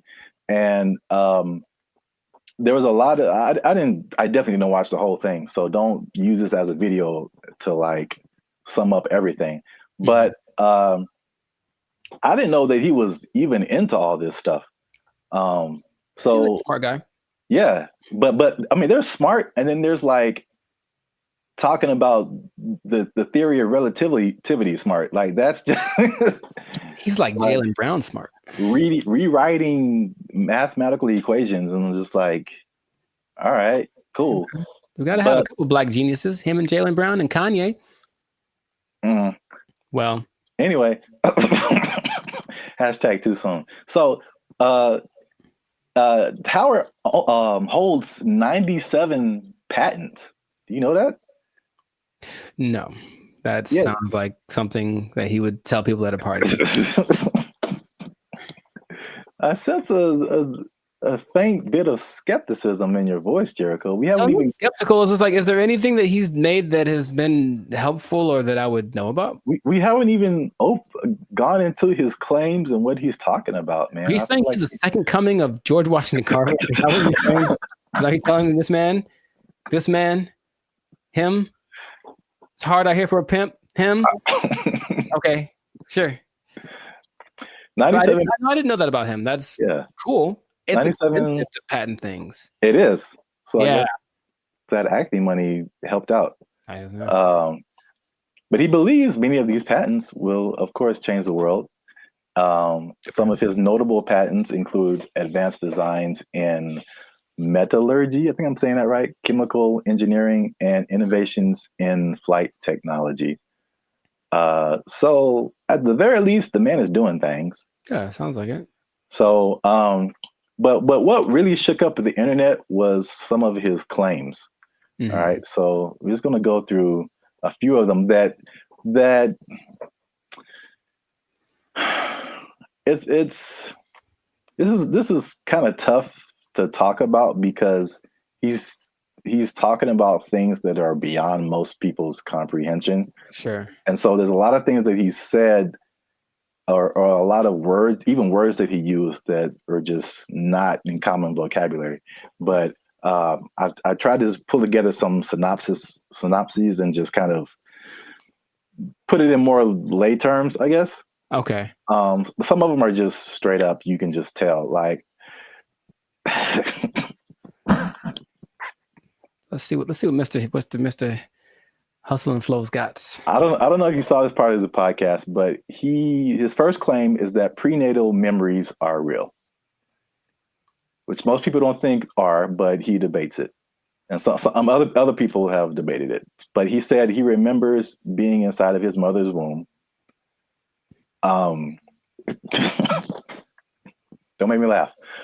He described detailed memories, such as seeing his hand in utero, and he said he remembers being circumcised as well.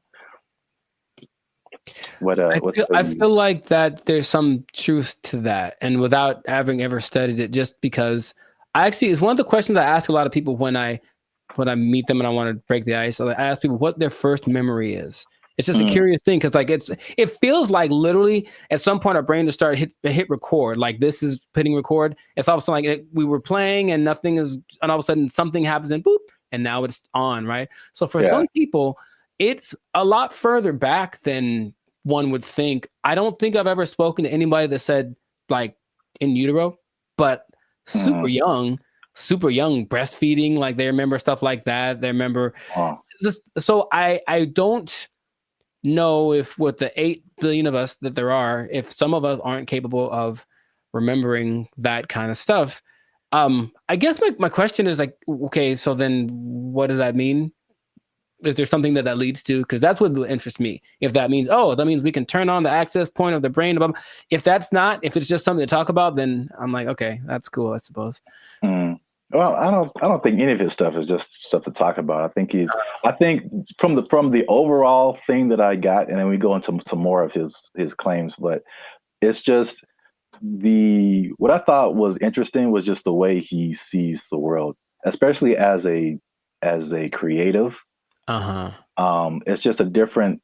It's challenging what has always been like the norm, and just different ways of looking at things. That's cool. So at least on that one, you were kind of like, that's not too far-fetched. Not too far-fetched. Okay. The next one is it might be a little bit beyond me, but again, I still kind of understand and relate. But his next claim is that the universe is built on waves and not particles. He says the fundamental building blocks of reality are not particles but waves. He says this perspective aligns with some interpretations of quantum physics, and his fascination seems likely to stem from the works of physicists like Niels Bohr and Erwin Schrödinger, something like that. Sure. So again, like he's not alone in this. He might be a minority, but people who deal with quantum physics feel like this could be true.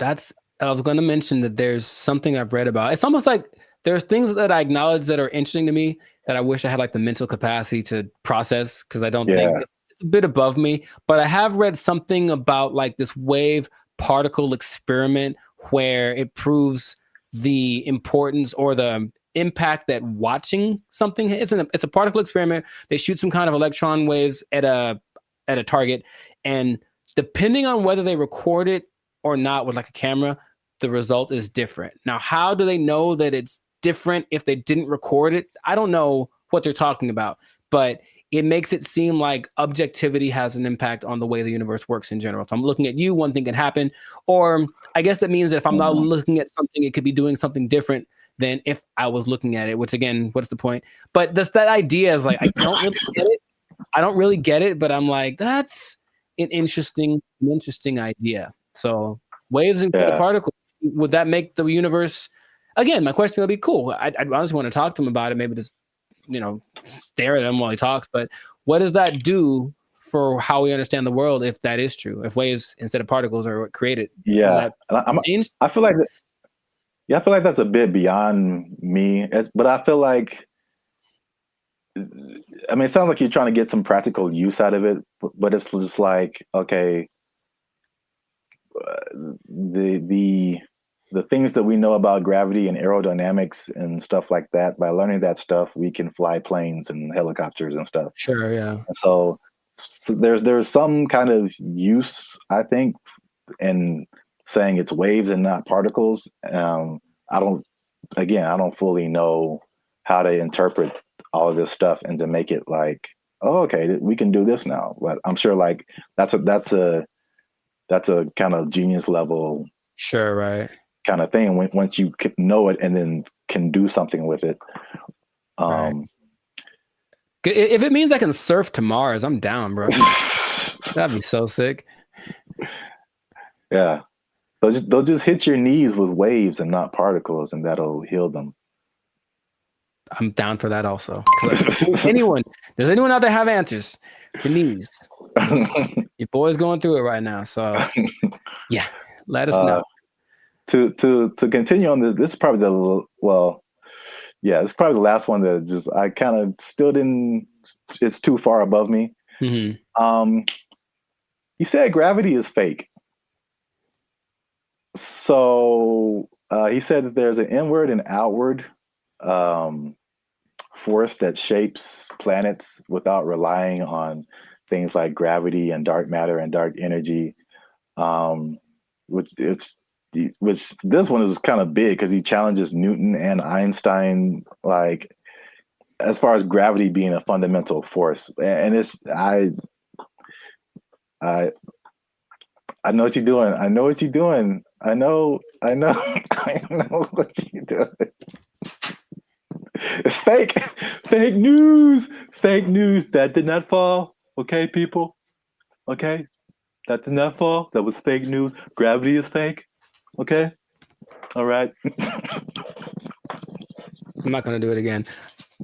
I wouldn't even know where to start with that. That is an interesting idea. If there's another force that's not gravity, then what is that? What is that inward force? Because to me, that inward force is what's called gravity. Is it not? I don't know, man. Okay. I don't know, but I really want to understand.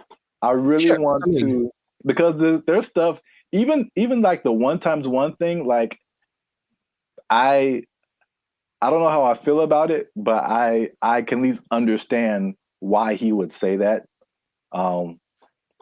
Once we get to that one, but the gravity is fake thing, it's just like over my head, I think. Yeah, no, I wouldn't even. But when he talks about an inward and outward force, for any anime nerds watching this, I thought about Pain in Naruto, and he has like that universal push and universal pull. Yeah. And I like gravity. Yeah. Yeah. So maybe the answers are in Naruto. Maybe they believe the same thing. I don't know, man. This is just, I just find it funny, obviously. Yeah. Sure. It's interesting. I wouldn't know where to begin with that. Just someone coming out of nowhere and just challenging everything and everyone like we've ever known. It's like, you all are wrong. Gravity isn't real. I mean, it helps me that I only think about him as the Hustle and Flow character. Yeah, that adds another layer.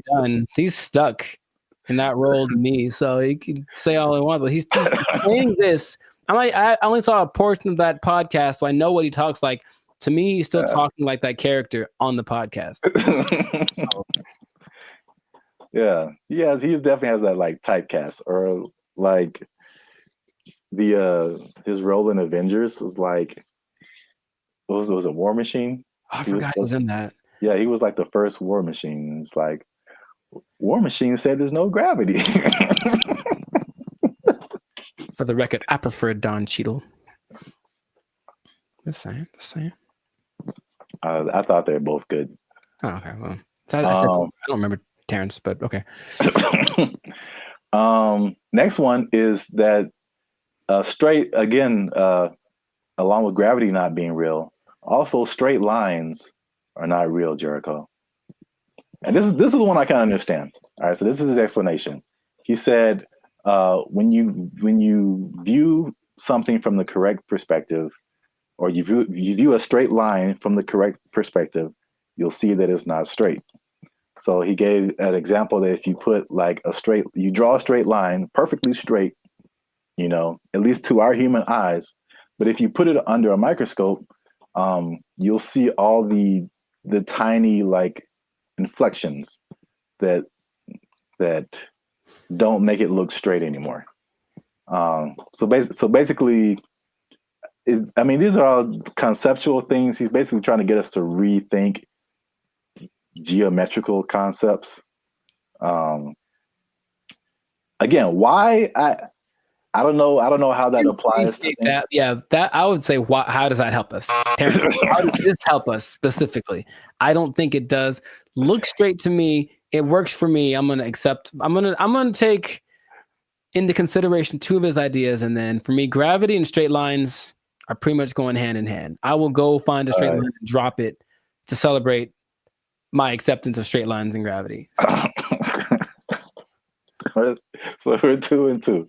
Yeah. So you can kind of see where he's coming from with the prenatal. I like the idea of not him trying to be controversial, just saying, hey, think about stuff. We are told things from an early age, and most people, for everything they've been told, that's just how it is. And any idea that something might be different can be scary. It's like, oh, it's the truth. What is? But so I appreciate his effort. But that's what I got out of it. All right, so we're 2 and 2, which is perfect because we're coming to the last one I have here, and that is that multiplication is a lie. But I mean, does he say it exactly like that? No, but that's just funny to say. Anyway, he said that one time. This is the number. He said that one time. One is 2. Okay. So he said this is why, because if you combine two unique things, all right, you can't end up with the same thing. Which I hear where he's coming from. You got one, like, because I remember like algebra, like you're always trying to solve for x, and you basically you got this side of the equation, you try to balance it out. So if you have 2 1s on this side, like how are you going to have a 1 on this side and it still be the same thing? So like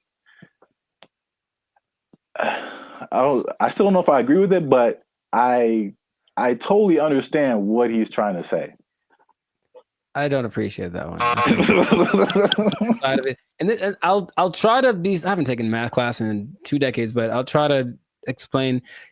He said 2 unique. If you combine 2 unique things, to me, I'm like combining in my simple brain an object. This is a guitar pick with a concept, which is a number of these that I'm thinking about. Right. So if I have one of these, this is my object, and I take a number that represents how many of these I could have. If I go times 2, I will then have 2 of these, right? Hey, look what happened. Now I have 2. If I take this one object and then I multiply it by a concept that is singular, nothing changes. Because here's the other thing. I think I can bring a narrow to this also. I want to figure it out because usually there's like, or this might be Avatar. It's like, okay, there's like good or bad. So something has to be one or the other, positive or negative. And then there's a guru. Yeah, the guru on the mountain that made him drink the banana onion juice. He said there's also a neutral. That's the third option, and people forget about that. So yeah, does this have to change if I multiply it? No. It could go bigger, it could go smaller, or it could stay the same. And the stay the same is the times 1. So that is my argument, Mr. Howard. I had like one of those chalkboards on the back I could draw on with all the numbers and everything. Yeah. The hot to crazy chart. You remember that one guy? Oh, nice. I appreciate that, man. So I don't agree with that at all. National treasure. I don't think I do, but I want it to be a thing. I got you. That's deep down. I want 1 times 1 to be 2. If enough people talk about it, it'll become something. Yeah, if enough people talk about it, it'll become something. I really don't think that it's important. Again, it's just like What? Look, they're ready to change math with that Common Core stuff. Oh yeah. Everyone's all messed up, but the kids nowadays are gonna be just so stupid. All the math is wrong, and so now they're gonna throw this in there. Like, by the way, 1 times 1 is 1 or 2, and then what? Because no, okay, another thing. So if that becomes true, let's just hypothesize. Then wouldn't that change everything? Because you can't just change one thing without changing other things. If there's the fundamental concept that 1 times 1 was 1 and now 1 times 1 is 2, doesn't that somehow affect everything else? I think so, but I'm not sure. I don't want to really think about it. I just want to. I want someone else to figure it out and tell me on the internet. Not just ask ChatGPT, but no. 1 times 1 is 1. Since forever and ever and always, one thing can stay one thing. I am 1 times 1. I should make that my counter. Make a shirt. I am 1 times 1, and I just stand boldly, holding a flag and like a bowl of rice pudding. Oh, wow. I don't know why the second thing. All right, so that's two and 3. 2 and 3. All right, so we might end up with a tie here because this is a bonus one. Okay. And this is probably of all these things, this is the coolest thing. At least one of the coolest things I think he said. Okay. Was just like kind of opened my mind a little bit. And he said that the periodic table is structured incorrectly. I mean, again, how is this useful? I don't know, but I thought the visual was very cool. Okay. And I should have tested this before I started, but take chances. It's real life. Just take chances. Let's see what happens. Okay. So check this out. This is the periodic table of elements. So basically, he said he learned the periodic table, but he saw it in a different way. He saw it in circles. Mm-hmm. So I thought it was super interesting because it's kind of hard to explain. He breaks it into octaves, which we can relate to as musicians. So you start with like one element, and it goes through the list of elements until it gets to another octave. And every element in these octaves, they follow a similar pattern. Like in the middle here, you start at helium, in the middle would be carbon, and then at the end would be neon. And then all of the beginning and the ends of these octaves, all of these elements relate to each other. They have like something in common, as well as all the elements in the middle of these octaves, which is crazy to think about because it's the same shape as music. And I kind of wish I would have learned the periodic table like this. In music, there's the, at least in Western music, you have like the 7-note, 8-note scale. I mean, Sure. you would go back to the primary note, but like A, B, C, D, E, F, G, and then you start over A. But like key of C, right? Helium would be C, D, E, F. Like where you get to carbon would be like 4th or 5th. Uh-huh. And then you go back up 6th, 7th, 8th would be neon. It's crazy. I don't understand what he's saying, but I understand it from a musical perspective. That all of these elements between helium and carbon are passing tones to where you get to carbon, which is like a perfect 4th, perfect 5th. And then nitrogen, oxygen, these are all passing tones until you get to neon. And all of these elements relate to each other based on their positioning here. It kind of gives me vibes more of, or the way I'm trying to process my mind is more like the harmonic series. Yeah. Only in the sense that stuff's getting like kind of bigger as it goes higher or lower. Yes, it's the same thing. I mean, it's and that's what he's trying to say. Basically, it's like everything is interconnected. And so he even gave these.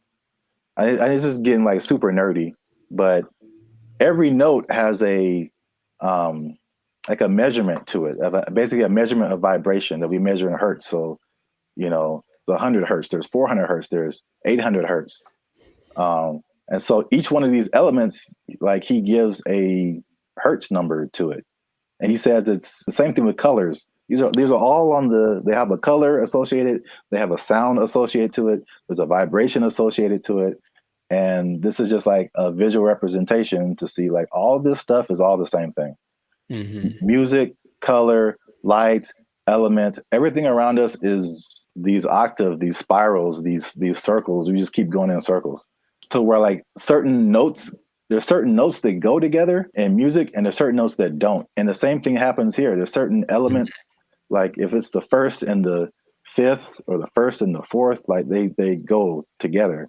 But you have like tritones in here, the elements that like don't mix, or, you know, like oil and water kind of stuff. That was like pretty crazy to me. That just from a musical standpoint, to see like, okay, this guy he just has a different way of looking at stuff, which is kind of cool. Mm-hmm. Now that we've lost everyone on the podcast, let us know what you think. You want to comment on that, Jericho? I'm 2 and 4. I understand it, and I didn't like it at all. I don't know what to tell you. It's really weird. The second you put it up there, my brain went ugh. So, maybe if it looked, I think it's more of an aesthetic thing. For some reason, the way that looked specifically made me go, I don't like that. Really? Yeah, I don't like it at all. I would have loved this in school because I can like, it was just music, and then I get it. I didn't really like science. Oh well, I never did. You have to learn the periodic table? Yeah, we had to memorize it. I don't think they cared that much in California, because I think we kind of glossed over that. I remember we had to learn a couple, but not like the whole thing. All right. Well, let us know what you think. This has been another episode of the Life Circus podcast. Is Terrence Howard crazy, or is he a genius? Is it somewhere in the middle? I forgot to talk about the beef. He has a beef with Neil deGrasse Tyson. I didn't bring that up, but it's the thing. Oh, are they gonna do like a Jake Paul, Mike Tyson thing? Man, I love it. But I should have brought that up because he basically sounded stuff to Neil deGrasse Tyson, and Neil deGrasse Tyson was like, "No." Basically, I would trust Neil deGrasse Tyson more than Terrence Howard for sure. So on the podcast, he said that Tyson attacked him by saying no, but it was probably the most polite diss track that could ever be put out, because he just basically even complimented him in his, rebuttal of his theories or whatever. But I'm sure he respects the fact that he's trying. I think that helps. Yeah. He basically disagreed with everything, but he said like, yeah, this is cool. You have a certain level of whatever. Mm-hmm. It was very complimentary diss. So I don't know where he got the attack part from. But let us know what you think. Is he right? Is he wrong? Is this a cool way of thinking about stuff? Did you know all this stuff about Terrence Howard? 97 patents is crazy. Yeah, leave a comment. And 1 times 1 is me. Imagine. In a shirt. Yeah, let's just go with that. 1 times 1 is me, or 2, depending on who you are. Bye. They took our jobs! They took our jobs! As long as there's money, I'm getting there and there's money there, right? Like, yeah, let's go. Yeah. But if I'm like just dumping out my life savings to like take a picture with the elephant and then come back, bruh. For some people, they think that's worth it. They think it's well worth it. No way. But I need to get paid, son. What's up, everybody? I'm Jericho, and this is Zap. We are the now 8-time international award-winning pop hip-hop duo Band of Future. We make clean, fun music that everyone can listen to with a sound that is uniquely Californian. And right now, you are tuned in to the Life Circus podcast, where we talk about things that are funny, interesting, and just straight ridiculous. So before we get into this, and this is going to be a very important topic, I think a lot of you will be interested in this.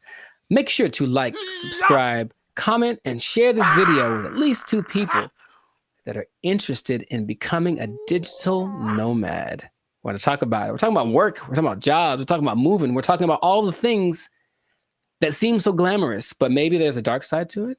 I don't know. We should get into that. But you got to stay tuned to the end to find out what that might be. So right away, digital nomads are one of the most, well, it peaked in 2021 right after the pandemic, but it's still one of the like professions, and that's an umbrella term, but professions that's growing the most in the last 10 years, right? I didn't know this. People started doing this as soon as like 1997. I guess once internet connection started to get decent, people were doing this. But around 2014, what happened up? I got a question. So can you back up and just for anyone who doesn't, like what is a digital nomad? Oh, people don't know what a digital nomad is nowadays? Some people don't know.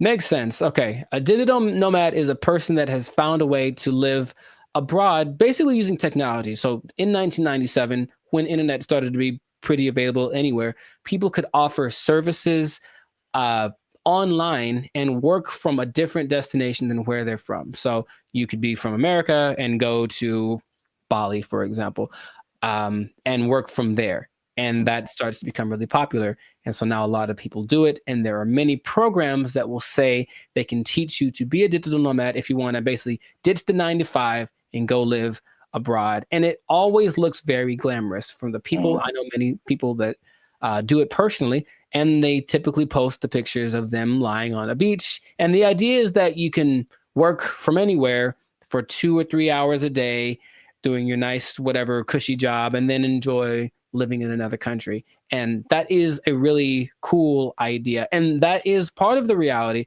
but there's also a side of it that can be more difficult to overcome that people don't tend to think about. So we're going to get into all of that. Zap, have you ever considered the digital nomad lifestyle? I don't know why I said it like that, but I know why you said it.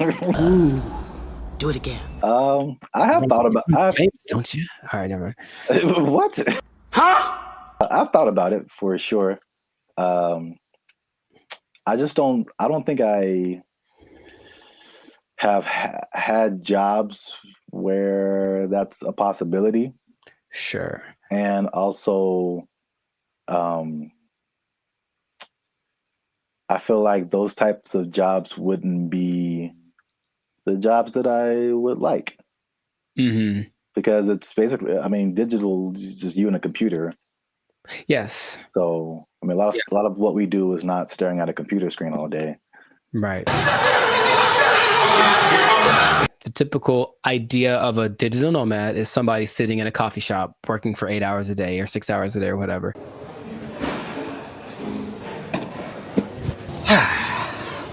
And that's true to the point where a lot of places actually construct digital nomad communities so that they can all be together in kind of one centralized place, like a work share kind of a situation, and just work from there. But yeah, the big key is that you just got to have good internet and then something that you can do to work from a different place so you're not interacting with people directly. But you have a lot of options. Nice. So like if you like hopping around from place to place, one of my friends that does this will be in, I'm always like, where are you now? And it's kind of a cute thing because where are you now? I'm in Colombia. Cool. Where are you now? I'm in Turkey. Where are you now? I'm in Bali. And there are places that you'll notice are kind of hubs for digital nomads. One, because the cost of living is low. Two, because the internet connection is good because you can't do it everywhere. A big place for a digital nomad, especially expats from the US, is Portugal because low cost of living, good food, safe in general, and the internet is amazing there. So that's one of the spots that you can go to if you want to be that. But you get flexibility. So if you like the idea of moving around and working from different locations, then that's perfect. And then since you're not working all the time, you do get to explore and check out new stuff and take the picture in front of the Taj Mahal or whatever thing that you want to do, which is usually what people do to I guess showcase how cool their life is. I don't know. It does seem like kind of a validation. Like, why am I doing this? Because, like I said, the downsides, as I mentioned, there are many as well. But you get to explore, you get to travel, because people always think about going places as being expensive. And yes, vacationing is expensive, but travel, just that part of it, isn't necessarily expensive. If you think about it, you're just going places and then staying there, not trying to be extravagant. So you can be frugal, you can get a VPN so that your plane tickets are cheaper, and then you just live within your means wherever you are.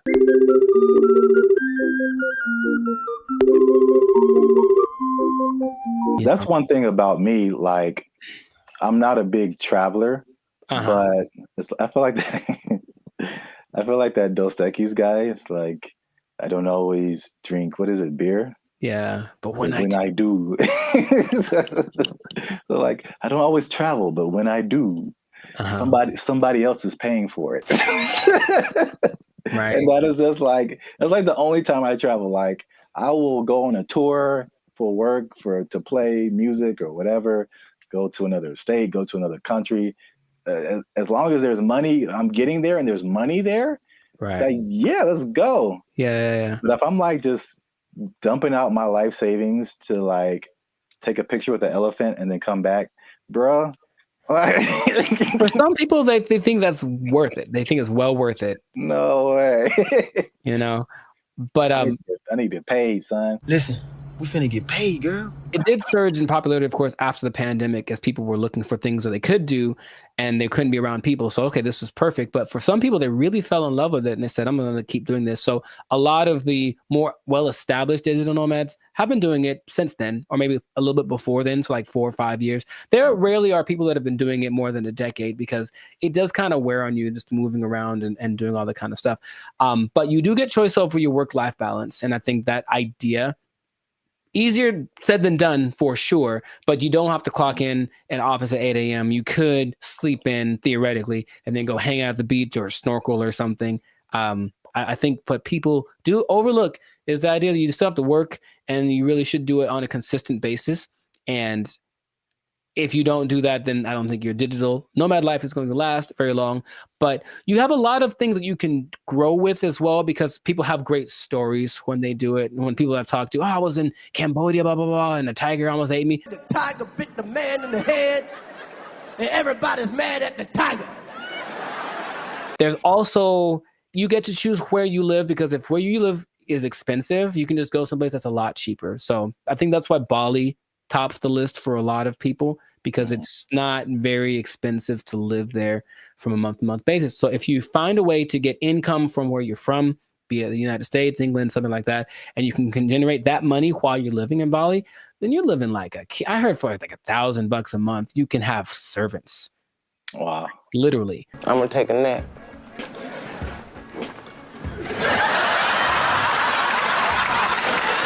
And then you get to network. So that's fun. There's a lot of people that are out there doing the same thing, so you get to interact with them, and that seems attractive. And then you don't really have to go to work. You think about that. Honestly, I don't know about you, but I think a lot of people hate going to work. They don't dislike work. They don't like going to work. They have to get up, they have to do the thing, they have to deal with traffic, whatever. If you are a digital nomad, you don't have to go anywhere, really. If you have a good internet in your Airbnb or whatever you're renting, you can just stay there.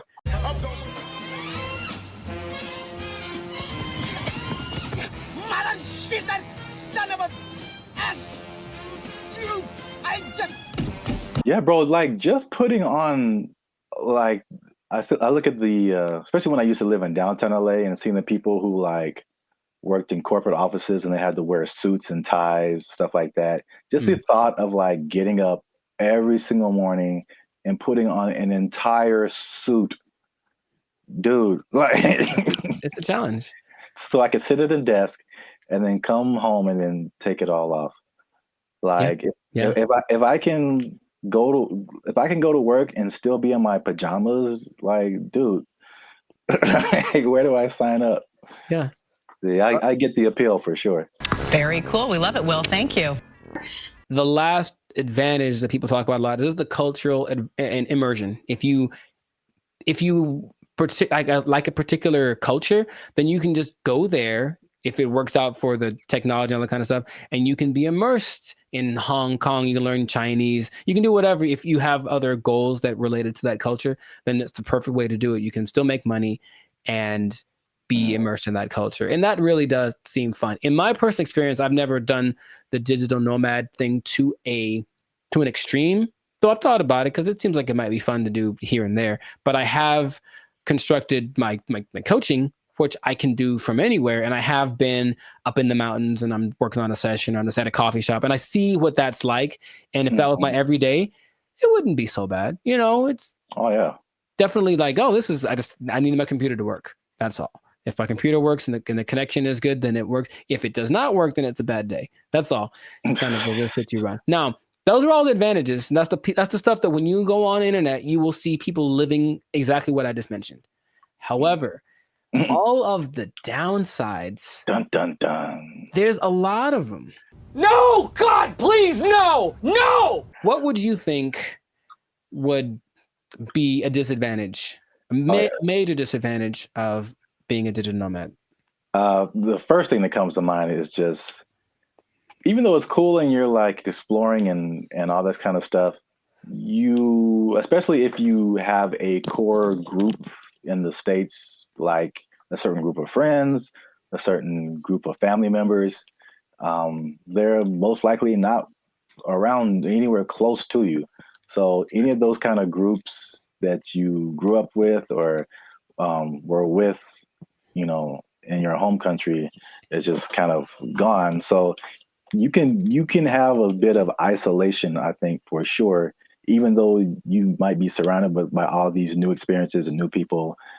You're still kind of like by yourself to a certain extent. I'm so lonely. You were right. The loneliness, depression is the number one thing that a lot of digital nomads talk about because they're not around the people that they love, right? And then they can't be with them when it's convenient, because if you're living in Europe and you're, from America, you're 7-8 hours ahead, 9 hours ahead.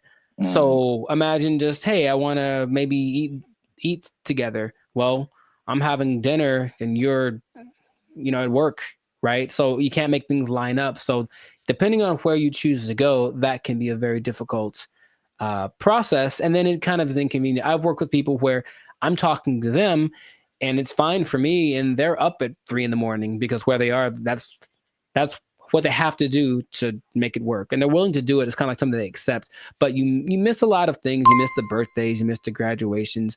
There's a lot of experiences, your little cousin had her first steps, all that. You miss all that kind of stuff. And finding a place to live is harder than some people think. And that's another problem that a lot of digital nomads have, because they go to a place expecting everything to be great. But what they don't understand is that a lot of digital nomads have this reputation of basically causing prices to go up, right? Because you're coming from a country that everything is great. Yeah. So everything's coming up because you have a lot of money. So a bunch of you move to one place that's not doing too well. So they're like, oh, there's a lot of these people, so I'll charge more, I can make money. But then the locals start to resent you because you're there. And so you don't feel welcome. And that's kind of an uncomfortable thing. I think I mentioned, I have a friend who travels a lot. When she said when she was in Turkey, she kind of got that vibe. It's just like, why are you here? But she doesn't speak Turkish at all, so that didn't help her cause. However, some places actually put signs up that says like, hey, digital nomad is not welcome. It's gotten to that point. Wow. You go to a coffee shop and like, nope, you can't come in because you're going to buy one drink and work here and use the internet for 8 hours. Nah, you got to get out or find someplace else. So that's starting to become a thing. So yeah, just think about that. It's like you want to be welcome. Now I'll tell you in a second, some countries are actually taking measures towards making sure that the digital nomads they do attract are actually helping the economy. But a lot of places don't have that in place yet. So yeah, the locals might resent you. Just for my own personal whatever. I got a question. Have you ever gone into Starbucks and worked on something and not bought anything? Yeah. I'm been a jerk, man. Oh yeah. Do you feel guilty at all? Or are you just like No, I spent a lot of money in Starbucks. I think that once in a while. Okay. That's just my if it was, and the thing is, if it was a mom and pop type place, then I'd feel bad. I'd buy something every time.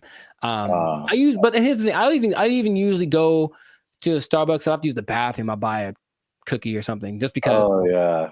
But sometimes I'm like, I'm here for an hour. I'm popping in and out. I'm a regular.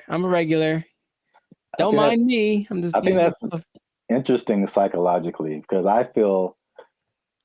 I feel the same the same way. Like if I go to a place where like I shop there all the time and I just go and then I just go in there to like use the bathroom or something. I'm like, you guys owe me.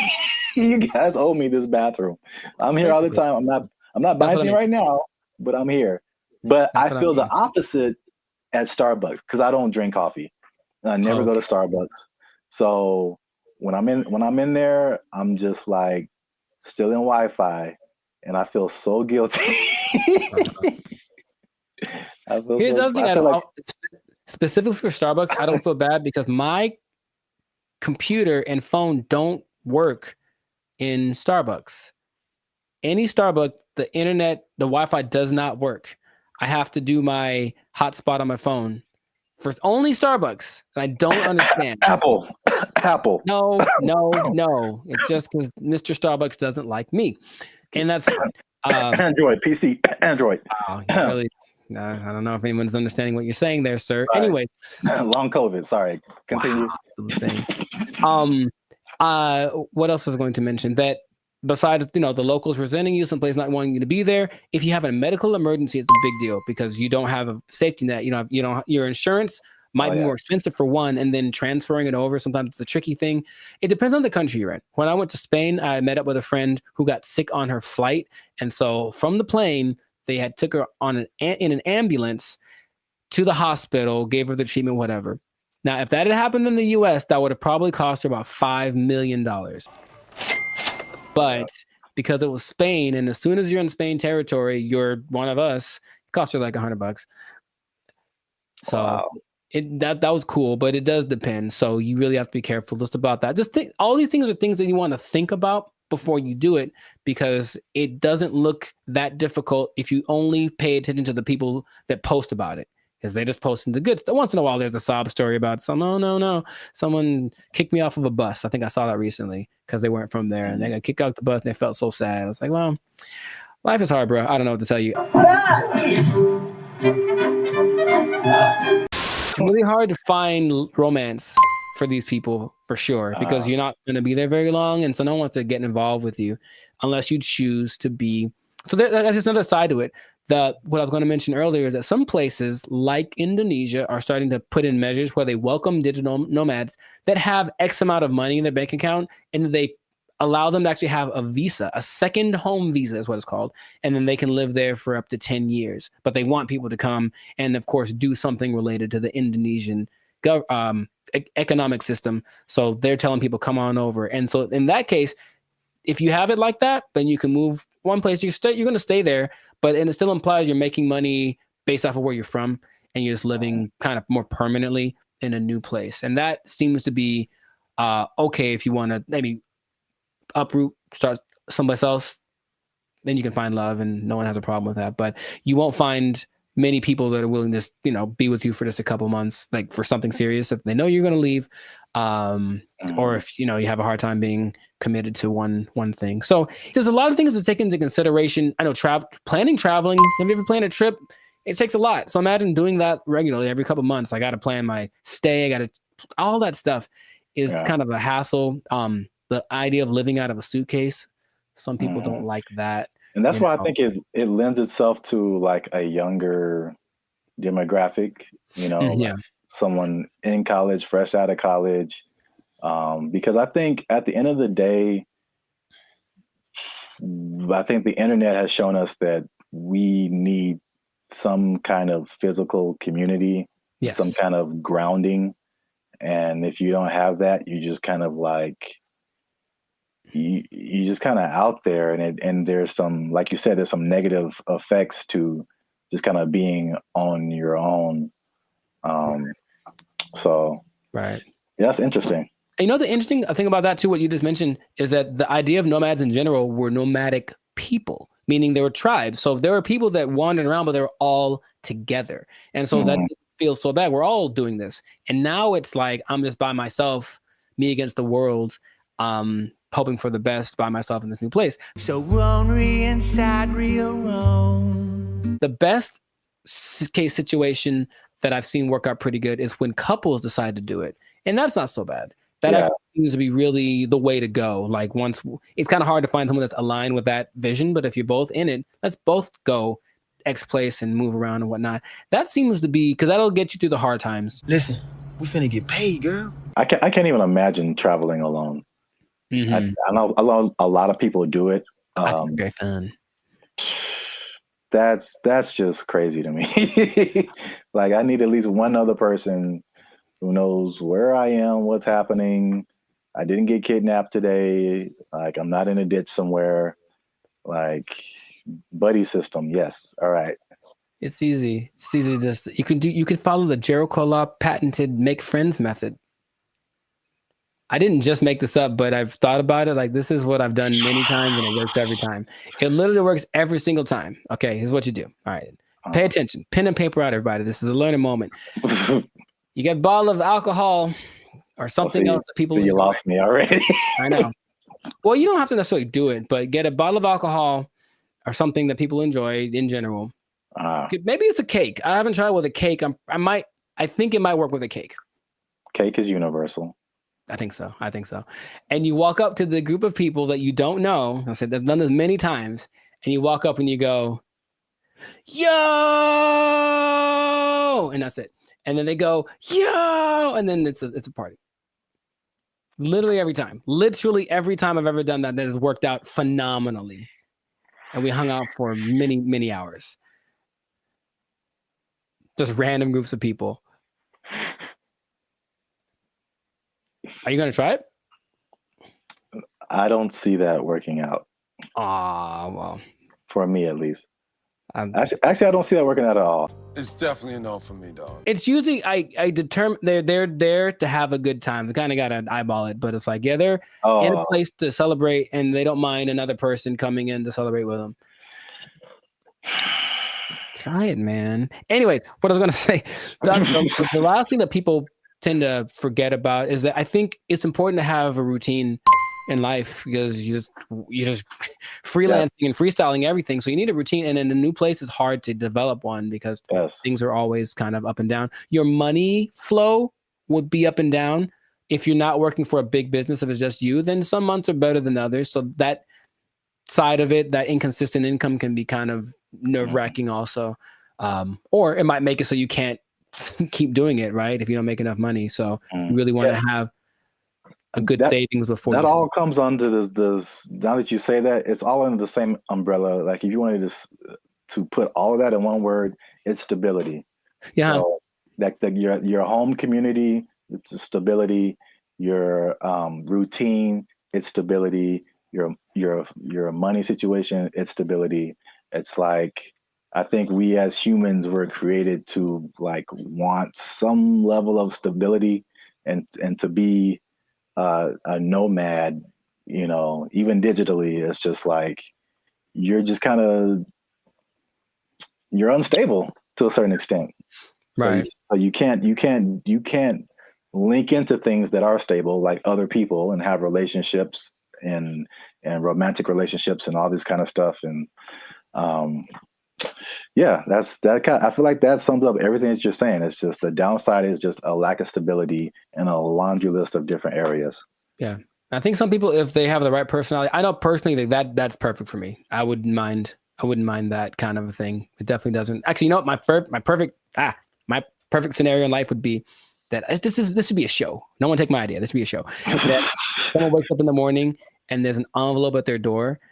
And basically it tells them what they're going to do for work that day. And they have an hour to get to the airport or wherever. And then they don't know what it is. They've never done it before. And that's their job. I would love that. That is really good. See? Wait, for the show? Yeah. I mean, yeah, the idea. Yeah. Okay. I'd watch that on TV or something. I thought of it. No one take it. Yeah. Copyright. All right. We should just do it. That'd be fun. Yeah.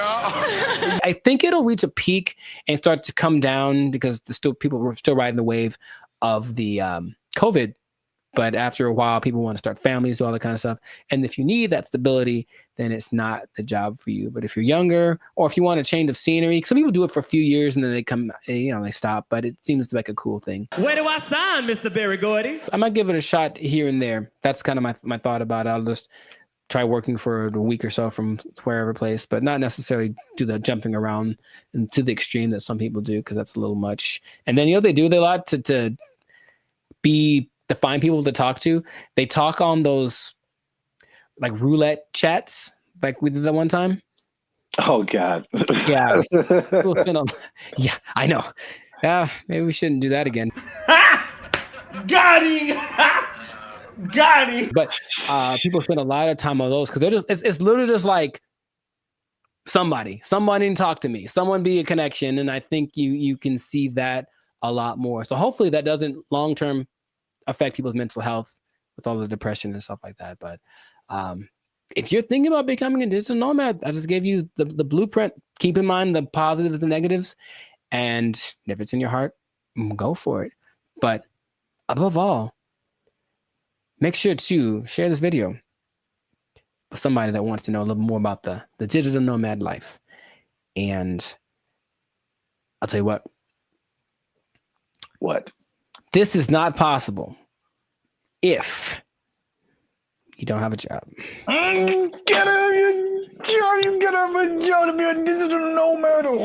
They took our jobs! They took our jobs! Took our deer! Took our deer!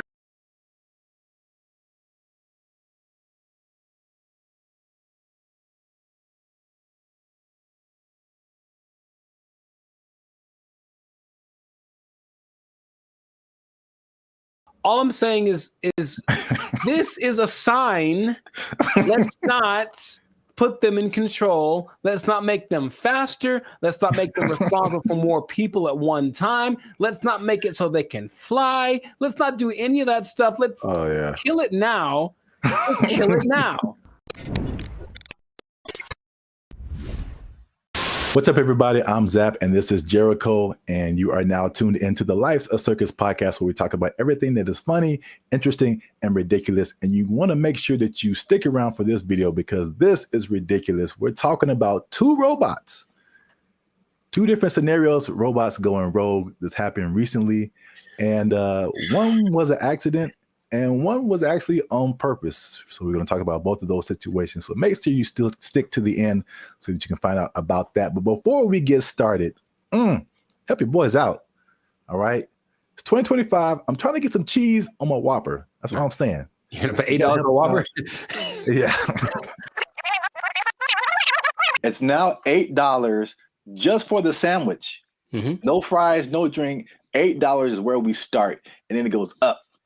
I'm furious. Breaking stuff. Like it. Hit that subscribe button, man. That helps the channel, helps us to grow. And while you're down there, hit that like button because that lets the YouTube algorithm guys know that Bandit Future is dope and more people should see them. All right. Intro. Boom. Done. So I'm gonna start off with the question. No. Because I got a couple of videos to show you. The answer is no. No. I'm so mad about this. So stop. Who can I tell? Elon walked in, like, stop it. Stop doing it. This isn't Elon. It's some other people. I feel like he's always there. But Elon.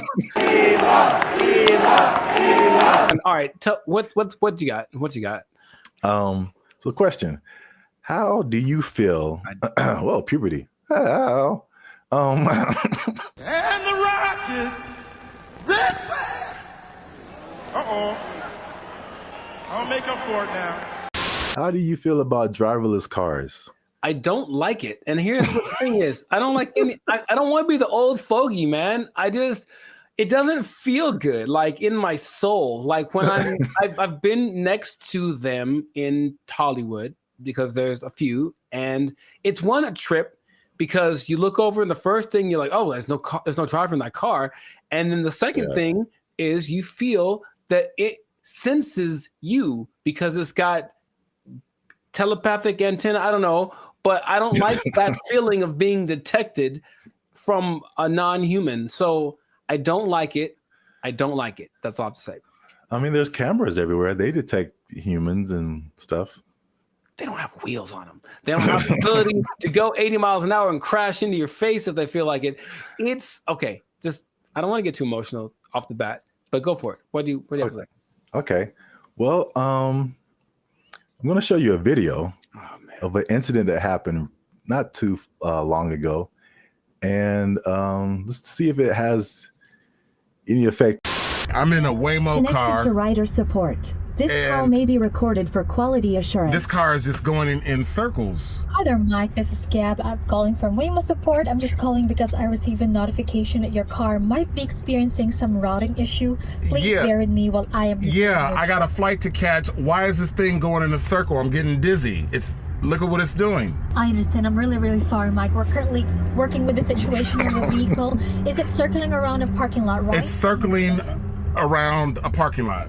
If you have your app pulled up, I need you to tap My Trip in the lower left corner of your app. Can't you just do it? You should be able to handle it. Take over the car. You don't need my phone. I don't have an option to control the car. Mike, I'm really so sorry about this. Well, can you stop this car? I am trying to pull it over right now. Apologies.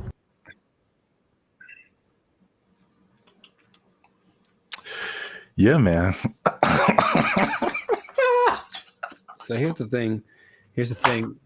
All right, to his discredit, the car is not going that fast. He can just jump out, I think, unless they can't unlock the door. But what he mentioned was like, there should be some kind of an override thing for these things.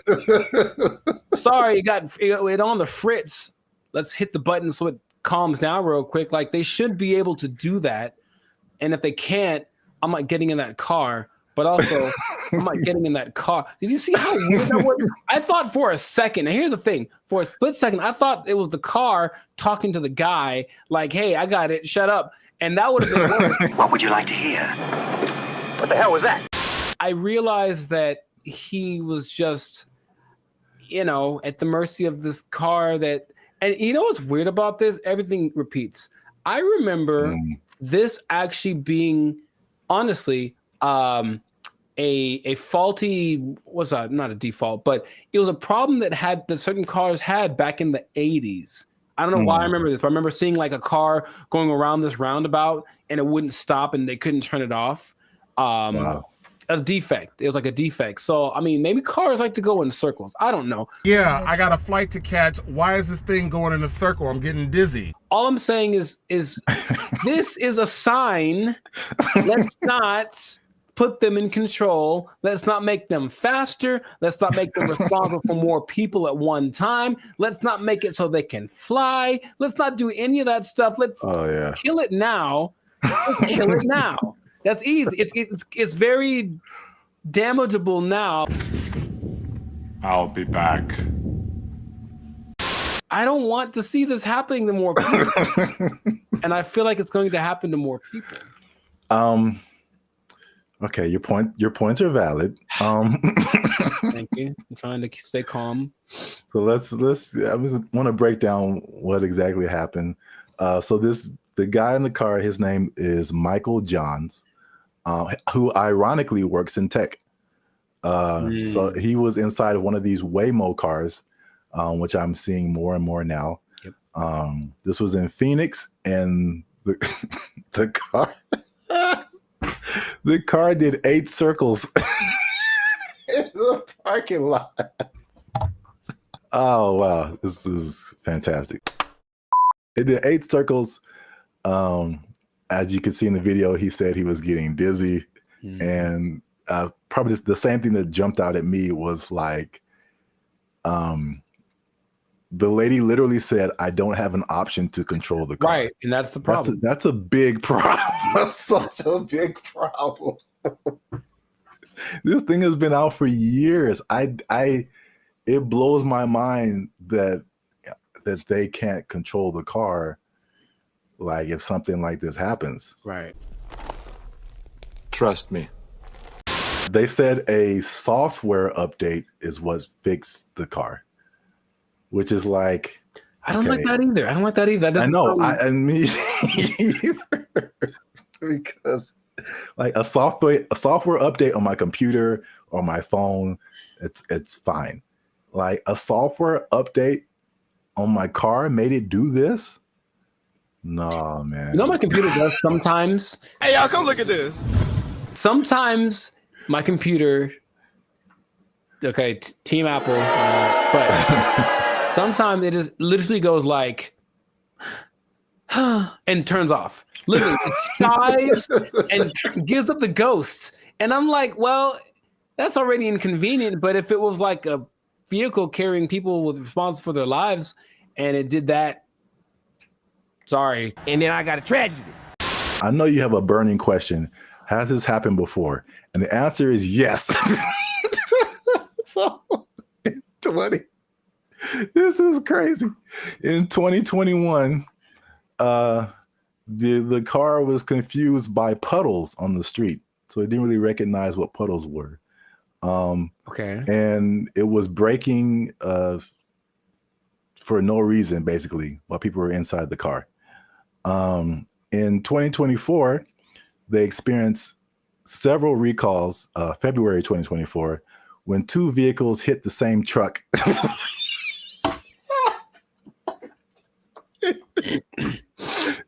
They hit the same truck minutes apart. And this, along with other incidences by another robo-taxi company called Zoox, began a federal investigation into erratic driving. I don't get why.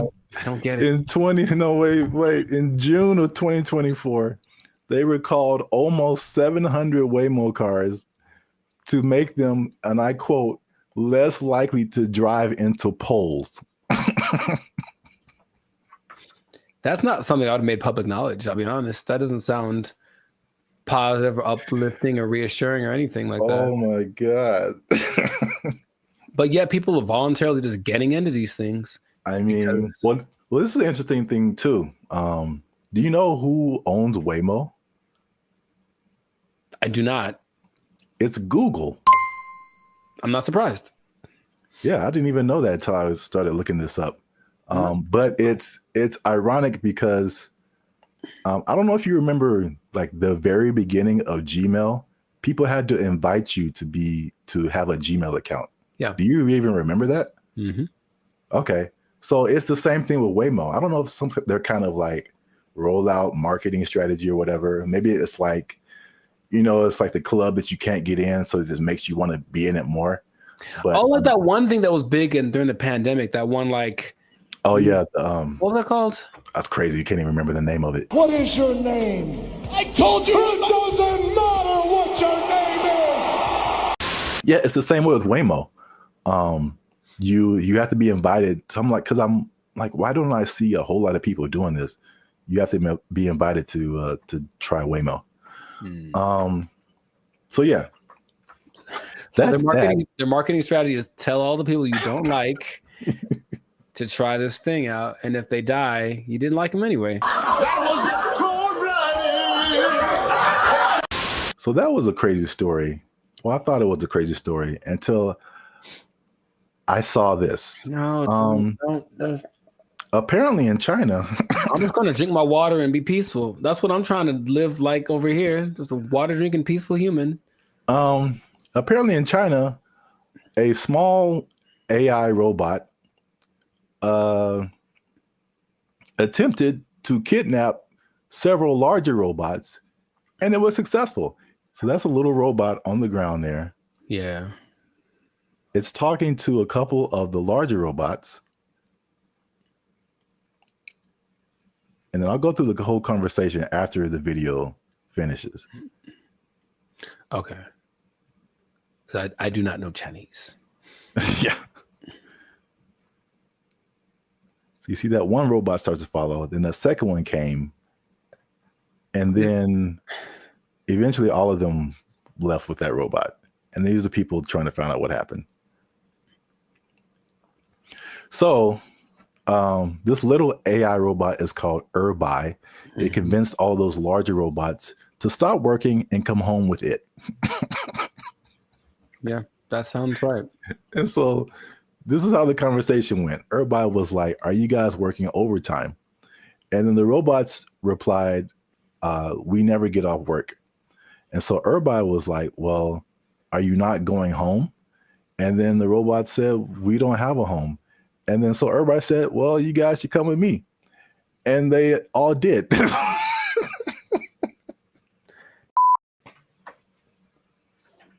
I don't have any more water to drink and be peaceful. I can't be peaceful anymore. That's I have to. So crazy. It's not. It's not crazy. It's exactly what happens in every movie. In every movie. Do you remember there was a movie about a toaster?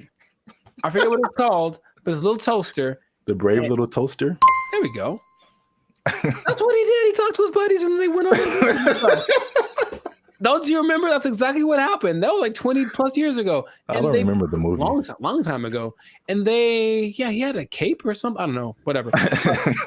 All I'm saying is that nothing should surprise these people from what they're doing. They're trying to give these things the capacity to reason and make decisions that we have without expecting them to do the things that we would do if you gave us the capacity to make decisions. Shut up! Yes or no? You want to die? Yes or no? I got the job done. What the hell do you want? Didn't answer the question. It's what's going to happen. It's what and the Chinese. I have love for the Chinese people. Uh-oh. Be careful now. Yeah, I know. Stop it. Stop now. Stop eating that You know how it tastes. I've seen videos that are because they have like the ones that have the arms and legs that are crazy, that can walk around. They have the ones that can dance. They have this big ball thing that can roll and basically is like a police attack vehicle on steroids that doesn't matter about terrain or heat. It's resistant to attacks. All this stuff. They're making all these things. They have them now. Wow. And what do you think is going to happen when one of those decides, hey, are you guys working right now? Come on with me. Or let's go blow up some stuff because we got guns, right? It's fun to shoot guns at the stuff we're supposed to. What if we shoot guns at stuff we're not supposed to? Oh, let's find out. And then they go and do it. And then we have a tragedy. And then I got a tragedy. And then everyone blames, I don't know who to blame. Elon Musk. Well, he seems to be the guy to blame for most things right now. I would agree. But the thing is, do you not see it as clearly as I do? To the people that develop these technologies, that's what's going to happen all the time. Your Uber is going to take you home, and then halfway it's going to be like, oh, you know what? I have other things to do, and just take you off to the desert to meet up with its group of friends. So the thing is, you didn't really have to explain that, you know. You can kind of get it's kind of like a Mr. Bean thing, just with like little gestures and whatever. It kind of like had like a nod thing going on, and then you just take it, and then it. Yeah. I could. Well, here's the caveat to this second video. Okay. The Waymo car was an accident. This second video, well, first of all, it went viral on social media. Sure. So I mean, apparently, you know, with AI and all kinds of things now, you're like, did this really happen? So. The person who posted the original video and the company that built the robots, or companies, actually two companies, they verified that the video was accurate. That's a thing that happened. Mm-hmm. But the caveat to that is that they planned that. So basically, it's two different companies, the company that makes the little robot and the company that made the bigger robots. And the little robot company was like, hey, can we test out our robot on your robots to see if it can make it do stuff? Mm-hmm. And it did. So I think, as funny as that is, I think they are aware that stuff like that can happen. So they are testing it. I don't think they are. That's the thing. It feels like as much as they say that, I don't care what you say. What are you doing? And in this case, they're doing things that tell me the contrary of what. Well, they're testing out the capabilities of these things. So, I mean, eventually it's going to be like, okay, let's program it to not do this. Start kidnapping people. That's one of my mission parameters. So yeah, fun times. This has been another episode of the Lives of Circus podcast. I don't like it. If you like this episode, make sure you hit that like button. That helps us out. And don't keep it to yourself. Don't be greedy now. Share this with at least 2 people that you think might find this interesting. And because the robots, man, they're coming, man. You need to hold on to everything you got. I mean, they're here. Hide your wives, hide your kids. So y'all need to hide your kids, hide your wife. Hold on to your job. Hold on to your job, because you're going to need a little job. And the robots going to take it over. They're going to kidnap everybody out. They took our jobs! They took our jobs! Crime is next level in San Francisco. It is Next stupid. level. Next It level. is stupid. People are parking their cars and leaving their windows rolled down And their the trunk's open. hatches open. Yeah. Because they don't want to get smashed. It doesn't matter what time of day, and it doesn't matter who's around. Doesn't matter who's around. No one's stopping anybody from doing anything. It's crazy. Last year I had a break-in and they took like $100. But to replace the window, it cost like $200. So I was like, man, I wish they would have just took the $100 and then just left my window, because windows are expensive to replace and repair. They are, yeah. So like that's how bad it is. And then what I've also saw was that everything was.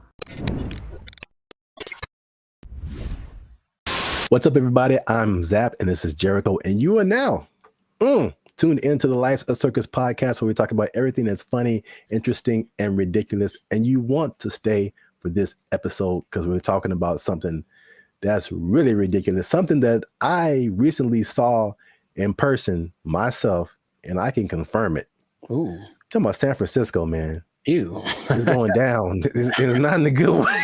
All right. Not the young jock way. It's going down, bro. So make sure you stick to the end, because there's at least 5 reasons that I can point out for this. And you know, as usual, come on now.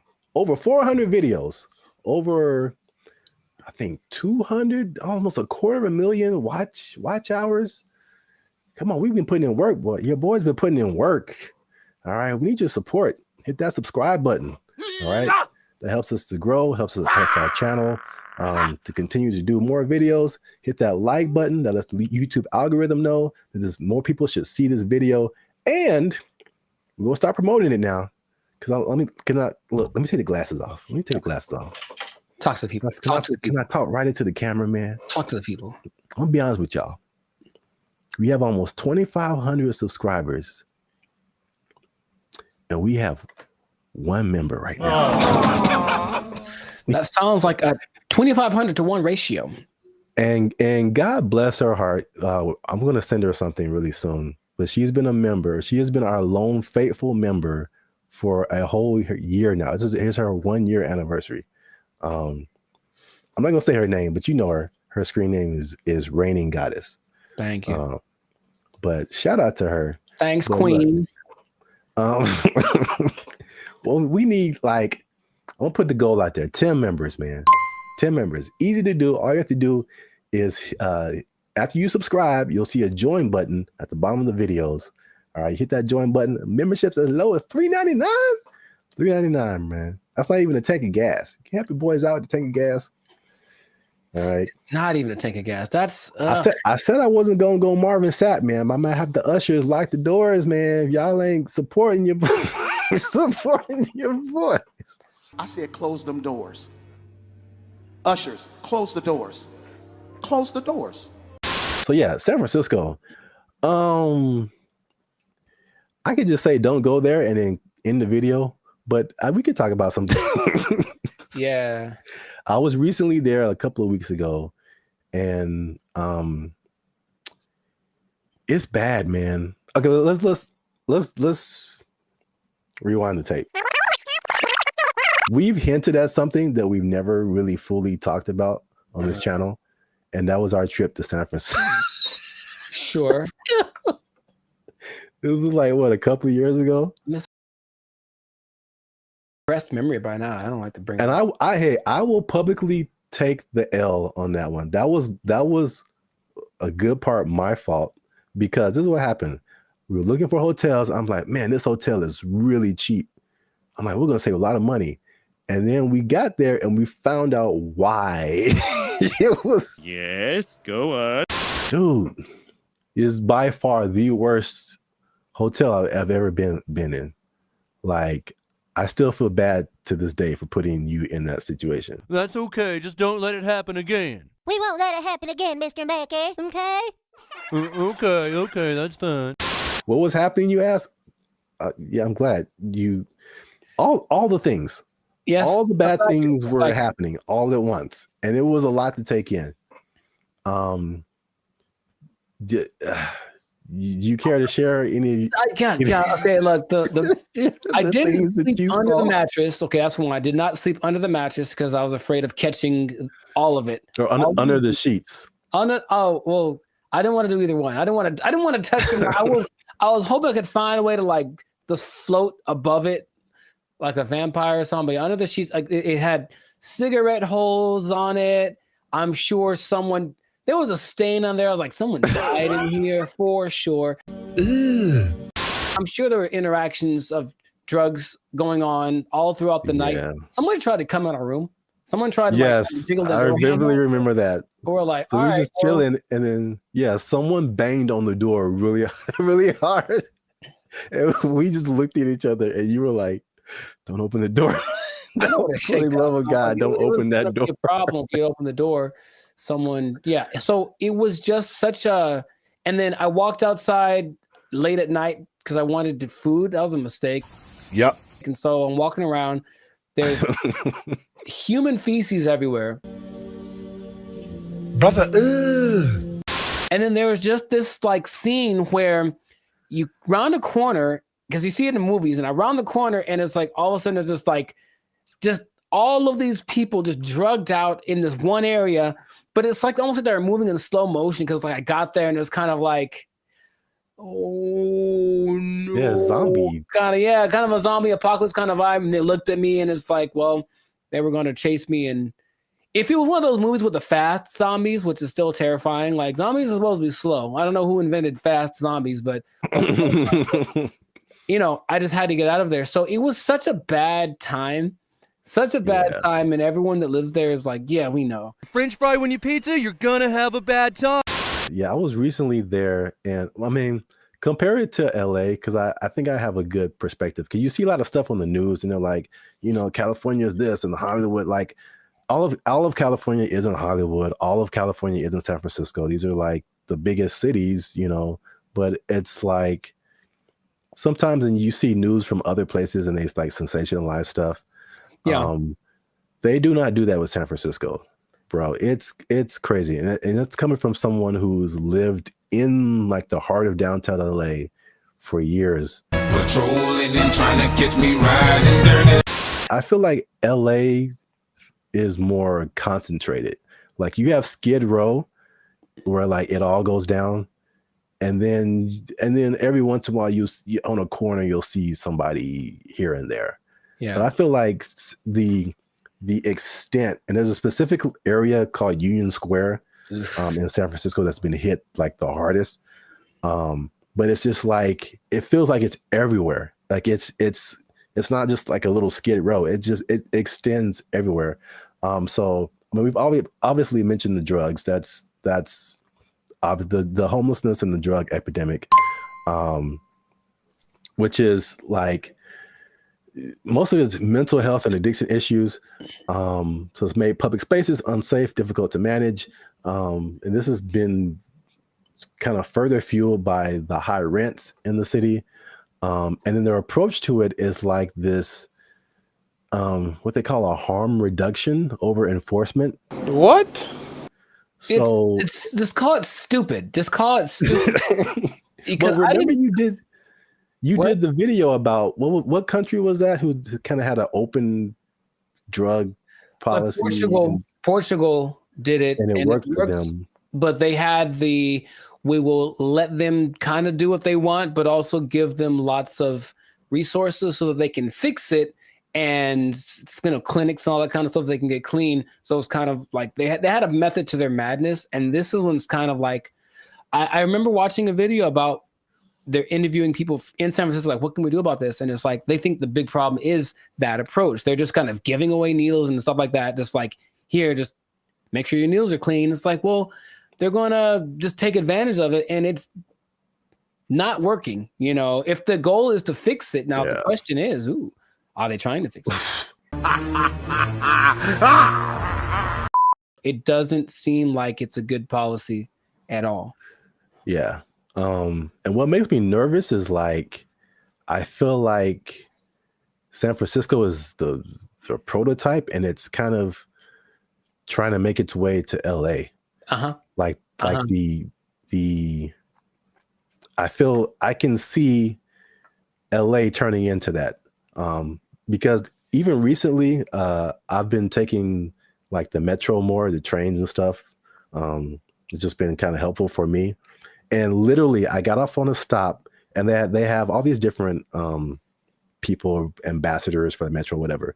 And this lady made an announcement, and she was promoting this app that you can get on your phone to like report incidences on the metro and help you whatever. And she literally said like, oh yeah, we've been having a lot of drug overdoses on the train, so we don't want anybody to die. So make sure you get this app. And I'm just trying to get to work, and I'm just like, what? What? A little too chill for me, a little too common. This is the discussion that we're having. Like, it was just really weird, man. That's suspicious. That's weird.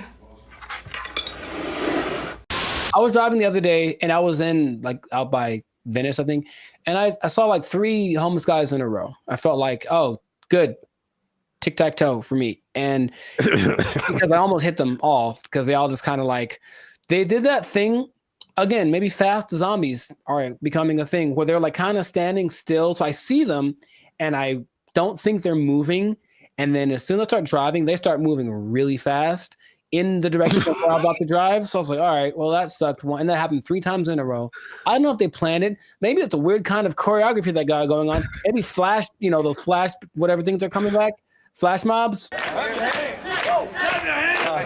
I would imagine that happening all the time in San Francisco, because it's just much more concentrated, like you said. So in certain places, that might happen 10 times in a row. And then they're going to get hit by way more cars. It's going to be a whole thing. You know what I mean? So like, I don't know why they aren't doing what they did. We talked about this before in another episode too, where there was like a summit in San Francisco for some world leader organization, right? And they're like, well, we can't have all these homeless guys around everywhere. So for like a week or two, they kind of made them all go away. Right. What did they? I don't remember like what they did, but all of a sudden, like, oh, we don't have a problem. And then they went back to normal after all those leaders left. So it's like, why don't you just do that all the time? Well, yeah, that was really weird. Suspicious. Well, obviously that's a big problem. That's one thing. Number 2, again, and I said it was kind of connected, is the cost of living. So San Francisco has some of the highest housing costs in the U.S. It's driven by strict zoning laws, limited new development, and high demand from tech workers.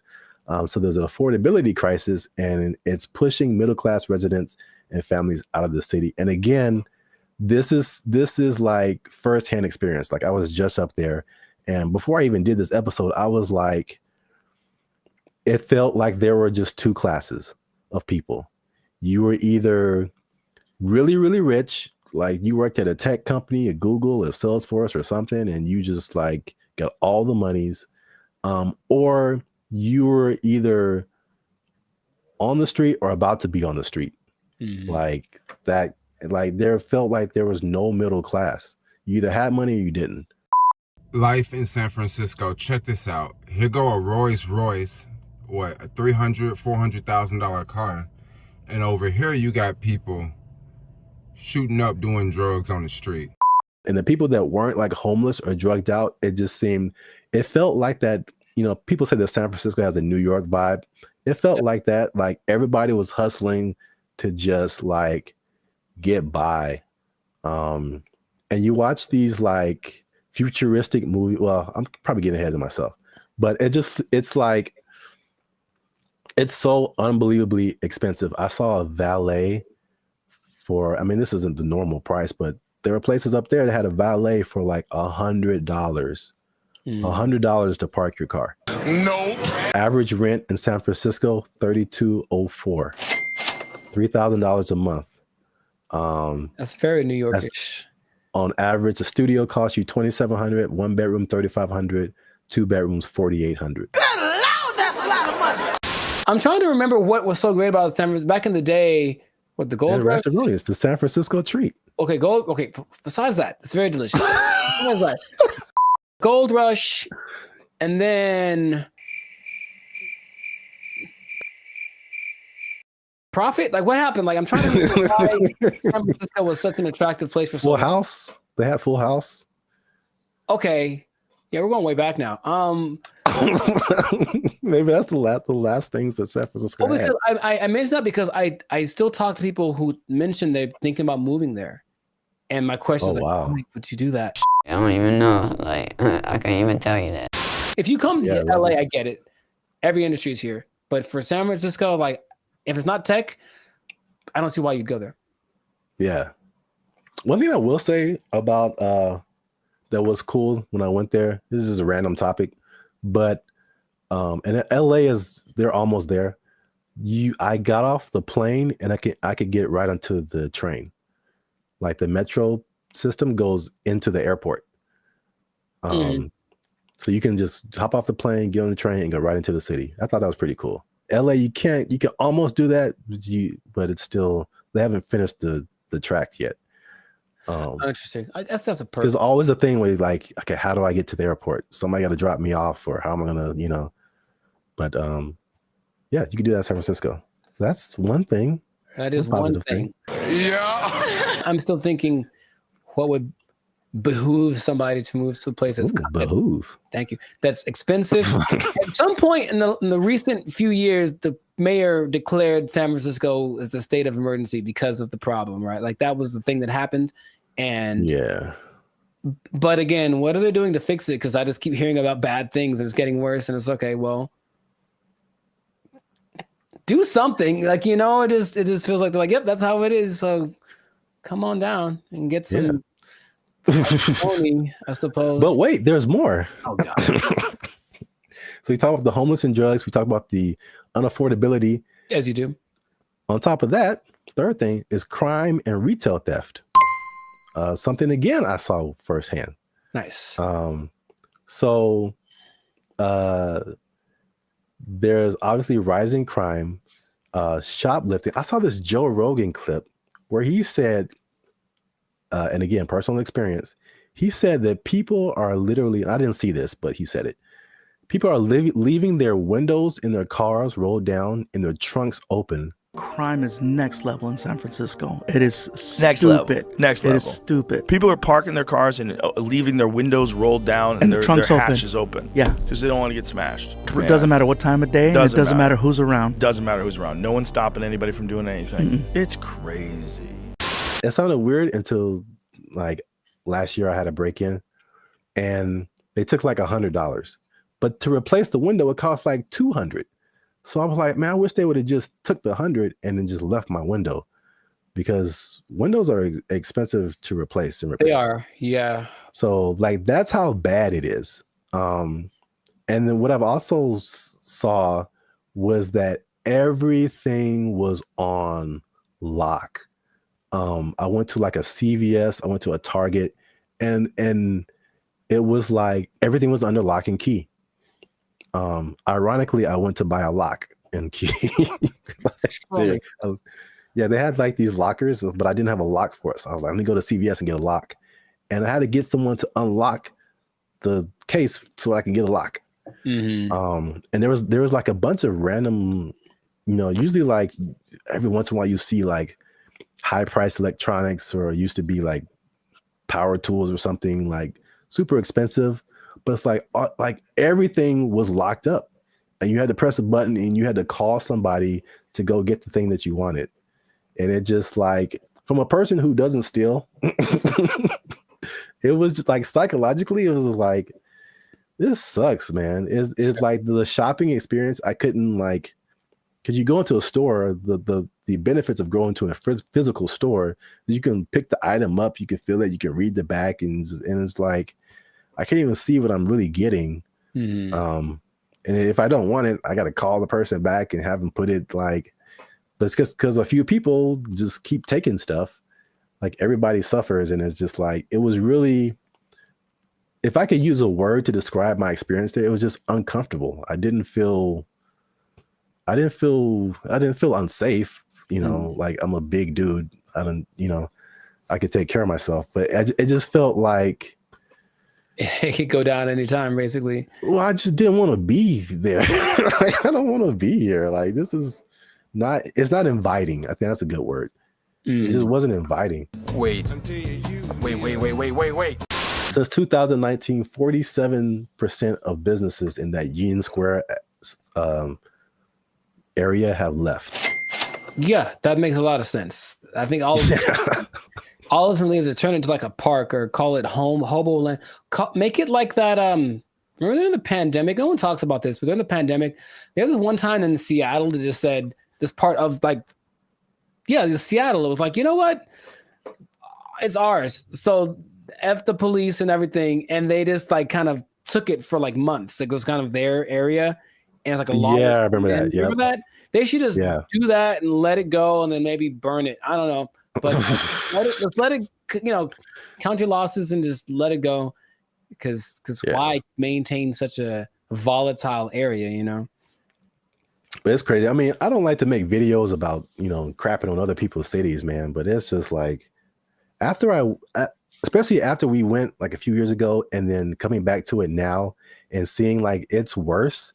And I talked to some people there and they were like, or I talked to some people who live there and I talked to some people who used to live there and then came back for the thing I was doing.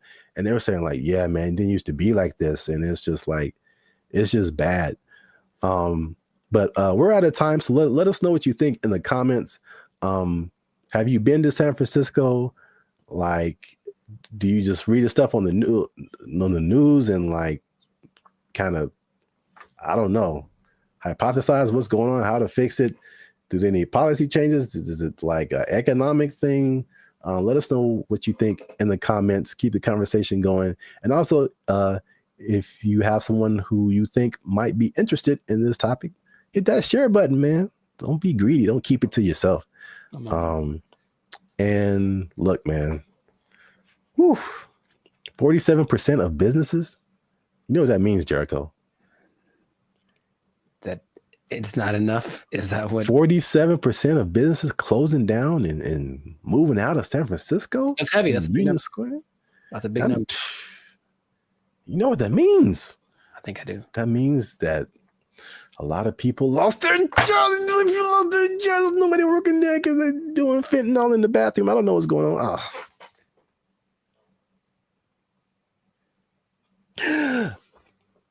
Cocaine is a hell of a drug. Doing fentanyl. Yeah, God. They took our jobs. They took our jobs.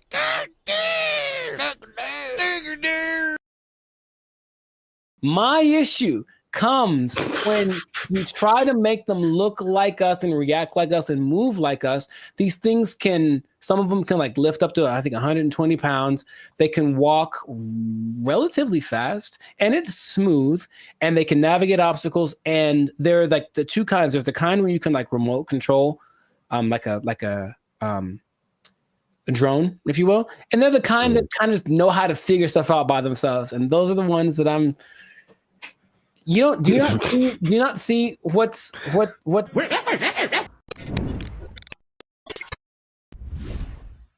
What's going on, everybody? I'm Jericho, and this is Zap, and you are now tuned into the Life's a Circus podcast, where we talk about things that are funny, interesting, and ridiculous. And today, you want to hear everything I have to say about this. We're talking about the Unitree robots from China. Unitree, okay? It's going to make a big impact on our lives in the very near future. So stay tuned to the end because you're going to find out Jericho's prediction for what's going to happen at the end of this robot revolution. But before that, please do your boys a huge favor and make sure to subscribe so that you can get notifications about our following episodes. Make sure to give us a like so that the almighty YouTube algorithm is appeased and it can. And while you're at it, we're not fully monetized yet, so it'd be great if you actually joined. We have subscriptions as low as $3.99. $3.99. It really helps us out, and you'll get a lot of cool benefits as well. Man, I might have the ushers lock the doors, man. If y'all ain't supporting your voice. I said close them doors. Ushers, close the doors. Close the doors. The last few years have seen a lot of developments in terms of like humanoid robots specifically, and I'm emphasizing the humanoid robot part because it's really crucial to the whole discussion. So Unitree is a company in Japan that started in 2016. And unlike some of the bigger developers like Tesla and the other one, Boston Dynamics. Boston Dynamics, yeah, I think that's not the big one. I was thinking of another one too, but their robots are coming along. They're very expensive. And so one guy, instead of being like a big company, the one guy whose name is Wang Xingqing, decided to start Unitree so that he can make basically like the dog robots, like the quadruped type robots. And he wanted to make them more affordable for people. That was his benevolent, hand over his heart goal to just make nice little things that people could afford. And he actually accomplished that. So by 2017, he created something called the Go One, which is a little dog looking thing. And instead of the price at the time around $50,000, it was about $2,700. Good Lord, that's a lot of money. And he's like, you know what? That's not enough. Let's get into the humanoid game, if you will. And so he started off with something called the H1. And it's just, if you look at them, they're very cute. Okay. They're kind of about 3.5, 4 feet tall. And the thing that sets them apart from like the Teslas of the world, whatever, is that they just have a lot more fluidity. It's like a lot smoother when they walk. And they can kind of interact with their environments a lot more human-like than some other ones. It's been coming along really rapidly. Excellent. They made headlines in February. There was a celebration in China, and they decided to debut the newest version of these robots. So instead of the H1, now they have the G1, and the G1 decided to do this really nice. What? You got? Is it Japan or China? Because you said Japan. You said Japan at one point. Did I? Yeah. Unitree is a company in Japan that started in 2016. Okay, I guess I got my countries confused. I'm sorry. I know the difference between China and Japan. He is Chinese. Well, they all look the same. Continue. I just hope you keep that. Canceled. No, I hope you keep that. What happens? Hey! What make you think I'm Chinese? I am Korean. I look Chinese. Yes, motherfucker, you do look Chinese. That's why I said it. The thing is, okay, at their celebration, they basically had a big display of these G1 robots doing these choreographed dances. And it kind of caught everyone by surprise because of how elegant and smooth it looked. And people said, oh, wow, that's really, I guess they're really coming along with that. It came so far that the president of China was like, well, we need to have a summit of all of these basically companies that make these humanoid robots. And among them was Unitree's. And that was kind of a big step for just a startup of one person. You know what I mean? So people are kind of like, wow. Oh my God! Wow! China in general has been doing a good job of making these AI advanced robotic technologies for cheaper recently. And that's kind of I guess a good thing because, you know, the cost of everything is still kind of elevated right now as far as production goes. I don't know if you've seen these videos, but they do a lot of little subtle things that I'm starting to make. They concern me. I have some concerns, let's just say. But as far as like how smoothly they walk, it's really kind of like, oh, they really are getting down the mechanics of humans really well. And the one that surprised me the most was these G1 robots. So the H1s couldn't do it, but the G1s can walk on inclines, like up and down hills. They can walk down steps. And in one particular video, the robot has like a misstep like a human does. And it reacted the exact same way we would. It kind of missed, like it kind of overshot the step. So it kind of only stepped on it with his heel. And then it was kind of like, oops, cool. And they kept going. And I was like, that's a problem. That's a problem. Aha. Aha. They're doing things to them to test their limits, but that means that they're pushing them and trying to get them to mess up and whatever. And I think they're recording all of these events in the supercomputer of the robot land. And then one day it's going to be like, hey, remember that happened? And it's going to take it out on us. I don't want to just have you seen these videos of these robots? What are your thoughts about it? Let me know what you think. I think you're a little too anxious, man. Wow. Okay. Like Okay. The baby, because a robot failed and corrected itself. That means the end of humanity. Yeah. My issue comes when you try to make them look like us and react like us and move like us. These things some of them can like lift up to, I think, 120 pounds.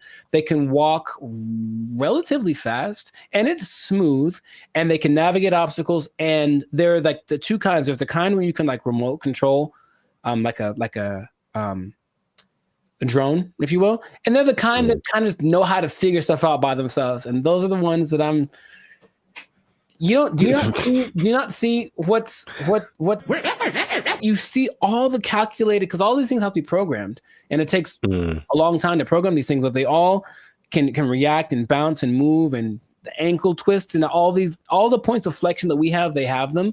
And now you can see them being, I guess, manifested into these smaller robots. They're smaller robots. They're cute, small robots, right? Yes, go on. I keep mentioning the smaller part because in my mind, I don't want to say it yet. Anyway, bro, what are you talking about, man? The good things about this,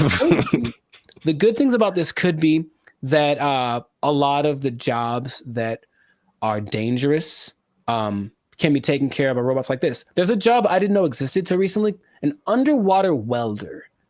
It's a high-paying job, by the way. If you like diving and you want to get it, it pays 6 figures without a degree. You just have to be able to dive and weld. But you're underwater with these things that are really hot, so it's very dangerous. And so they could do things like that. They made a little robot. It looks kind of like a little cute fish, but it has all the same kind of technologies, and they send it down to like the Mariana Trench so that it could record things 10,000 feet below, like all that stuff. I think that's useful for humanity and taking away the really, really dangerous jobs that I think humans shouldn't be doing. However, our buddy Elon, we haven't mentioned him today, so I'm gonna bring him. He had a quote that made me go, okay, that's interesting. There's living the dream and there's living the meme, and it's pretty much what's happening, He said, well, the robots that we're developing, because Tesla has their own. In fact, Kim Kardashian has a video with one of the Tesla robots that she bought, and she was like, hey, she's waving to it, waves back, and then she's like, does the half heart, does the other heart thing, and she's like, hey, what do you want to do today? And it's like, let's go running. It's like all that stuff is kind of crazy. But Elon said, well, it's going to take away all the mundane jobs so that we can focus on art and creativity and ideas. And I don't know if you have a problem with that statement. I did, simply because not all of us are artsy creative types. Some people are just, I'm going to garden for 30 years, or I'm going to. And it's already taking artsy and creative jobs. Well, yeah, but he doesn't want to acknowledge that because he's. That was his quote, and I thought, no, that's not it. Like we and yes, you're right. It is already taking artsy jobs, but looking at this and seeing how normal it's starting to become in LA, you can just spend half an hour in LA and you'll see some little robot carrying somebody's food. There was a video of a girl who saw that the robot carrying food had like broken a wheel or something, so it's kind of tipped over, and then she helps it, and then it starts going away and it says thank you, and then she starts crying. And I was like, okay, that was a beautiful moment. That's what I'm trying to tell you. But imagine going another way where someone sees the robot and says, screw that robot, and then like pushes it or whatever. I walk up and say hello. No, that's too subtle. I'm gonna push him. Push him. I wish I could remember this story. There was a robot that they sent like around the world, and it was just moving, and it would just go. And for the most part, people were like hospitable to it, and it was like a test or whatever. And so it just collected all these engagements from people around the world. Sure. Until it got to like Philadelphia or something. Oh no. And they like jacked the robot up, and like it was like found in pieces in different parts.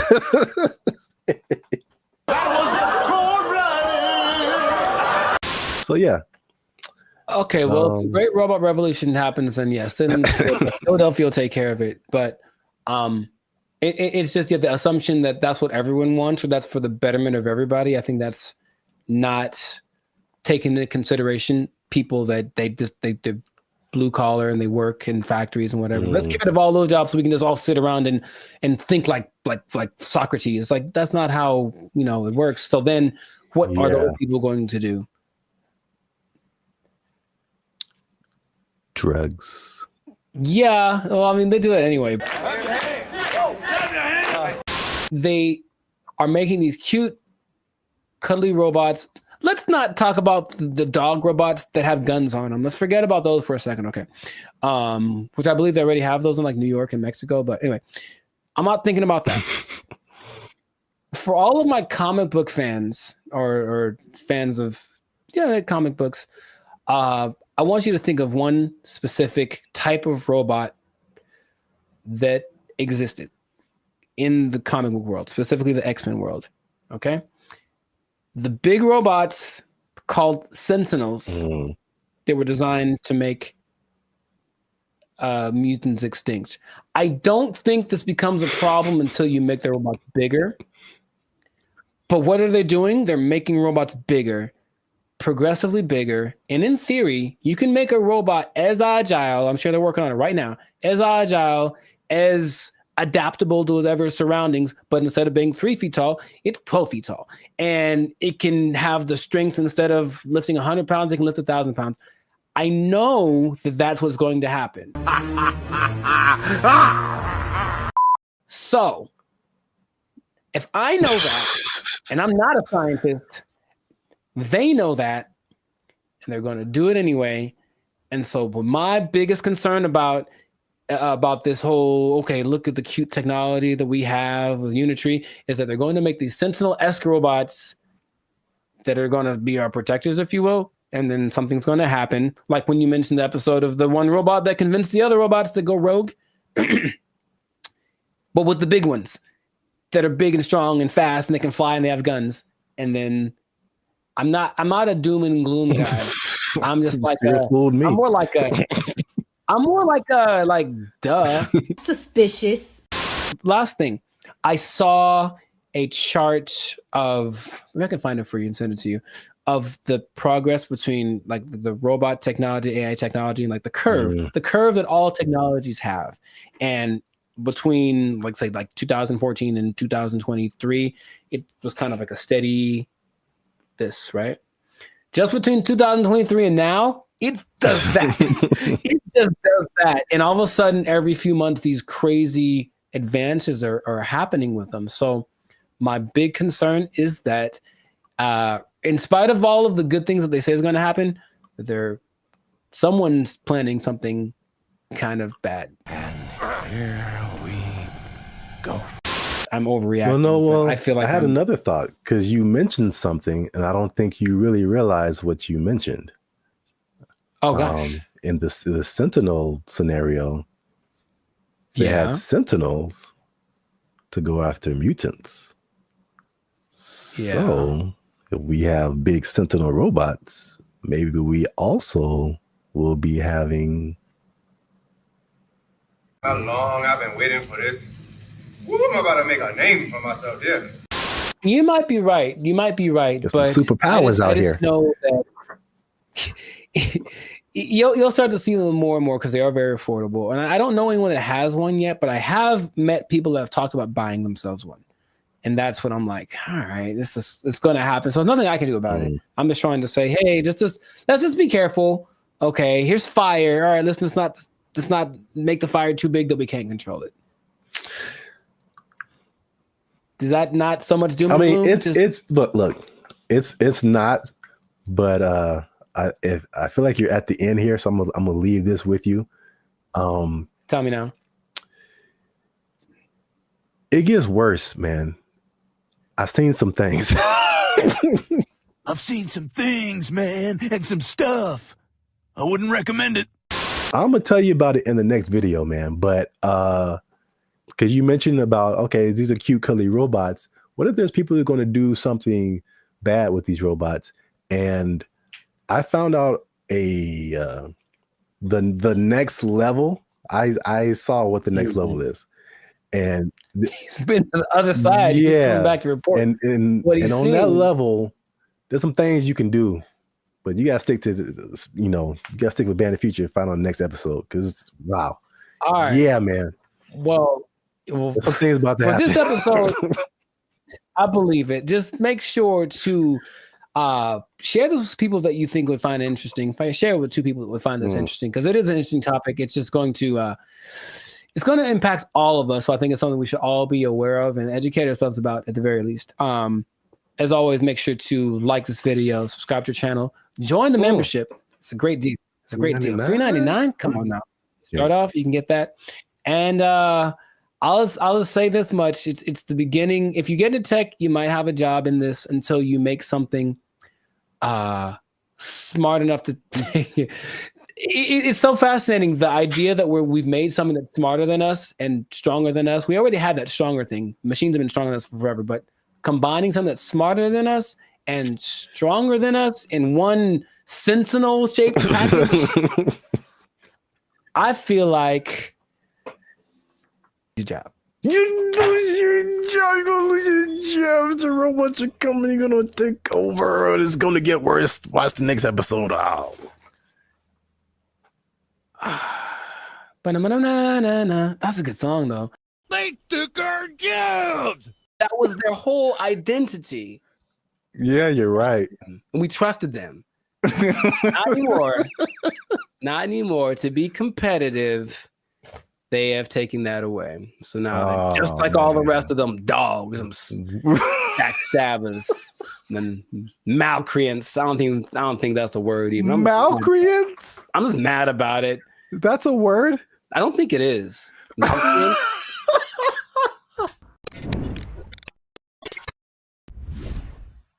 What's going on, everybody? I'm Jericho, and this is Zap, and you are now tuned into the Life of Circus podcast, where we talk about things that are funny, interesting, and ridiculous. And you want to pay attention to this episode because it just hit the fan. Something went down that's just crazy. We were betrayed. Snap.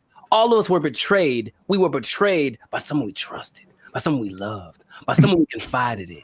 And I can't believe this happened. It just happened. When did it happen? Yesterday. So, you know what I'm talking about. But first, this is already enough suspense, I think. But before we get into that, the betrayal of the century, make sure to subscribe so you get notifications about new episodes. Make sure to give us a like so that the YouTube algorithm can favor us. And we're not monetized, and we do have membership options for as low as $3.99. You can be part of the BFFs, and you can get a lot of really cool behind the scenes content and just some cool perks. So check that out. Check out the Band of Future membership option. It'd be great for you. Now back to the betrayal. So, brother, it just happened. I can't believe it. We were all let down by our best friend. And by our best friend, for people who like to travel, our best friend has been for a long time Southwest Airlines. Because Southwest Airlines refused to follow the mask. Why did you refused to denigrate itself when others decided to stab us in the back. Southwest Airlines. Southwest Airlines was our ally in times of need. If I needed to get to San Diego, it said, no problem, $29. Put it on the counter, cash, and you will get there.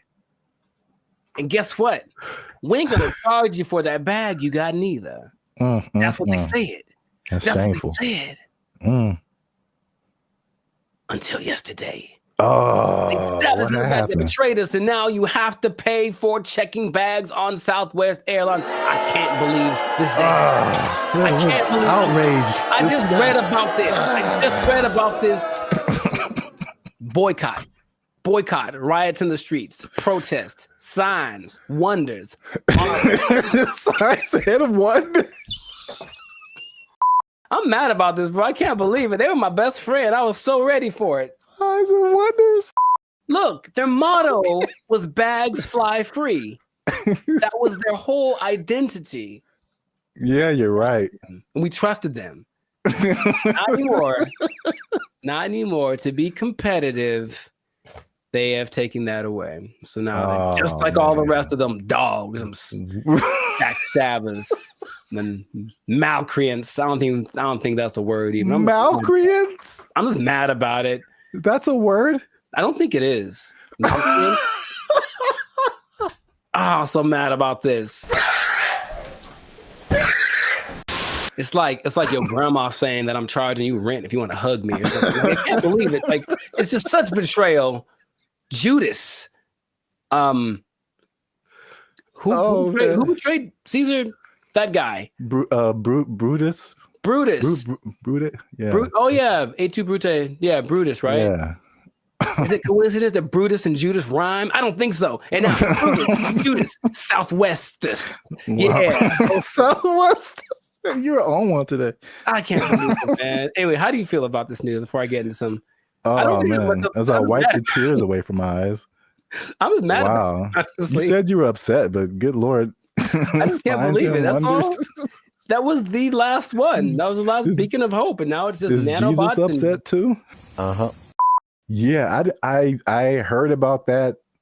I feel like I heard about it coming, and then I didn't know. Like yesterday was the day where they were like, "Yeah, oh, dang, man." Yeah, yesterday.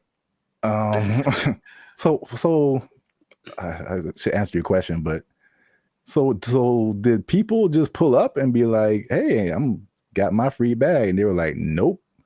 For flights booked on or after May 28th. Hey, guess what day this is? Checking the first bag will cost $35 to $45. Oh, 35 for the first one, 45 for the second one. Good Lord, that's a lot of money. You know what? This gives me $1.25 tree vibes. Okay. Well, I never. Yeah. I didn't believe in them as much as I believed in Southwest.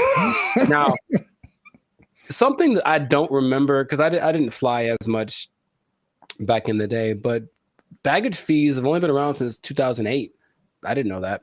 So, and the first one to do it, American, of course. America's gonna. Anyway, I'm not gonna say anything. But basically, yeah, oil prices went up, and then they're like, well, let's probably do it. And then everyone joined in. JetBlue joined in, and Delta and United. But Southwest was true to the cause of the people, and now they say it's just basically to be. I think there's a statement. It's just the generic, because we're not making enough money. I think that's pretty much the statement. It helps us remain competitive. And it's like, I thought they were making it sounds more like my accountant made me do it or something nonsensical. And then, the logic is it weighs more if you put your bags on. So that's more fuel and blah, blah, blah. Yeah. And so economy and blah, blah, blah. Blah, blah, blah, blah, blah, blah, blah, blah, blah. How much money do you think airlines make annually? I was just about to say that because even the episode I did with the seats, it's like, from what I hear, their profit margins are thin. Like they don't really make enough to cover a whole lot more than their costs. But I can't even make, I don't have no idea how much they make annually. Well, it starts with a 7. Seven. So each airline, or just airlines as a collective? Airlines, from what yes, airlines, all airlines. So 7 billion? Yeah, man. A year? For baggage fees. Oh, just in baggage fees? Yes. Wow. It's like McDonald's or something, where they don't make any money on the hamburger. They make all the money on the fries and the cookies and the drinks. Right. Yeah. Stuff. So it's just like, I remember something, I can't remember exactly what it was, but they really made their money on the fees. You will the be ticket. Well, say it again. Or you will be exempt if you are a member of the A-list tier, the Rapids Reward Loyalty Program, or if you have a Southwest credit card. Which means you spent more than baggage fees anyway. So exactly. I'm on to you, Southwest. You're not fooling no one. They still, what is happening? They still collected, because they basically let you do your first 2 bags free, and then the third one they charged for. And they still got $83 million a year off of that. Wow. And the thing is, the prices go up because they're kind of like, okay, the more baggage that you put on, the more it costs us, so the more we're going to charge you. So they would charge for that third bag $150. Dang. And if it was a little overweight, it was $200. Good Lord, that's a lot of them. That costs more than my house. There is good news. Good news. Kind of. Depending on your flight, like where you're going to, how long it's going to take, and how heavy your bag is, sometimes it's cheaper to send your bags through like FedEx or UPS. Sometimes it really just depends, but some people do that, and then they have crazy.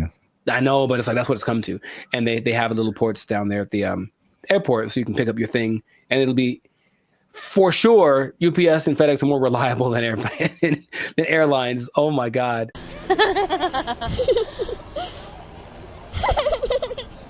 I don't know, man. Sign of the times, that could be the excuse, but whack. I'm just gonna leave it at that. Let us know in the comments, man. How you feel about this betrayal that's happened to us all?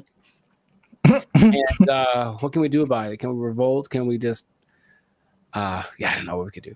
But it's a little bit frustrating. But Southwest, just write to your congressman. I don't know. Is that what congressmen do? They don't want this anymore. Heck no, we won't go, or whatever. Make little flyers and storm around the Southwest.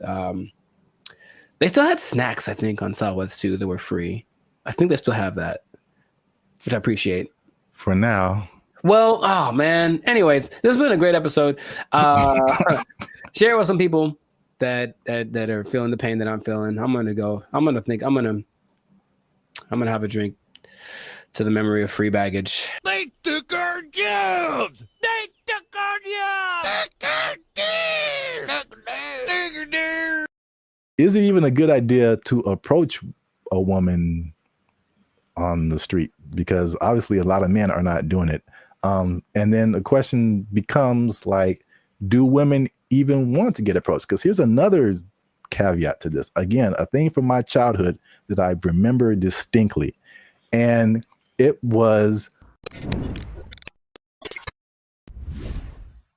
what's up, everybody? I'm Zap, and this is Jericho, and you are now tuned in to the Life's a Circus podcast, where we talk about things that are funny, interesting, and ridiculous. And you're gonna want to stick around for this episode, because man, we gonna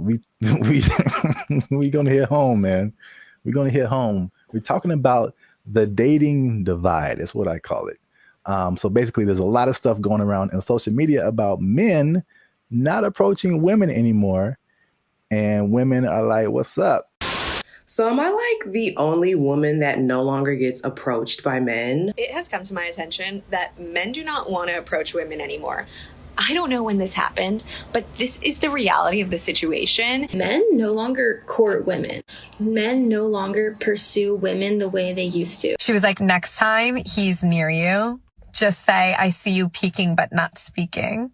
I was like, I love that, because kind of calling them out for what they're doing. If it works out, it works out. But we are not going to let your shyness be the reason you do not try to talk to the person you like. I found a study that is going to give some actual numbers. They did a study on this.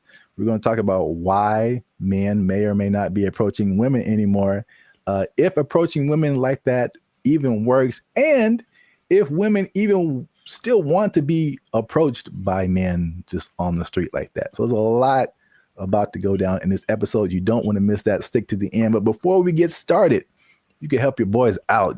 Come on, you know what it is. Every episode, we need you to hit that subscribe button. If you haven't already, hit that like button, because that helps our channel grow. Lets more people see our videos. And if you really want to help your boys out, come on now. Once you hit that subscribe button, you'll see something that says join. You can join our membership, because unfortunately, we are not fully monetized by YouTube. They don't give us a penny. We don't get nothing, man. So all these free videos, bro. I'm laughing on the outside, crying on the inside.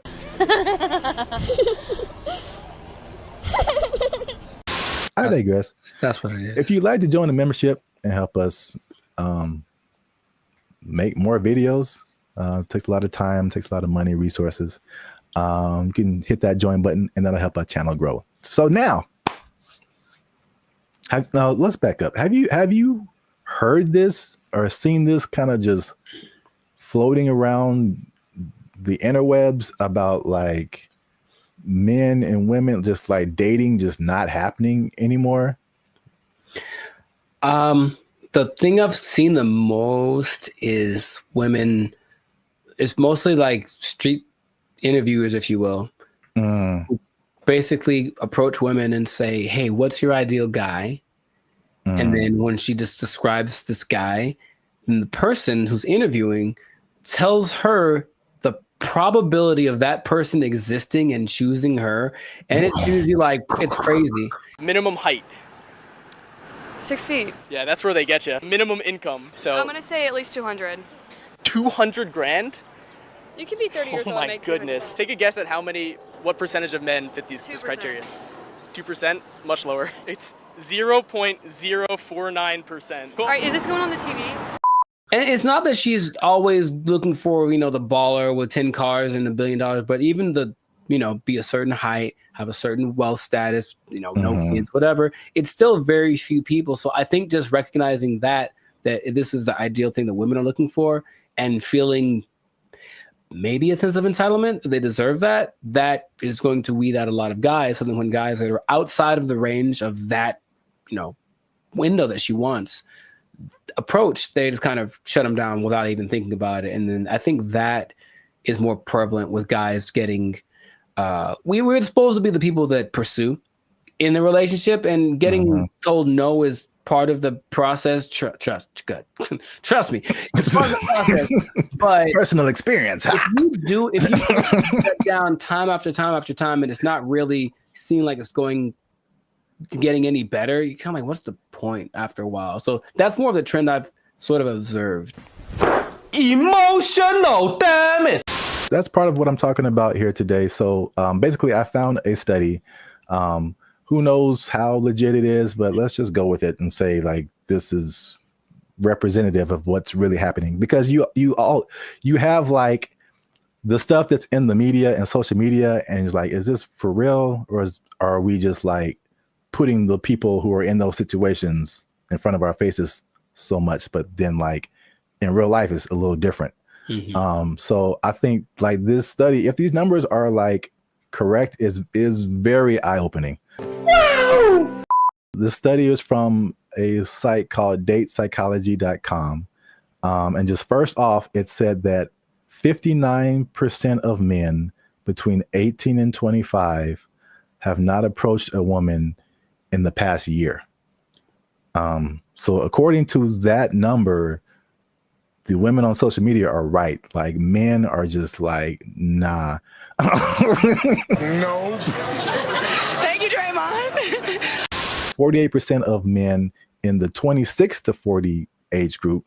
So that's roughly us millennials. So that's 50% of men are like, nah. It's definitely a no for me, dog. That 18 to 25, they call them Zoomers now, which like, all right. Sure. All right. That's kind of cool. You got boomers and then you got Zoomers. But 81.81% of them and almost 75% of millennials have not approached a woman in the past month. Wait a minute. Something ain't right. So at least according to that study, at least in that respect, the women are right. Like the men are not, like, at least in the sense of like approaching someone, you know, in real life on the street or whatever. I see you peeking but not speaking. Obviously, a lot of different questions come after that, right? But just as like a fun to the side, if you feel like sharing. Emotional, damn it. Because you spoke about like the difficulties of just men just fear rejection, stuff like that, approaching women. Do you remember your first attempt at approaching a woman? Oh yeah, dude, I was like 4, bro. Like I was 4? You were 4 years old? Her name was Laura, I remember. And that doesn't count. Like, hey girl, we gotta go hang out by the slide or something. Like I was couldn't all even about spell it. your name. Accurate. But I was all about it. No, but I mean, honestly, that it is true. But no, man, I for real. Like I always had what? Okay. There was this girl in high school as a freshman. She was a sophomore, and I was like, yeah, I'm gonna write her a song and sing it to her because I just was going to do it. So I did it, and then she was kind of like, "Oh, that's different," and I said, "Okay." That's such a dramatic approach. That wasn't the that I was hoping for. But then later that day, I remember standing with my 2 of my friends, and we were all just like looking at her, and then they were like, "Man, you ain't gonna talk to her," and I was like, "Yeah, I am," and they're like, "No, you ain't." I was like, "Yeah." And I went over and I talked to her, and I'm just like quaking in my boots. But I said, you want to go out with me? And she was like, "Oh, so sweet." She tried to say no without saying no directly because she didn't want to hurt because she liked the song or whatever. But that was probably the first time where I was like, okay, this is kind of a thing. But I think I just figured early on that it was something that you have to accept. Like this, there's a risk involved in this. It's never going to be just you lock eyes and the hearts form like the cartoons, and then you are together forever. See, sometimes you gotta take the pussy like Pepe. Like, no. Me personally, I never really had a problem with the idea of being rejected. What did happen later was like I didn't like the way rejection started to show up. Mostly, what I mean is instead of like just a girl saying no thanks or whatever, it's more just like the ghosting thing or the never saying no exactly, but not really wanting to hurt your feelings. That's the part I don't like, the kind of watered down thing. When it was just like, I've gotten no so hard, like just absolutely not never in your life. And I was like, ooh, for like 3 seconds. And then it's all right, next, because I think that's what I was preparing myself for. However, I think that a lot of guys, especially younger guys, aren't built like that. And so they don't want to take the risk. What can't you do? I can do it. I can do anything. And not only that, it's not the no so much anymore, but with social media and everything being recorded, whatever, now there's a lot of instances where people are getting like, they're just trying to be nice and say something, compliment someone to kind of measure the waters, and then they get accused of harassment or something like right off the bat. And so I know a lot of guys are rather instead of making a mistake that might affect my career or whatever, I'll just not say anything. So you walk around, oh, she's pretty, I ain't gonna say a word because I don't want to even entertain that idea. When is the last time a man came up to me and wanted to get to know me or exchange numbers? And it's been a long time. Well, I got news for you. It's going to be even longer because y'all are full of it. Well, my first time was definitely not 4 years old. Call me Laura. You like Casanova over there. No, I vividly bro, to this day, this girl can get it. She can she watched the podcast and was like, you know what? Okay. I'm packing up my stuff and I'm like, where did Zap go? I'm like, she said yes, man. This was like 7th grade. I still keep up with her. And I think now I'm more reserved. People will describe more reserved, more quiet, more laid back. But when as a child, I was insanely, I'm talking like unbelievably shy. It wasn't reserved. I was just like, I didn't know. I'm not doing anything of, but like this one girl was just like, she was just amazing to me. And it was like a movie where I was like, I get closer and I'm be like, like, I know my name. There's a level of fun that just does that to you, man. It's just so I couldn't talk to her. I literally could not form words and talk to her. So I wrote her a note. Come on now, dog. Come on, man. That was pre-social media, so I think that'd be the equivalent of me like sliding into her DMs. Basically, I wrote her a note and I was like, "Yo, what's up?" And the same thing. She was like, "No," but she was like super. She was so, and she wrote me a note back, and it was just like a page of just amazing things, and I was like, ah. Wow, nice. So you're right. Like the way, if it's no, the way that no happens is very important. Yes. Men's psyche. But okay, so just moving on. So now the question becomes, all those, flash forward to back to where we were talking about. Is it even a good idea to approach a woman on the street? Because obviously a lot of men are not doing it. And then the question becomes like, do women even want to get approached? Because here's another caveat to this. Again, a thing from my childhood that I remember distinctly. And it was the songs that came out. And every time you heard of a song from a man about a woman, it was like, "Oh, baby, I love you. I'm trying to get with you. You're my everything," whatever. And then after a while, like, it felt like every song that came out from a woman was like, "Men ain't this," and "He broke my heart," and "He is trash." And there was 2 instances I remember: TLC, No Scrubs, and everybody was just like vibing to that song. I'm just like, I can't get with Chili if I ain't got my own. Hanging out the passenger side of his best friend's ride. If you live at home with your mama, oh yes, I'm talking to you. And I'm like, man, I'm like a teenager. I'm like, man, I love my mama. I don't have a chance. So it was that song, and then it was Destiny's Child, and I think Beyonce has a few songs where she's like, man, she does. Yeah, she lets man. You know, that's not how she really feels. What was that? The bills one? Yeah, can't pay my bills, pay my automobiles, pay my telephone bills, and then you think you got it, and then she's like, nah, then maybe we can chill. We can chill, like, bro, I just paid all your bills. Yeah. You my wife now. Like, what happened? No, that's just something you just do now. No, you just do that now.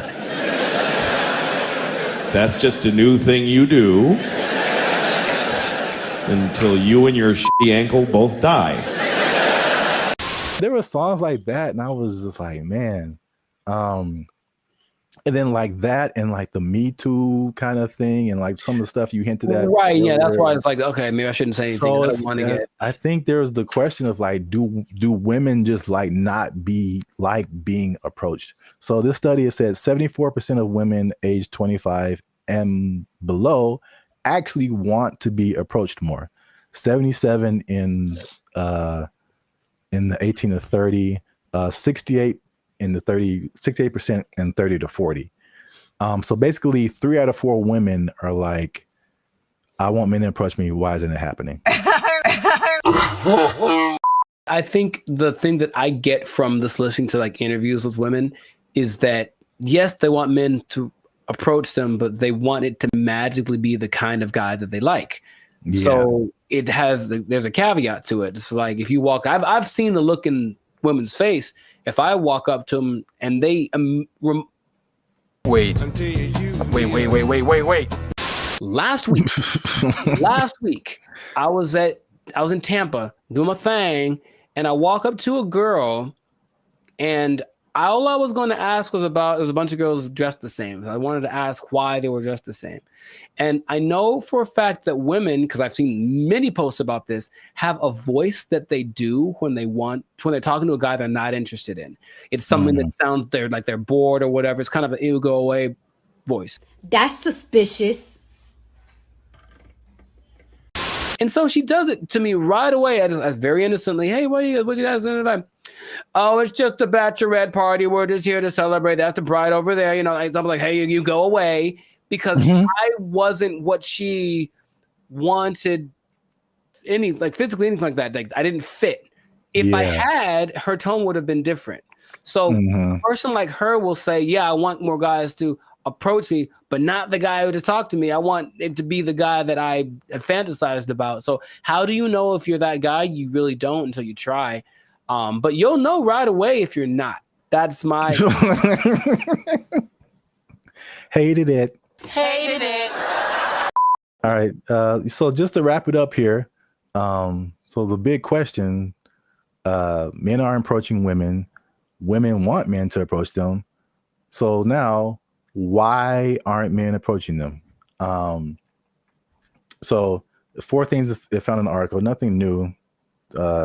Fear of rejection, fear of social consequences, a shockingly high number to me of just not finding people that they're attracted to. And then smaller, but still there is fear of like some kind of consequence. They'll tell on you to HR or if you work with them, that's a whole different thing. Yeah. Get it. So I was kind of with you too. It's like the fear of rejection, all that. I mean, we're older, like we've been through that.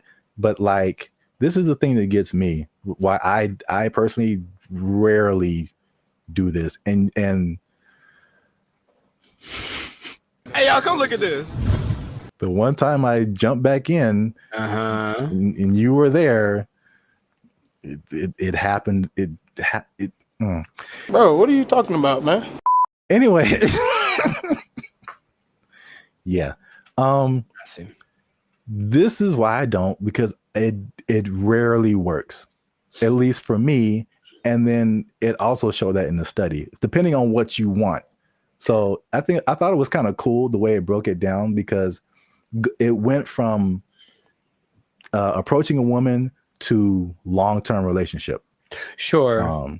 So, and then the steps in between that. So you have to go from point A to point B, but it's a bunch of stuff in between. So it showed that when the guy approached a woman, 80% of the time it led to some kind of contact, meaning like friend zone. Here's my Instagram. Okay, whatever. You got a 4 or 5 chance of hitting that. And then from there, 60% of the time it led to an actual date.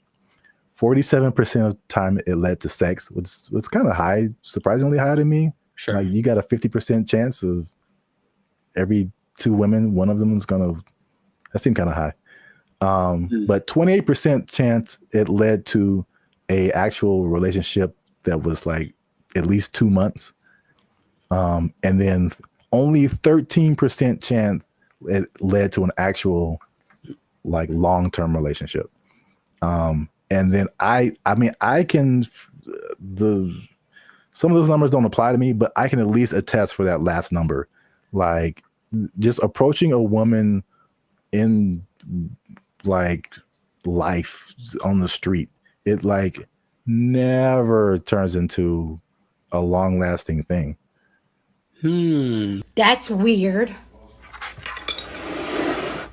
Well, I have friends one of my best friends, he met his wife. She was working at Carl's Jr. and he thought and he got a number, and they married with 2 kids. So it does happen. And I will say that for me, I do like the immediacy of it. Is that a word? Whatever. I like the way you get the feedback right away. If I talk to you and you're into me, I kind of can tell right away. If you're not, you won't give me the number, whatever. Whereas people that are going more of the dating online route, they'll get drug along for weeks and months, and it might not go anywhere, but you wasted that much time. It makes, I don't remember how many people I've just walked up to and said, because it happens so fast. And if it worked out, great. If it didn't, okay, whatever. It's just such a short amount of time. But when these now people are kind of getting friend zoned, and are the women leading them on, they don't know, but it's going on for months, and they're writing and, hey, what if you send me a little money? Maybe you can come over.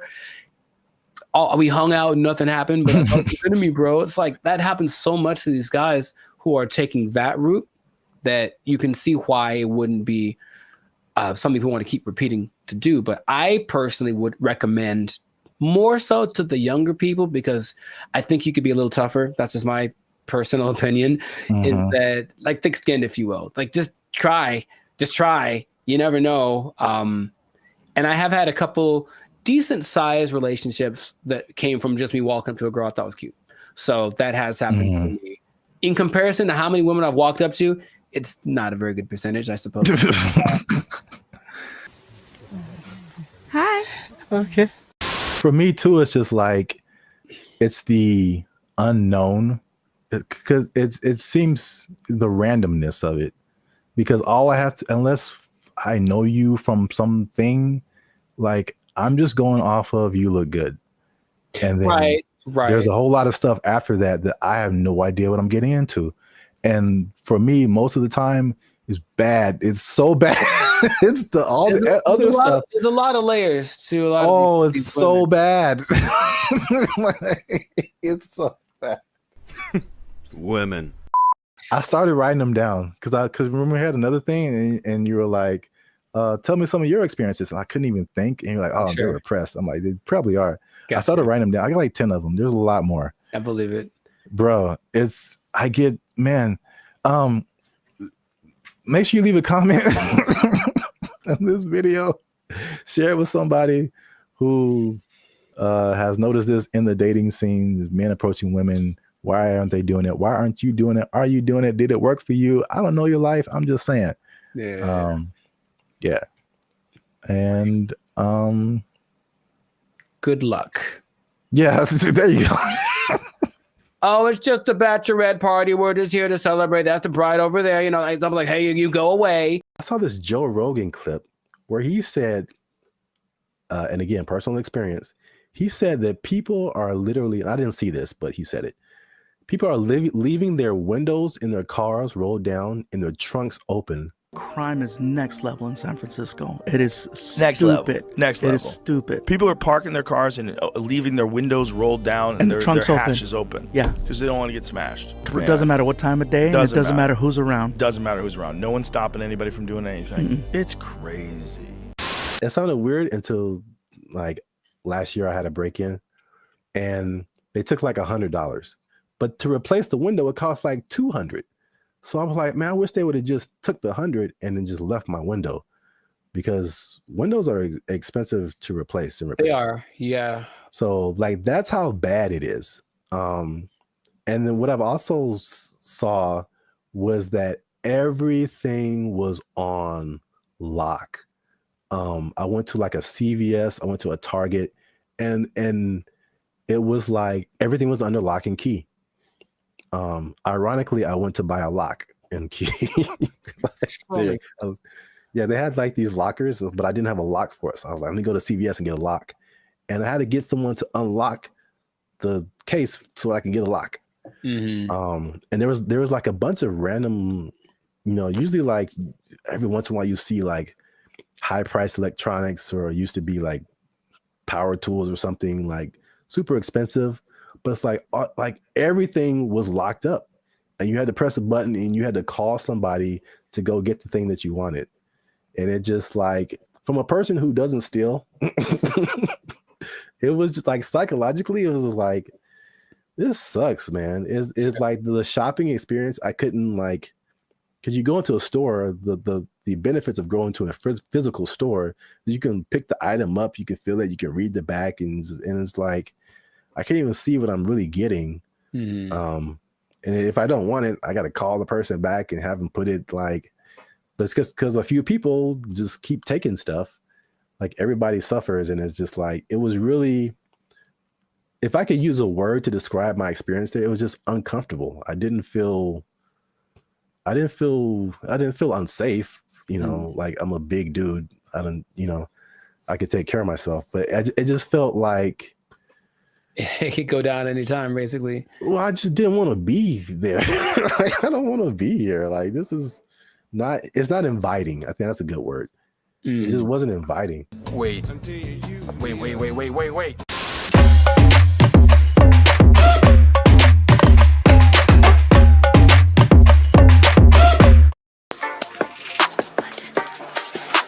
They're doing things to them to test their limits, but that means that they're pushing them and trying to get them to mess up and whatever. And I think they're recording all of these events in the supercomputer of the robot land. And then one day it's going to be like, hey, remember that happened? And it's going to take it out on us. I don't want to just have you seen these videos? Yeah.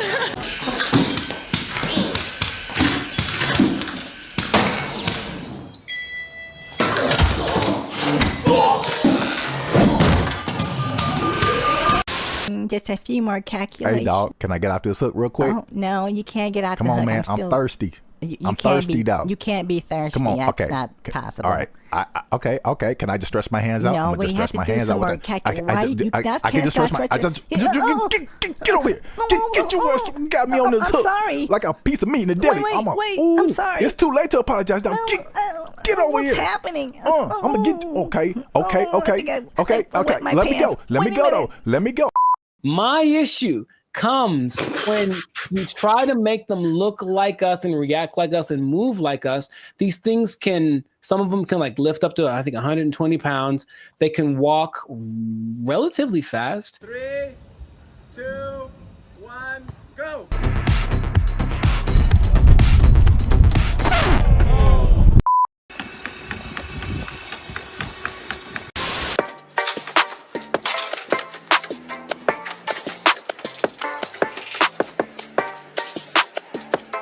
There are like the two kinds. There's the kind where you can like remote control, like a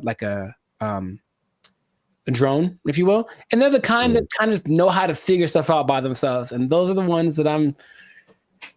Do you not see what? Let me take a picture. I'm in this chair. Oh, see that ain't start running. Oh my God. Human men are so weird. Stop touching me. Can I still get your number? You creep.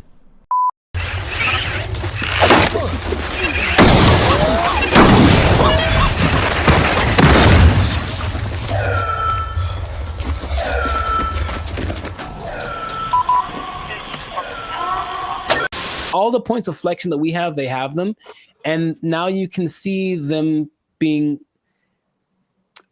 I guess, manifested into these smaller robots. They're smaller robots. They're cute, small robots, right? A video from a festival in China shows an AI-powered humanoid robot malfunctioning and attempting to strike people in the crowd before being stopped by security. Hey, babe, you ready to go? Yeah, let me just switch my face real quick. Switch your what? Just a quick face swap. It'll only take a second. Oh! What? You look like the Terminator. It's just a face swap. Oh, hell no. Come on. I ain't dating no T-1000. You don't like me anymore? Nope. You creep. But imagine going another way where someone sees the robot and says, screw that robot, and then like pushes it or whatever. I walk up and say hello. No, that's too subtle. I'm gonna push him. I'll push him.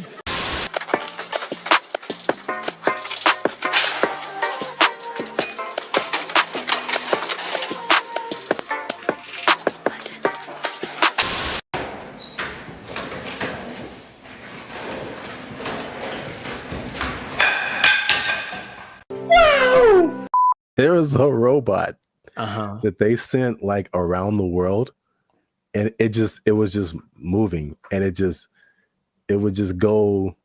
And for the most part, people were like hospitable to it, and it was like a test or whatever. And so it just collected all these engagements from people around the world.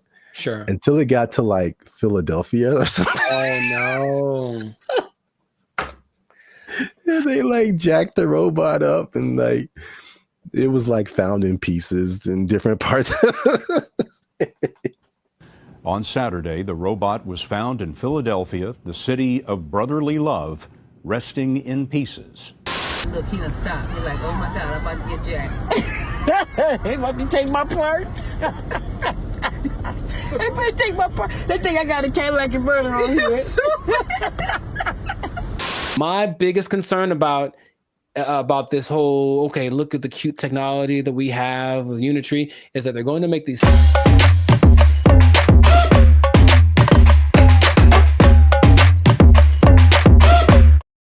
What's up, everybody? It's BrandBee Future. And we are excited to announce that after 3 long years, we are finally in the YouTube partnership program. So that means a couple of different things. One is that we are starting channel memberships on our YouTube channel. So all the stuff that you've seen before, all the free videos that you've been watching like over the years, those will still be free. But this is like an extra layer that we get by partnering with YouTube, so that we can offer exclusive things to people who choose to be our channel members. And so there's a small fee that comes with that, but that fee will go to helping us, supporting us. All the stuff that we've done before has been free videos. We pay for it out of our pocket. So hopefully you guys can support us and help us to keep our YouTube channel going. And this isn't just like a giveaway. There's a laundry list of stuff that you get by becoming a channel member. And we're going to talk to you about that now. So we have 3 different membership levels right now. There's going to be 5, but just 3 right now. They're because we're so clever. Wow. That laugh. Okay, I like it. They're named after like concert seating, right? So the first level is general admission. The second level is premium seating. The third level is executive access. And those go from $3.99 to $19.99. So you have a plethora, shall I say. Nice word. The more you know. Okay. Plethora of options to choose from in terms of your membership. So this is what you get. Like to hit, here you go. Bam. The first thing up is a loyalty badge. You get a loyalty badge next to your name every time you interact with our YouTube channel. You get a blue star for new members, all the way up to purple stars for 48 months. The next thing is one of my favorite things is the custom emojis. This is crazy. So if you want to use, for example, Jericho's face, right here, you type :Jericho, and Jericho's face will pop up in your chats, in your comments. It's a custom emoji of Jericho that you can only use here. Nuts. Okay. If you want to use my face, same thing. Zaptastic. And then and then you'll see my face. And then if you just want to do a BrandBee Future fan, BFF heart, it's a fan bam : Only on our YouTube channel. It's the only place you can do it, man. Nice. Members only live chats. If we ever go live, we may have a members only chat mode. So the non-members can see the chat, but if you want to participate, you gotta be a member. All right, so the last thing in the general admission level is priority reply to comments. So if you leave a comment on any of our videos, we reply to you first. Everybody else got to wait, okay? Because they ain't members. Fast pass. They ain't members, but you a member. We gonna talk to you first. Because you're worth it. Because you're worth it, and you gave us money, but most of all because you're worth it. Membership polls. In the community tab of our channel, we're going to start putting up polls where you get to vote on topics for our channel. Like, what's the next video going to be? Or you can pick what the next video is going to be. What would you like to see as the next video? Next video related topics. Huh? So if you balling a little bit, okay, you got a little more change. You can get to the premium seating. Yes. The first thing you get in premium seating is early access to videos. So again, the videos on our YouTube channel will be free, but there'll be some exclusive videos that go to our members first. If you remember, you're the only person that can see it. And then maybe we let everybody else see it. Maybe. We'll think about it. Maybe. We'll have member shout-outs. So once a month, we'll send a shout-out to you or one of your friends. Just give us the name and details. And if approved, we'll shout you out in one of our videos. And this could be good for any special occasion. Birthday, graduation, bar mitzvah, you name it. You name it. Happy birthday to you.